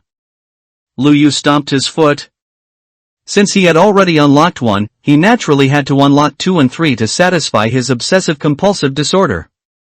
To upgrade Realistic Shaders and unlock 2 native creatures requires 1,000 achievement points. Level 1 requires 500, Level 2 requires 1,000. At this point, he couldn't stop. The power of spending money in-game surged in Luyu's right hand, and he pressed the unlock button. Congratulations, player, for successfully unlocking the Realistic Shaders series mod. Mod 2, Native Creatures is now active. Lu Yu's vision seemed to be turned off and on again. When it turned back on, he saw that the plants and animals were completely different. The grass at his feet was no longer rough jagged edges but smooth blades. The mushroom in front of him had a leather texture on its surface, and the mushrooms on its back had spore powder and fine gills. Although its shape still looked a bit square. Lu Yu finally felt like he was living in another world, not in a game. There was only one last realistic world mod left. Based on the prices of the previous two mods, the third one should cost 2,000 achievement points. Currently, Lu Yu had 1428 achievement points remaining. Although he couldn't afford it. However, he was still startled after a quick look. It didn't cost 2,000 at all, but 5,000 achievement points. This wasn't just double, it was a huge increase. Lu Yu pointed at the achievement shop page on the system and angrily cursed. Black-hearted merchant. Too black. The achievement shop page seemed to flicker for a moment, the screen glitching. Looking again, realistic world unlocking for 5,000 achievement points had become 5,001. Lu Yu? Are you targeting me? No, someone is eavesdropping. Can't take a joke, huh? Saying something about you actually increased the price. Lu Yu angrily closed the achievement shop. Just wait until I earn a few thousand more achievement points, I'll spend them however I want. Lu Yu, are you done? Su Ling finally dared to call out to him. He had found Lu Yu a while ago, but saw Lu Yu talking to himself and looking emotional. He thought something was wrong and even doubted his own decisions. But when he turned around, Lu Yu was still the same Lu Yu. Yeah, something up? With a calm expression, there was no sign of the crazy state of talking to himself just now. Only then did Su Ling put away his worries, perhaps he had seen wrong. Clearing his throat, he said, I'll take you somewhere. Lu Yu asked with a smile, what's there to see? Su Ling winked mysteriously, something yellow. Lu Yu? Su Ling led him all the way to the mine. Lu Yu was familiar with this path, and after a few steps, he knew the destination. Lu Yu followed him into the mine. The ground of the mine was filled with chests, just like the last time he came. Lu Yu hadn't counted carefully, but at a glance, there were even more. Su Ling explained, I had people organize all the minerals we've mined here. Before, we mined gold to trade for the antidote from that person in the 4th district, but now that we have you and Feng Mei is cured, these minerals are no longer needed. Saying that, Su Ling opened a chest. It was enough to shock even Lu Yu. This entire chest was full of gold ingots. Lu Yu understood, it was yellow. It was all bright yellow gold. What surprised Lu Yu even more was that Su Ling opened the chests one by one. 3 to 5 chests in a row were all full of gold. Finally, Su Ling instructed. I'm entrusting all of this to you to handle. Lu Yu was stunned for a moment. He didn't expect that becoming the village chief of the 6th district, besides the achievement points, would also give him such a large sum of wealth. Su Ling saw Lu Yuing. He continued, because these things have no other use besides trading for Feng Mei's antidote, and I saw you found uses for the blue stone Feng Mei gave you, I believe you can also find uses for these red and green stones. After saying that, Su Ling continued to open chests. The following chests were filled with redstone, lapis lazuli, emeralds, iron ore, and coal. Such rich mineral resources were materials that Lu Yu used to take about a week to accumulate when starting a new save. Indeed, there is strength in numbers. This was accumulated by all the villagers in the 6th district. He didn't expect Lu Yu to get such a windfall. Lu Yu tried hard to keep his mouth from curling up wildly, and cleared his throat, pretending to be steady. Then I'll accept them. Su Ling handed over the items with satisfaction and then retreated, having completed his task. Lu Yu called Cheng Yi and had him organize the items and put them into their underground room. He had Cheng Yi work as a laborer again, enchanting a full set of equipment. This time it wasn't for others, but for himself. Cheng Yi stared blankly as Lu Yu put on the equipment. Ha? Is this for me? Lu Yu replied with a smile, after all, we're going on an adventure. Adventure? Lu Yu pointed to the nether gate they had placed on the lower level, saying, back to your old home. Pig girl. Nether, Chinese warm hometown. The nether is full of lava, it's indeed very warm. It's just too warm, you might accidentally get burned to death. The two of them opened a door in the middle of the nether passage Lu Yu built. They walked out, and not far away was Changyi's hometown, the nether fortress. But this place had been completely cleared out by Lu Yu and had no value left. So Lu Yu led the way, changed direction, and continued forward. Right in front of them, they ran into the face of a zombie pigman. It looked like a moldy face, a yin-yang face made of pink and green, staring straight at the two of them. Changyi grabbed Lu Yu in a panic and hid behind him. There's a monster. Lu Yu looked at him with a disgusted expression. Are you worthy of all that enchanted gear you're wearing? Changyi looked down and suddenly realized. Oh right. With all this gear, he wouldn't die even standing toe-to-toe with a zombie pigman, what's there to be afraid of? Seeing the axe the zombie pigman raised high, Changyi also unceremoniously raised his axe. Lu Yu kicked him in the butt. He didn't even hit you, why are you attacking him? Changyi said pitifully, isn't that a monster? Lu Yu explained, it's a neutral monster, it won't attack you first, but if you attack it, all the pigmen will attack you. After hearing this, Changyi quickly put away his axe. Can't beat them and they call for backup, how annoying. Walking behind Lu Yu, Changyi inexplicably felt more confident. Lu Yu seemed to know everything and understand everything. Lu Yu, look at the red slime. That's a magma cube. No wonder it looks like charcoal for a barbecue.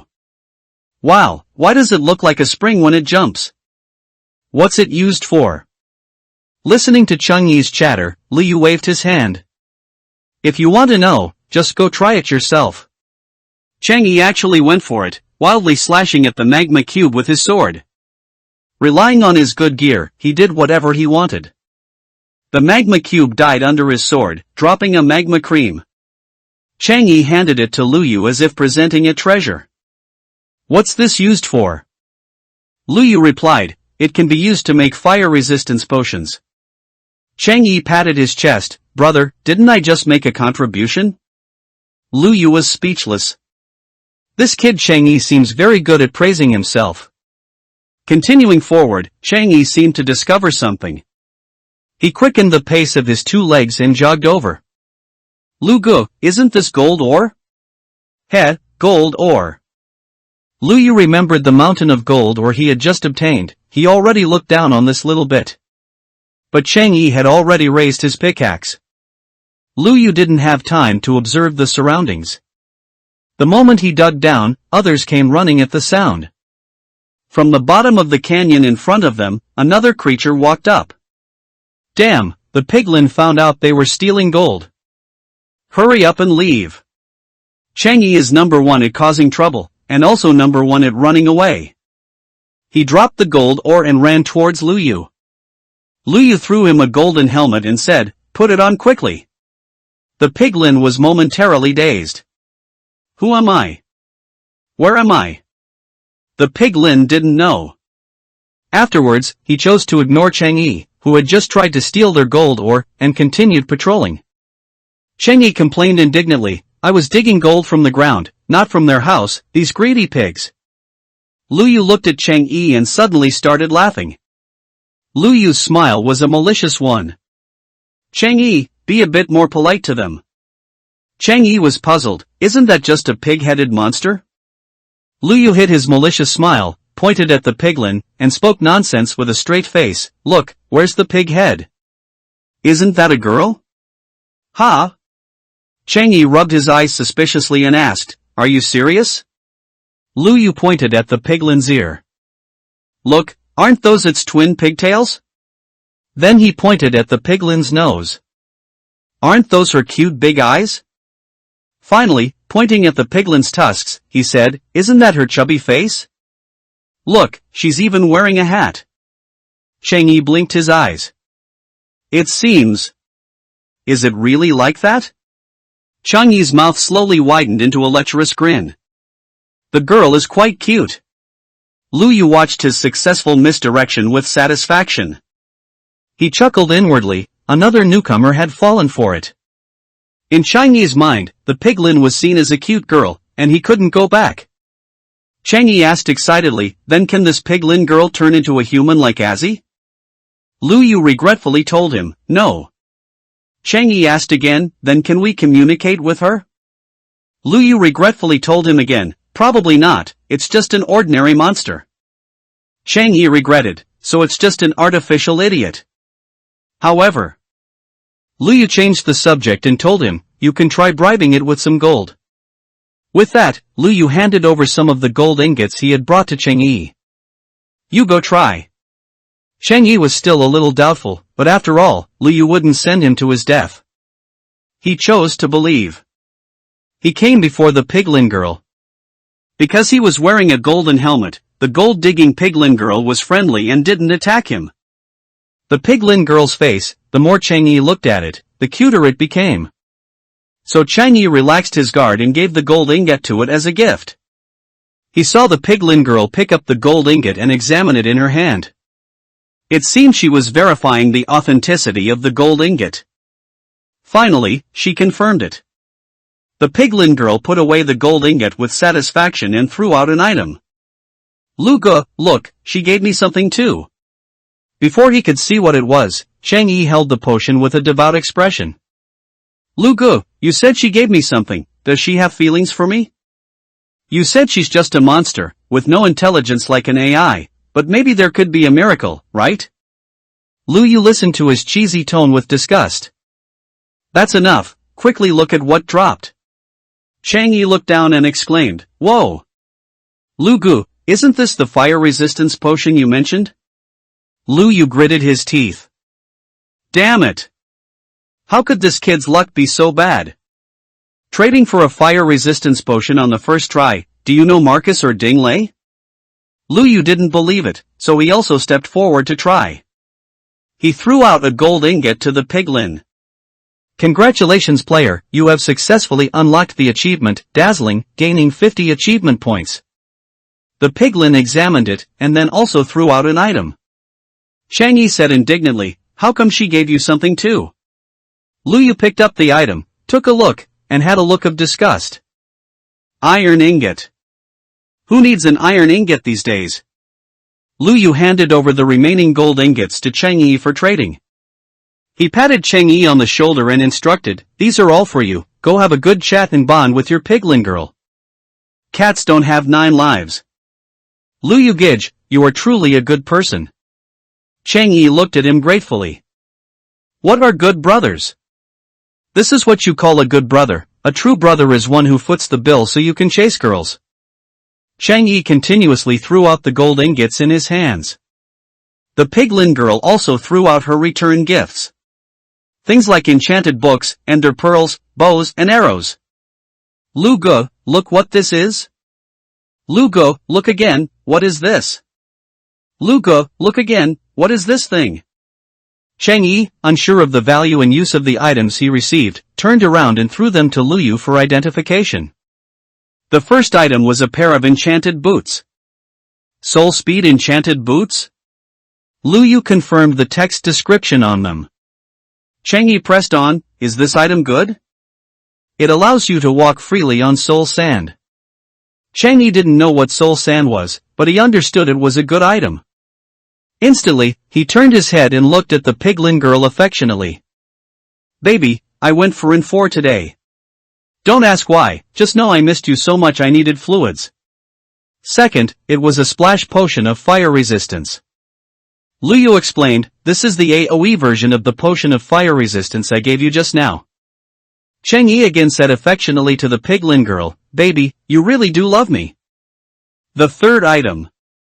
As soon as Lu Yu got it in his hand, an achievement system popped up.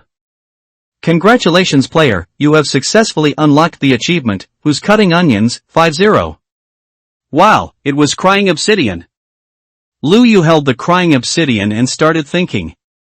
Since this item hasn't been removed, then rebirth anchors can still be crafted. So, they are not in a game where you only have one life. Perhaps, in this world that is turned into reality, they still have a chance to respawn after death? Lu Yu urged, quick, have your sister trade me more of this? Ah. Chang Yi nodded and continued his cheesy pickup lines, trying to persuade his cute piglin girl. Meanwhile, Lu Yu grabbed the glowstone that was everywhere in the nether, took out the pickaxe Chang Yi had luckily enchanted with silk touch, and started digging. He took down 3 blocks of glowstone, another material needed for the rebirth anchor. Now, all that was left was waiting for Chang Yi to get the item. Baby, I want that stone from earlier, are you intentionally being mischievous? Sigh, having my emotions swayed by one person is annoying, but it can also be very sweet. Smelly baby, are you mad at me? Piglin? Just as the two were getting anxious, a small piglin ran out from somewhere. Baby, is that your sister? Lu Yu immediately noticed it was a small piglin and became alert. The small piglin reached out, picked up the gold ingot Chang Yi had just thrown in front of the piglin girl, and ran off. Thief! Chang Yi hadn't reacted yet, ah? Small piglin can also accept gold ingots, but they don't trade with players or throw out return gifts. Seeing the small piglin take the item and run, Chang Yi got anxious, hey! You stole my gold. Lu Yu immediately switched the diamond pickaxe in his hand for a diamond sword. Damn it, I was just one piece of crying obsidian away. Are you trying to die by stealing my gold ingots now? Lu Yu stepped forward and killed the small piglin with a few swings. Oink oink. The piglin standing in front of Chang Yi was furious, picked up the axe in her hand, and attacked the two of them. Chang Yi anxiously slapped his thigh. Oh my brother, you should have just taught it a lesson and gotten the gold ingot back, why did you kill it? Look, the piglin girl is angry. Ah! It hurts. Lu Yu came forward with blocks and pushed Chang Yi away. Using his old trick, he quickly built a small box and trapped the piglin girl inside. It was now impossible for her to attack Lu Yu and Chang Yi. Chang Yi carefully peeked inside. Lu Yu, is this not good for us to do? Lu Yu rolled his eyes, if you're not going to do it, I will. Give me all the gold. The trapped piglin girl was still oinking angrily, expressing her rage. But when Lu Yu threw out the gold ingots, she froze. She still picked up the gold ingots and appraised them. Then she threw out items. Chang Yi was dumbfounded. Aren't you very angry? Didn't this guy just kill your sister? Why are you starting to take the gold he gave you? Chang Yi, whose worldview had been shattered, said indignantly, I misjudged you. I thought you were a good girl, but it turns out you're a total gold digger. Lu Yu was lucky for once, or maybe it was because Chang Yi had paved the way for him earlier. This time, when he threw out 3 gold ingots, crying obsidian also appeared. A total of 6 pieces, that's enough. Lu Yu placed a crafting table on the spot and began to craft the rebirth anchor. He used the remaining glowstone in his hand to charge it up. Congratulations player, you have successfully unlocked the achievement, Cats Don't Have 9 Lives, 5-0. It really worked! This means that even if they die, they have a chance to revive. But after the surprise, Lu Yu found another small line of text below. Usable times, 1. All rebirth anchors share the same usage count. Cats indeed don't have 9 lives, they only have 2. They only have 1 chance to revive using the rebirth anchor. Chang Yi leaned over curiously, what is this? After understanding the text above, Chang Yi became happy. Is this a life redo? Indeed, compared to having no chance at all, having 1 chance to respawn is not bad. The real square continent naturally cannot be compared to a game. After balancing his mindset, Lu Yu brought up the rebirth anchors panel. /add at plays 007. Lu Yu also added Chang Yi's usage permission. Of course, Lu Yu couldn't leave their only chance at a life redo in such a dangerous place. So, he picked up the diamond pickaxe with silk touch and took the rebirth anchor back into his inventory. And the piglin girl was mercilessly abandoned by the 2 in the small box. Continuing forward, the 2 crossed the valley. Lu Gu, why is it all green ahead? The nether is really vulgar, it's either bright red or bright green. It's the warped forest. A special kind of mushroom grows here, warped fungi. Luyu casually collected some and put them in his inventory. While Luyu was busy and didn't look up, he saw Chang'e, who was wandering around, pointing in one direction and exclaiming, "Hey! There are pigs! It's wild pigs!" Chang'e probably thought these were neutral mobs like the pigs in the main world. However, they were not. He saw a hoglin with terrifying tusks charging towards Chang'e. Pig rush! Poor Chang'e was gored by the pig and lost a lot of health. The hoglin's attack power is terrifying, dealing 13 damage on hard mode. Even with a full set of armor, you can't take many hits. Luyu drew his bow and shot a fire arrow at the hoglin. The hoglin was hit by the arrow with the fire effect, burning and taking the original arrow damage. In a moment, it died in the flames. Chang'e wiggled his nose. The smell of roasted meat. He stepped forward and picked up the pork chop. "See, I told you it was a pig. Keep it cool." Luyu had come here specifically to gather resources. Facing the Endermen scattered throughout the warped forest, he showed no mercy. He swung his diamond sword ruthlessly. Meanwhile, Chang'e hid in the foot trimming room Luyu had carefully built for him, wildly slashing at the Enderman's long black legs. Looking closely, these legs were long and thin, wrapped in black. They looked a bit suggestive. The two formed a stark contrast. The god of war, Luyu, wielding his diamond sword, was pure brute force. The novice Chang'e, on the other hand, prioritized his safety before carefully dealing damage. It was just the lecherous smile on Chang'e's face that made things a bit weird. Finally, the Endermen within Luyu's line of sight were wiped out. They also collected over 20 Ender Pearls, although most of them dropped from Chang'e's kills. The drop rate of Ender Pearls from Luyu's kills was pathetic. He gritted his teeth in frustration, determined to have Chang'e enchant a sword with looting for him when they returned. The only way to save someone with bad luck was to boost their stats with gear. Continuing forward, the two reached the end of the land. Before them was a red ocean of lava. Located on a bend, the view here was wide, allowing them to see everything in both directions. This made it convenient for Luyu to observe. With a quick glance, they saw a massive black structure. "What is that place?" Chang'e asked curiously, thinking it was his hometown, the Nether Fortress. But upon closer inspection, it wasn't the direction they had come from. And the shape wasn't right. The Nether Fortress was a structure made of long corridors, while this looked more like a castle.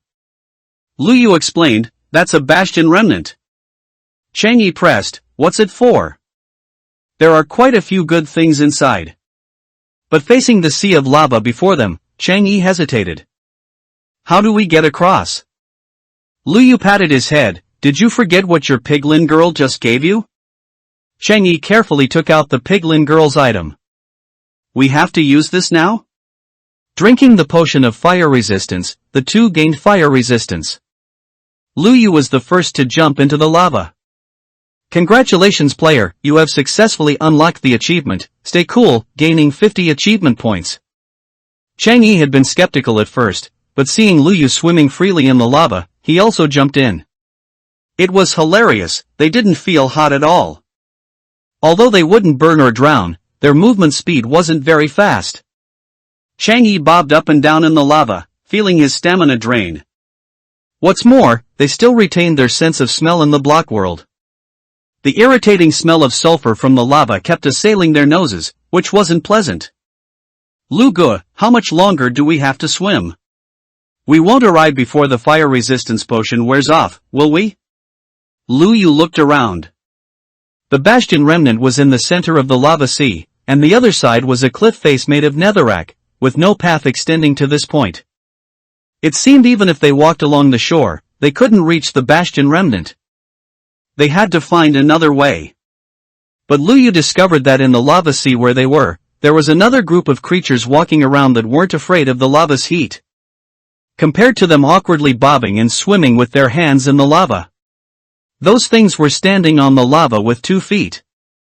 It looked extremely unscientific, making one want to at Newton and ask why someone was treating lava like a non-Newtonian fluid. Strider! Chang'e also saw the creature. What is that? Does it have an unhappy mouth, or a little mustache? Unable to figure out the Strider's facial structure, Chang'e gave up thinking. Turning his head, he saw that Lu Yu was gone. Chang'e, having lost his big leg, panicked. Lu Gu, why did you abandon me? Lu Yu went to the shore, placed a crafting table, fiddled around for a bit, and then came back. My brother. Where did you go? Give me a shout when you're that far away. I was so scared. Lu Yu didn't answer his question, but instead threw him a few mushrooms. Go, find those with little mustaches and feed them, lure them over. Chang'e diligently did as instructed. Just as Lu Yu said, the Striders couldn't move when they saw warped fungi. Their eyes were fixed, and their short legs ran straight towards the two of them. Meanwhile, Lu Yu put saddles on them while they weren't paying attention. Whoa! Chang'e exclaimed in surprise, these little mustaches can actually be ridden. Saying that, he climbed onto the Strider's back. But no matter how they wiggled their butts and waists, the Strider remained stubbornly still. Chang'e was confused, why isn't it moving? What are you rushing for? I haven't given you this yet. Lu Yu threw him something else, and Chang'e looked down. A fishing rod? What did you give me this for? Lu Yu rolled his eyes, in real life, do you know how to lead a donkey?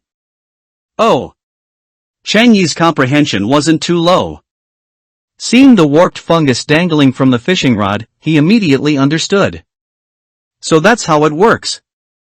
Using the warped fungus, which the little mustaches liked best, to dangle in front of them, they could control their direction and movement. Chang'e successfully maneuvered the Strider. Lu Yu also jumped onto the Strider's back, and the two rode the little mustaches across the lava, finally arriving below the Bastion remnant.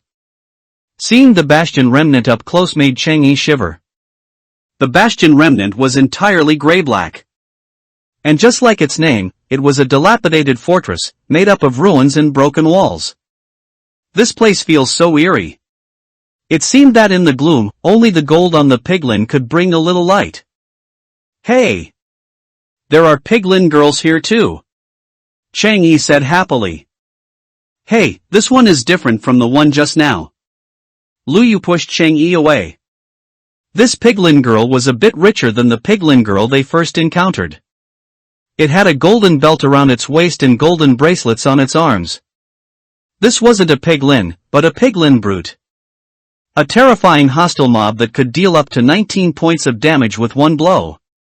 They couldn't afford to let Chang'e take a hit to confirm its identity. Lu Yu had already gone in.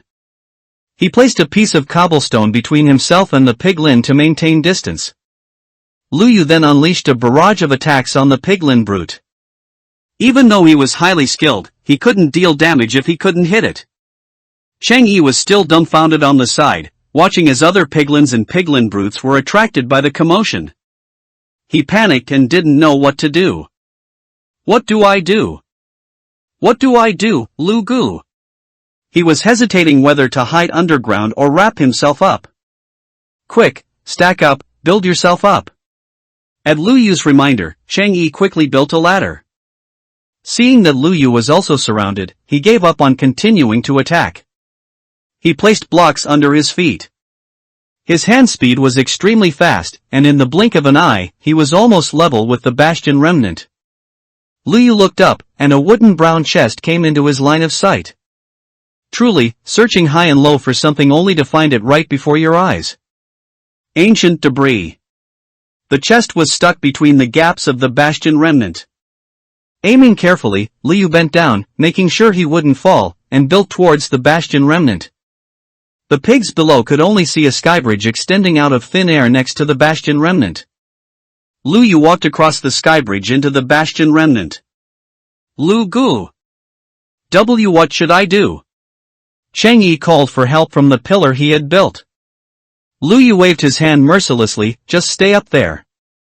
He had already found the location of the chest. Without hesitation, Lu Yu walked straight towards the chest. And there were quite a few gold blocks inside. Although the chests Lu Yu had were already quite abundant, it was hard not to be tempted when seeing such dazzling gold blocks. No piglins were seen within sight. Lu Yu picked up his pickaxe and started digging. Then, he came before the chest. Oh, so it wasn't that there were no piglins, but that a piglin was hidden here. Across from the chest, there was only a one-block gap through which the piglin's head could be seen. At this moment, it was looking at Lu Yu, utterly enraged. Oink oink! It let out angry pig noises. But unfortunately, it was just stuck inside. In front of the piglin was the chest. Smiling, Lu Yu opened the chest. Watching Lu Yu open the chest right in front of it, the piglin became even more furious. Piglins protect not only the gold within their territory but also chests. And Lu Yu had already started harvesting the items inside, while the piglin could only rage ineffectively. As one of the richest places in the Nether, the items were indeed remarkable. Gold, enchanted gold armor, enchanted books. Also crying obsidian, and magma cream. The rarest was ancient debris. Congratulations player, you have successfully unlocked the achievement, Deeply Hidden, gaining 50 achievement points. After the version update, diamond weapons were no longer the top-tier weapons in this game, but alloy gear. And ancient debris can yield netherite scraps. Snap! Lu Yu was happy, but suddenly heard the sound of taking damage. The sound didn't come from anywhere else, but from himself. He was injured? Alertly looking up, Lu Yu then discovered there was actually another piglin holding a crossbow in front. The weapon in its hand was enough for it to attack Lu Yu, so it didn't approach. Since you're not coming over, Lu Yu will go over. An arrow shot towards him. Lu Yu jumped sideways, hiding behind the blackstone. This arrow landed on the wall. Seizing this opportunity, Lu Yu drew his sword and advanced. He jumped and slashed horizontally, dealing with this piglin that had a crossbow. On the ground lay the glowing purple crossbow bolt dropped by the piglin. Second senior brother, thank you for your legacy. Taking the crossbow bolt, Lu Yu turned back and cleared out the piglin next to the chest again. Safely put everything into his backpack. A bastion remnant cannot have only one chest. So Lu Yu began searching around inside. Inside the bastion remnant, there was lava flowing down from above everywhere. Lu Yu simply replenished a bottle of fire resistance potion to make it easier to travel inside. All the way up, Lu Yu finally arrived at a platform. Wow! Not only were there chests here, but there were actually two chests. Both chests were large chests. Lu Yu opened them, and inside were quite a few bastion remnant blackstone, and gilded blackstone containing gold ore. But it wasn't very significant. Blackstone, just as its name suggests, is just like black stone. It can even be mixed with ordinary cobblestone to make stone tools. Its use is actually not great, but it can be used in architectural combinations. The other chest was opened. This one actually contained quite a few netherite scraps directly. With these reserves, his netherite set probably has a chance. Today's bastion remnant is truly generous. It seems bad luck doesn't always follow him. Happily cleared out the two chests. Lu Yu turned his head downwards. Along the way, he ruthlessly destroyed flowers, mercilessly killing piglin girls numbering. How many? Arriving at the lowest level, he finally found the nether wart he needed. Digging it up along with the soul sand needed for nether wart to grow. It was simply locust behavior. Too hateful. Take more. Take it all. The sweep finished, Lu Yu and Chang Yi both jumped directly into the lava, leaving the piglins far behind. Then the two rode strider beasts and left. Just as Lu Yu and Chang Yi were exploring the nether, which was actually a sweep, the gate that would generate mutated monsters in the main world disappeared. The bedrock gate that couldn't be destroyed turned into particles like experience orbs and suddenly disappeared into the air. However, the mutated zombies, mutated skeleton monsters, and other monsters it created were still roaming the world. They roared, wanting to find targets they could bite. But the 7th district was already empty. And within the range of the 5th district. Ning Yao didn't know where she learned the method to deal with Bai. Even the ordinary foot trimming method that Lu Yu had demonstrated in front of them. Ning Yao only learned it now. She was standing behind the villagers of the 5th district, watching them laboriously chop at the skeleton monster's bone legs. Put more effort into it. Seeing that even after clearing for a long time, white bones still appeared in sight, Ning Yao scolded them, disliking their low efficiency. Finally, the white bones stopped appearing, but a pair of blood-stained human legs suddenly appeared. Ah! Ning Yao still let out a scream of fright from behind everyone. Zombie? She was surprised. The creature she had mistaken for a zombie suddenly spoke. Ning Yao? Is that you, Ning Yao? Are you hiding inside? Chi Fong. Ning Yao directly pried open the dirt block and walked out. Outside was Chi Fong, who had lost an arm. Why are you only coming back now? Chi Fong was going to the 7th district to collect food, and encountered a zombie horde on the way. They were scattered by the zombies and went their separate ways. In the wild for many days, having lost an arm, he finally found his way back to the gate of the 5th district. Ning Yao was also surprised. Right after arriving in this world, Ning Yao teamed up with this like-minded Chi Fong. Going to the 7th district and 6th district to collect food and hand it over was a lucrative job. Protected by the elites of several districts, traveling around the 6th district to the 4th district was considered a business trip. Originally, this lucrative job was supposed to be given to Azzy. But Ning Yao suddenly appeared in the 5th district, and at her instigation, Chi Fong plucked up the courage and seized the job. Ning Yao was originally waiting for Chi Fong to return with a full load of loot. But she didn't expect to encounter the skeleton monsters that had invaded the village. Chi Fong was both angry and annoyed. Don't mention it, we ran into a large group of zombies. They destroyed the fence of the 7th district and then ran into zombies. It seemed like retribution came quickly. This made it difficult for Chi Fong to speak. Ning Yao said, "It's the same here, a large group of skeleton monsters appeared, we just dealt with them before you came." How did you escape back? Ning Yao asked again. Chi Fong's eyes flickered, and he didn't dare to answer directly. The truth is revealed. Let's not talk about me. Chi Fong changed the subject. Are you guys doing alright? He glanced at the 5th district villagers behind him. Seeing their haggard and weary appearances, he asked, "What happened to you all?" Ning Yao originally wanted to scold them, a bunch of useless things. But the words caught in her throat and she held back, needing to maintain her image as a beautiful girl in front of Chi Fong. Ning Yao lowered the corners of her eyes and put on a wronged expression. "You don't know how hard our lives have been recently. Skeleton monsters attacked the village, and we could only hide underground. Our food reserves were insufficient, and we've been hungry for several days." Upon hearing they weren't doing well, the first thing that popped into Chi Fong's mind was Azzy's round face. Where's Azzy? How is she? After hearing this, Ning Yao ground her back teeth together, making an unpleasant sound. This blind fool. Only thinking about that little hussy. Fortunately, that Azzy is already.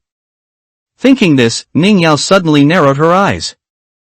The expression on her face looked even more wronged and sad. Azzy was taken away. Chi Fong, this old pervert, had always been thinking about that girl Azzy. He always thought Azzy was simple and easy to fool, and he could easily get her. He had originally planned to propose marriage to Azzy upon his return this time. He didn't expect his carefully cultivated vegetable to be stolen by someone else. What? Who took Azzy? Ning Yao feigned the same indignant anger as if she empathized with Chi Fong. Some scoundrel kid from who knows where took Azzy to the 6th district. What? Chi Fong was incredulous. The 6th district? How did Azzy get acquainted with someone from the 6th district?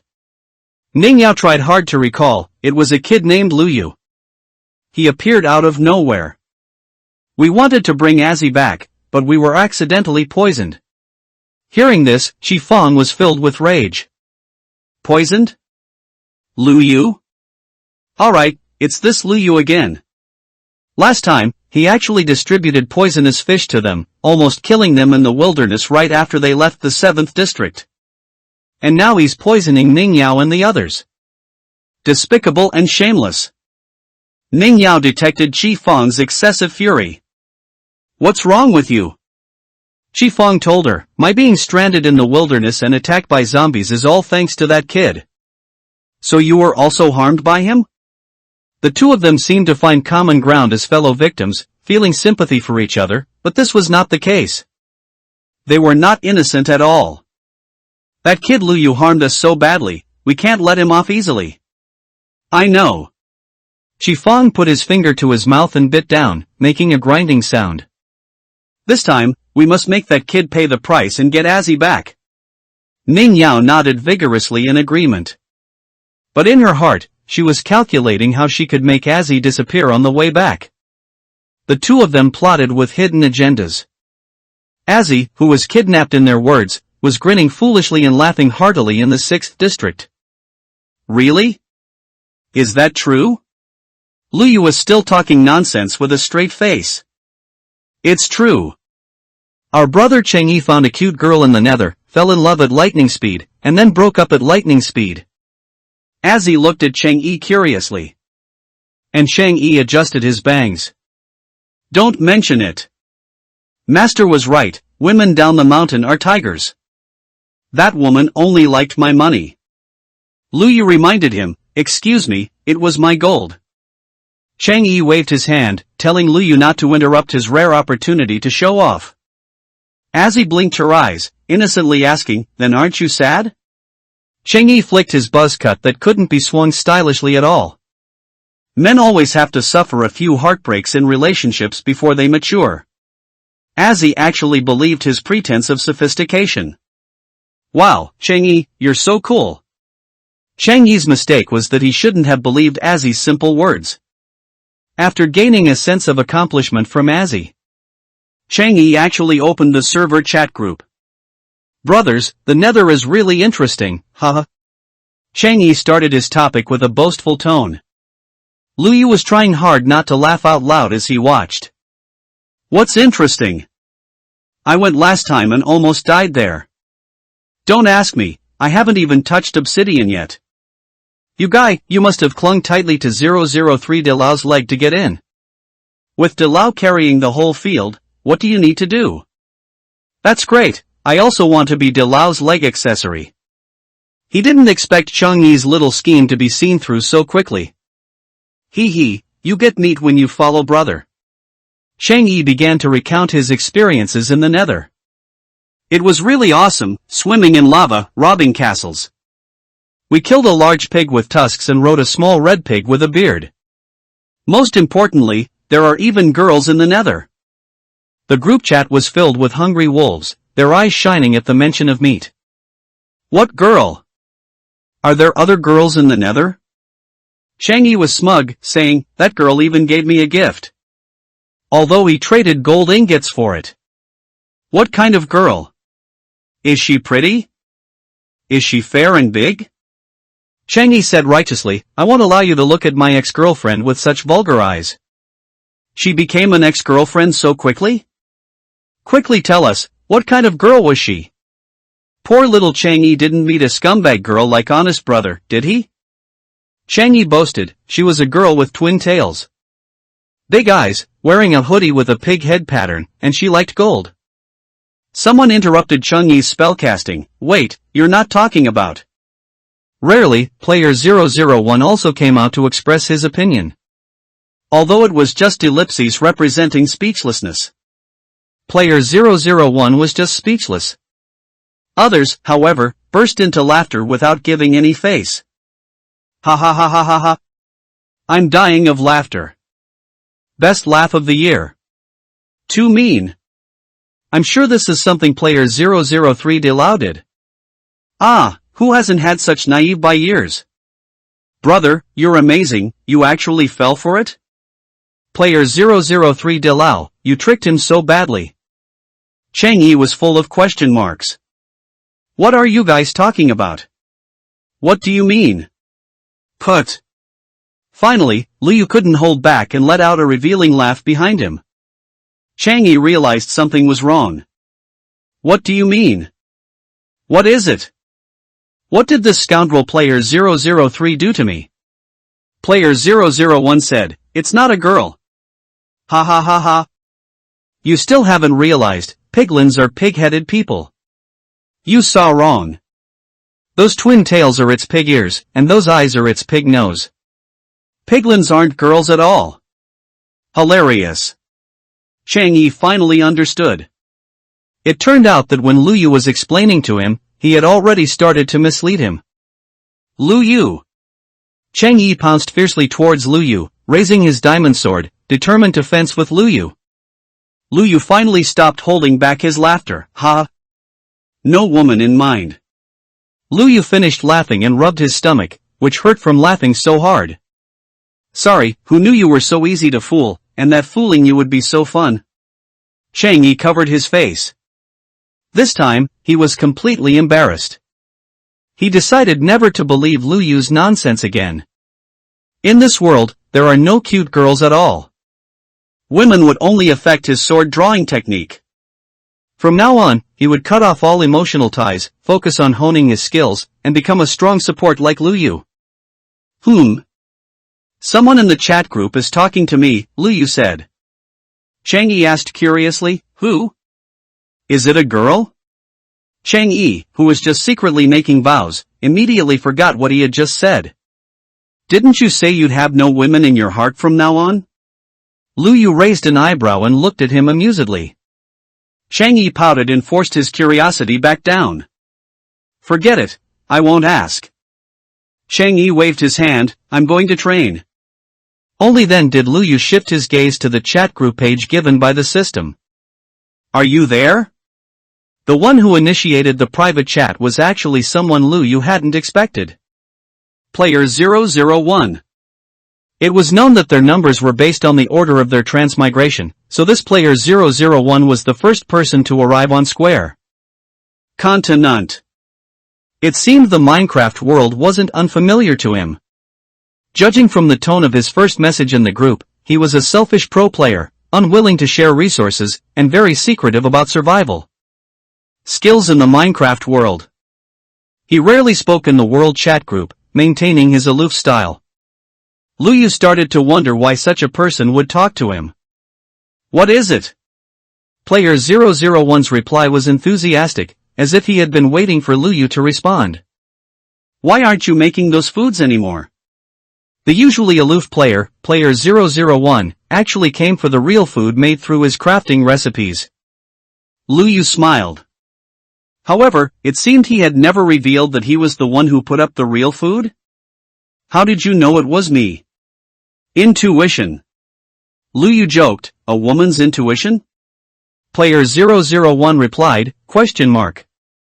He remembered that when Ning Yao was being criticized, player 001 seemed to have said something different, making people think she was a female player.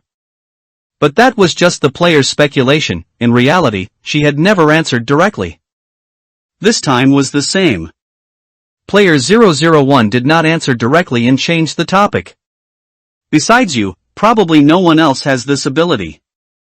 And that guy 007, more than once someone in the group wanted to eat real-world food, but 007, such a lively person, turned a blind eye and never talked about it. If it weren't to help you hide it, he'd probably be the one making the most fuss. Liu held his forehead, not expecting that it was revealed through Chang'e. Looking at the screen full of analysis text, Liu smiled. So you can actually say so much. Player 001 was confused again, ? Liu said, you usually use so few words, I thought your keyboard and mouth were rented. 001 reverted to his taciturn nature. Not arguing with Liu, he returned to the main topic. So, can you make it for me? The cunning Liu kept him in suspense. It's not impossible. Player 001 thought Liu wanted gold coins. How much do you want? I can accept anything under 10,000 gold coins. 10,000? Lu Yu didn't expect player 001 to offer such a high price. If he didn't make this money, it would make him seem too hypocritical. Then, it wasn't over 10,000 gold coins, just 1 gold coin cheaper. Player 001 angrily retorted, "You're truly heartless." Although he said that, he immediately submitted the trade. And immediately put up 10,000 gold coins. Wow, so generous, it seems he's really rich. Taking out 10,000 gold coins without even blinking. Use the remaining 1 gold coin to add some spice for me. Lu Yu replied grinning, "Thank you, boss. When will you give it to me?" Lu Yu was naturally happy to serve the rich boss immediately. "First tell me what you want to eat?" After a pause, player 001 finally replied. "I want to eat stinky tofu." Lu Yu teased, "Your taste is quite unique. Mind your own business." For the first time, Lu Yu heard a hint of petulance from player 001. Closing the chat page, Lu Yu began to research how to make the delicious food the boss wanted. He checked the items on his person. He put the strange fungi collected from the nether into it and exchanged them for fried stinky tofu skin. After frying it in the oil pan, he took it out and coated it with stinky tofu sauce and seasonings like chili and cumin. The stinky tofu the boss needed was successfully made. Lu Yu immediately found player 001. "Boss, your delivery has arrived." Lu Yu initiated a trade and put in the food he made. "That fast?" Lu Yu said with a cheeky smile, "Of course, boss is generous, so I naturally have to be quick." The two of them could transfer items through the chat page, which Lu Yu couldn't help but marvel at. If real-life takeout could arrive as soon as you ordered, without waiting for delivery. It was just a pity that this could only exist in another world. Player 001 accepted the item and didn't reply. Lu Yu casually closed the chat window interface and then went underground to look for Chang'e. "What are you researching?" "Huh? I'm researching how you usually make those things." Chang'e was putting various items into the crafting table to test what they could make, trying to understand the most fundamental crafting list of this world. After getting Chang'e's answer, Lu Yu flicked his forehead. "Idiot, if you don't understand, why don't you ask me?" What he was doing was simply the least efficient method of exploration. Lu Yu immediately planned to find someone to write down the crafting list. Zhuang Mu was a good candidate. "Next time, I'll write it into a booklet for you." Chang'e was overjoyed, not expecting Lu Yu to be so thoughtful. Good brother. Who was it just now who wanted to fight Lu Yu with bayonets and get revenge for being tricked? Men, their faces changed so fast. Before Chang'e could be moved for a moment, Lu Yu directly grabbed him and walked out. "Where are we going?" Lu Yu replied, "Giving you a chance to train." "Huh? Train what?" Lu Yu pointed to the location of the snow mountain in the distance. And beyond the snow mountain was Snow Mountain Village in the 7th district, which was now filled with mutated zombies, creepers, and even Enderman. Go back and clear the monsters in the 7th district. Counting the days, the time they spent in the Nether had already passed the time limit for the Blood Moon zombie tide. It was also time to go back and protect their old home. What kind of behavior was this from Lu Yu? Occupying the enemy's high ground first, turning the enemies into their own people, and then going back to protect their own base crystal. A mysteriously sneaky strategy.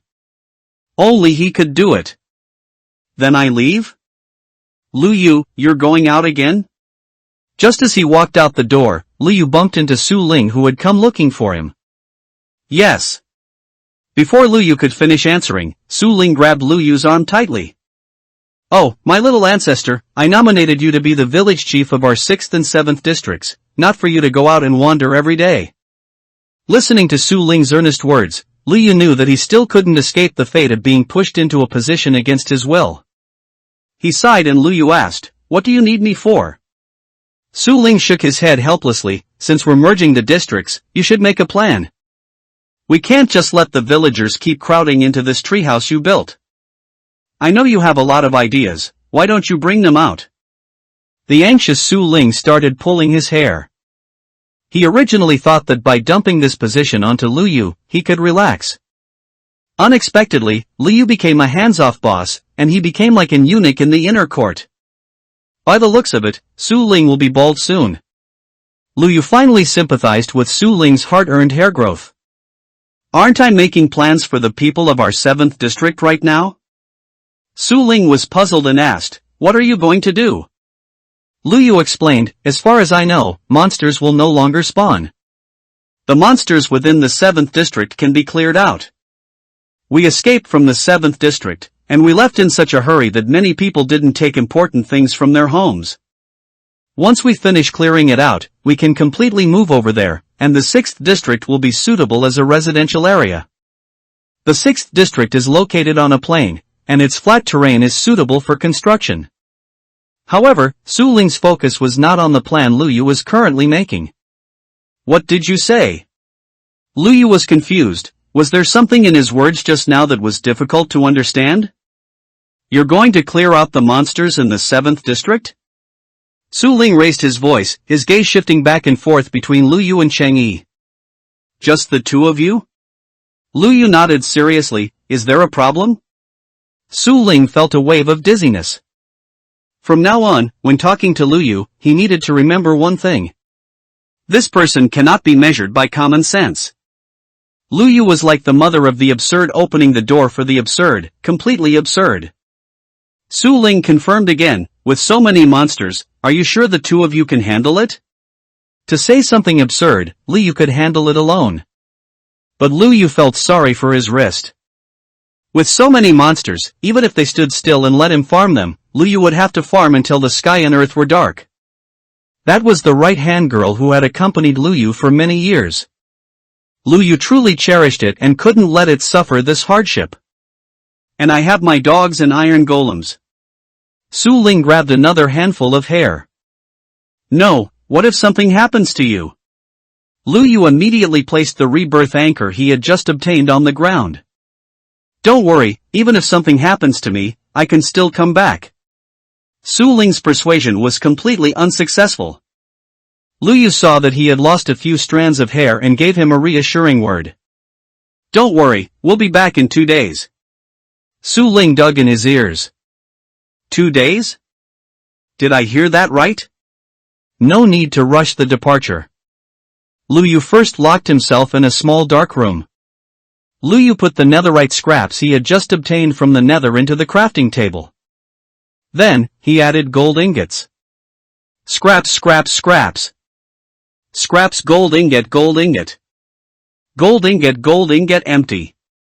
The scraps above are arranged in an inverted L shape, and the gold ingots below are arranged in a Z shape. The way they were placed reminded Lu Yu of Tetris. Like this, one alloy ingot was made. Lu Yu followed suit and crafted all the obtained scraps into alloy ingots. He came to the smithing table and crafted his enchanted diamond quality equipment into alloy weapons. And his original enchantments were also kept.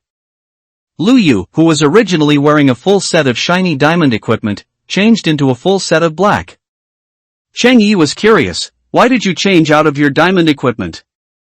You're not trying to increase the game difficulty for yourself, are you? Lu Yu rolled his eyes. I'll give you a science lesson later. Cheng Yi scratched his head, could it be that this dark stuff is even better than diamond equipment? Lu Yu directly threw a pair of black pants onto his face. Cheng Yi saw the text on it. Netherite leggings? Fire protection 4. Only one netherite ingot was left. Lu Yu chose from their existing enchanted equipment, and finally felt that this protection enchantment was more suitable for Cheng Yi, so he used it to upgrade a pair of pants. Seeing Cheng Yi holding the equipment without moving, Lu Yu urged, aren't you going to change into it quickly? Cheng Yi honestly changed into them. He followed Lu Yu out of the basement. Su Ling watched as the two of them quickly went underground, changed clothes, and came back out. Lu Yu waved his hand without looking back, see you the day after tomorrow. By the time he came to his senses, Lu Yu and Cheng Yi had already left him with only their backs. Su Ling looked at Cheng Yi. Why did it feel strange? Chang Yi was wearing a full set of blue diamond armor, but his pants were black. It looked like he wasn't wearing pants. Chang Yi, Chang Yi, is there really no one you like in this village? You really don't care about your image at all. However, Lu Yu didn't care about appearance. High stats were more important than anything, so he didn't notice this problem at all. Chang Yi himself couldn't see his overall appearance. Ignoring this issue, Lu Yu set off with 1 person, 5 dogs, and 3 iron golems. Chang Yi, who had joined the ranks of the companions. They first arrived in the oak forest in front of the snow mountain. As they looked, they saw a tall figure. Purple Eyes looked around, seemingly searching for prey within range. But as we all know, the Enderman's eyesight isn't very good. The so-called attacking when making eye contact judgment is very confusing. You think you've made eye contact, but in fact, the Enderman didn't see you to attack you. You think you didn't look at it at all, but it thinks you did. It just comes up and swings at you with its long arms. It's unclear whether the Enderman is nearsighted or farsighted. Finally, as the most difficult monster here, he first became the target of Lu Yu and Chang Yi. Lu Yu swung his sword at the Enderman. The wolf cubs he brought immediately became emboldened and pounced on the Enderman. Lu Yu's damage combined with the wolf cubs' bites easily brought the Enderman down. He harvested an ender pearls.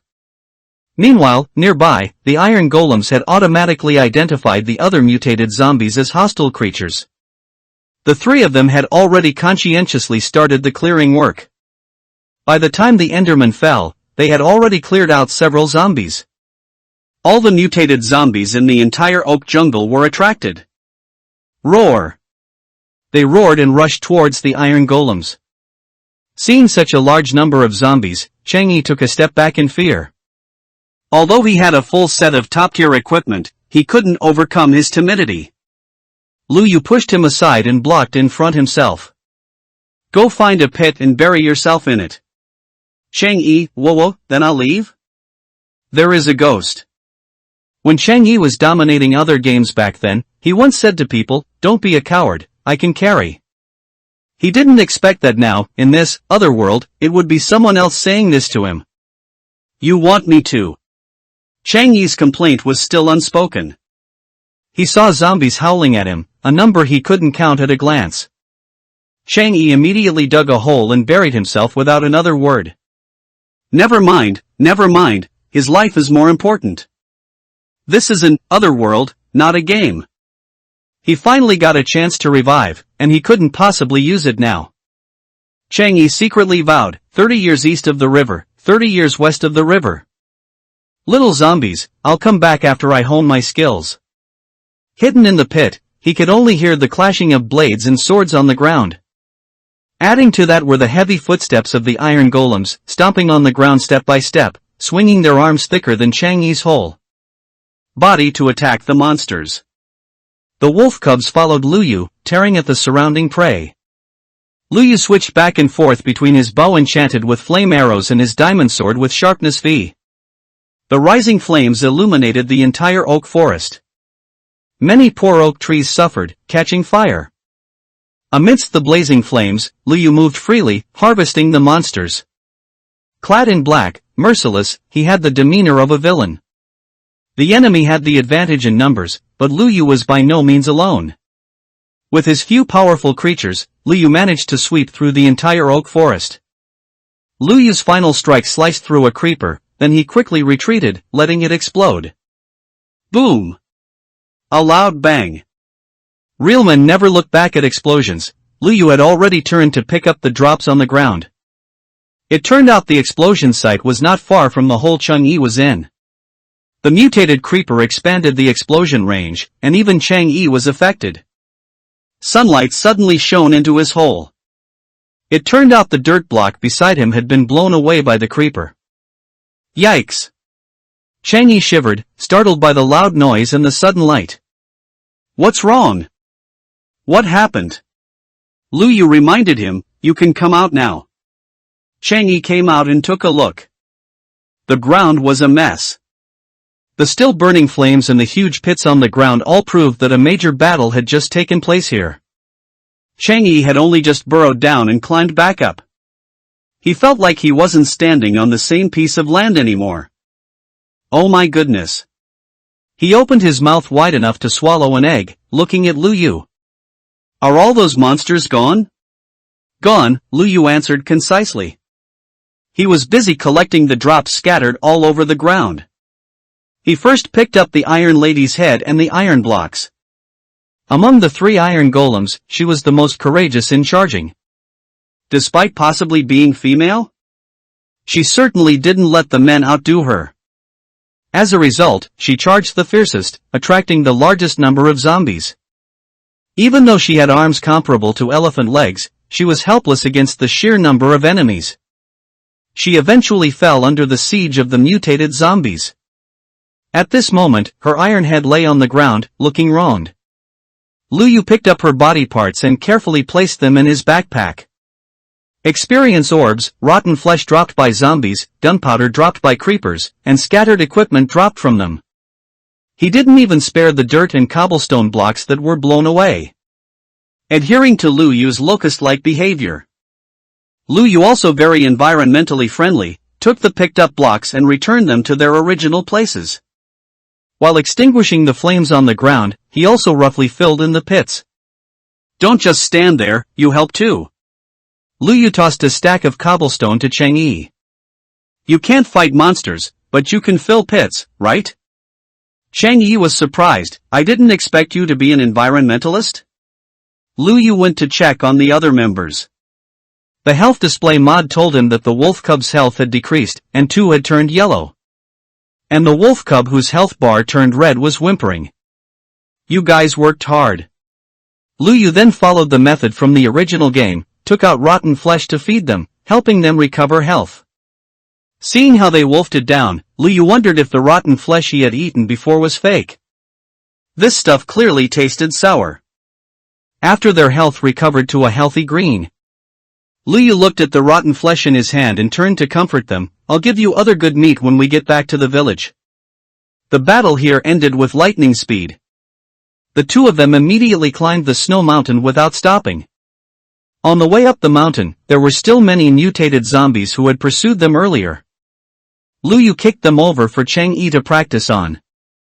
They were here to clear out the mutated zombies in this area, so they didn't let any mutated monster escape. After crossing the snow mountain, they arrived at the edge of the 7th district. Here, they could already see the scattered matchbox-like houses of the 7th district. The Snow Mountain village, located near the monster spawn gate, gathered the most monsters. Lu Yu glanced over at Chang Yi. How is it? Chang Yi had just killed a few zombies and was feeling warmed up. I think I'm good again. Lu Yu nodded. If there are too many to handle, come find them. Because the iron golems couldn't cross the snow mountain, Lu Yu dismantled them at the foot of the mountain and brought them over in pieces. Taking advantage of being in a safe place now, Lu Yu immediately reassembled all 3 of them. Chang Yi probably never expected that one day he would need to be protected by pets. Looking at their 3 iron heads. To save his life, Chang Yi still gave in. Protect me well, brothers. The 3 iron golems looked at him, tilting their heads. Lu Yu went over and patted each of the wolf cubs' heads.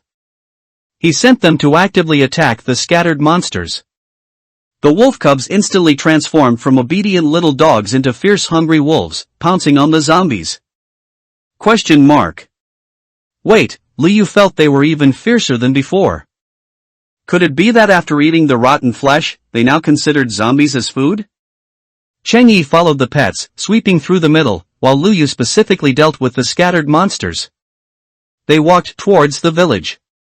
The number of monsters outside the village was the highest, but none were too strong. Dealing with them wasn't too troublesome. The number of monsters inside the Snow Mountain village fence was relatively small, as not all zombies had the brains to eat. They didn't have the high-level intelligence to find the cracks in the fence opened by those scoundrels Qifang and enter the village. Such smoothness allowed Chang Yi to regain his confidence. He grinned, smiling. Lu Gu, I'm so strong. Lu Yu? Chang Yi, who had regained his confidence, said, Lu Gu, I think I've finally caught up to your level. Lu Yu? Chang Yi hadn't been laughing for long when he took damage. He was hit by an unknown monster, and his body actually caught fire. Holy crap! Lugo, why am I on fire? Chang Yi looked back in the direction of the attack, but he saw nothing. This game doesn't have ghosts, does it? Chang Yi swung his sword fearfully. When the sword went down, it felt like he had struck cotton. He looked down. Where's my diamond sword? Elite monster. Chang Yi's first reaction was actually, Lu Yu wouldn't come and whack him on the head, would he? That's a diamond sword. Even though he was a Minecraft newbie, he now knew the rarity of diamond. He actually lost an enchanted diamond sword. Retreat! Lu Yu reminded him loudly. Only then did Chang Yi react. The only thing he had to fight with was gone. He had no other choice but to run. As for the diamond sword and whatnot, he'd worry about it later. This monster is too evil. Chang Yi scrambled to Lu Yu's side. Meanwhile, Lu Yu had already placed a water source for him to extinguish the fire. The fire was extinguished, and Chang Yi felt a chill to his bones. What kind of monster is that, stealing my stuff, yet I can't even see its shadow? Chang Yi rubbed his arms in fear, the hairs on his skin standing on end, goosebumps rising. There aren't really ghosts, are there? There are ghosts, but they don't appear in the main world. No. Lu Yu answered decisively. Chang Yi was puzzled, how do you know? Can you see it? Lu Yu couldn't see it currently. But he had already estimated the monster's attributes. Another elite monster with stickiness and invisibility. Seeing the flames burning on Chang Yi, Lu Yu was certain it also had the scorching attribute. Lu Yu even started to wonder why the two attributes, stickiness and invisibility, appeared so frequently. Why did they still appear together? Unexpectedly, the iron golems actually intended to obey Lu Yu's command and protect Chang Yi. They were taking heavy steps, planning to go over. Don't go! Lu Yu shouted, stopping the three of them. It wasn't that he was afraid the three of them couldn't handle it. It was the burning flames, he was afraid they would burn their parts. Lu Yu couldn't guarantee whether they could revive if the manhwa, pumpkin, heads and iron blocks that made up their bodies were damaged. Lu Yu knew the best way to deal with stickiness was with a bow and arrow. He shot an arrow over. He didn't know if it was Lu Yu's accurate intuition or his good luck. One arrow landed exactly in a certain spot. Both of them heard the sound of the monster being hit and losing health. Furthermore, Lu Yu's bow and arrow had the flame enchantment. Instantly, the invisible monster began to burn, and they could see its burning outline. The health bar of the monster he attacked had already appeared within his sight. Chang Yi exclaimed, why can you see it? Do you have Byakugan, Sharingan, or a demonic eye? No, he could just see the text provided by the mod. He saw that the monster Chang Yi couldn't see, its location, clear text, and health bar values appeared there. And it was the bolded and enlarged text belonging to an elite monster. It clearly stated, Elite, Zombie, Invisibility Stickiness Scorching Vampirism. Elite monsters are ranked by strength in order, Demon, Elite, Rare. What stood before them was still just an elite monster. It was just that the first two characteristics were relatively troublesome. The latter two were quite easy to deal with, as long as you didn't get close, you wouldn't be ignited like Chang Yi. Moreover, it was at full health just now, and even if it attacked Chang Yi once to drain health, there was no excess health. So, it was still the case that as long as you didn't get close, you wouldn't have your health drained by it. While the flames hadn't extinguished, Lu Yu shot two more arrows. The elite zombie had already fallen in the flames. The monster that had just made Chang Yi's heart tremble in fear was actually dealt with by Lu Yu in a few arrows. In the final moments before the monster fell, it finally revealed its true form. Chang Yi took a look. Scared the heck out of me, it's actually just a zombie. Chang Yi stood up with his hands on his hips. Putting on airs, it's just a zombie. Lu Yu glanced at him, you're so brave, why didn't you go up there just now? Chang Yi took a step back, his back still straight. A wise man knows when to retreat. The elite monster was dealt with. Lu Yu walked over to pick up the loot. The experience orbs given by the elite monster were quite numerous. Even more surprisingly, it actually dropped a weapon. Although it was just an iron sword with sharpness and unbreaking, it could serve as a temporary replacement for Chang Yi. Chang Yi took the iron sword and laughed awkwardly, hee hee. Lu Yu smiled kindly, go back and mine by yourself, and bring me back 2 diamond. Chang Yi. The remaining scattered ones were all easy to deal with. Alone? Plus the remaining followers, they began to clear out the monsters and the villagers. Chang Yi, are you being polite? It was still Lu Yu who was responsible for clearing the corners. Lu Yu even carefully checked the villagers' rooms, so that the 7th district villagers could return safely and complete the move entirely. By nightfall, they were almost finished. He replanted torches in the villagers, so that ordinary monsters would not respawn inside the villagers. Chang Yi walked around and stood in front of Lu Yu's old house. Wow! This family is impressive. Compared to the other matchbox houses in the villagers, Lu Yu's old house was more than just impressive. Lu Yu smiled, thank you for the compliment. Ha! Chang Yi was surprised, this is your house? Lu Yu stood at the doorway, arms crossed, looking at him, otherwise? Chang Yi looked suspiciously, trying to push the door open. Unfortunately, he couldn't open it. Why can't I open it? He wasn't the only one who had been stumped by this door before. Lu Yu took a step back and said, I'll give you a chance. If you can open the door and go in, you won't have to go back and find the diamond for me. Otherwise, double. Chang Yi began to meticulously search for the peculiar place around the door. He just pressed his face against the door, but deliberately didn't look at the side of the door.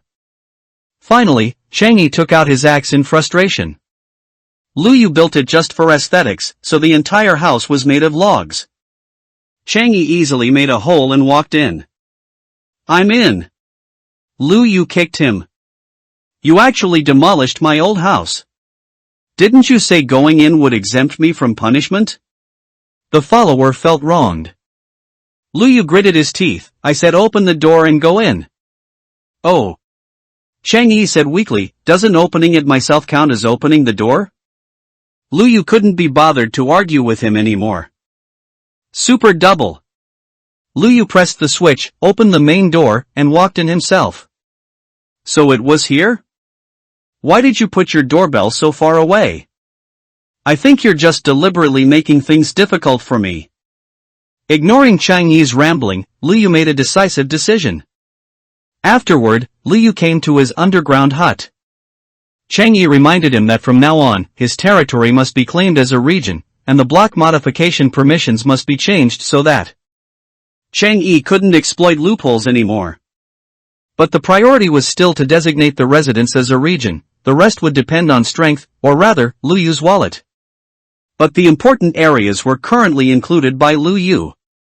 This matter, for now, can be put aside. He hadn't managed his redstone farm in a long time, so Lu Yu harvested a batch right in front of him. Chang Yi watched, dumbfounded. How is this done? Where did the water come from? Where's the switch? Ha! Chang Yi felt like he had suddenly leaped from the Stone Age to modern technology. Just build something. It wasn't until he saw the nether gate that Chang Yi remembered they had been there before. Isn't this where I came back from the nether? Moreover, the nether pathway connecting the 2 nether portals was built brick by Chang Yi. Thinking back now, Chang Yi only felt that it was the beginning of him being enslaved by Lu Yu. Chang Yi scratched his head, expressing confusion, then why didn't we just come over from the nether? Sighing, Lu Yu could only patiently explain to him. If the monsters along the way were ordinary, it would be fine, they would be purified and cleared away naturally as soon as the sun came out. But, they are monsters that are not afraid of sunlight. If we don't eliminate them, they will always exist, and they are right there in the oak forest outside the 6th district gate. Are you planning to let Feng Mei and Azzy encounter these monsters when they go out to chop wood or pick flowers? Chang Yi, who prided himself as a protector of flowers, shook his head vigorously. But now that they had cleared the monsters, they could completely return through the nether subway. Lu Yu said they could return in 2 days. But they only used 1 day time now. Chang Yi knew, how could Lu Yu have such a big estimation failure? What about the remaining time? According to Lu Yu's plan, they might as well use the nether subway. Lu Yu brought a lot of iron ingots. Immediately, he crafted a stack of iron rails in the crafting table and threw them into Chang Yi's hands. Get ready to lay the tracks. Chang Yi's face twisted into a bitter gourd. He had become a laborer again, and again, and again. Here in the 7th district, Lu Yu planned to make his original wooden steakhouse the center. And surrounding his home, he would turn the 7th district into a large farmland and fishing ground, ensuring that people from both districts had enough food reserves. As for the 6th district, Lu Yu also planned to build the treehouse as the central hub for movement. Once the warehouses on both sides were ready, the villagers could use the nether subway. It was estimated that future traffic between the two sides would be frequent, with a considerable number of people. Therefore, Lu Yu had Cheng Yi build 2 tracks, for people with mobility issues and those in a hurry. There would be a normal walking path in the middle. If there was a large flow of people, they could also choose to walk. While Su Ling was worried about whether Lu Yu had a long-term plan, Lu Yu had already made his arrangements. Lu Yu had been on many servers and had seen many preview videos of servers by top players both domestically and internationally. What impressed him the most were the exquisitely beautiful buildings in the TIS server and the ingenious redstone technology used for industrial production. Now that the opportunity to build in another world was before him, Lu Yu thought, why not set the goal a little higher? Since arriving in this world, Lu Yu had felt the pressure brought upon them by the upper districts. Those arrogant 1st and 2nd district block people. They hid the knowledge of this world and monopolized its resources, making the villagers of their 7th district, and even the 5th and 6th districts, become mere tools. Just tools to help them collect the most basic resources. Born on the free blue star, what Lu Yu detested most in his life was oppression. Lu Yu wanted to build the 2 areas he possessed into the way he wanted them to be. In the past, gaming was his hobby, but later it became his profession. Even though some people had already called Lu Yu a liver emperor or said he lives on his liver. He could devote all his available time to Minecraft, but he still needed to eat and rest. But now he had reached another world. The square continent had already become his life. As long as he had saturation, he had stamina and didn't need to rest. Therefore, Lu Yu could now devote all his time to it. Thinking of this, Lu Yu curled the corners of his mouth and laughed heartily. It wasn't until Chang Yi had laid the 2 railway tracks that Lu Yu came to the nether. Chang Yi jumped up and looked at him. Why did you come too? Chang Yi inexplicably felt like he was being supervised by Lu Yu. The instinct of a wage slave made him panic. Although, he had completely done as Lu Yu said. Who would have thought? Lu Yu didn't even look at him. I'm here to build a simple station. Chang Yi scratched his head. Simple? While Chang Yi was wondering, Lu Yu had already started working. Holy crap! It was the first time Chang Yi had seen Lu Yu build so seriously and quickly. Lu Yu didn't even give him a chance to lend a hand or place a single block. He seemed to have a plan, with the blueprint of what he was going to build stored in his mind. There was no time for hesitation or modification. Chang Yi initially thought he was just building a matchbox house, which was why there was no time for hesitation. But when the walls were built, Lu Yu actually left space for the main entrance. One side was the main entrance to exit the subway station and enter the nether. One side was the door leading to the railway tracks. Immediately after, Lu Yu began to build the roof of the subway station in a tiered manner, a sloping roof that went upward with the structure. Finally, looking at the shape of the entire building. It was actually the shape of an old train station Chang Yi had seen in his childhood, with a simple log color, pointed corners, and a rectangular overall structure. Although simple, it was exquisite. What Chang Yi didn't know was that this was something Lu Yu had built several times before, which was why he knew it so well. He gave a thumbs up. Lu Gu, you're so fast. He had thought that in this game, learning to kill all the monsters was considered beating the game. Now he realized he was wrong. In this game, being able to kill monsters was actually just the beginning. Subsequently, Chang Yi's expression twisted. He looked at Lu Yu seriously and asked, "Didn't you say you were building a simple station?" He pointed at the building that had risen imposingly between the two of them and asked, "Is this simple?" Lu Yu nodded. This was simple. If they weren't in another world, without computers, without the internet of their original world, Lu Yu would have forcefully made Chang Yi look at the jaw-dropping works of the national architects to let him know what was not simple. Finished, Lu Yu clapped his hands and called Chang Yi, planning to go home. Chang Yi followed the iron golem and the wolf cub behind Lu Yu. Chang Yi? My position seems wrong. Then he took a step forward, walking side by side with Lu Yu. Lu Yu glanced at him, and he guiltily stepped back half a step.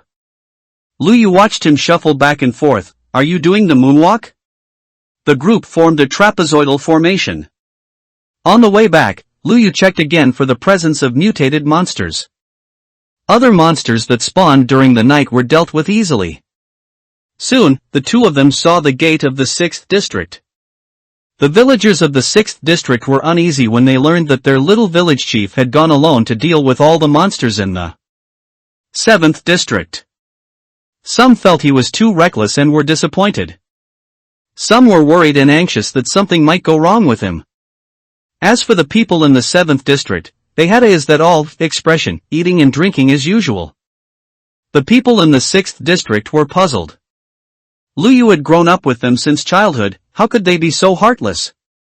Aren't you worried at all? 7th district people, huh? Why worry?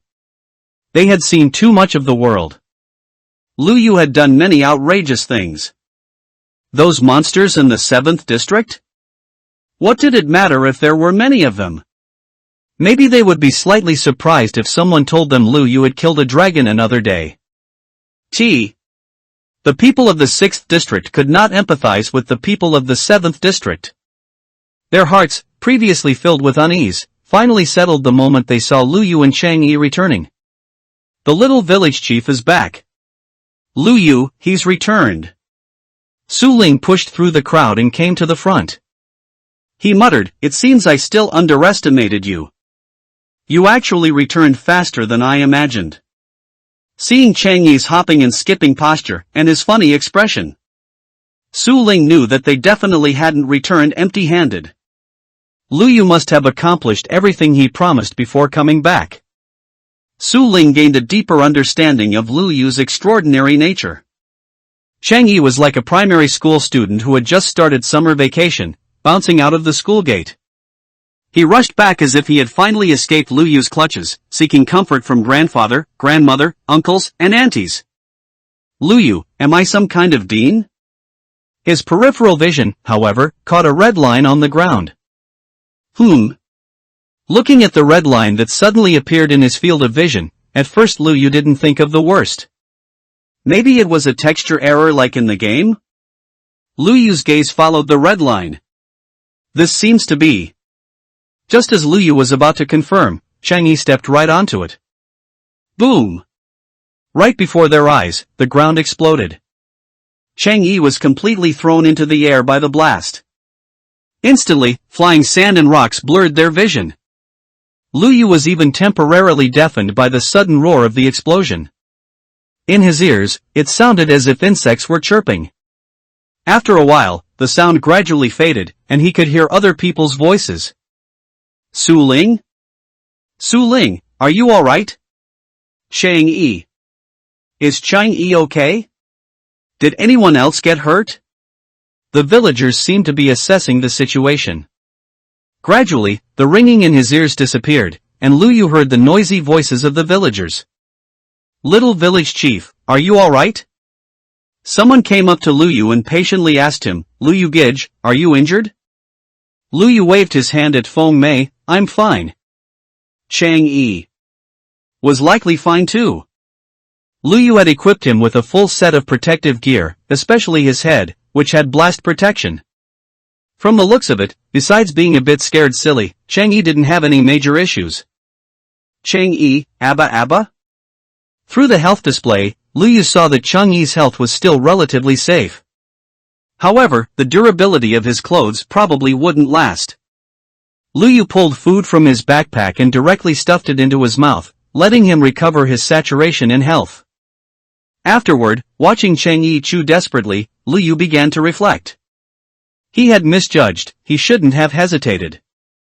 Someone had used redstone and a pressure plate to trigger TNT placed underground. Not a typo, that word was censored. It was placed about 5 or 6 blocks outside the gate of the 6th district. The wall of the 6th district had guards, and this position was exactly in the blind spot of the guards standing on the wall.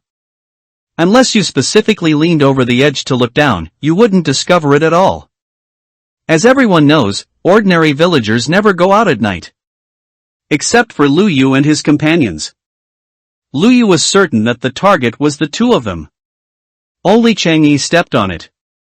Only Lu Yu, who was closest to Cheng Yi, was injured. The 6th district wall and gate where the villagers were located were safe. The villagers were mostly just startled. As for the explosion damage, it wasn't lethal at all to Lu Yu and Cheng Yi, who were wearing top-tier gear. He didn't know if their firepower was limited because they were poor, or if they had held back. Lu Yu sneered, he guessed it was likely the first possibility. Someone must have witnessed the two of them leaving. The other party likely sneaked near the 6th district wall and set up the trap on the night Lu Yu and Cheng Yi didn't return. Lu Yu brushed the dirt off his body, his expression icy cold. Everyone had seen Lu Yu's feigned ignorance, and his cunning when he pranked Cheng Yi, but this was the first time they had seen this expression on Lu Yu. Although this expression was on the face of a young boy, everyone was still startled by the gravity it conveyed. Su Ling hesitated repeatedly before stepping forward. Lu Yu, do you know what happened? Lu Yu revealed a mocking smile, it must be the people from the 5th district. Why would they do such a malicious thing? Are they trying to kill Azzy? Everyone's gaze fell on Azzy and Wen Hao, who had come from the 5th district. Lu Yu denied their suggestion, they were probably aiming for me. That woman Ning Yao self-righteously believed that Lu Yu and the others had almost caused her to lose her life and lose face. In reality, it was all due to her jealousy and self-inflicted actions. She actually went to such cruel lengths. Wen Hao angrily clenched his fist towards the direction of the 5th district. That must be that wicked woman Ning Yao. Azzy bit her lower lip, gripping the stone axe she had been holding while rushing over, looking furious. Lu Yu, should I go help you get revenge? Seeing the silly girl protecting him actually made Lu Yu break his composure. Lu Yu grabbed the back collar of Azzy's shirt, stopping her from moving forward. You should just forget it. Lu Yu said with a smile, revenge is something I have to do myself. Everyone looked at Lu Yu's smile. Brother, maybe you shouldn't smile after all. That smile of yours is more frightening than when you had a cold, expressionless face just now. Don't worry, I'll be back soon. Lu Yu's tone was as relaxed as if he were saying he was going out to chop down a tree. Su Ling's heart still tightened. Lu Yu, you know, you're facing an entire district of people from the 5th district.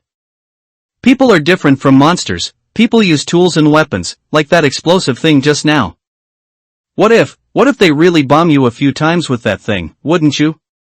Lu Yu smiled, they can try again? He disdainfully patted off the explosion dust that had fallen on him. Just a bunch of weaklings. They want to kill Lu Yu? After 3 years of training on a famous PvP server like War Academy, maybe they could scratch a bit of Lu Yu's health. Since you couldn't blow me up, it's my turn to blow you up now. Lu Yu took out his crossbow. You all protect the village, don't let anyone in. Even Cheng Yi, who was planning to go with Lu Yu, was pushed back by Lu Yu. You too. Lu Yu returned to the small dark room to prepare, and immediately set off. He began his journey of revenge. He quickly approached the hill leading to the 5th district. As soon as Lu Yu got close, an arrow sliced through the air and flew straight towards him. Show you a unique skill. Whoosh. Lu Yu dodged with a side step. The arrow missed, shooting straight into the ground. An ambush. Lu Yu became alert. It was then he noticed that the once lush trees in this area were completely gone. This place had become a plain with no cover. Standing on the open ground, Luyu was clearly a target. The first arrow was just a greeting. Then, a volley of arrows rained down on Luyu like a shower. With such high-density arrows, even Luyu couldn't achieve a 100% success rate in dodging. So, Luyu, facing the initial downpour, quickly pulled out his blocks. Thump, thump, thump. Cobblestone blocks landed, and in less than 2 seconds, a simple shelter was built. How is it? Is he dead? Qifeng poked his head out from the simple trench on the high ground and asked impatiently. We should have hit him just now. He should have been hit by more than one arrow. Qifeng laughed wildly. Ha ha. This kid has been arrogant for so long, and yet he was still shot to death by our random arrows. Qifeng snorted coldly. He really is arrogant enough to dare to chase after us alone. We thought we would have to face at least a team. Coming alone is just asking for death. After saying this through gritted teeth, Qifeng's long-held frustration seemed to clear up. Quick, go collect his body. Qifeng knew that kid had quite a few good things on him. He didn't move, instead ordering others around, remember to give everything to me. If anyone dares to hide something, you'll see what happens. Brother Qifeng, how could we? Some lackeys immediately flattered him and obediently walked over like poodles. He saw the sudden appearance of a small dirt mound. He sneered, thinking this was the grave of the utterly wicked Luyu. Click. He seemed to hear the sound of a pressure plate being stepped on. Wait a minute. It seems they fell into a trap. Boom! An explosion sounded. It exploded right at the feet of the few people who rushed to collect Luyu's inheritance. Hearing the explosion, Qifeng realized something was wrong. What? What exploded? He hadn't buried any bombs in that direction, so why would there be an explosion? Only after the smoke cleared did Qifeng look carefully. None of the most eager lackeys were spared. They disappeared into the explosion pit without leaving anything behind. And this pit was much more terrifying than the small puddles created by their bombs. Who knows how much TNT Luyu placed? It actually blew out a lake. TNT was so powerful it blew out an underground mine shaft. Lava overflowed, and even monsters poked their heads out. An innocent zombie underground raised its head, then melted into the pit in the sunlight.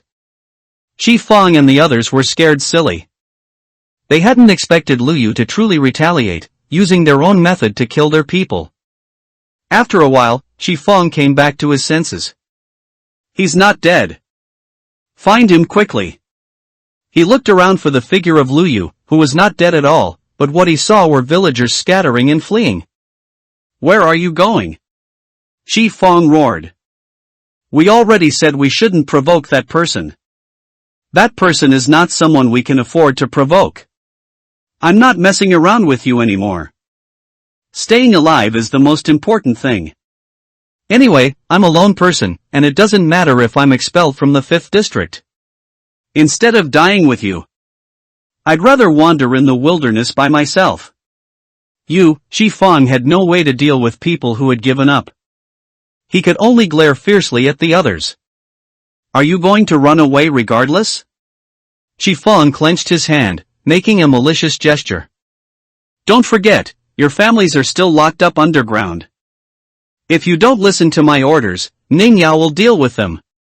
How wrong these innocent villagers were.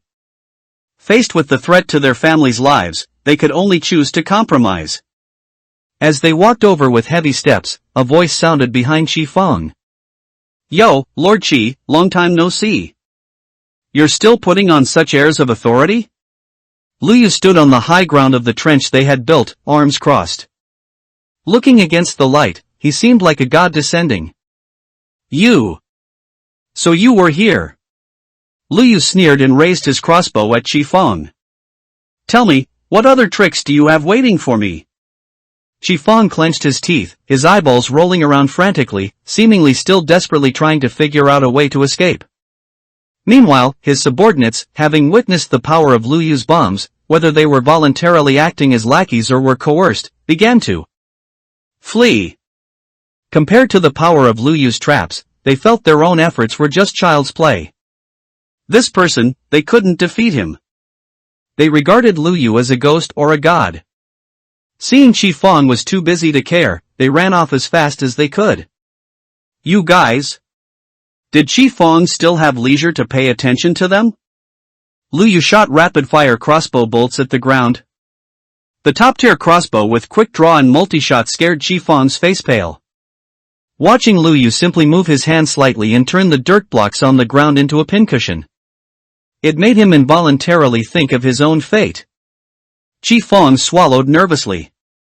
He slowly raised his hands. Let me go, Lu Yu, and I'll tell you all about Ning Yao's trap arrangements along the way. Lu Yu narrowed his eyes, watching him. Speak. Chi Fong moved his hand, seemingly reaching for something. I can give you this. Something? Lu Yu jumped down from the block, looked at Chi Fong, and asked, what thing? Chi Fong suddenly grabbed something and splashed it at Lu Yu. In Lu Yu's line of sight, he only saw a flash of red. Then he felt the burning sensation on his body. So they had kept this trick in reserve, waiting for him. Ha. Seeing Lu Yu submerged in the trench they had dug, Chi Fong still felt he wasn't dead enough. Bucket after bucket of lava was poured down. Die! Die! Die! Just as Chi Fong was about to breathe a sigh of relief. But Lu Yu, who should have turned to ash in the lava, suddenly stood up from it. So this is your third move? And then? And then? He actually asked and then? Chi Fong was dumbfounded. How could a person fall into lava and not die? Why wasn't Lu Yu dead? How could he know that Lu Yu's armor had fire protection, and he also didn't know that Lu Yu had calmly drunk a potion of fire resistance? Swimming in lava? That wasn't even his most impressive skill anymore. Chi Fong desperately pulled out his last resort. A sword with a purple shimmer. He fiercely stabbed it into Lu Yu's chest as he just came up. Oh? Is this the enchanted sword Ning Yao tricked you into getting? How did he know it was enchanted? No! How could he still speak so calmly? At this moment, Chi Fong's sword hadn't pierced through Lu Yu's armor at all. How could that seemingly dark and inconspicuous gear be so hard? The game officially begins. You die for me. Give Azzy back to me. Die. Chi Fong shouted loudly. It seemed as if the louder he shouted, the more strength he would exert. He used all his strength, leaning forward. He wanted to use his weight and all his strength to stab the sword into Lu Yu's body. Lu Yu, however, felt nothing, not even a tickle, and even yawned. Are you done? Lu Yu expressed his opinion with a look of disgust. You being so close to me is a bit nauseating. So, Lu Yu moved a step sideways. And Chi Fong completely lost his balance. While Chi Fong was shocked as to why Lu Yu was perfectly fine, why he could move freely, and why he himself was falling. He had already fallen into the lava pool he had personally created. Instantly, a burning pain entered his sluggish brain. It was only then that Chi Fong began to shout, Help! Help me! Lu Yu! Please save me! Lu Yu remained indifferent. Now you remember to ask for help? If you had sincerely begged for mercy just now, our doghouse could have let you live out the rest of your life, but you don't have a chance now. You fell into the lava yourself, so you taste it. Lu Yu! By the time Chi Fong's mind remembered to use blocks as stepping stones to climb out of the trench, it was already too late. His last outstretched hand and half of his body disappeared along with the flames, turning into a gurgle in the lava. The underground shelter in the 5th district, originally used to hide from mutant skeleton monsters, now became a prison. Ning Yao stood above them, holding nothing else. It was precisely an iron bucket filled with lava. In front of her stood a group of villagers who were angry but dared not speak. If Lu Yu really comes to the village, I don't care what method you use. Whether you use the swords I gave you, or your own axes, you must make him die for me today. If Lu Yu dares to touch even a single hair on me, even before I die, I will pour this bucket of lava down and make your wives and children accompany me in death. Ning Yao's eyes were venomous, making people shiver. How could anyone be so extremely vicious? Those who were not taken as hostages were the strong villagers who could be used as combat power. They clenched their weapons, wishing they could cleave Ning Yao with one strike. But they couldn't. Just as Ning Yao said, even if she died, she would drag their families with her before she died. The villagers could only stand around Ning Yao, guarding the woman they hated the most at this moment, observing all around and waiting for an opportunity. It was already evening, the sun left a hint of orange afterglow and finally set. A black figure, almost, walked into the village. He fearlessly stepped on the pressure plates, letting the traps they had set explode one by one. The villagers exchanged glances. He got caught? Is he dead? They should have thought. Lu Yu was able to escape the explosion they set in front of the 6th district gate, and was able to successfully escape Chi Fong's hurdle and come here. Could the old routine traps kill him? Daydreaming. Lu Yu emerged from the pit after the explosion. He easily stepped over the small pits they had blown out. On his face was disdain and ease. What a lively welcome, they even set off firecrackers. Lu Yu mocked. Ning Yao's hand holding the lava bucket was trembling. Go for me. The villagers rushed forward weakly, purely for their wives and children they should also fight Lu Yu. Seeing the women and children huddled together in fear in the pit, and the villagers rushing towards him, Lu Yu roughly guessed the reason for the situation. Lu Yu switched to a sword with a knockback enchantment, pushing the approaching villagers away. This sword was the only failed item, the damage was not high, and it only had this one knockback enchantment. Lu Yu used it to deter them. After the villagers were all pushed back by Lu Yu, Ning Yao immediately raised the lava bucket in her hand. What are you doing? Do you really want your families to die with me? A sob came from the pit below. The elders protected the younger children with their bodies, hoping to delay the lava from Ning Yao's hand falling on them as much as possible to protect them. Don't be afraid, Mom will protect you. The voice that came was heartbreaking. Some people gave up and swung their weapons. Ah! I'll fight you. But the stone axe in the villager's hand was not facing Lu Yu, but Ning Yao. Ning Yao's eyes narrowed, like the pupils of a venomous snake, and she poured down the lava bucket in her hand without hesitation. Ah! Screams of women and cries of children came from below. Watching their families bathed in lava, their hearts were like being cut by a knife. Some people, in their panic, jumped down directly to share the same fate with them. Their feelings were understandable, but it was too clumsy. Lu Yu poured a bucket of water on the side closer to the villagers. The water extinguished the flames on the villagers, and collided with the lava that was about to meet them. The lava made a hissing sound as it was extinguished. Then it turned from red-hot lava into obsidian, no longer causing harm to people. The male villager who jumped down immediately reacted and quickly pulled the other villagers who were still in the lava into the water. Seeing that the villagers below were safe, Lu Yu then used the bucket to collect the water. Ning Yao watched the damned women and children escape, knowing that she had lost her accomplices. Because the bargaining chip she used to threaten those villagers had been taken away. She frantically drew her remaining weapon. Seeing that enchanted iron sword, Lu Yu scoffed. Is this your sure-win weapon? That guy Chi Fong just now used his sharpness eye iron sword to stab me. Let me guess what enchantment this is. It wouldn't just be sharpness too, would it? Lu Yu had indeed guessed correctly. Ning Yao had used everything she had, and these were the only things she could exchange from the trading system. The slightly worse sharpness eye was given to Chi Fong, and the better sharpness 2 was kept for herself. Immediately, Ning Yao's heart went cold by half.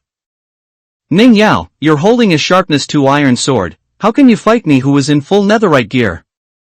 Who gave you the courage to dare to place bombs in front of our district gate to scheme against me? Lu Yu put away the knockback enchanted sword he used for deterrence. He took out his Sharpness V netherite sword with fire damage. As soon as Lu Yu raised his sword. Don't come over. But the villagers were much more agitated than Lu Yu himself. Lu Yu pressed closer step by step, but they took large strides forward.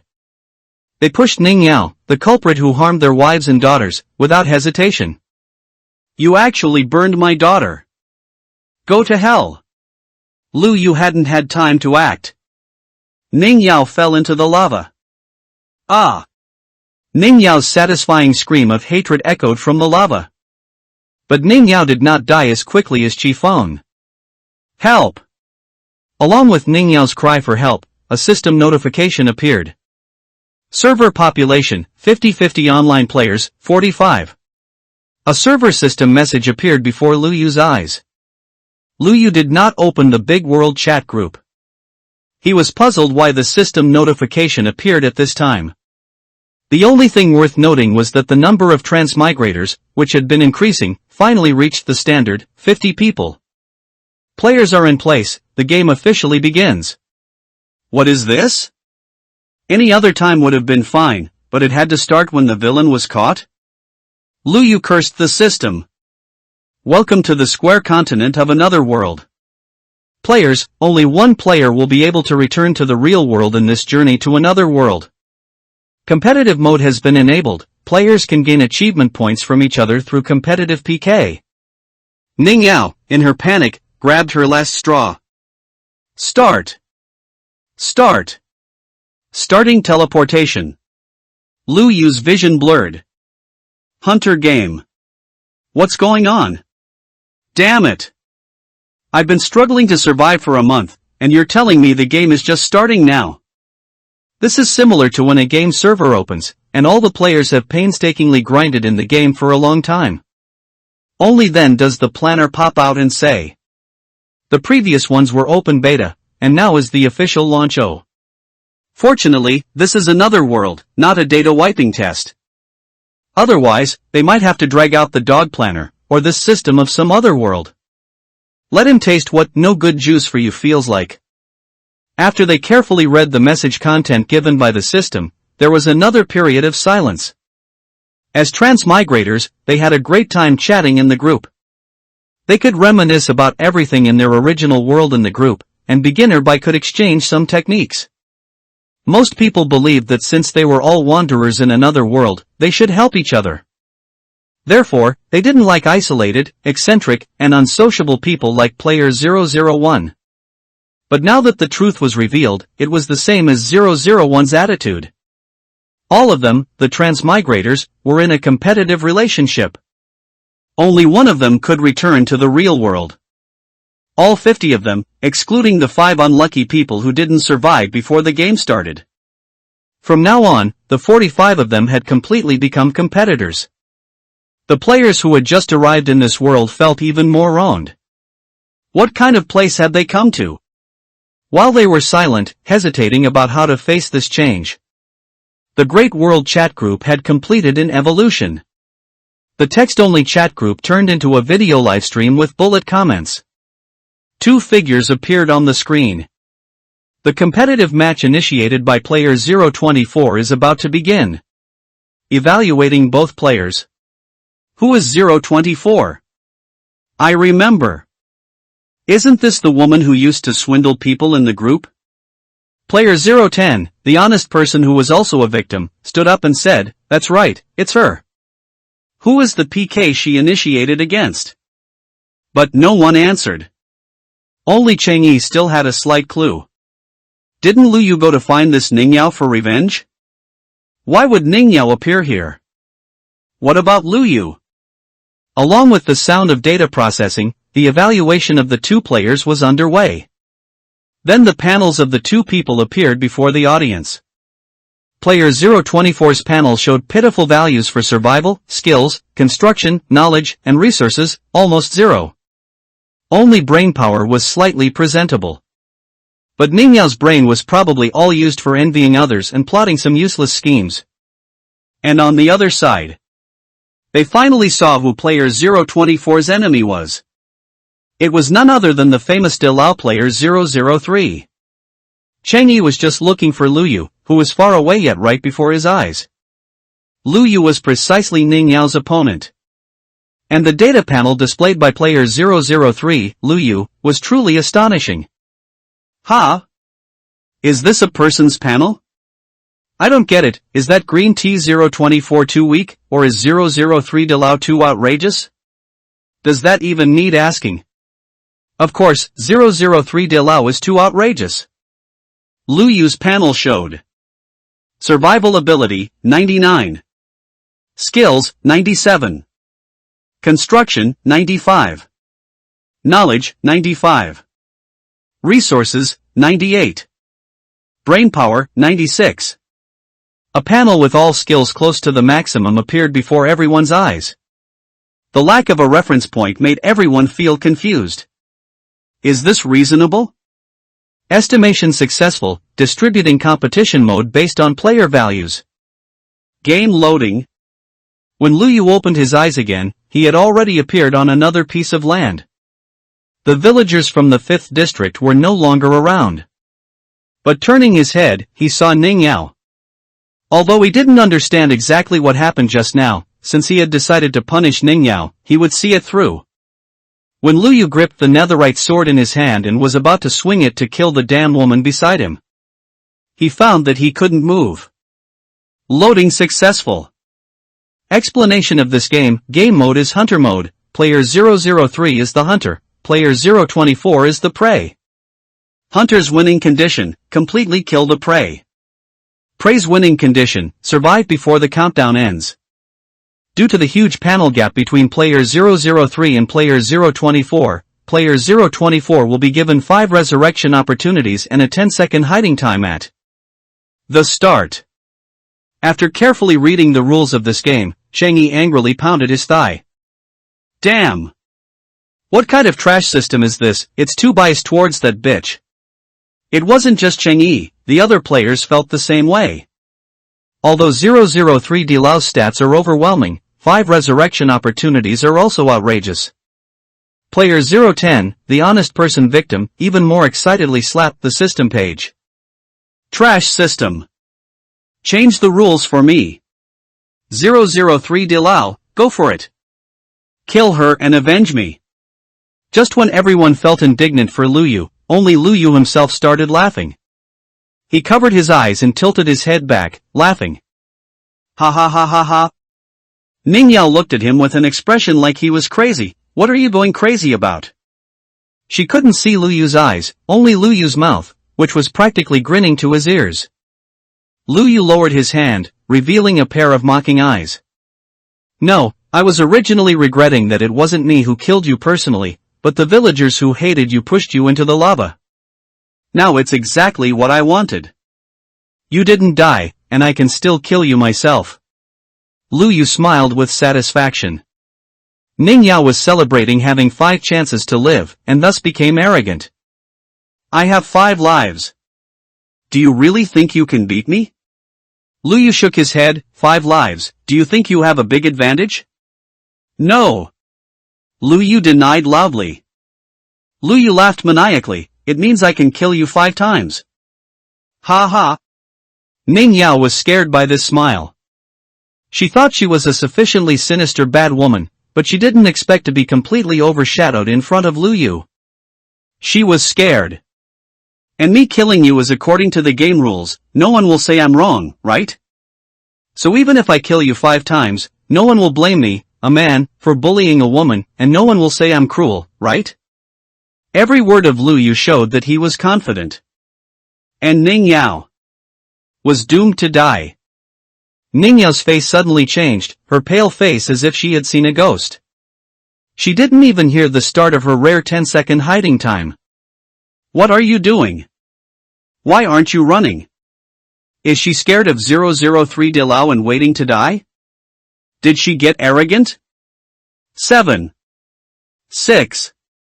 By the time she snapped back to reality, there were 4 seconds left on the countdown. Her heart sank halfway, and without allowing herself to hesitate, she randomly chose a direction. There was no time to hesitate anymore. Ning Yao took off running. At this moment, Lu Yu put away his smile, his pursed lips showing only seriousness and coldness. Run faster, don't let others think I'm just unilaterally slaughtering you. And don't make me too bored. The 10-second countdown ended. Lu Yu could move. His gaze had already locked onto the direction Ning Yao was running.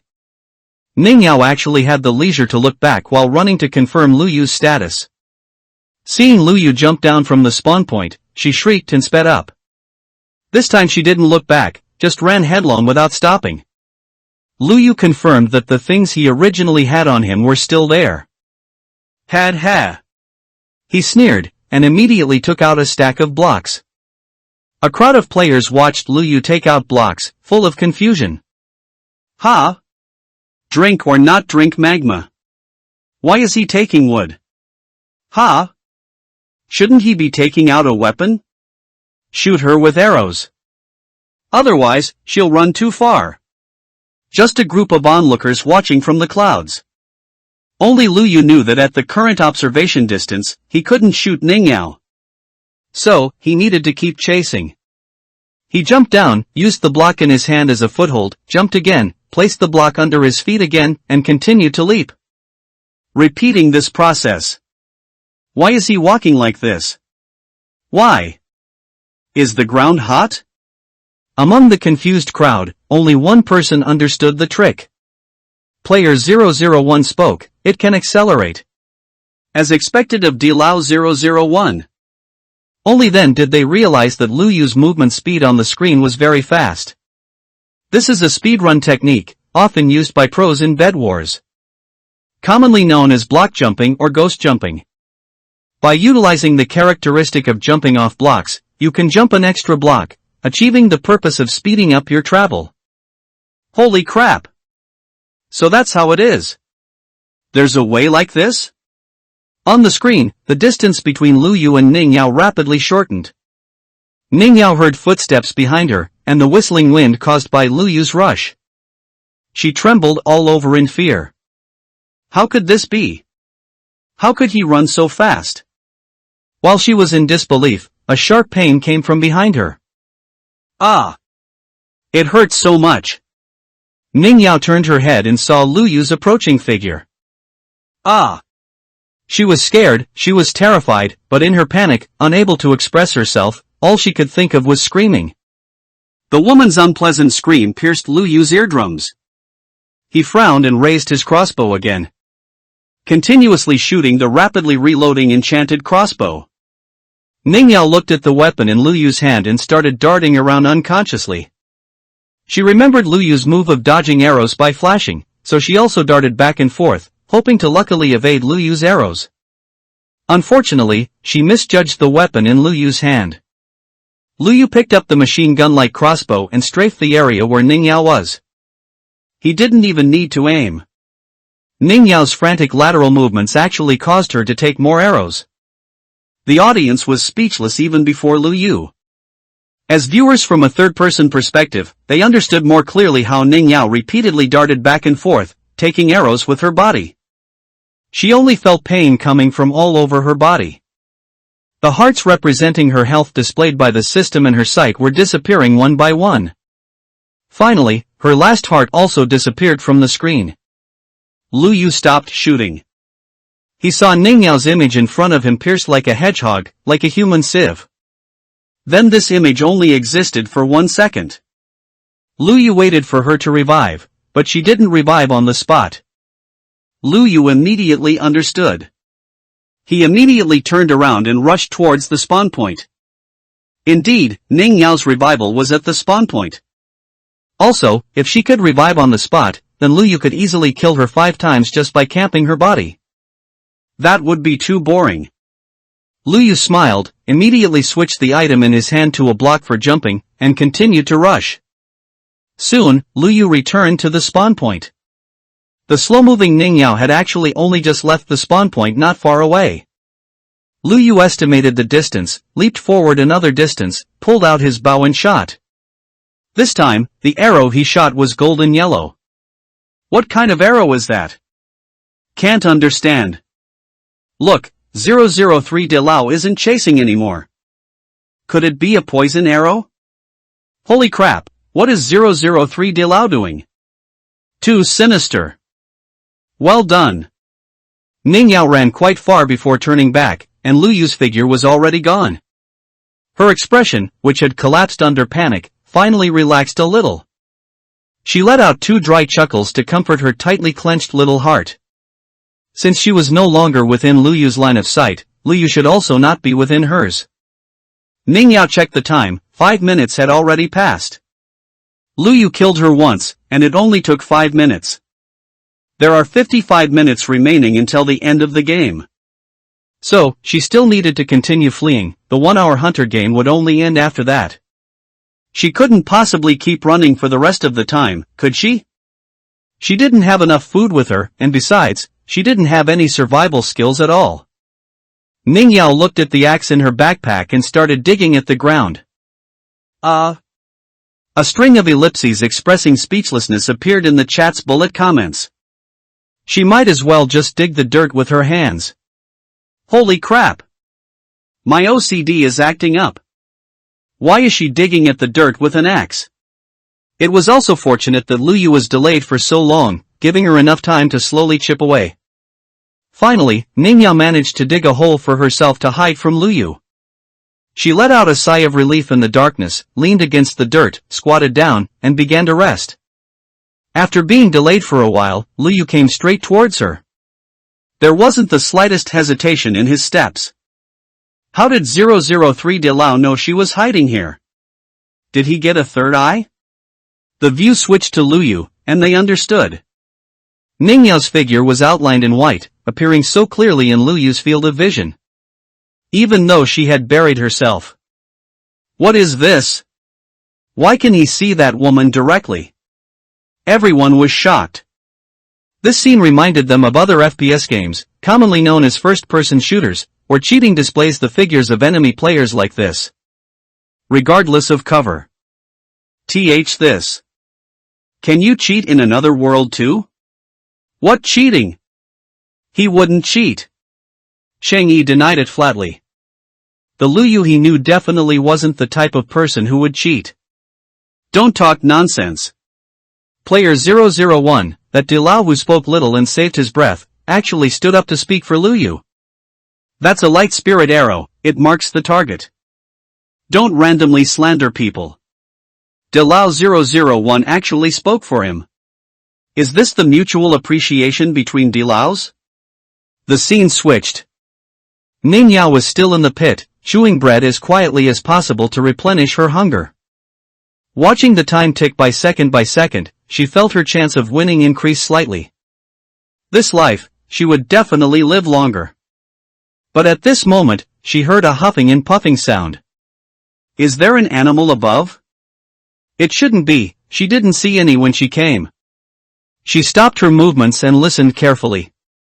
The sound seems to be getting closer. Ning Yao's heart gradually rose into her throat. Could it be Lu Yu?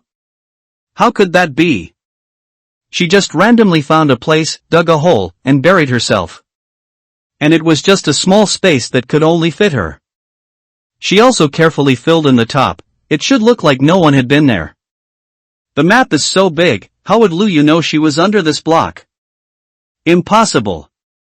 Suddenly, light streamed down. Ning Yao looked up in disbelief, seeing Lu Yu appear above her. You. Lu Yu looked at her with a grin and greeted, Yo, eating something? Want something to drink? Want to drink some lava? Without waiting for Ning Yao to answer, Lu Yu arbitrarily decided that Ning Yao's drink for today would be lava. Then, the red-hot liquid poured down from above. Hunting dogs and bows. Ning Yao died. She died where she was supposed to die, in the lava. Accompanied by the gurgling sound of the lava, Ning Yao disappeared into the red liquid. Her earlier thought that she would live for a long time, stated so confidently. Looking at it now, it seemed like a joke. Only 3 lives left. She secretly swore in the darkness of respawning and reloading. There were 35 minutes left, and her remaining 3 lives had to last for 30 minutes. This life, she had to drag it out a bit longer. As soon as she took a step, Ning Yao found her front foot sinking. She stepped into empty space. She remembered the respawn point should be on a safe plane. Being too focused on thinking just now caused her to not notice at all that the area around the respawn point had changed. She fell straight down. She had just come out of the lava, and unexpectedly fell quickly back into the lava. Her entire body was enveloped by the hot liquid. Every inch of exposed skin was in pain, and in the scorching liquid, she inevitably started burning again. Even her screams for help were drowned within. Amazing! She really doesn't watch where she's going, huh? Straight hook, salty bait, she actually fell for it so easily. 003 De Lao is too ruthless. While Ningyao thought Luyu couldn't catch up, Luyu was busy at the respawn point. He dug out the entire respawn point and then poured lava into the pit. And Ningyao actually foolishly walked out as soon as she respawned. And she didn't know she only had one block of space to stand on. As soon as she stepped out of that block, she fell straight into the lava.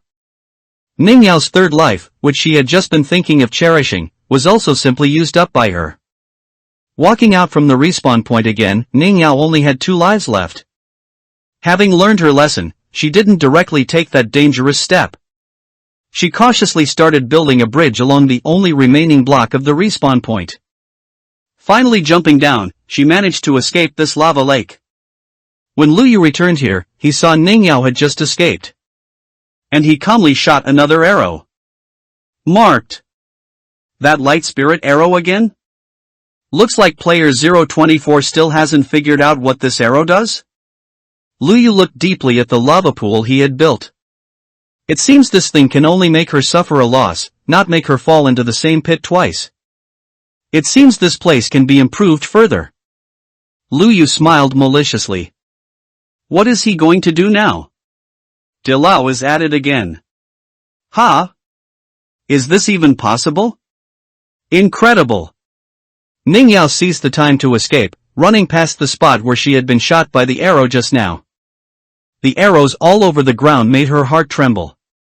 Thus, she swung her arms back and forth more vigorously, churning her legs. Speeding up, getting away from Luyu. To her relief, she didn't see Luyu's figure for quite a while. There were 20 minutes left. But the sun was gradually being swallowed by the horizon, and it was about to get dark. After dark, monsters would spawn in low-light areas. Ningyao knew this. So next, she would have to face not just Luyu, but also the spawned monsters. She needed to find a shelter that Luyu couldn't find. Thinking of this, her heart was in her throat. But she didn't dare to stop her steps. While she was contemplating, a creature suddenly appearing in her field of vision startled her. Ah! What? Waiting until she looked closely, she realized it was just a wolf with grayish-white fur. She stopped in fright, only to realize later that the thing was not a creature that would actively attack players. She breathed a sigh of relief. Just as she was about to continue forward, she saw the top of Luyu's head appear behind her. Why still care about that wolf? Her first reaction was to run fast. She took off running, but unexpectedly, Luyu, who was chasing her, had his attention drawn by the wolf. Oh! Ha! Luyu uttered 2 ambiguous exclamations for the audience to interpret. Does De Lao have another idea? What is he going to do to the poor little animals? She ran far away again. Hurry and chase her. The most impatient one was player 010, who had been tricked by player 024. Luyu, however, took out bones and unhurriedly tamed the 2 wolves. You can do that? I didn't even know they could be tamed. Shangyi started showing off at this moment. You didn't know this, but I knew it. Those 2 wolves were actually able to keep up with Luyu's movement speed. It's just that they often blinked or teleported. Soon, Ningyao, who was running ahead, appeared before Luyu again. Her movements of moving left and right, running behind trees, were all futile efforts. What she didn't know was that she had nowhere to hide in Luyu's eyes. Luyu took out his bow and shot with perfect accuracy. Ningyao's movement pattern was actually very easy to predict. She was just weaving left and right between trees she encountered on the path. She smugly thought that this kind of movement could evade Lu Yu's pursuit. But even without the light spirit arrow, Ning Yao's simple movements were easy to predict. Next, she would move to the right. And there was a tree on the right, when she poked her head out from behind that tree. This is it. Lu Yu predicted her movement and shot an arrow. Whoosh! Lu Yu's arrow passed through the trees and leaves in the forest, accurately landing on Ning Yao's back. Ah! Ning Yao cried out in pain and looked back. She herself couldn't spot Lu Yu's figure from the dense cover. How did Lu Yu even shoot her? This arrow doesn't have a homing function at all. The enemy Lu Yu attacked was the enemy of his companion wolf pups. Immediately, the wolf pups bared their teeth, showing sharp canines, and pounced towards Ning Yao. Ning Yao looked at the pouncing wolves in astonishment. Weren't they not supposed to actively attack players? Why are they heading straight for me? Ning Yao wildly attacked the wolves with the axe in her hand. But the wolf pups were not afraid of pain and were focused solely on her. She looked at her legs and arms, which were covered in bite marks and scratches from canines and claws. Her health seemed to be draining from the horrifying wounds. Get lost! Get away from me! LOL, wolves can't understand human language. The wolves seemed to be devouring her health. Soon, her health quickly reached its limit. Only half a heart left. Under her persistent efforts, the wolves also died under the axe. Ha! Ning Yao thought she had finally escaped. An arrow once again passed through multiple obstacles, shooting her in the chest. Bows and hunting dogs, wasn't that just right for Lu Yu's identity as a hunter at this moment? Ning Yao's last heart disappeared under Lu Yu's bow and arrow. She lost. It's over, it's over. It's not very interesting, just a one-sided crushing. 003 De Lao is too strong, giving this woman more lives would just be killing a pig. What are you guys talking about? Doesn't she still have one life? Didn't you watch carefully just now? Didn't you see that 003 De Lao renovated the respawn point again? Reload successful. Ning Yao appeared at the respawn point once again. She had just opened her eyes from the darkness, wanting to take a breath of fresh air. But instead, she swallowed a bellyful of water. Gurgle gurgle. She spat out a string of bubbles. How could she respawn in water?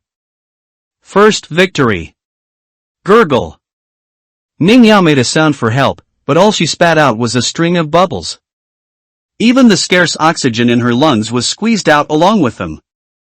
Lu Yu placed 4 pieces of fluorite in the 4 corners of the water cube, illuminating the space where Ning Yao was. Even though she could clearly see the water was blue and the light source was orange-yellow, she couldn't see a way out. Everything around her was black. She struggled to push aside the water surface, reaching the top to dig at the black stone block. However, as she watched the bubbles representing her underwater durability disappear one by one, she saw no hope of digging through the black stone. What the hell is this? She felt like her fingertips were about to spark, worn down and raw, yet she saw no crack in the obsidian. By the time she remembered to use a tool to dig, it was also useless. She tried everywhere with her pickaxe, the only thing she could break was the pathetic fluorite. Accompanied by a crisp sound, she actually broke the light source inside. Darkness enveloped the water. Player 010 spat at the video screen in frustration. Awesome! This is retribution for evil. 003 De Lao, if I get the chance, I will definitely thank you in person. How do I feel? It's a bit cruel. Are they really planning to drown her alive? Chang'e spat. Put away your pity. You don't even know what she did? What exactly did she do? Chang'e was now standing on the land of the 5th district. He couldn't sit still in the first place. Just in time for the requests from Azzy and Wenhao, whom he couldn't stop worrying about, Chang'e brought the 2 of them, along with a group of helpers left by Lu Yu, to the 5th district. One was to investigate the current situation in the 5th district, and the other was to welcome Lu Yu's triumphant return. Then they saw that the 5th district had been left in ruins and full of potholes along the way by Ning Yao and the people she brought. In the village, lava was even on the surface, like a purgatory. Chang Yi learned about what Ning Yao had done from the villagers. This woman held the elderly, women, and children in the village hostage, making others hunt and frame player 003 for her. Before that, she even chased a pretty girl from the village out at night to look for food because of jealousy. That girl met with disaster. Her first reaction was actually to kill her. You don't know any of this she did, so what right do you have to pity her? Upon hearing this, everyone was shocked. What? She said she was born in a village before? Is this how a village is used? Damn. If you don't want a village, you can give it to me. Holding children hostage, how can a woman do such a malicious thing? What a beast. Speechless, starting with a village, she played a good hand terribly. At this point, when everyone looked at the figures struggling in the water, they no longer felt any pity. Woo woo. Ning Yao's underwater durability reached its limit. With no bubbles to consume, she could only consume her own health. Ning Yao began to lose health.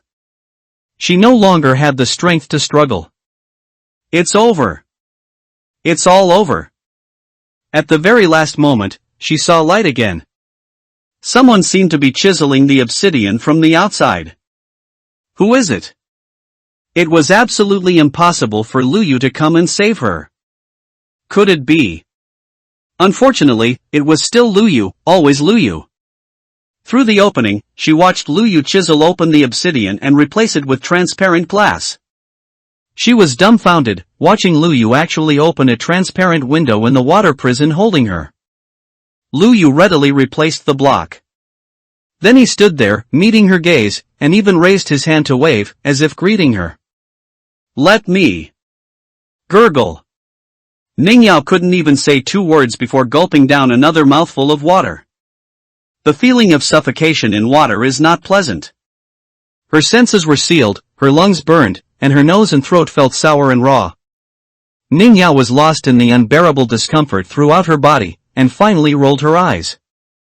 Finally, her hand tapped on the glass, but before the glass could even crack, she had already turned into experience orbs scattered on the ground, dropping a pool full of junk. Remaining time, 3 minutes. Lu Yu opened a window originally to see her condition. Is my good sister dead or not? If not dead, take a sword from me. Very good. Before Lu Yu could even act, Ning Yao collapsed in the water first. Player 024 has used up all 5 chances, player 003 wins. Congratulations to player 003. The first hunter game, which seemed grand and attacked swiftly, was over. It was a victory without suspense in the first place, and they didn't erupt into much cheering. Instead, it left everyone feeling a wave of lingering fear and shock. This person, player 003, whom they jokingly called Dilao, and even joked with. Unexpectedly, seeing him in person revealed such a ruthless and cruel appearance. After watching this match, they could only draw one conclusion. Never provoke this person. Damn it, that kid player 007 really did latch onto a true big shot. The game screen had disappeared, but Lu Yu had not left the hunter game map. Congratulations, you have successfully won the game. You will receive player 024's achievement balance, 128 points. Tisk. Lu Yu clicked his tongue in disdain. Just this little bit? Thinking about it, Ning Yao's ammunition and weapons didn't come for free. She didn't have that ability, so those things were probably exchanged with achievement points.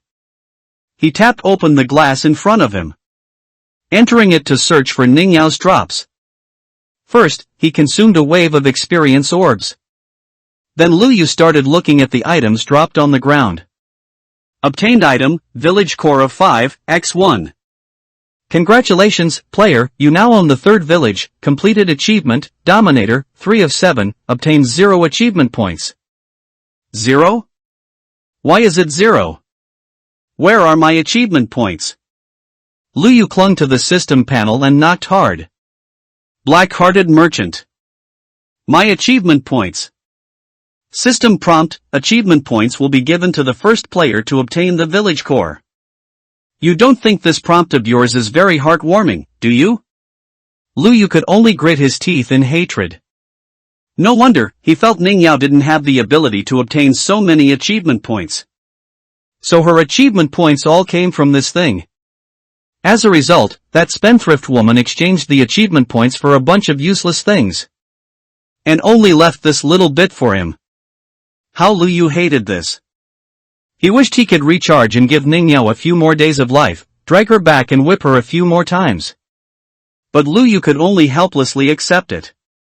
And by the way, he harvested the junk Ningyao left behind. It seemed that filling his backpack could comfort Luyu's sadness from not receiving achievement points. Map is about to close, please prepare for landing. Subsequently, Luyu fell into darkness again. The system thoughtfully returned Luyu to his original location. The moment he opened his eyes, just as the neat and tidy houses of the 5th district appeared in his sight. The next moment, he was enveloped by a huge shadow. Question mark. 3 iron golems excitedly surrounded him. Although their iron faces couldn't display more complex expressions. But Luyu could feel their concern from their step-by-step approach. What's going on with those monsters? They're heading towards that young man. The villagers of the 5th district, not understanding what was happening, felt worried for Luyu. They only saw the monsters brought by Chang'e and Azzy surrounding Luyu. Hey! Aren't you going to save him? Chang'e scratched his head, huh? Save him from what? Turning his head, Chang'e's expression changed instantly. Lu Gu! You're finally back. Just when they thought the iron golems surrounding Luyu were about to attack. Luyu raised his hand and patted the arms of the iron golems. You guys came to pick me up too? You have another dog. It was a false alarm. It turned out the true owner of those monsters was Luyu. It wasn't just the 3 behemoths. Even the wolves they brought, and Chang'e, went forward to greet him. If Azzy wasn't currently taking care of the child burned by the lava, she probably would have gone forward too. Only. A few wolves sniffed at Luyu's pant legs, suddenly smelling something wrong. Woof woof! The wolf pups drooped their ears and tails, looking extremely wronged. Luyu had already guessed what they smelled. Chang'e looked at them in confusion. What's wrong? Luyu replied with a bitter smile, it's nothing. The expressions of the wolf pups clearly wrote. You have other dogs outside. Traitor! Luyu quietly comforted them, don't worry, those are just tool dogs for completing the game, you are my dogs. Chang'e listened to Luyu's scumbag-like words with a look of disdain. The villagers of the 5th district cautiously approached to ask a question. He still held an axe in his hand as if seeing imaginary enemies, asking, you're back, where's that bad woman? The villager was ready to raise his axe and swing it as soon as he saw Ningyao. But reality didn't give him this chance. Luyu carefully observed where Ningyao had stood before they were teleported. He was back, but Ningyao wasn't. He was certain that Ningyao was likely dead. So he spoke to comfort them, don't worry, she won't be back. Really? Chang'e waved his fist, as if he also had a part in killing Ningyao. Our Lugo has already crushed her. Luyu tilted his head to look at him, how do you know? Only then did Chang'e tell Luyu, you don't know? All the players could see you. Luyu furrowed his brows. If he had known this, he would have ended the game quickly. It seemed like a lot about his current weapons and supplies, as well as the techniques he knew, were exposed during the hunter game. A miscalculation. It seems next time he needs to carefully consider whether or not to go all out. After hearing Luyu's words, the villagers of the 5th district finally relaxed, their faces showing expressions of rebirth. They came forward one after another to thank Luyu. Luyu, we owe it all to you. They were grateful to Luyu for saving their families with a bucket of water, and also thank Luyu for regaining their freedom. The few people who had followed Ningyao to bully Azzy were also those who followed Shifang like lackeys. They could be considered to have received their just deserts, dying under Lu Yu's tit-for-tat TNT traps. The remaining few immediately slid to their knees in front of Azzy, repeatedly apologizing. After witnessing Lu Yu's methods and courage, they were quite sensible. "How long have you been here?" Lu Yu asked Chang'e. Chang'e didn't know why Lu Yu asked, and just honestly replied, "Huh? When I saw your game start, I brought them over to check out the situation." "So that's about an hour," Lu Yu concluded. "Roughly." Then Lu Yu pointed to the exposed lava, asking, "And you haven't even dealt with this, huh?" "Awkward, guys." Chang'e, as expected, "I'm just a laborer." The lava pool created by Ning Yao and the pits left by the TNT trap explosions needed to be filled. Lu Yu went to Azzy's location to check on the injured. Most of them had only lost some health and were not seriously injured. Only one woman, while protecting her child, had injured a large area of skin on her back. Women are inherently weak, but mothers are strong. Seeing this made Lu Yu sigh with emotion. He told the woman, "In a few days, I'll have Azzy bring you some medicine." The woman looked at Lu Yu gratefully, thanking him repeatedly. After dealing with the matters, Lu Yu had originally planned to leave with the group. He looked down at the village core in his inventory. Nobody said that taking this thing meant you had to be in charge, right? Since no one mentioned it, he was about to make his escape. Lu Yu looked at Azzy, who was following behind him. "Why did you follow me too?" With Ning Yao gone, Azzy should logically be able to return to her original home. There was no reason for her to follow Lu Yu back to the 6th district. Hearing this, Azzy immediately looked like she was about to cry. Azzy said aggrievedly, "Are you looking down on me for being too useless and stupid, so you want to chase me away?" "No." Lu Yu hadn't had time to explain. The villagers of the 5th district also caught up. "Azzy, are you going to follow Lu Yu?" Azzy looked at the villagers, then at Lu Yu, caught in a dilemma. The villager continued, "Azzy, now that Ning Yao is gone, our village no longer has a village chief. Azzy, besides you, we don't have any other candidates, do we?" Azzy looked startled and quickly waved her hands, "I definitely can't do it." "Yushu, why don't you be the one?" Yushu spoke as if he had heard a joke, "I'm a rough person, you want me to be the village chief? But I also." Lu Yu crossed his arms, listening to the two of them arguing. From this, Lu Yu learned a bit more about the general situation of the 5th district. It turned out Azzy was the child raised by the previous village chief's grandmother. When Ning Yao came to this world, the grandmother was already in her twilight years, her life force dwindling. Initially, Ning Yao pretended to be kind and, relying on her advantage as a transmigrator, easily gained the villagers' favor and some admiration. Just as the grandmother passed away and the village chief position was vacant, Ning Yao also started suppressing Azzy. She repeatedly accused Azzy of being foolish in front of everyone. This made other villagers, and even Azzy herself, start to doubt herself.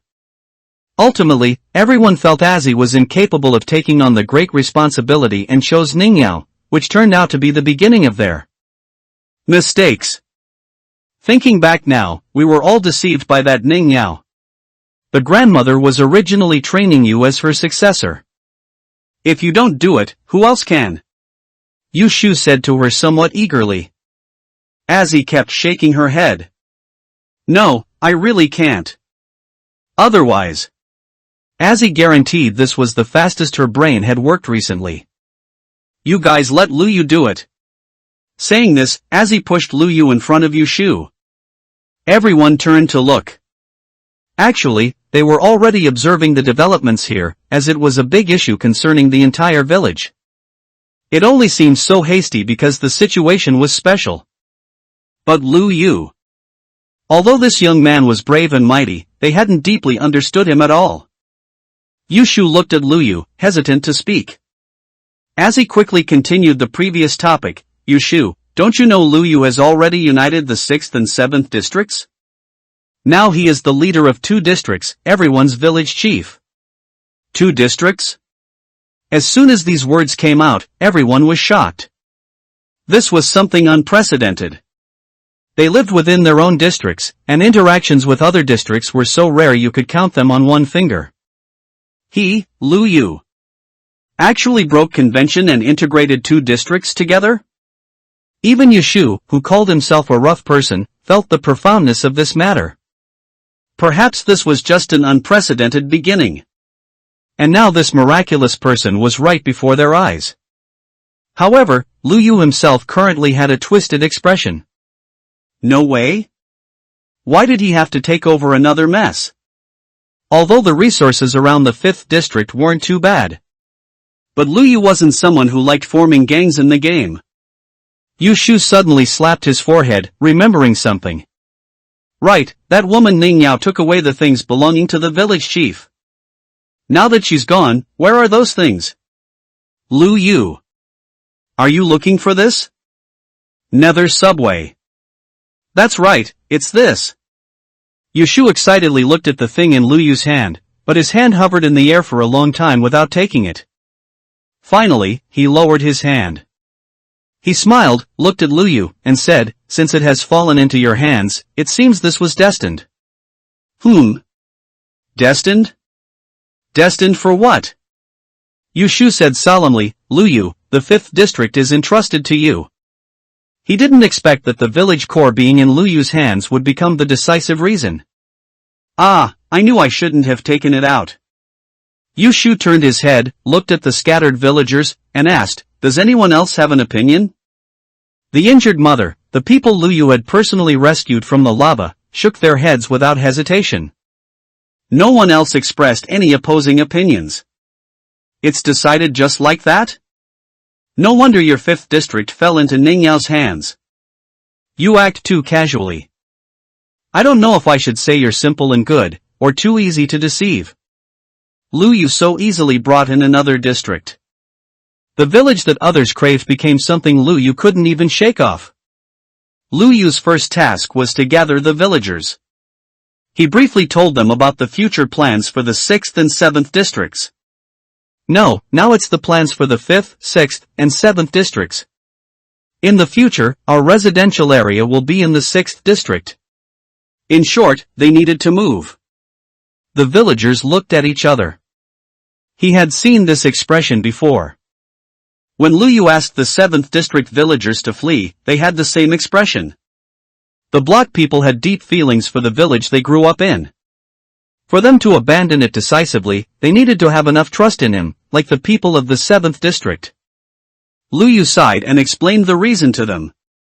Perhaps you have lived stable lives for decades, or perhaps your village has safely endured for 100 years, but things are different now. Because a group of transmigrators suddenly arrived in this world. Moreover, the competitive mode is now open. As the winner of the first match, everything he revealed might have made him a target. That was the only chance to go home. Those who missed Blue Star might target Lu Yu. Perhaps someone will launch an attack against him soon. To protect these villagers, the best way is to unite them and then designate that entire area as his territory. To tell this to the villagers is, "It's easier for me to protect you if you gather together. If you are scattered in 3 places, my energy won't be enough. In the future, there will definitely be people like Ning Yao attacking you. And they might be 100 times stronger than Ning Yao." They had witnessed Ning Yao's malice. Lava, TNT, either of these left a lifelong shadow on the villagers who had enjoyed a lifetime of peace. Facing Lu Yu's warning, they agreed. Okay. The villagers said one after another, "We'll rely on you from now on." No need to rely on me. After all, Lu Yu is already their village chief. He should have replied, of course. After some coordination, the happiest person was Azzy. She didn't have to leave Lu Yu's side, nor did she have to leave the villagers. The best of both worlds. Chang Yi looked at Azzy, who was giggling all the way, and asked, "What are you laughing about?"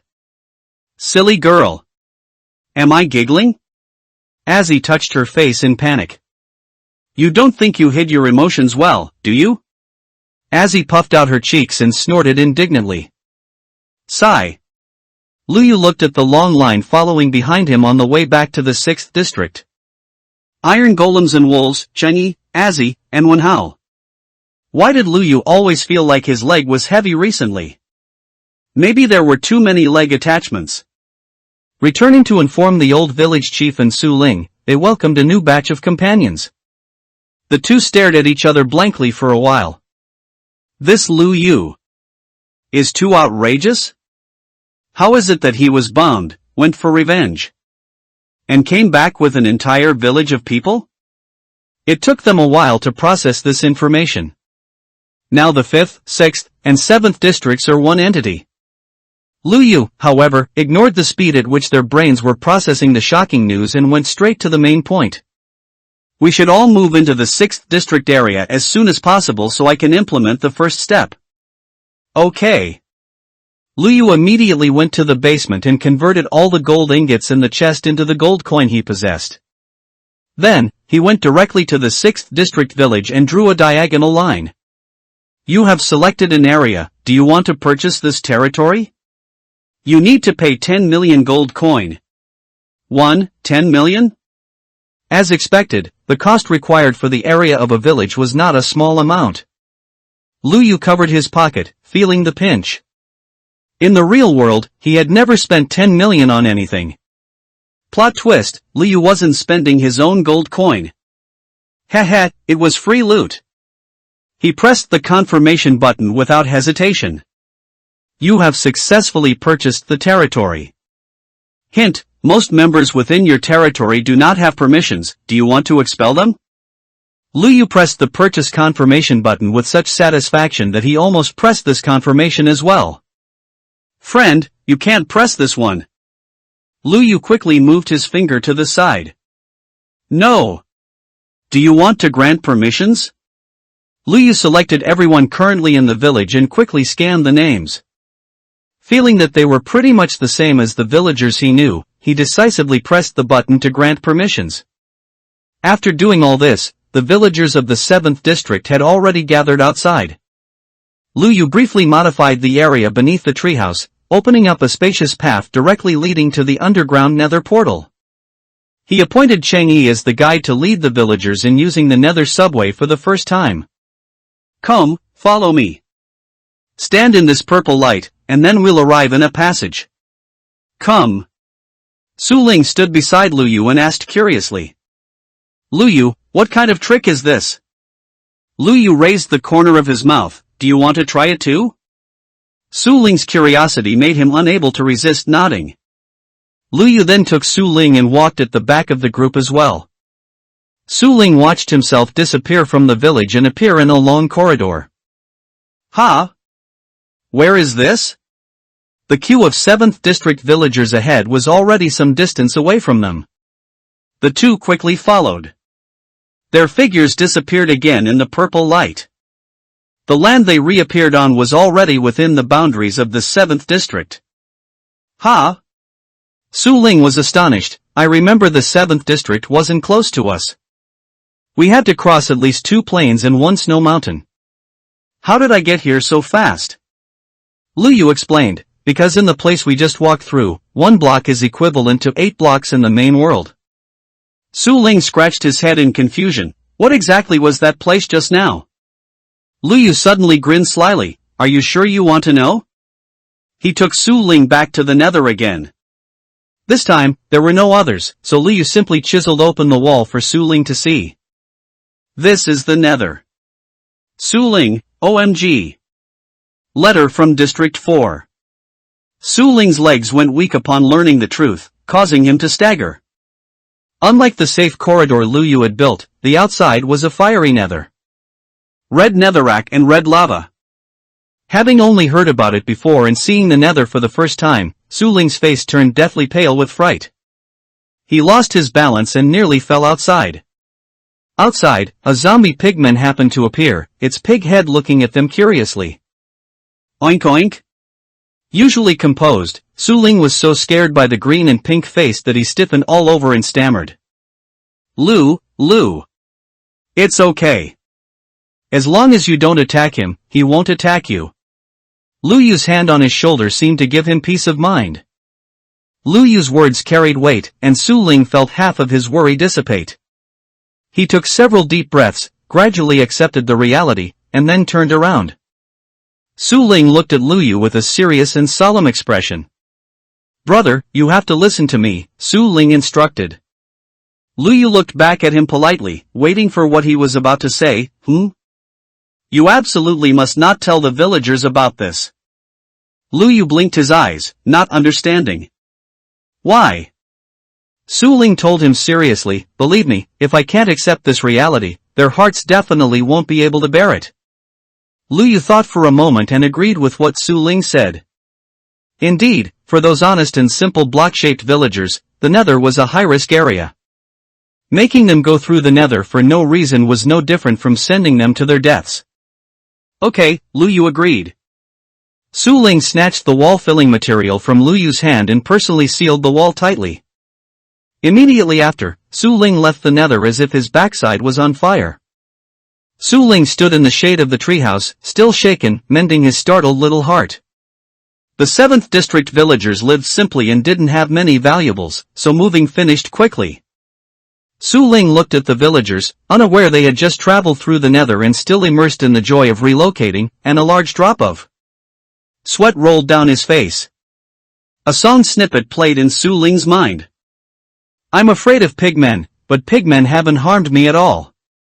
I'm not afraid of people, but Lu Yu has scared me all over. Why, is this the trouble of knowing the truth? The villagers of the 7th district and the 6th district already had their own residences in this area. But the newly joined 5th district villagers did not. To not let down the 5th district villagers who had already started preparing to move, the top priority was to build the residential area for the 6th district, providing a home for everyone. Lu Yu grabbed an axe and prepared to go outside to chop trees. Little village chief, where are you going? A curious villager asked about Lu Yu's movements. The people from the 5th district are coming soon. Before that, I need to build the houses. The enthusiastic and hospitable villagers volunteered. We're almost finished with our own things. Why didn't you call us? Lu Yu hesitated for a moment. I'm enough on my own. The villagers were even more displeased. The number of 5th district villagers couldn't just be a few people. It was a village of roughly 1,000 or 800 people, similar in size to theirs. Seeing that they were about to arrive, Lu Yu said he could handle all the building materials by himself. Isn't that nonsense? Little village chief, you shouldn't take on everything by yourself. We villagers can't just look up at the sky all day, waiting for you to handle everything. Exactly. We can do small things like chopping trees, can't we? Chang Yi also joined the conversation. Right, brother.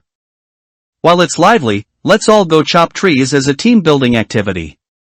Chang Yi, with a broad smile on his face, held an iron axe with efficiency 3 in his hand. It made Lu Yu laugh. Oh, looking at your stance, are you planning to compete with me? Hee hee, Chang Yi scratched his head and said, I just found this axe in a chest. I saw you weren't using it, so I took it to have some fun. Lu Yu smiled like a fox. Okay, let's go together then. Lu Yu took out an enchanted iron axe. Then I'll use this to compete with you. Ha, looking down on me, are you? Just wait for my heavy punch. Originally, this was a large-scale clearing, and Lu Yu didn't plan to use his efficiency V diamond axe. He currently only had one mending enchanted book, and he had enchanted it onto a rarer fortune pickaxe. An efficiency V axe wasn't common either, and using it for large-scale wood harvesting would be a waste. It was better to use an iron axe, which wasn't painful to lose and still had decent efficiency. Chang Yi figured he had multiple efficiency enchantments, so there was no reason to lose to Lu Yu. The villagers also felt that there were so many of them. Even if Lu Yu had many tricks up his sleeve, he couldn't be more efficient than their dozen or so people, could he? Lu Yu gave simple instructions, reminding them not to forget to replant the dropped saplings for environmental protection. A group of people then set off in a mighty procession. After Lu Yu left, Azzy suddenly arrived. Originally, she had gone with the 5th district villagers to move, but now she suddenly brought news. Mr. Su, have you seen Lu? The little village chief? Considering Lu Yu's current identity, Azzy changed her address to avoid sounding too casual. Su Ling, who was resting, was suddenly called awake. "What's wrong?" Su Ling straightened up and replied. "People from the 4th district have arrived. It seems they're here to deliver a letter in news. I thought it might be better for the little village chief to handle this." Su Ling sighed. Just a moment ago, Lu Yu had come out of the nether with him, and then in a blink, Lu Yu was gone again. Ever since Lu Yu became the village chief, he had been like a dragon that shows its head but not its tail. He had dealt with many decisive major events, but these trivial matters ultimately fell back onto Su Ling. It was hilarious. Su Ling thought he had passed the buck, but he hadn't at all. Sighing, Su Ling said, "I'll handle it." Their method of communication in the lower district was actually very simple. It was similar to neighbors passing around a message board, integrating everything together. Messages were passed down from the 4th district into the lower district. Of course, the first 3 districts did not participate. This was because there was a huge chasm between the 4th district and the 3rd district. From the 3rd district onwards, it belonged to the world of people above people. And the current message transmission had reached the stage from the 4th district to the 5th district. What they didn't know was that, except for the 4th district, the entire lower district now belonged to Lu Yu. With Lu Yu absent, Su Ling filled in. Su Ling followed Azzy to the 5th district. On the way, Su Ling suddenly thought of something. He instructed Azzy, "Tell the people from the 4th district that we just happened to meet and are not familiar. Do not mention Lu Yu or the issue of our districts merging to him." Azzy didn't know why, but she obediently nodded.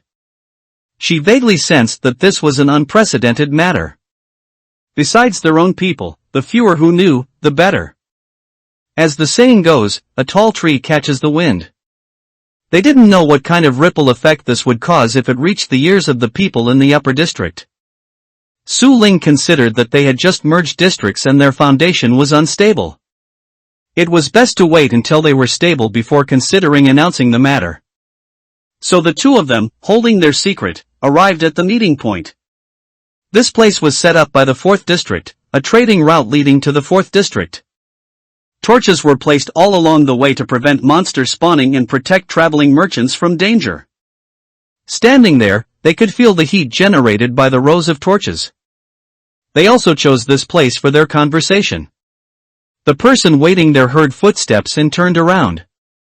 "Oh, isn't this Su Ling? Your gold isn't ready yet? High EQ is boring." Su Ling was startled. "It's you?" The man had a small mustache and wore a smile devoid of any genuine warmth, his eyes clearly indicating he was a calculating person. This wasn't the first time Su Ling had met him. This person's name was Shang Hongshua.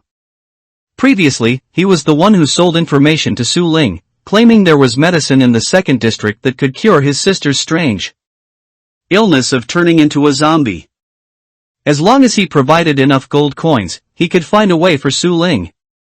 Su Ling knew that the 6th district, where he lived, was impoverished, and the amount of gold coins Shang Hongshua requested was completely out of their reach. So, he offered a suggestion. "Then why don't you go down and mine it yourselves?" From then on, Su Ling embarked on this perilous path until he met Lu Yu. But Lu Yu told him treating his sister was not a huge challenge at all. It didn't require that much gold, nor did it require a great price. In short, he was deceived. Looking at the man before him again, Su Ling felt no gratitude whatsoever. "I didn't expect you to be the one delivering the message." Su Ling tried hard to maintain his expression, exchanging pleasantries with the other party in a feigned friendly manner. Shang Hongshua was surprised that his friendly greeting was met with Su Ling's non-committal reply. Usually, when Su Ling saw him, he was as eager as if seeing a life-saving straw. Why had his attitude changed today?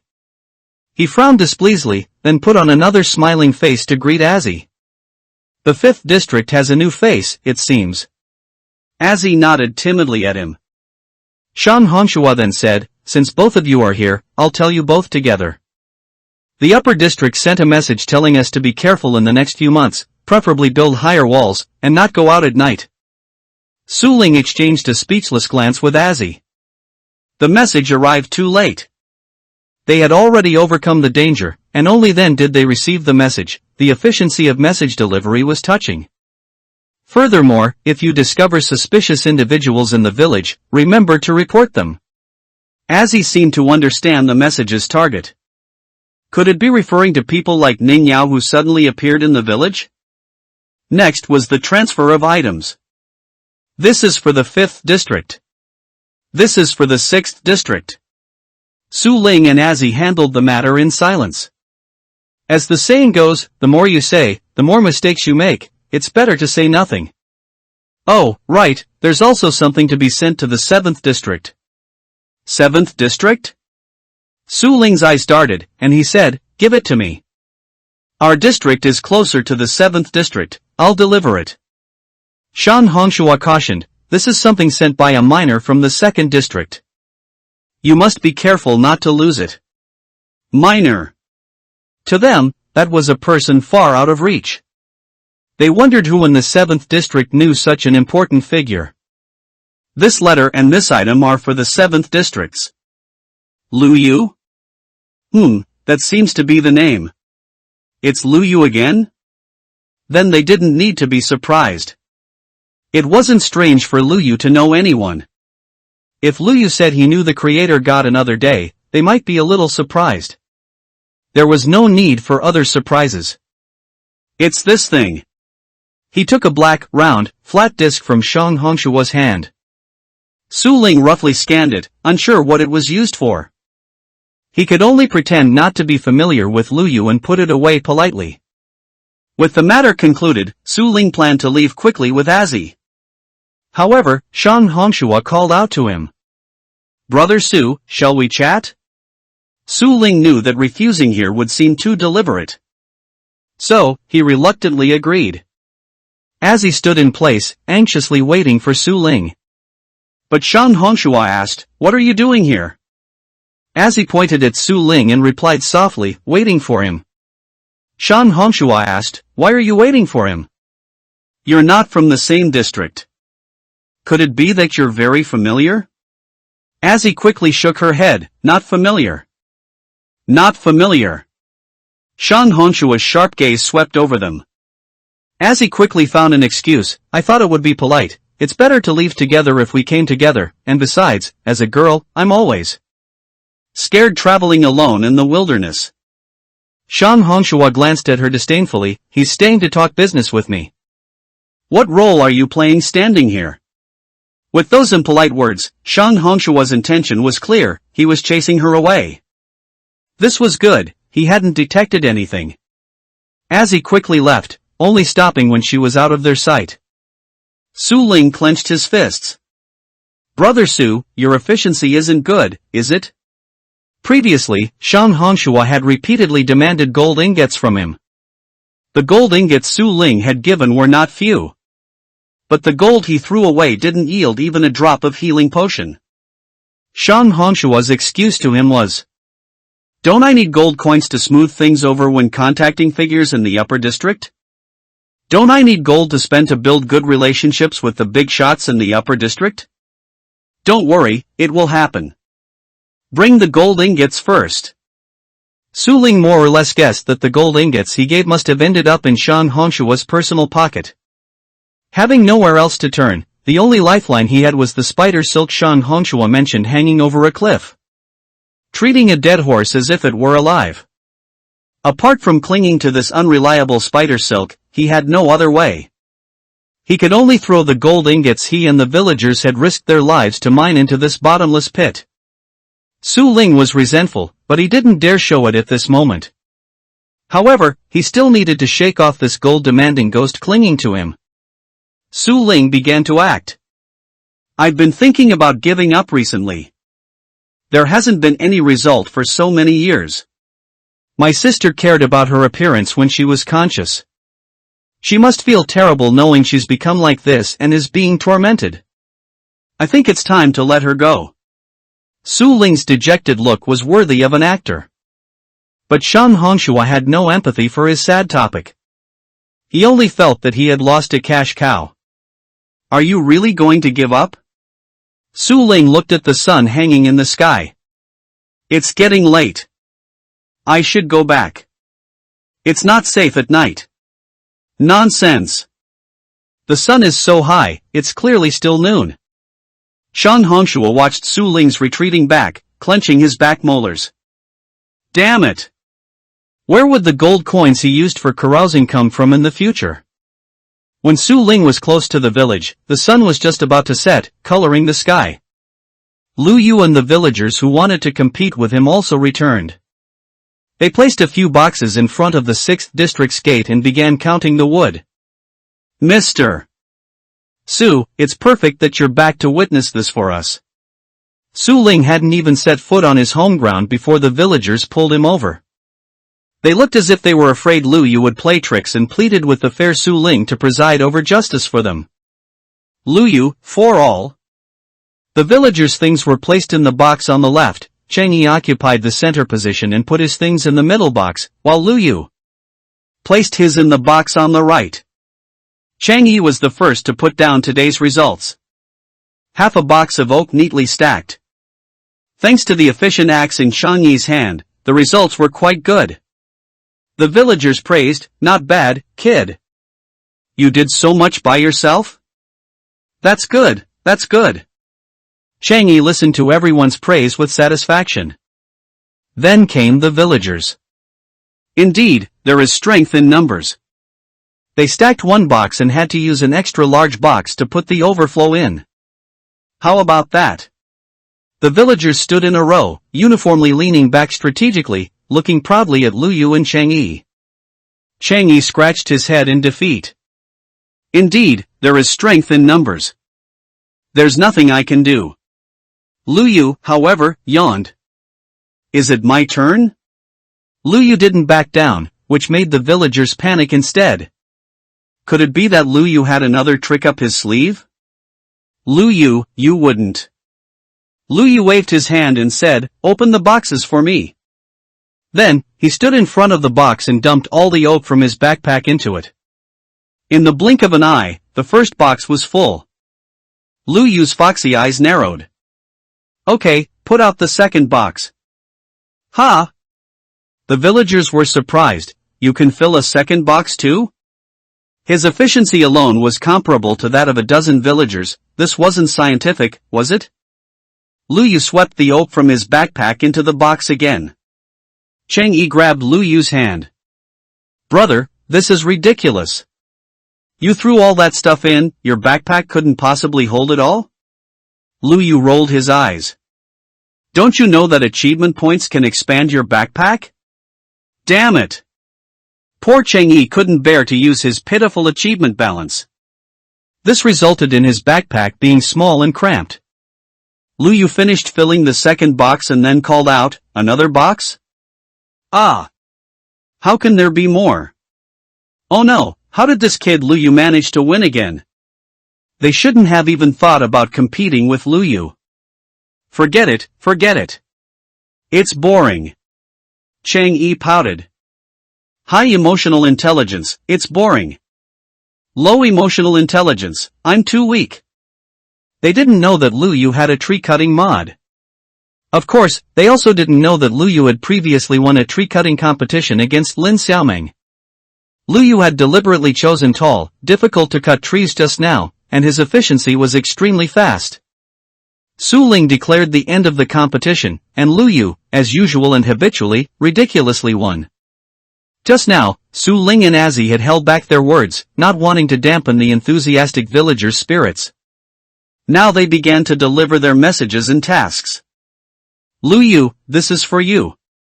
Lu Yu turned around, what? Su Ling said, supposedly it's from a miner from the 2nd district for you. 2nd district? Lu Yu thought back carefully. This miner, apart from Lin Xiaoming who had left her home, couldn't be anyone else. He remembered that his mysterious father, if he was giving him something, would just suddenly appear in the village. And then disappear the next day. Just now, he had recalled the time the two of them competed outside the village to see who could cut more trees, and unexpectedly, thinking about it, brought a response. The 7th district villagers who were familiar with Lu Yu also had a clue. Is it Xiao Meng? When Xiao Meng left, she said she was going to the 3rd district. I didn't expect her to be promoted to the 2nd district already. Our Xiao Meng is really bringing honor to her fellow villagers. I didn't expect Xiao Meng to still be thinking of you, Lu Yu. The 7th district villagers looked at Lu Yu with ambiguous expressions, as if watching a good show. As he blinked, who is Xiao Meng? It sounds like a girl's name. Great musician. Lin Xiaomeng, she was a girl who was particularly close to Lu Yu in our village before. The two of them even grew up together since childhood. When Lu Yu was little, his mind wasn't very sharp, and it was thanks to Lin Xiaomeng's care. Lin Xiaomeng is truly a beautiful and kind-hearted girl. The villagers of the 7th district chattered, talking about the impression Lin Xiaomeng left on them. As he replied, so, they were childhood sweethearts with Lu Yu. Wait, why does that sentence sound a bit off? Yes, they were. The uncle was still answering casually. The next moment, someone quickly covered his mouth. Quick, shut up. Uncle Day, who didn't understand the complicated thoughts of young people, stared with wide eyes. What's wrong? What happened? Their gaze returned to Azzy, only to see that Azzy's eyes had gone dead. Azzy equals L equals. So that's how it is. There's another layer of relationship there. Everyone's gaze shifted between Lu Yu and Azzy. The uncles and aunties looked at the afterglow of the sun on the horizon. It's great to be young. The unperturbed, straight-laced Lu Yu was still pondering the black disc. The moment Lu Yu got it, the system issued a prompt. Congratulations, player, for obtaining a music disc. Unlocked the Great Musician quest. Music disc collection progress, 1/13. Just like in the original game, there are a total of 13 types of music discs in the square continent. Put it into a jukebox, and it can play music. Similar to the food crafting quest unlocked when making a cake last time. The final reward obtained will definitely be impressive. Lu Yu guessed what reward he would get for completing this Great Musician quest. Su Ling, who had been curious about the item, leaned over and asked, "What exactly is this thing?" Lu Yu replied, "This is just a music disc." Su Ling asked further, puzzled, "What's the use of a music disc?" He also wondered if Lin Xiaomeng knew what this was actually used for. If he had to explain it, he wouldn't be able to make it clear. The best way was to put it in a jukebox and play it. Lu Yu immediately took out the wood they had just cut. He processed the oak logs into planks, placed them in a circle in the crafting table. Finally, he put a diamond in the middle, and the jukebox was crafted. He placed the jukebox on the ground. Crafting table? Wooden box? Su Ling looked at the wooden box Lu Yu just took out and guessed its use. The two sides took on different styles. Lu Yu and Su Ling were like two technical-minded guys who didn't understand romance, pondering over new things. On the other side were matters of love and affection, with Chang Yi and the villagers comforting Azzy, who was feeling down. Lu Yu put the music disc in. A waltz started playing. Everyone turned their heads. In the square continent, or rather, in the lives of the people in the lower district like them, there was no music. Perhaps they had heard many sounds of nature. But this was the first time they had heard something that could be called music. This piece was Melohi, one of the 13 songs, a slow waltz with a melancholic atmosphere. Lu Yu had once used the Minecraft music pack as background music while studying, so he remembered their names. But in the game, he rarely turned on the background music. Because in the early stages as a beginner, when Lu Yu was focused on mining underground, he was startled by the sudden BGM. Since then, he had never heard background music during Lu Yu's gameplay. I'm definitely not the only one. Chang Yi came over in surprise, leaning on the jukebox and asking, "Whoa! Lu Yu, what is this thing? How can it play music? Can you play a Jay Cho song for me?" Lu Yu tapped his head, "You wish?" Listening to the song, everyone gently swayed their heads along. What is this? It's quite nice to listen to. The villagers used their limited vocabulary to describe the music they heard for the first time. Even on the second loop, they started humming along. Luyu suddenly grabbed Azzy. Azzy was looking at Luyu expectantly. Could it be that he's going to comfort me? Luyu patted her shoulder. From now on, in the morning, you can turn it on and play music to wake everyone up. Luyu also had a sudden idea, remembering how in the village he used to live in, broadcasts would be played in the morning to wake everyone up. This important task was handed over to Azzy. Azzy instantly turned to stone. She thought Luyu would take care of her fragile and sensitive maiden heart, but she was thinking too much. Seeing Azzy hesitate, Luyu even asked, "You're not thinking of not getting up early, are you?" Azzy shook her head in silence. "Then I'll leave it to you." Luyu heavily patted Azzy's slender little shoulder. Su Ling, on the other hand, grabbed Luyu and started talking about business. "Luyu, besides the things I need to give you today, there are other matters." "What?" "Two pieces of news, one is for our districts to pay attention to security, and the other is..." Azzy quickly answered, "That person said that if we find suspicious individuals, we should report them. I think they're talking about people who appear suddenly, like Ning Yao." Hearing this, Luyu glanced at Cheng Yi. "Not just Ning Yao, but also people like Cheng Yi." In short, this suspicious individual should refer to transmigrators. As soon as their competitive relationship was revealed, there was immediately news to root out all transmigrators. This is very clear, the source of the message. That is, in the upper district, there are also other transmigrators. His goal is probably to root out transmigrators and eliminate his opponents. The atmosphere suddenly became tense.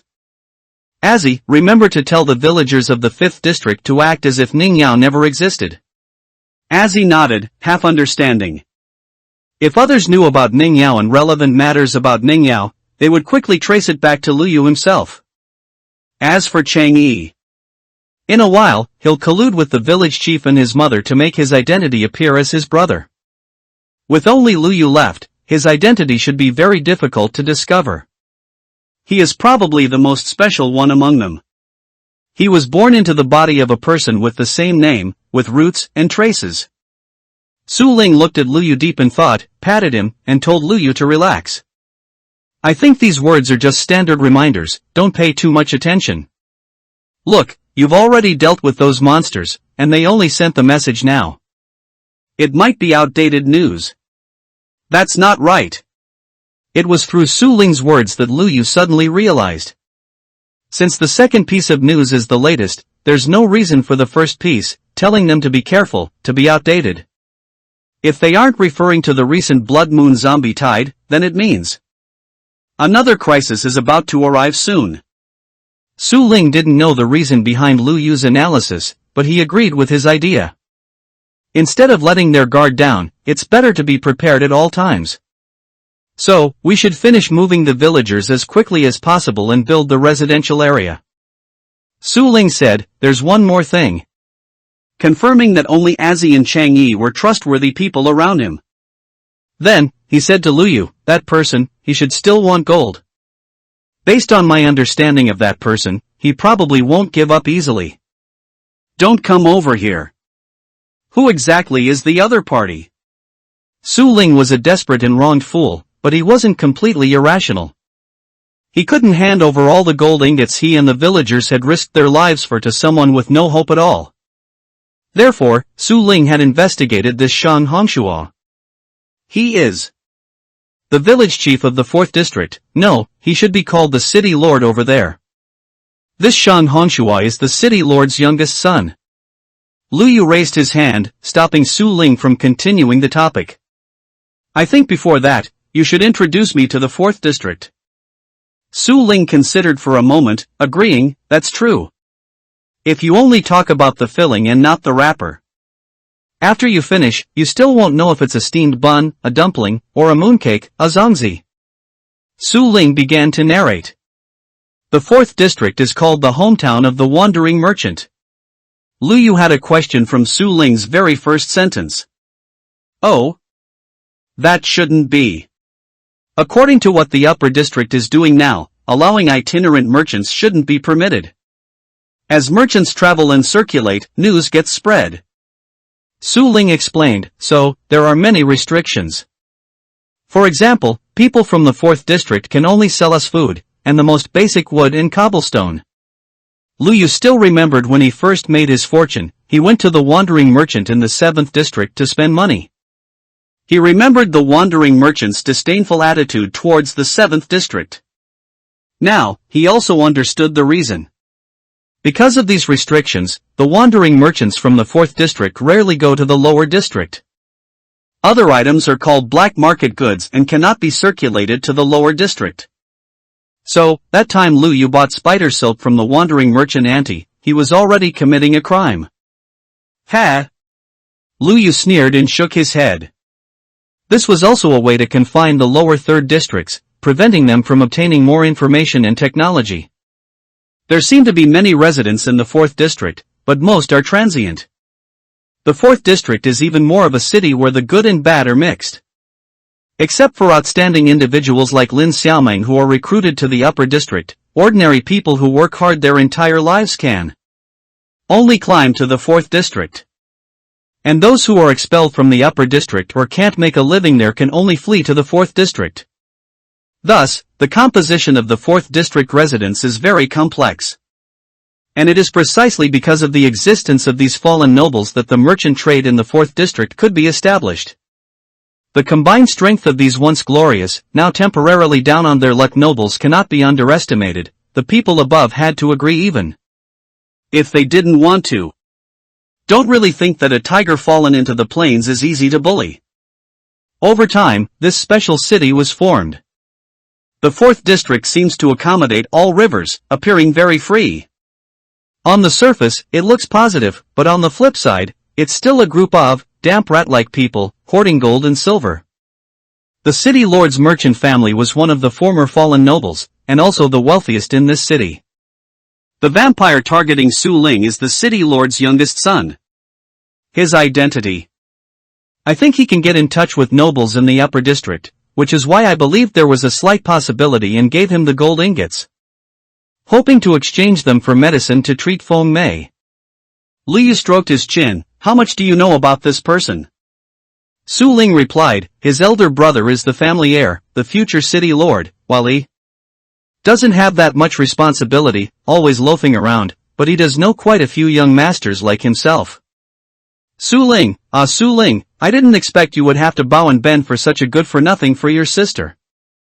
Lu Yu, with his sharp tongue, still had to tease Su Ling at a time like this. Su Ling felt like he'd been shot in the knee. Don't make fun of me. Don't worry, I'm your Lu Gu now, I'll take responsibility for anything. Lu Yu puffed out his chest, patting his thin frame that had no chest muscles at all. Su Ling was speechless. Do you completely forget that you are 5 years younger than me? He didn't expect someone the same age as his own sister, Feng Mei, to call himself Lu Gu in front of him. However, Su Ling had no confidence to refute him. So annoying, I really want to punch him. Lu Yu stroked his chin and said with interest, this 4th district has piqued my interest. Su Ling asked, do you mean this person wouldn't want to go to the 4th district? What are you going to do? Although Su Ling felt that the 4th district was not easy to deal with, Lu Yu was an even more fearsome existence. He still sent out a signal on behalf of the people of the 4th district. 4th district, don't come over. But I have to finish what I'm currently busy with first. The people of the 4th district must be burning incense and praying to Buddha right now, having begged for these few days of reprieve from you, Lord Lu Yu. Su Ling complained inwardly. Be busy, be busy. It's best to be busy slowly. Lu Yu took the logs from the box, ready to start working. Cheng Yi caught up, looking like he had something on his mind but couldn't say it.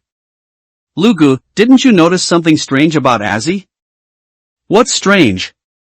Lu Yu narrowed his eyes, seriously examining Azzy behind him. That silly girl couldn't really get out of bed, could she?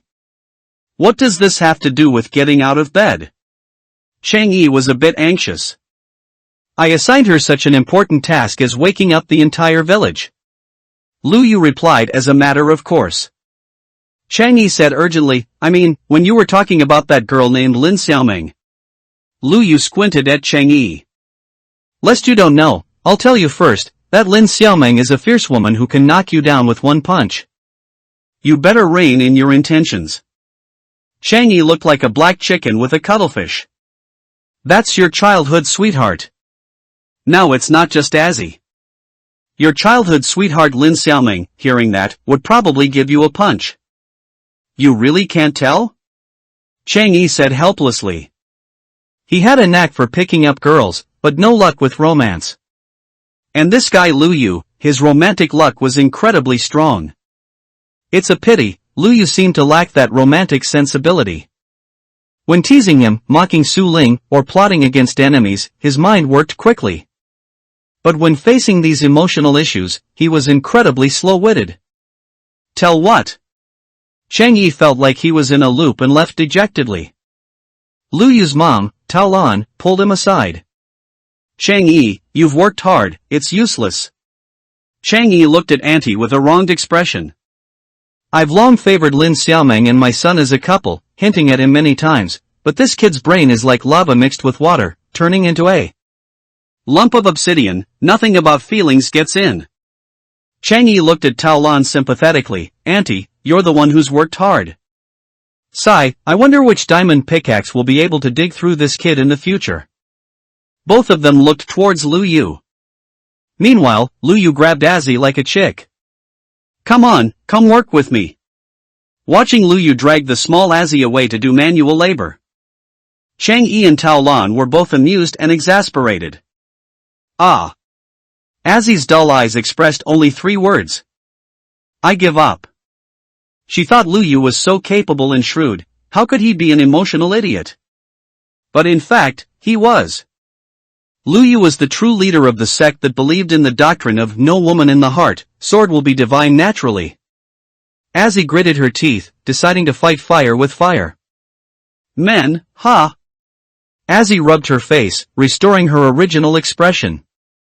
What do you need me for? Lu Yu directly threw half of the oak logs for building to Azzy. I'll build the outline first, and you'll be responsible for filling and completing it with planks. Azzy nodded in agreement. Lu Yu planned to start building from the center, choosing the absolute center of the entire 6th district. Originally, there was a field belonging to the 6th district here. Just like the 7th district people, they placed their survival food in the very middle, which was also a form of protection. Lu Yu, like a mischievous child, stepped onto the field and directly flattened the entire area. The 6th district people watched, daring not to be angry or speak. Oh my, what is little village chief doing now? While they were heartbroken over their lost farmland, Lu Yu took out logs and began to build the tree trunk.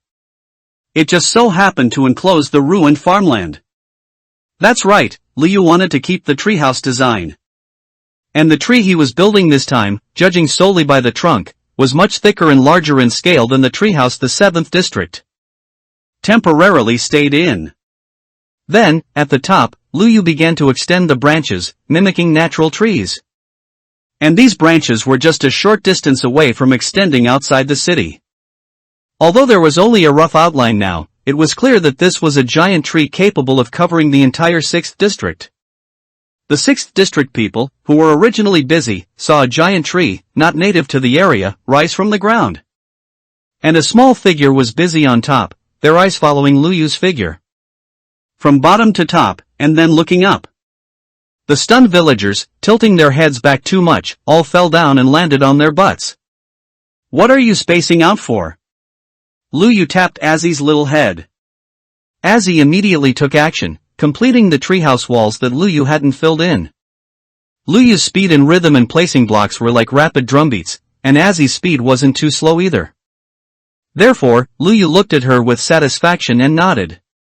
To preserve the appearance of a tree, the outer outline of this giant tree was almost entirely made of oak logs. The logs they collected were quickly used up by more than half.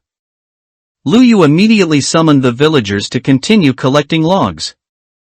Being useful in Lu Yu's work was something that made the villagers very happy. They raised their axes, full of enthusiasm. Leave it to us. Don't go too far. If the situation in the wild is not right, don't hesitate to return to the village immediately, Lu Yu instructed. Then, he grabbed the able-bodied Cheng Yi. Cheng Yi looked at Lu Yu in fear. What is it? Do you know how to make shears? Lu Yu briefly demonstrated the crafting method for shears to Cheng Yi. Just place 2 iron ingots diagonally in the bottom left corner. Go to the basement and make more shears. Give them to the villagers so they don't just focus on cutting wood, but also collect more leaves. Cheng Yi was happy. Hey! This job is easy. Cheng Yi hadn't even smiled for 2 seconds. Make the shears and deliver them, then come back as soon as possible. Cheng Yi looked stiffly at Lu Yu. Then what? Lu Yu smiled and pointed underground. Then go to the nether and get me more glowstone. Cheng Yi was shocked all day. What? Me? Alone? Go to the nether? He had just seen Azzy diligently placing logs and was glad he got an easy job. But then Lu Yu told him to go to the nether alone. Lu Yu nodded as if it were obvious. I'm asking you to go to the nether to mine some glowstone, not asking you to go to the nether and kill your piglin ex-girlfriend. Cheng Yi cried out, grabbing Lu Yu's arm, but that's the nether. It was the nether, where there were cliffs everywhere, piglins and hoglins roamed, and one could fall into lava if not careful. No way, no way? Surely no one would be afraid to even go to the nether? You want to follow me like this? What exactly did you learn those skills for? You're not thinking of picking up girls like this, are you? Lu Yu suddenly became sarcastic. Cheng Yi couldn't stand this grievance. He forced himself to say, who says I'm afraid? Then go? I'll go if I go. Lu Yu was very good at manipulating people's hearts, but he was the only one who didn't understand his own. Cheng Yi left angrily to make shears first, then go to the nether. Halfway through making the shears, he suddenly realized. That's not right. That was reverse psychology. But it was too late to realize now. Now it could barely be considered a 4-way collaboration. Lu Yu had switched from logs to planks and started building the surrounding structures. Corresponding to the central trunk, Lu Yu created a larger outline encompassing the entire 6th district.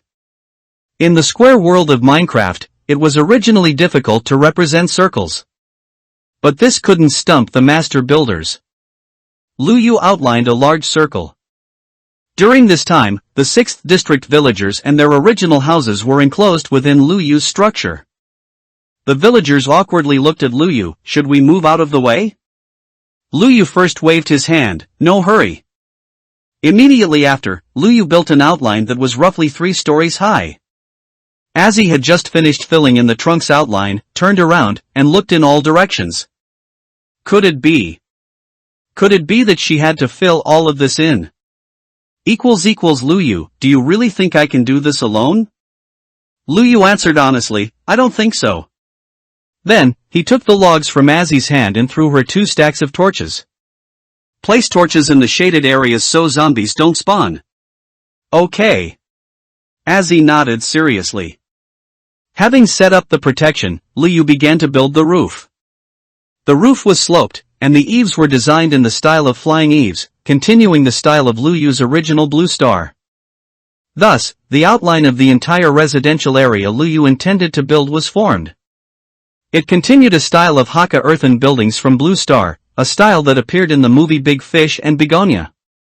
Except his building was centered around a giant tree instead of an ancestral hall. Transformed into a giant tree, it instead gained a more mysterious aura. And the treehouse originally built by the 7th district was also incorporated into the circular building by Lu Yu. It became a mother-son tree with the giant tree in the middle and formed a straight line with the gate of the 6th district. Looking from a distance, the gate, the treehouse, and the giant tree, 3 buildings of increasing height, formed a very good contrast. It made the giant tree in the middle appear even grander. With the framework set, the villagers could start working. Any unnecessary buildings could be torn down. Seeing that they were about to move into such an exquisite building, the villagers had no attachment to their original small houses. Ah! Just as everyone was working together with one heart. A scream suddenly rang out. Z-zombie! Under the shadow that Azzy hadn't yet taken care of, a zombie quickly spawned. The villagers scattered and fled. Luyu jumped down directly and rushed to deal with it. And there was a villager in front of the zombie who hadn't had time to react. She was holding the shovel she was going to use to dig soil. Hey! Move aside. Luyu saw the bow on the back of her head. It seemed a little familiar. This was Su Ling's younger sister, Su Fengmei. The little girl who had once turned into a zombie raised the shovel in her hand. She swung it at the zombie's head. Yeah! Where is my sister? A shovel only deals 4.5 damage. Su Fengmei swung it while shouting in a delicate voice, which didn't sound very imposing. But her actions were not sloppy. With one smash of the shovel, the zombie immediately saw stars and was dizzy. Ha! Seeing that the zombie didn't fall down, Su Fengmei wasn't afraid. Instead, she tilted her head. She looked at the still-alive zombie in surprise. Luyu was just about to take action. He had just approached. Let me. The shovel in Su Fengmei's hand spun a full circle in the air. It brushed past Luyu's face. Yikes! Luyu, who wasn't afraid of any monster, was startled by the shovel that almost disfigured him. Su Fengmei's shovel landed on the zombie again. Zombies have 20 health points, so 2 shovel hits with a total of 9 damage were certainly not enough to finish them off. Luyu hesitantly extended his diamond sword, planning to help.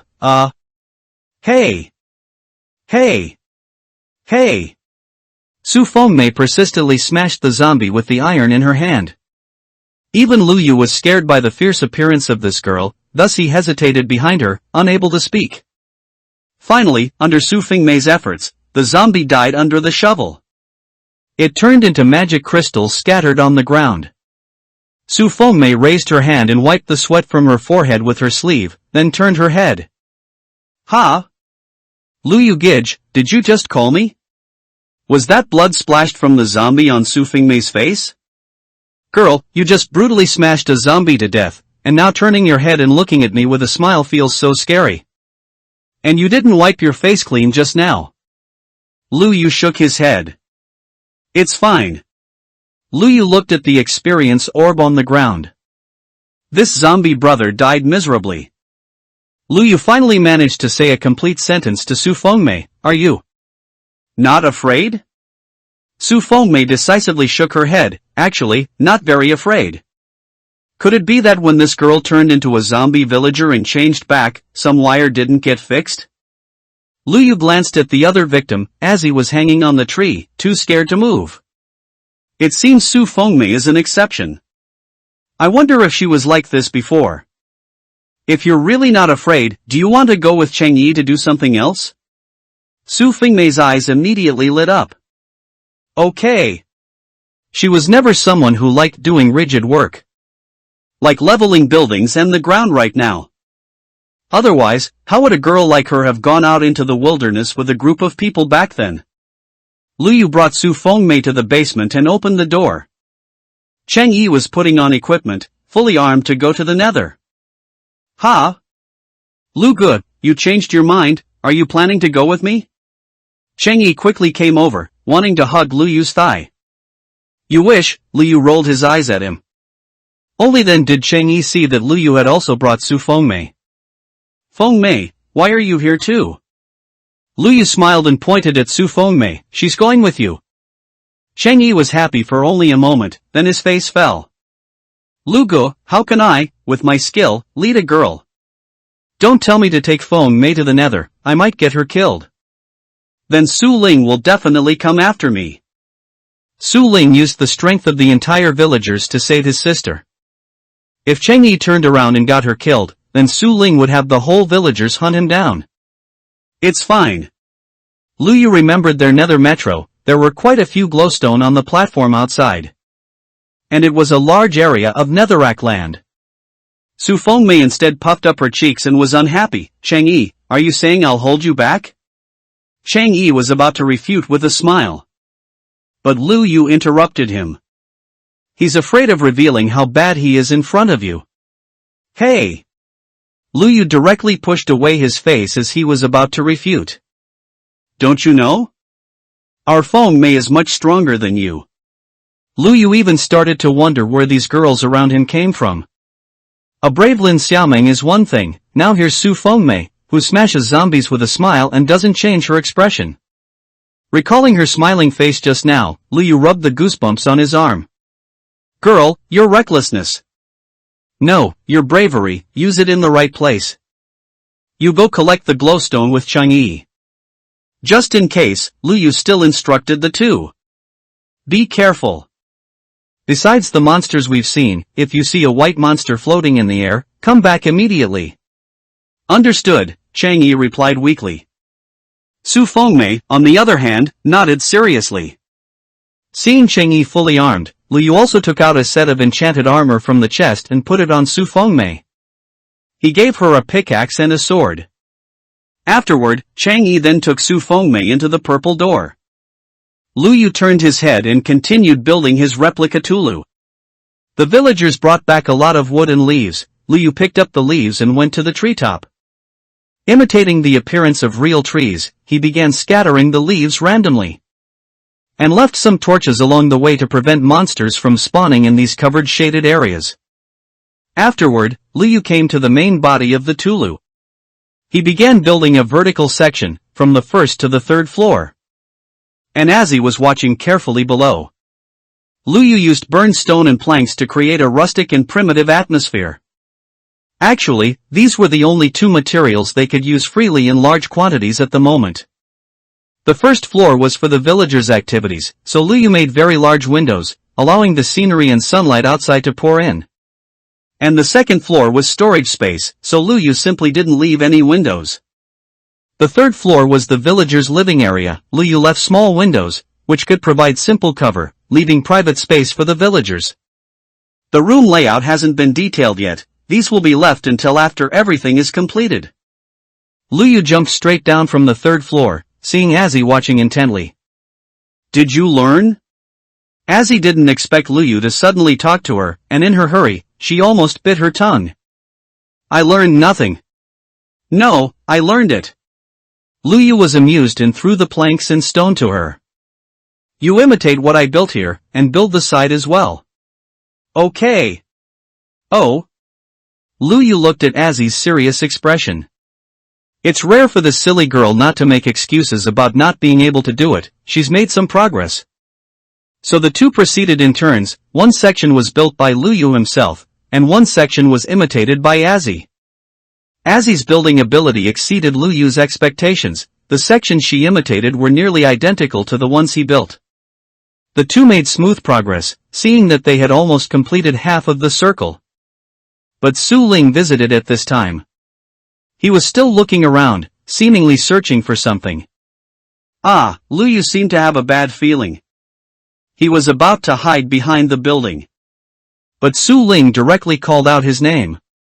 Lu Yu, have you seen Fengmei? What? Ah, your sister. Lu Yu remembered Su Ling's expression when he learned that the subway connecting the 7th district was built in the Nether. He knew that telling him was definitely not a wise choice. So, the dignified Lu Yu also became evasive. This. Su Ling raised his eyebrows, squinted his eyes, and carefully observed Lu Yu's expression as he tried to hide something. And the large beads of sweat dripping down Lu Yu's forehead. Where did she go? Su Ling asked again. Under Su Ling's aggressive questioning, Lu Yu was almost about to confess. Brother?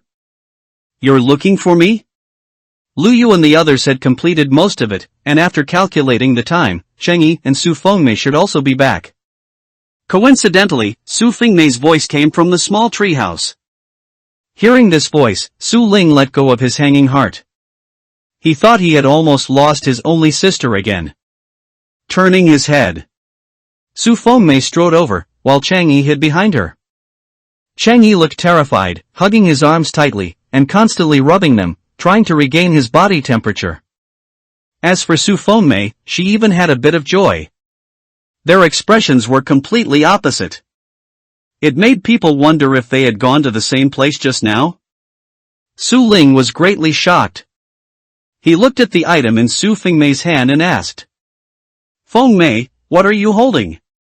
Su Fengmei had originally carried the enchanted iron pickaxe on her shoulder, but when Su Ling spoke, she took it down to show it. "It's the pickaxe Lu Yugij gave me." What are you wearing?" Su Ling asked again. Su Fengmei spun around, displaying her full set of equipment like showing off a dress. "It's the iron armor Lu Yugij just gave me." Su Ling held his forehead. "Why are you wearing these?" Su Fengmei had an expression that said you know the answer, and she snorted sweetly, "Of course, it's to help with work. Everyone is busy, I can't just be idle." Then, she bypassed her brother and went to find Lu Yu. Su Ling, who had been bypassed, was left in a daze in the wind. "Lu Yugij, this is what you wanted." Su Fengmei handed all the collected glowstone to Lu Yu. "Okay." Lu Yu was about to take the items and prepare to slip away. However, Su Ling firmly pressed down on his shoulder. "Lu Go, where did you just send my sister?" Lu Yu smiled awkwardly. "Brother Su Ling, your smile isn't very friendly." Su Fengmei saw that her brother was being fierce towards Lu Yu, and she immediately became unhappy. In her eyes, Lu Yu had become synonymous with an open-minded parent. Her own brother, Su Ling, would only tell her to be good and not to encounter danger. However, Lu Yu was a good person who would let her do the adventurous things she wanted to do. "Brother!" Su Fengmei pulled Su Ling's cheek, stretching his mouth into an arc. "Why are you so fierce?" Su Ling glanced at Chang Yi's pale face, which had gone through hardships and was still trembling with fear. "Look at him. Look at his state. Do you think someone who has just been to a safe paradise would have that expression?" Chang Yi turned his head pitifully to look at the only person who understood him. Although it was understanding, it wasn't complete understanding. Su Ling only cared about his own sister. Chang Yi came to Lu Yu's side and started complaining. "Lu Gu, it wasn't that safe QAQ." Su Fengmei blinked her eyes. "Wasn't there anything unsafe? Are you guys arguing here?" Lu Yu then asked, "What happened?" Chang Yi cried. Suddenly a tall black guy appeared, and I looked into its eyes. "Enderman, what are you looking at?" Then it hit me. Chang Yi wiped away snot and tears. Su Fengmei patted him. "Don't be scared, didn't I take care of it?" "You took care of it?" Lu Yu asked. "Yeah." Su Fengmei answered crisply. Alright, first Lin Xiaoming soloed 2 zombies, and now Su Fengmei surpasses her teacher, getting her first kill directly on an Enderman. Lu Yu always thought before that such a good sister could never encounter zombies and turn into a zombie villager. Perhaps Su Fengmei overestimated her strength, fighting against multiple enemies. That's why she got into danger. Understandable. Su Ling's legs went weak, and he fell down. "Hey! Brother Su, what's wrong with you?" Lu Yu and Chang Yi both supported the fallen Su Ling. Su Ling confirmed with Su Fengmei in a weak voice. "Fengmei, is the monster you mentioned completely black with purple eyes?" Su Fengmei admitted without hesitation. "Yes." Su Ling's head tilted. It's an Enderman." Chang Yi was surprised. "Oh, you know?" Lu Yu coughed twice, desperately signaling the two with his eyes. "Stop talking." Unexpectedly, Su Ling hadn't completely fainted yet. "Where did you guys go just now?" Su Fengmei blinked innocently. "I don't know either." Chang Yi received Lu Yu's hint and closed his mouth. Only Su Fengmei was still foolishly not receiving the signal. I followed brother Chang Yi into a purple door." Su Ling found strength from somewhere and raised his voice. "What? A purple door?" Su Fengmei continued without understanding the situation. Then below was a corridor, but brother Chang Yi directly broke through the wall and went out. "What? You guys even went out?" Chang Yi tugged at Su Fengmei's sleeve. Feng Mei, quickly pay attention, your brother's tone and expression are not right. We went to a place that was all red. Then, I looked around there for shiny stones. Su Ling screamed again, you guys even went out and wandered around. It's okay, the monsters there are easy to deal with. There are even monsters. Su Ling's eyes rolled back, and he fainted. Brother! Brother! Su Fengmei patted Su Ling worriedly, trying to wake him up. She looked at the two people next to her and asked worriedly, what's wrong with my brother? Is he having heat stroke? Fengmei, your brother might be old and his heart isn't very good. Chang Yi comforted. Lu Yu also said, Fengmei, let's sneak out to play secretly from now on, and not tell your brother. Okay then. Su Fengmei considerately comforted her frightened older brother. Brother, you rest well, I'll go again. I just found some more in some places, but my backpack couldn't fit them. Su Ling's condition worsened. Afterwards, Lu Yu explained everything to Su Ling. The equipment on her was enough to protect her, and even if she fell into lava, she had fire resistance potions. Lu Yu even personally put on Su Fengmei's equipment and let Su Ling hit him with 2 swords. Su Ling gritted his teeth and really swung down, only then realizing how strong this set of equipment was. So that's how it is. Only then did Su Ling feel relieved. But then he changed his expression. What kind of look is it for you to wear the clothes my sister is wearing? Hurry up and take them off. Lu Yu, who was being lectured. Brother, does this thing even distinguish between men's and women's clothing? Betting on or? Merchant brother, why haven't I seen you lately? Shan Hongshua was short on money recently and rarely went out. He knew that as soon as he went out, he would run into these fair-weather friends. Associating with them inevitably meant spending a fortune. Shan Hongshua, short on cash, awkwardly rubbed his fingers and replied, my family has been busy lately. What could you possibly be busy with? Isn't your brother managing everything in your family? He, someone who just lived off his family, was actually pretending to be a busy person. Hearing this, everyone burst into laughter. It made Shan Hongshua's face alternate between red and white, which was quite amusing. Come quickly. Us brothers have found something new recently. What is it? You'll know when you get here. This thing is extremely interesting and can even make you rich. Shan Hongshua knew that these brothers of his were picky. If they said something was fun, it must be fun. So as soon as they egged him on, Shan Hongshua immediately forgot the fact that his pockets were empty. Moreover, they said it could make him rich. They were usually spendthrifts, so what kind of good thing could make money and be interesting at the same time?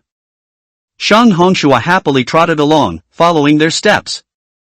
They arrived at a mysterious corner within the city walls of the 4th district. Within the city walls, they had actually created another small wall. The door was tightly sealed, and there were people guarding outside. They looked very mysterious. Shan Hongshua's companions also sneakily approached the doorkeeper and made some gestures. Only then did they haughtily let people in. Shan Hongshua, being a new face, was almost stopped. Walking inside, it turned out to be a simple small house. Such a simple small house was worth these wealthy playboys coming and going? Moreover, after Shan Hongshua entered, several more people came in behind him.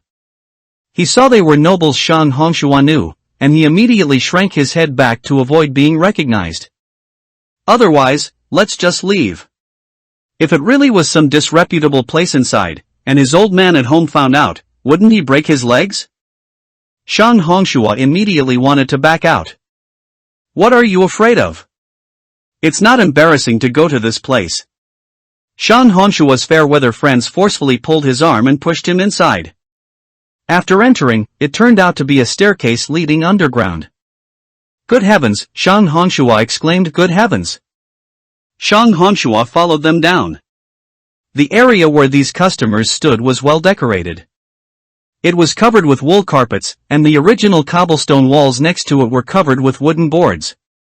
And the other side was clearly a mine tunnel. A person dressed as a miner was holding a pickaxe and pointing at a rock on the ground. 1,000. Finally, a 4-digit number. 1,000 gold. Any more bids? 1070. 1,070. 1,070 gold. Any more? 1,200. Oh, this gentleman bids 1,200. Any more bids? Shang Hongshua heard the gist and knew what kind of occasion this was.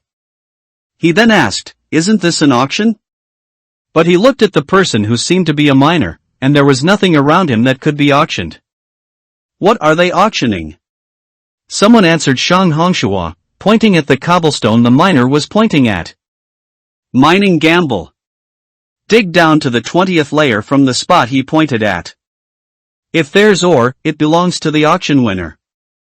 Shang Hongshua's first reaction was to frown. What's so good about gambling on this? His companion shook his head mysteriously, looking disdainful of Shang Hongshua's shallowness.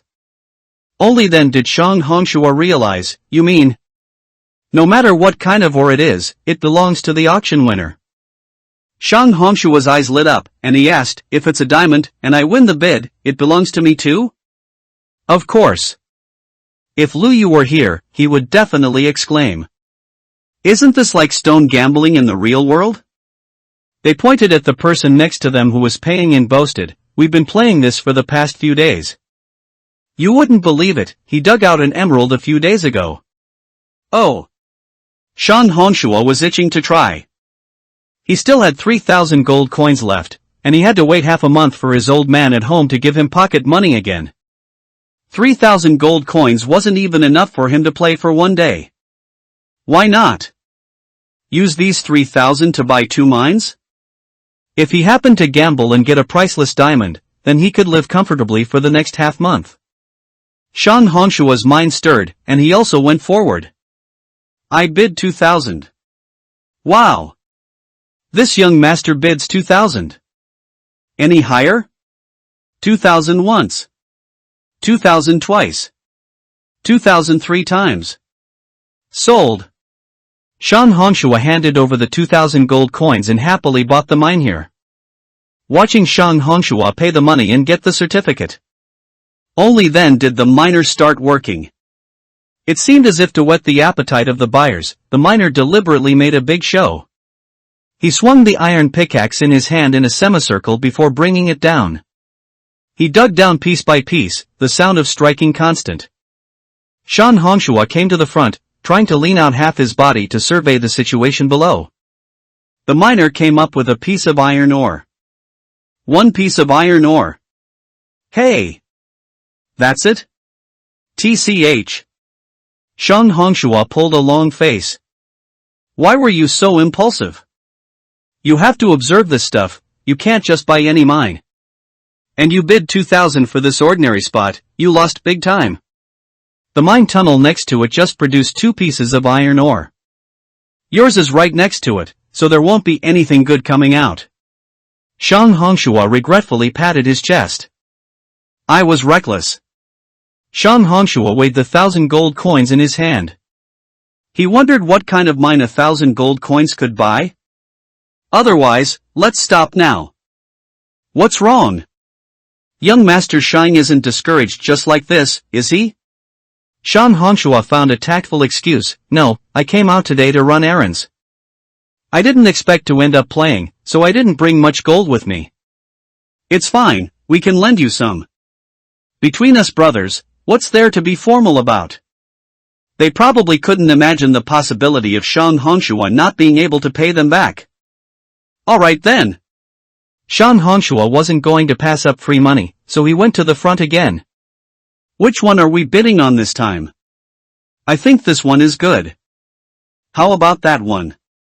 Just as they were debating and discussing, another mine was opened. The miner let out a scream. Quick!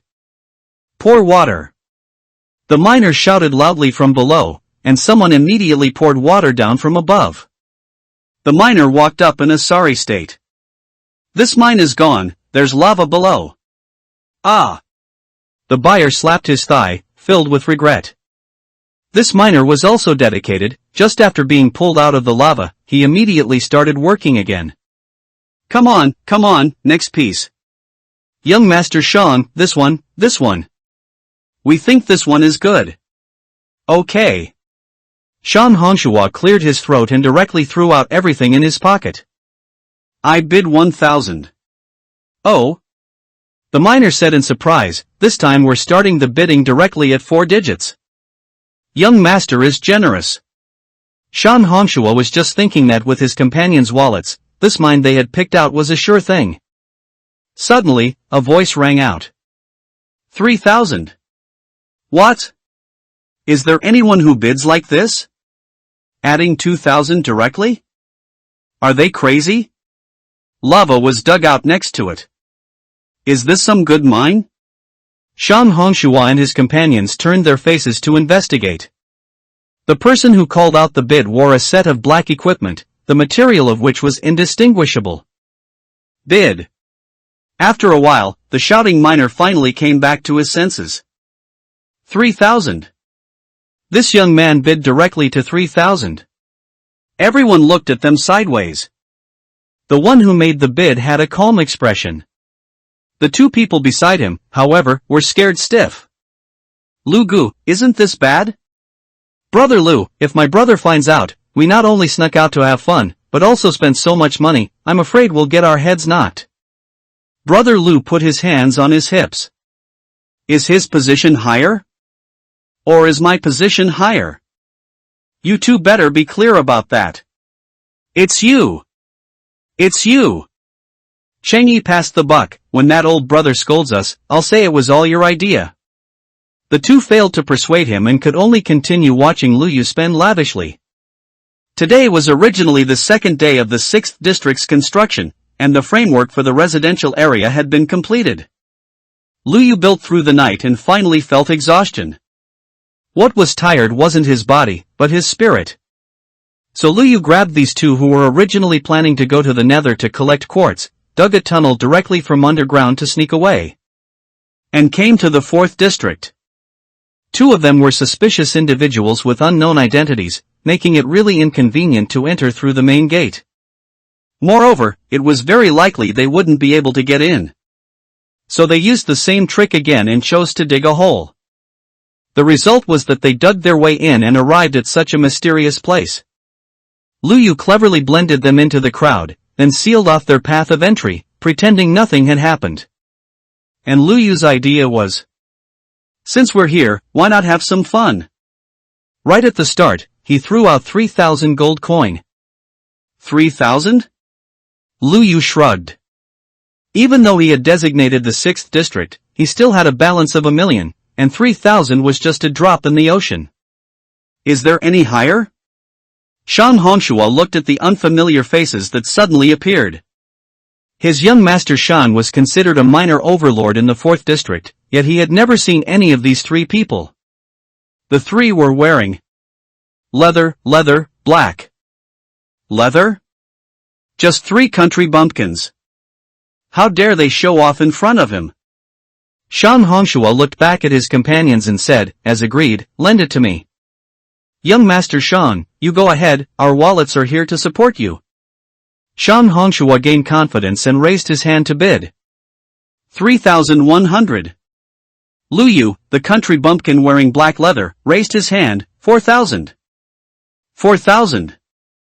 Lu Yu seemed as if his ears were bothered by their exclamations, and he used his thumb to pick at his ear. Round numbers are easy to calculate, why bother with so much loose change? 100 gold coin was considered loose change. What a big tone. Although his words were unintentional, they were essentially a slap in the face to Sean Hongshua and the others. Bidding only adding 100 each time, how petty. Sean Hongshua's face turned bright red. He raised his hand, 5,000. 7,000. Say 7,000. Directly 2,000 more? This mine really won't be a good mining spot, right? Sean Hongshua looked back and saw the 2 people with sweat on their foreheads. Young Master Sean, maybe we should stop. The other person simply took out the gold from his pocket. I'm afraid it's not enough. Sean Hongshua counted briefly and raised his hand again, 8,000. Lu Yu bid 10,000. The crowd was in an uproar. 10,000 gold coin just to buy this mine shaft for gambling, wasn't that too extravagant? What was being given out was real gold. This time, Shang Hongshua's arm was tightly grabbed, and he couldn't raise it no matter what. The person who had just spoken grandly and offered their wallet was drained dry. There's none left, young Master Shang. How much could one mine bid for? Wasn't it just 1,000 or 2? Just now, Shang Hongshua's bid of 2,000 was already a lot. How did someone suddenly appear and bid 10,000? Of course, they didn't want to lose face that much. One person stepped forward arrogantly. Do you know who this young Master Shang is? He tried to intimidate the few people with Shang Hongshua's identity. However, no one bought it. Who? Lu Yu asked sincerely. You're still pretending not to know. Lu Yu felt wronged. How was he pretending? He's the city lord's son. There was a rustling sound among the crowd. It wasn't that they didn't know Shang Hongshua, but the occasion wasn't suitable. Firstly, private mining is not allowed in their 4th district. This place is so hidden, it definitely doesn't have permission. For wealth and fun, they already had little fun on this square continent. It was hard to come by such an interesting diversion, and they didn't want this place to just disappear. But someone actually revealed their identity. Wasn't this tearing off everyone's masks? Instantly, the atmosphere became incredibly awkward. Only Lu Yu and the other two were unaffected. The three of them looked at each other. Very powerful? Seems so. Lu Yu thought for a moment, should they have acted low-key? Cheng Yi, Lu Gu, isn't it too late to remember that now? My bad, my bad. Lu Yu turned his head to look at that young man. So, City Lord's grandson, do you still want this? It's son. Oh, sorry, my mistake. Shang Hongshua and his group were quite angry. But they also noticed. After revealing their identity just now, the atmosphere became subtle, and everyone threw hostile glances at them. One of the old hands in their group pulled his companion over. What are you saying about identity here? Everyone is here to have fun, how inappropriate to say your name. The one who messed things up looked at them in a panic. Then what do we do now? Stop talking, just pretend what happened just now didn't exist. Afterward, Shang Hongshua and his group became silent. They seemed to not want it anymore. Lu Yu reminded the miner who was collecting money. Oh. He raised the pickaxe in his hand again. Is there anyone else? 10,000. Last call. Even though the miner had raised his voice to the maximum, no one paid attention to him. This person directly added 3,000 to the bid? Where on earth did this god of wealth come from, to be so generous? Some people were even preparing to curry favor with Lu Yu later, so how could they offend him here? Sold. The miner's mouth split open uncontrollably, almost becoming a huge mouth comparable to a kukusekana. Little boss, then I'll start? Wait. Lu Yu interrupted him. The miner was now afraid that the duck that had reached his mouth would fly away. He asked him cautiously, what's wrong? But in his heart, he was already cursing Lu Yu. You little brat, don't you dare go back on your word. Lu Yu smiled and said, I'll add another 5,000. Don't just dig to layer 20 when I give you the money, dig directly to the bedrock for me. How confident was he that he could dig out diamond? The miner really wanted to earn this money, but it was dangerous. Digging to the very bottom wasn't something that could be solved by pouring a bucket of water from the top. The miner's eyes rolled around in their sockets, seemingly calculating the gains and losses. Lu Yu simply raised the price again. 10,000. I'll add another 10,000. A total of 20,000 to open this one mine? He must be crazy. Luck 3. Okay. The miner readily agreed. After that, he stopped building suspense for effect. Start digging. The sounds of picks hitting rock echoed continuously. He quickly broke through layer 20. The crowd, who had been holding their breath, also grew restless. Is there anything down there? We spent 20,000 on this, and not even iron ore? Could it be that there's really nothing, not even a ripple? The miner returned empty-handed. Everyone sighed in disappointment. Perhaps only Shang Hongshua and his group were celebrating that they didn't buy in. He shrugged helplessly. Boss, we reached the spot where we poured water and it turned into obsidian. Our broken iron pickaxe can't dig any further down. How about I compensate you a bit, and we call this deal off? The bit he mentioned was truly just a bit. The boss behind them was truly stingy. Lu Yu took out a pickaxe from his backpack. Your iron pickaxe definitely won't work. Use mine. Ha! The miner looked down at the pickaxe Lu Yu threw over. This thing was dark, it looked like it was glowing, but because of its dirty, gloomy color, it also seemed like it wasn't. Could this thing really dig obsidian? In front of him was a generous boss who spent 20,000 without batting an eye. But he was a miner who prided himself on his experience, and he didn't recognize this item. So he asked, little boss, can this thing work? Lu Yu said, whether it works or not, you'll know when you try. Don't forget to return it to me when you're done, Lu Yu reminded. Of course not, we are a reputable merchant. If he dared to steal it, Lu Yu had 101 ways to flatten this place. Lu Yu showed a kind smile. Don't forget. This young man doesn't seem easy to mess with. The miner, half believing, half doubting, took Lu Yu's black pickaxe and entered the mine again. He was still muttering. He should have known not to earn this risky money. If he broke this never-before-seen item, he'd be blamed for it. But let's take a gamble. The miner gripped the pickaxe and swung it at the obsidian. Strike after strike, cracks quickly appeared in the obsidian. Hey! Could there be a chance? Ha! It actually works. Oh! It broke off.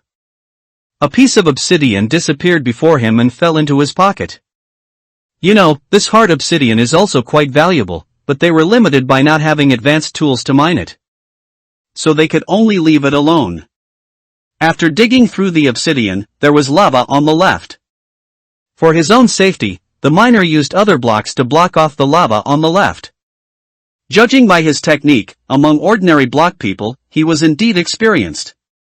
Continue digging down one more block. Holy crap! The miner let out the most direct and intuitive word of shock for a human. What's wrong?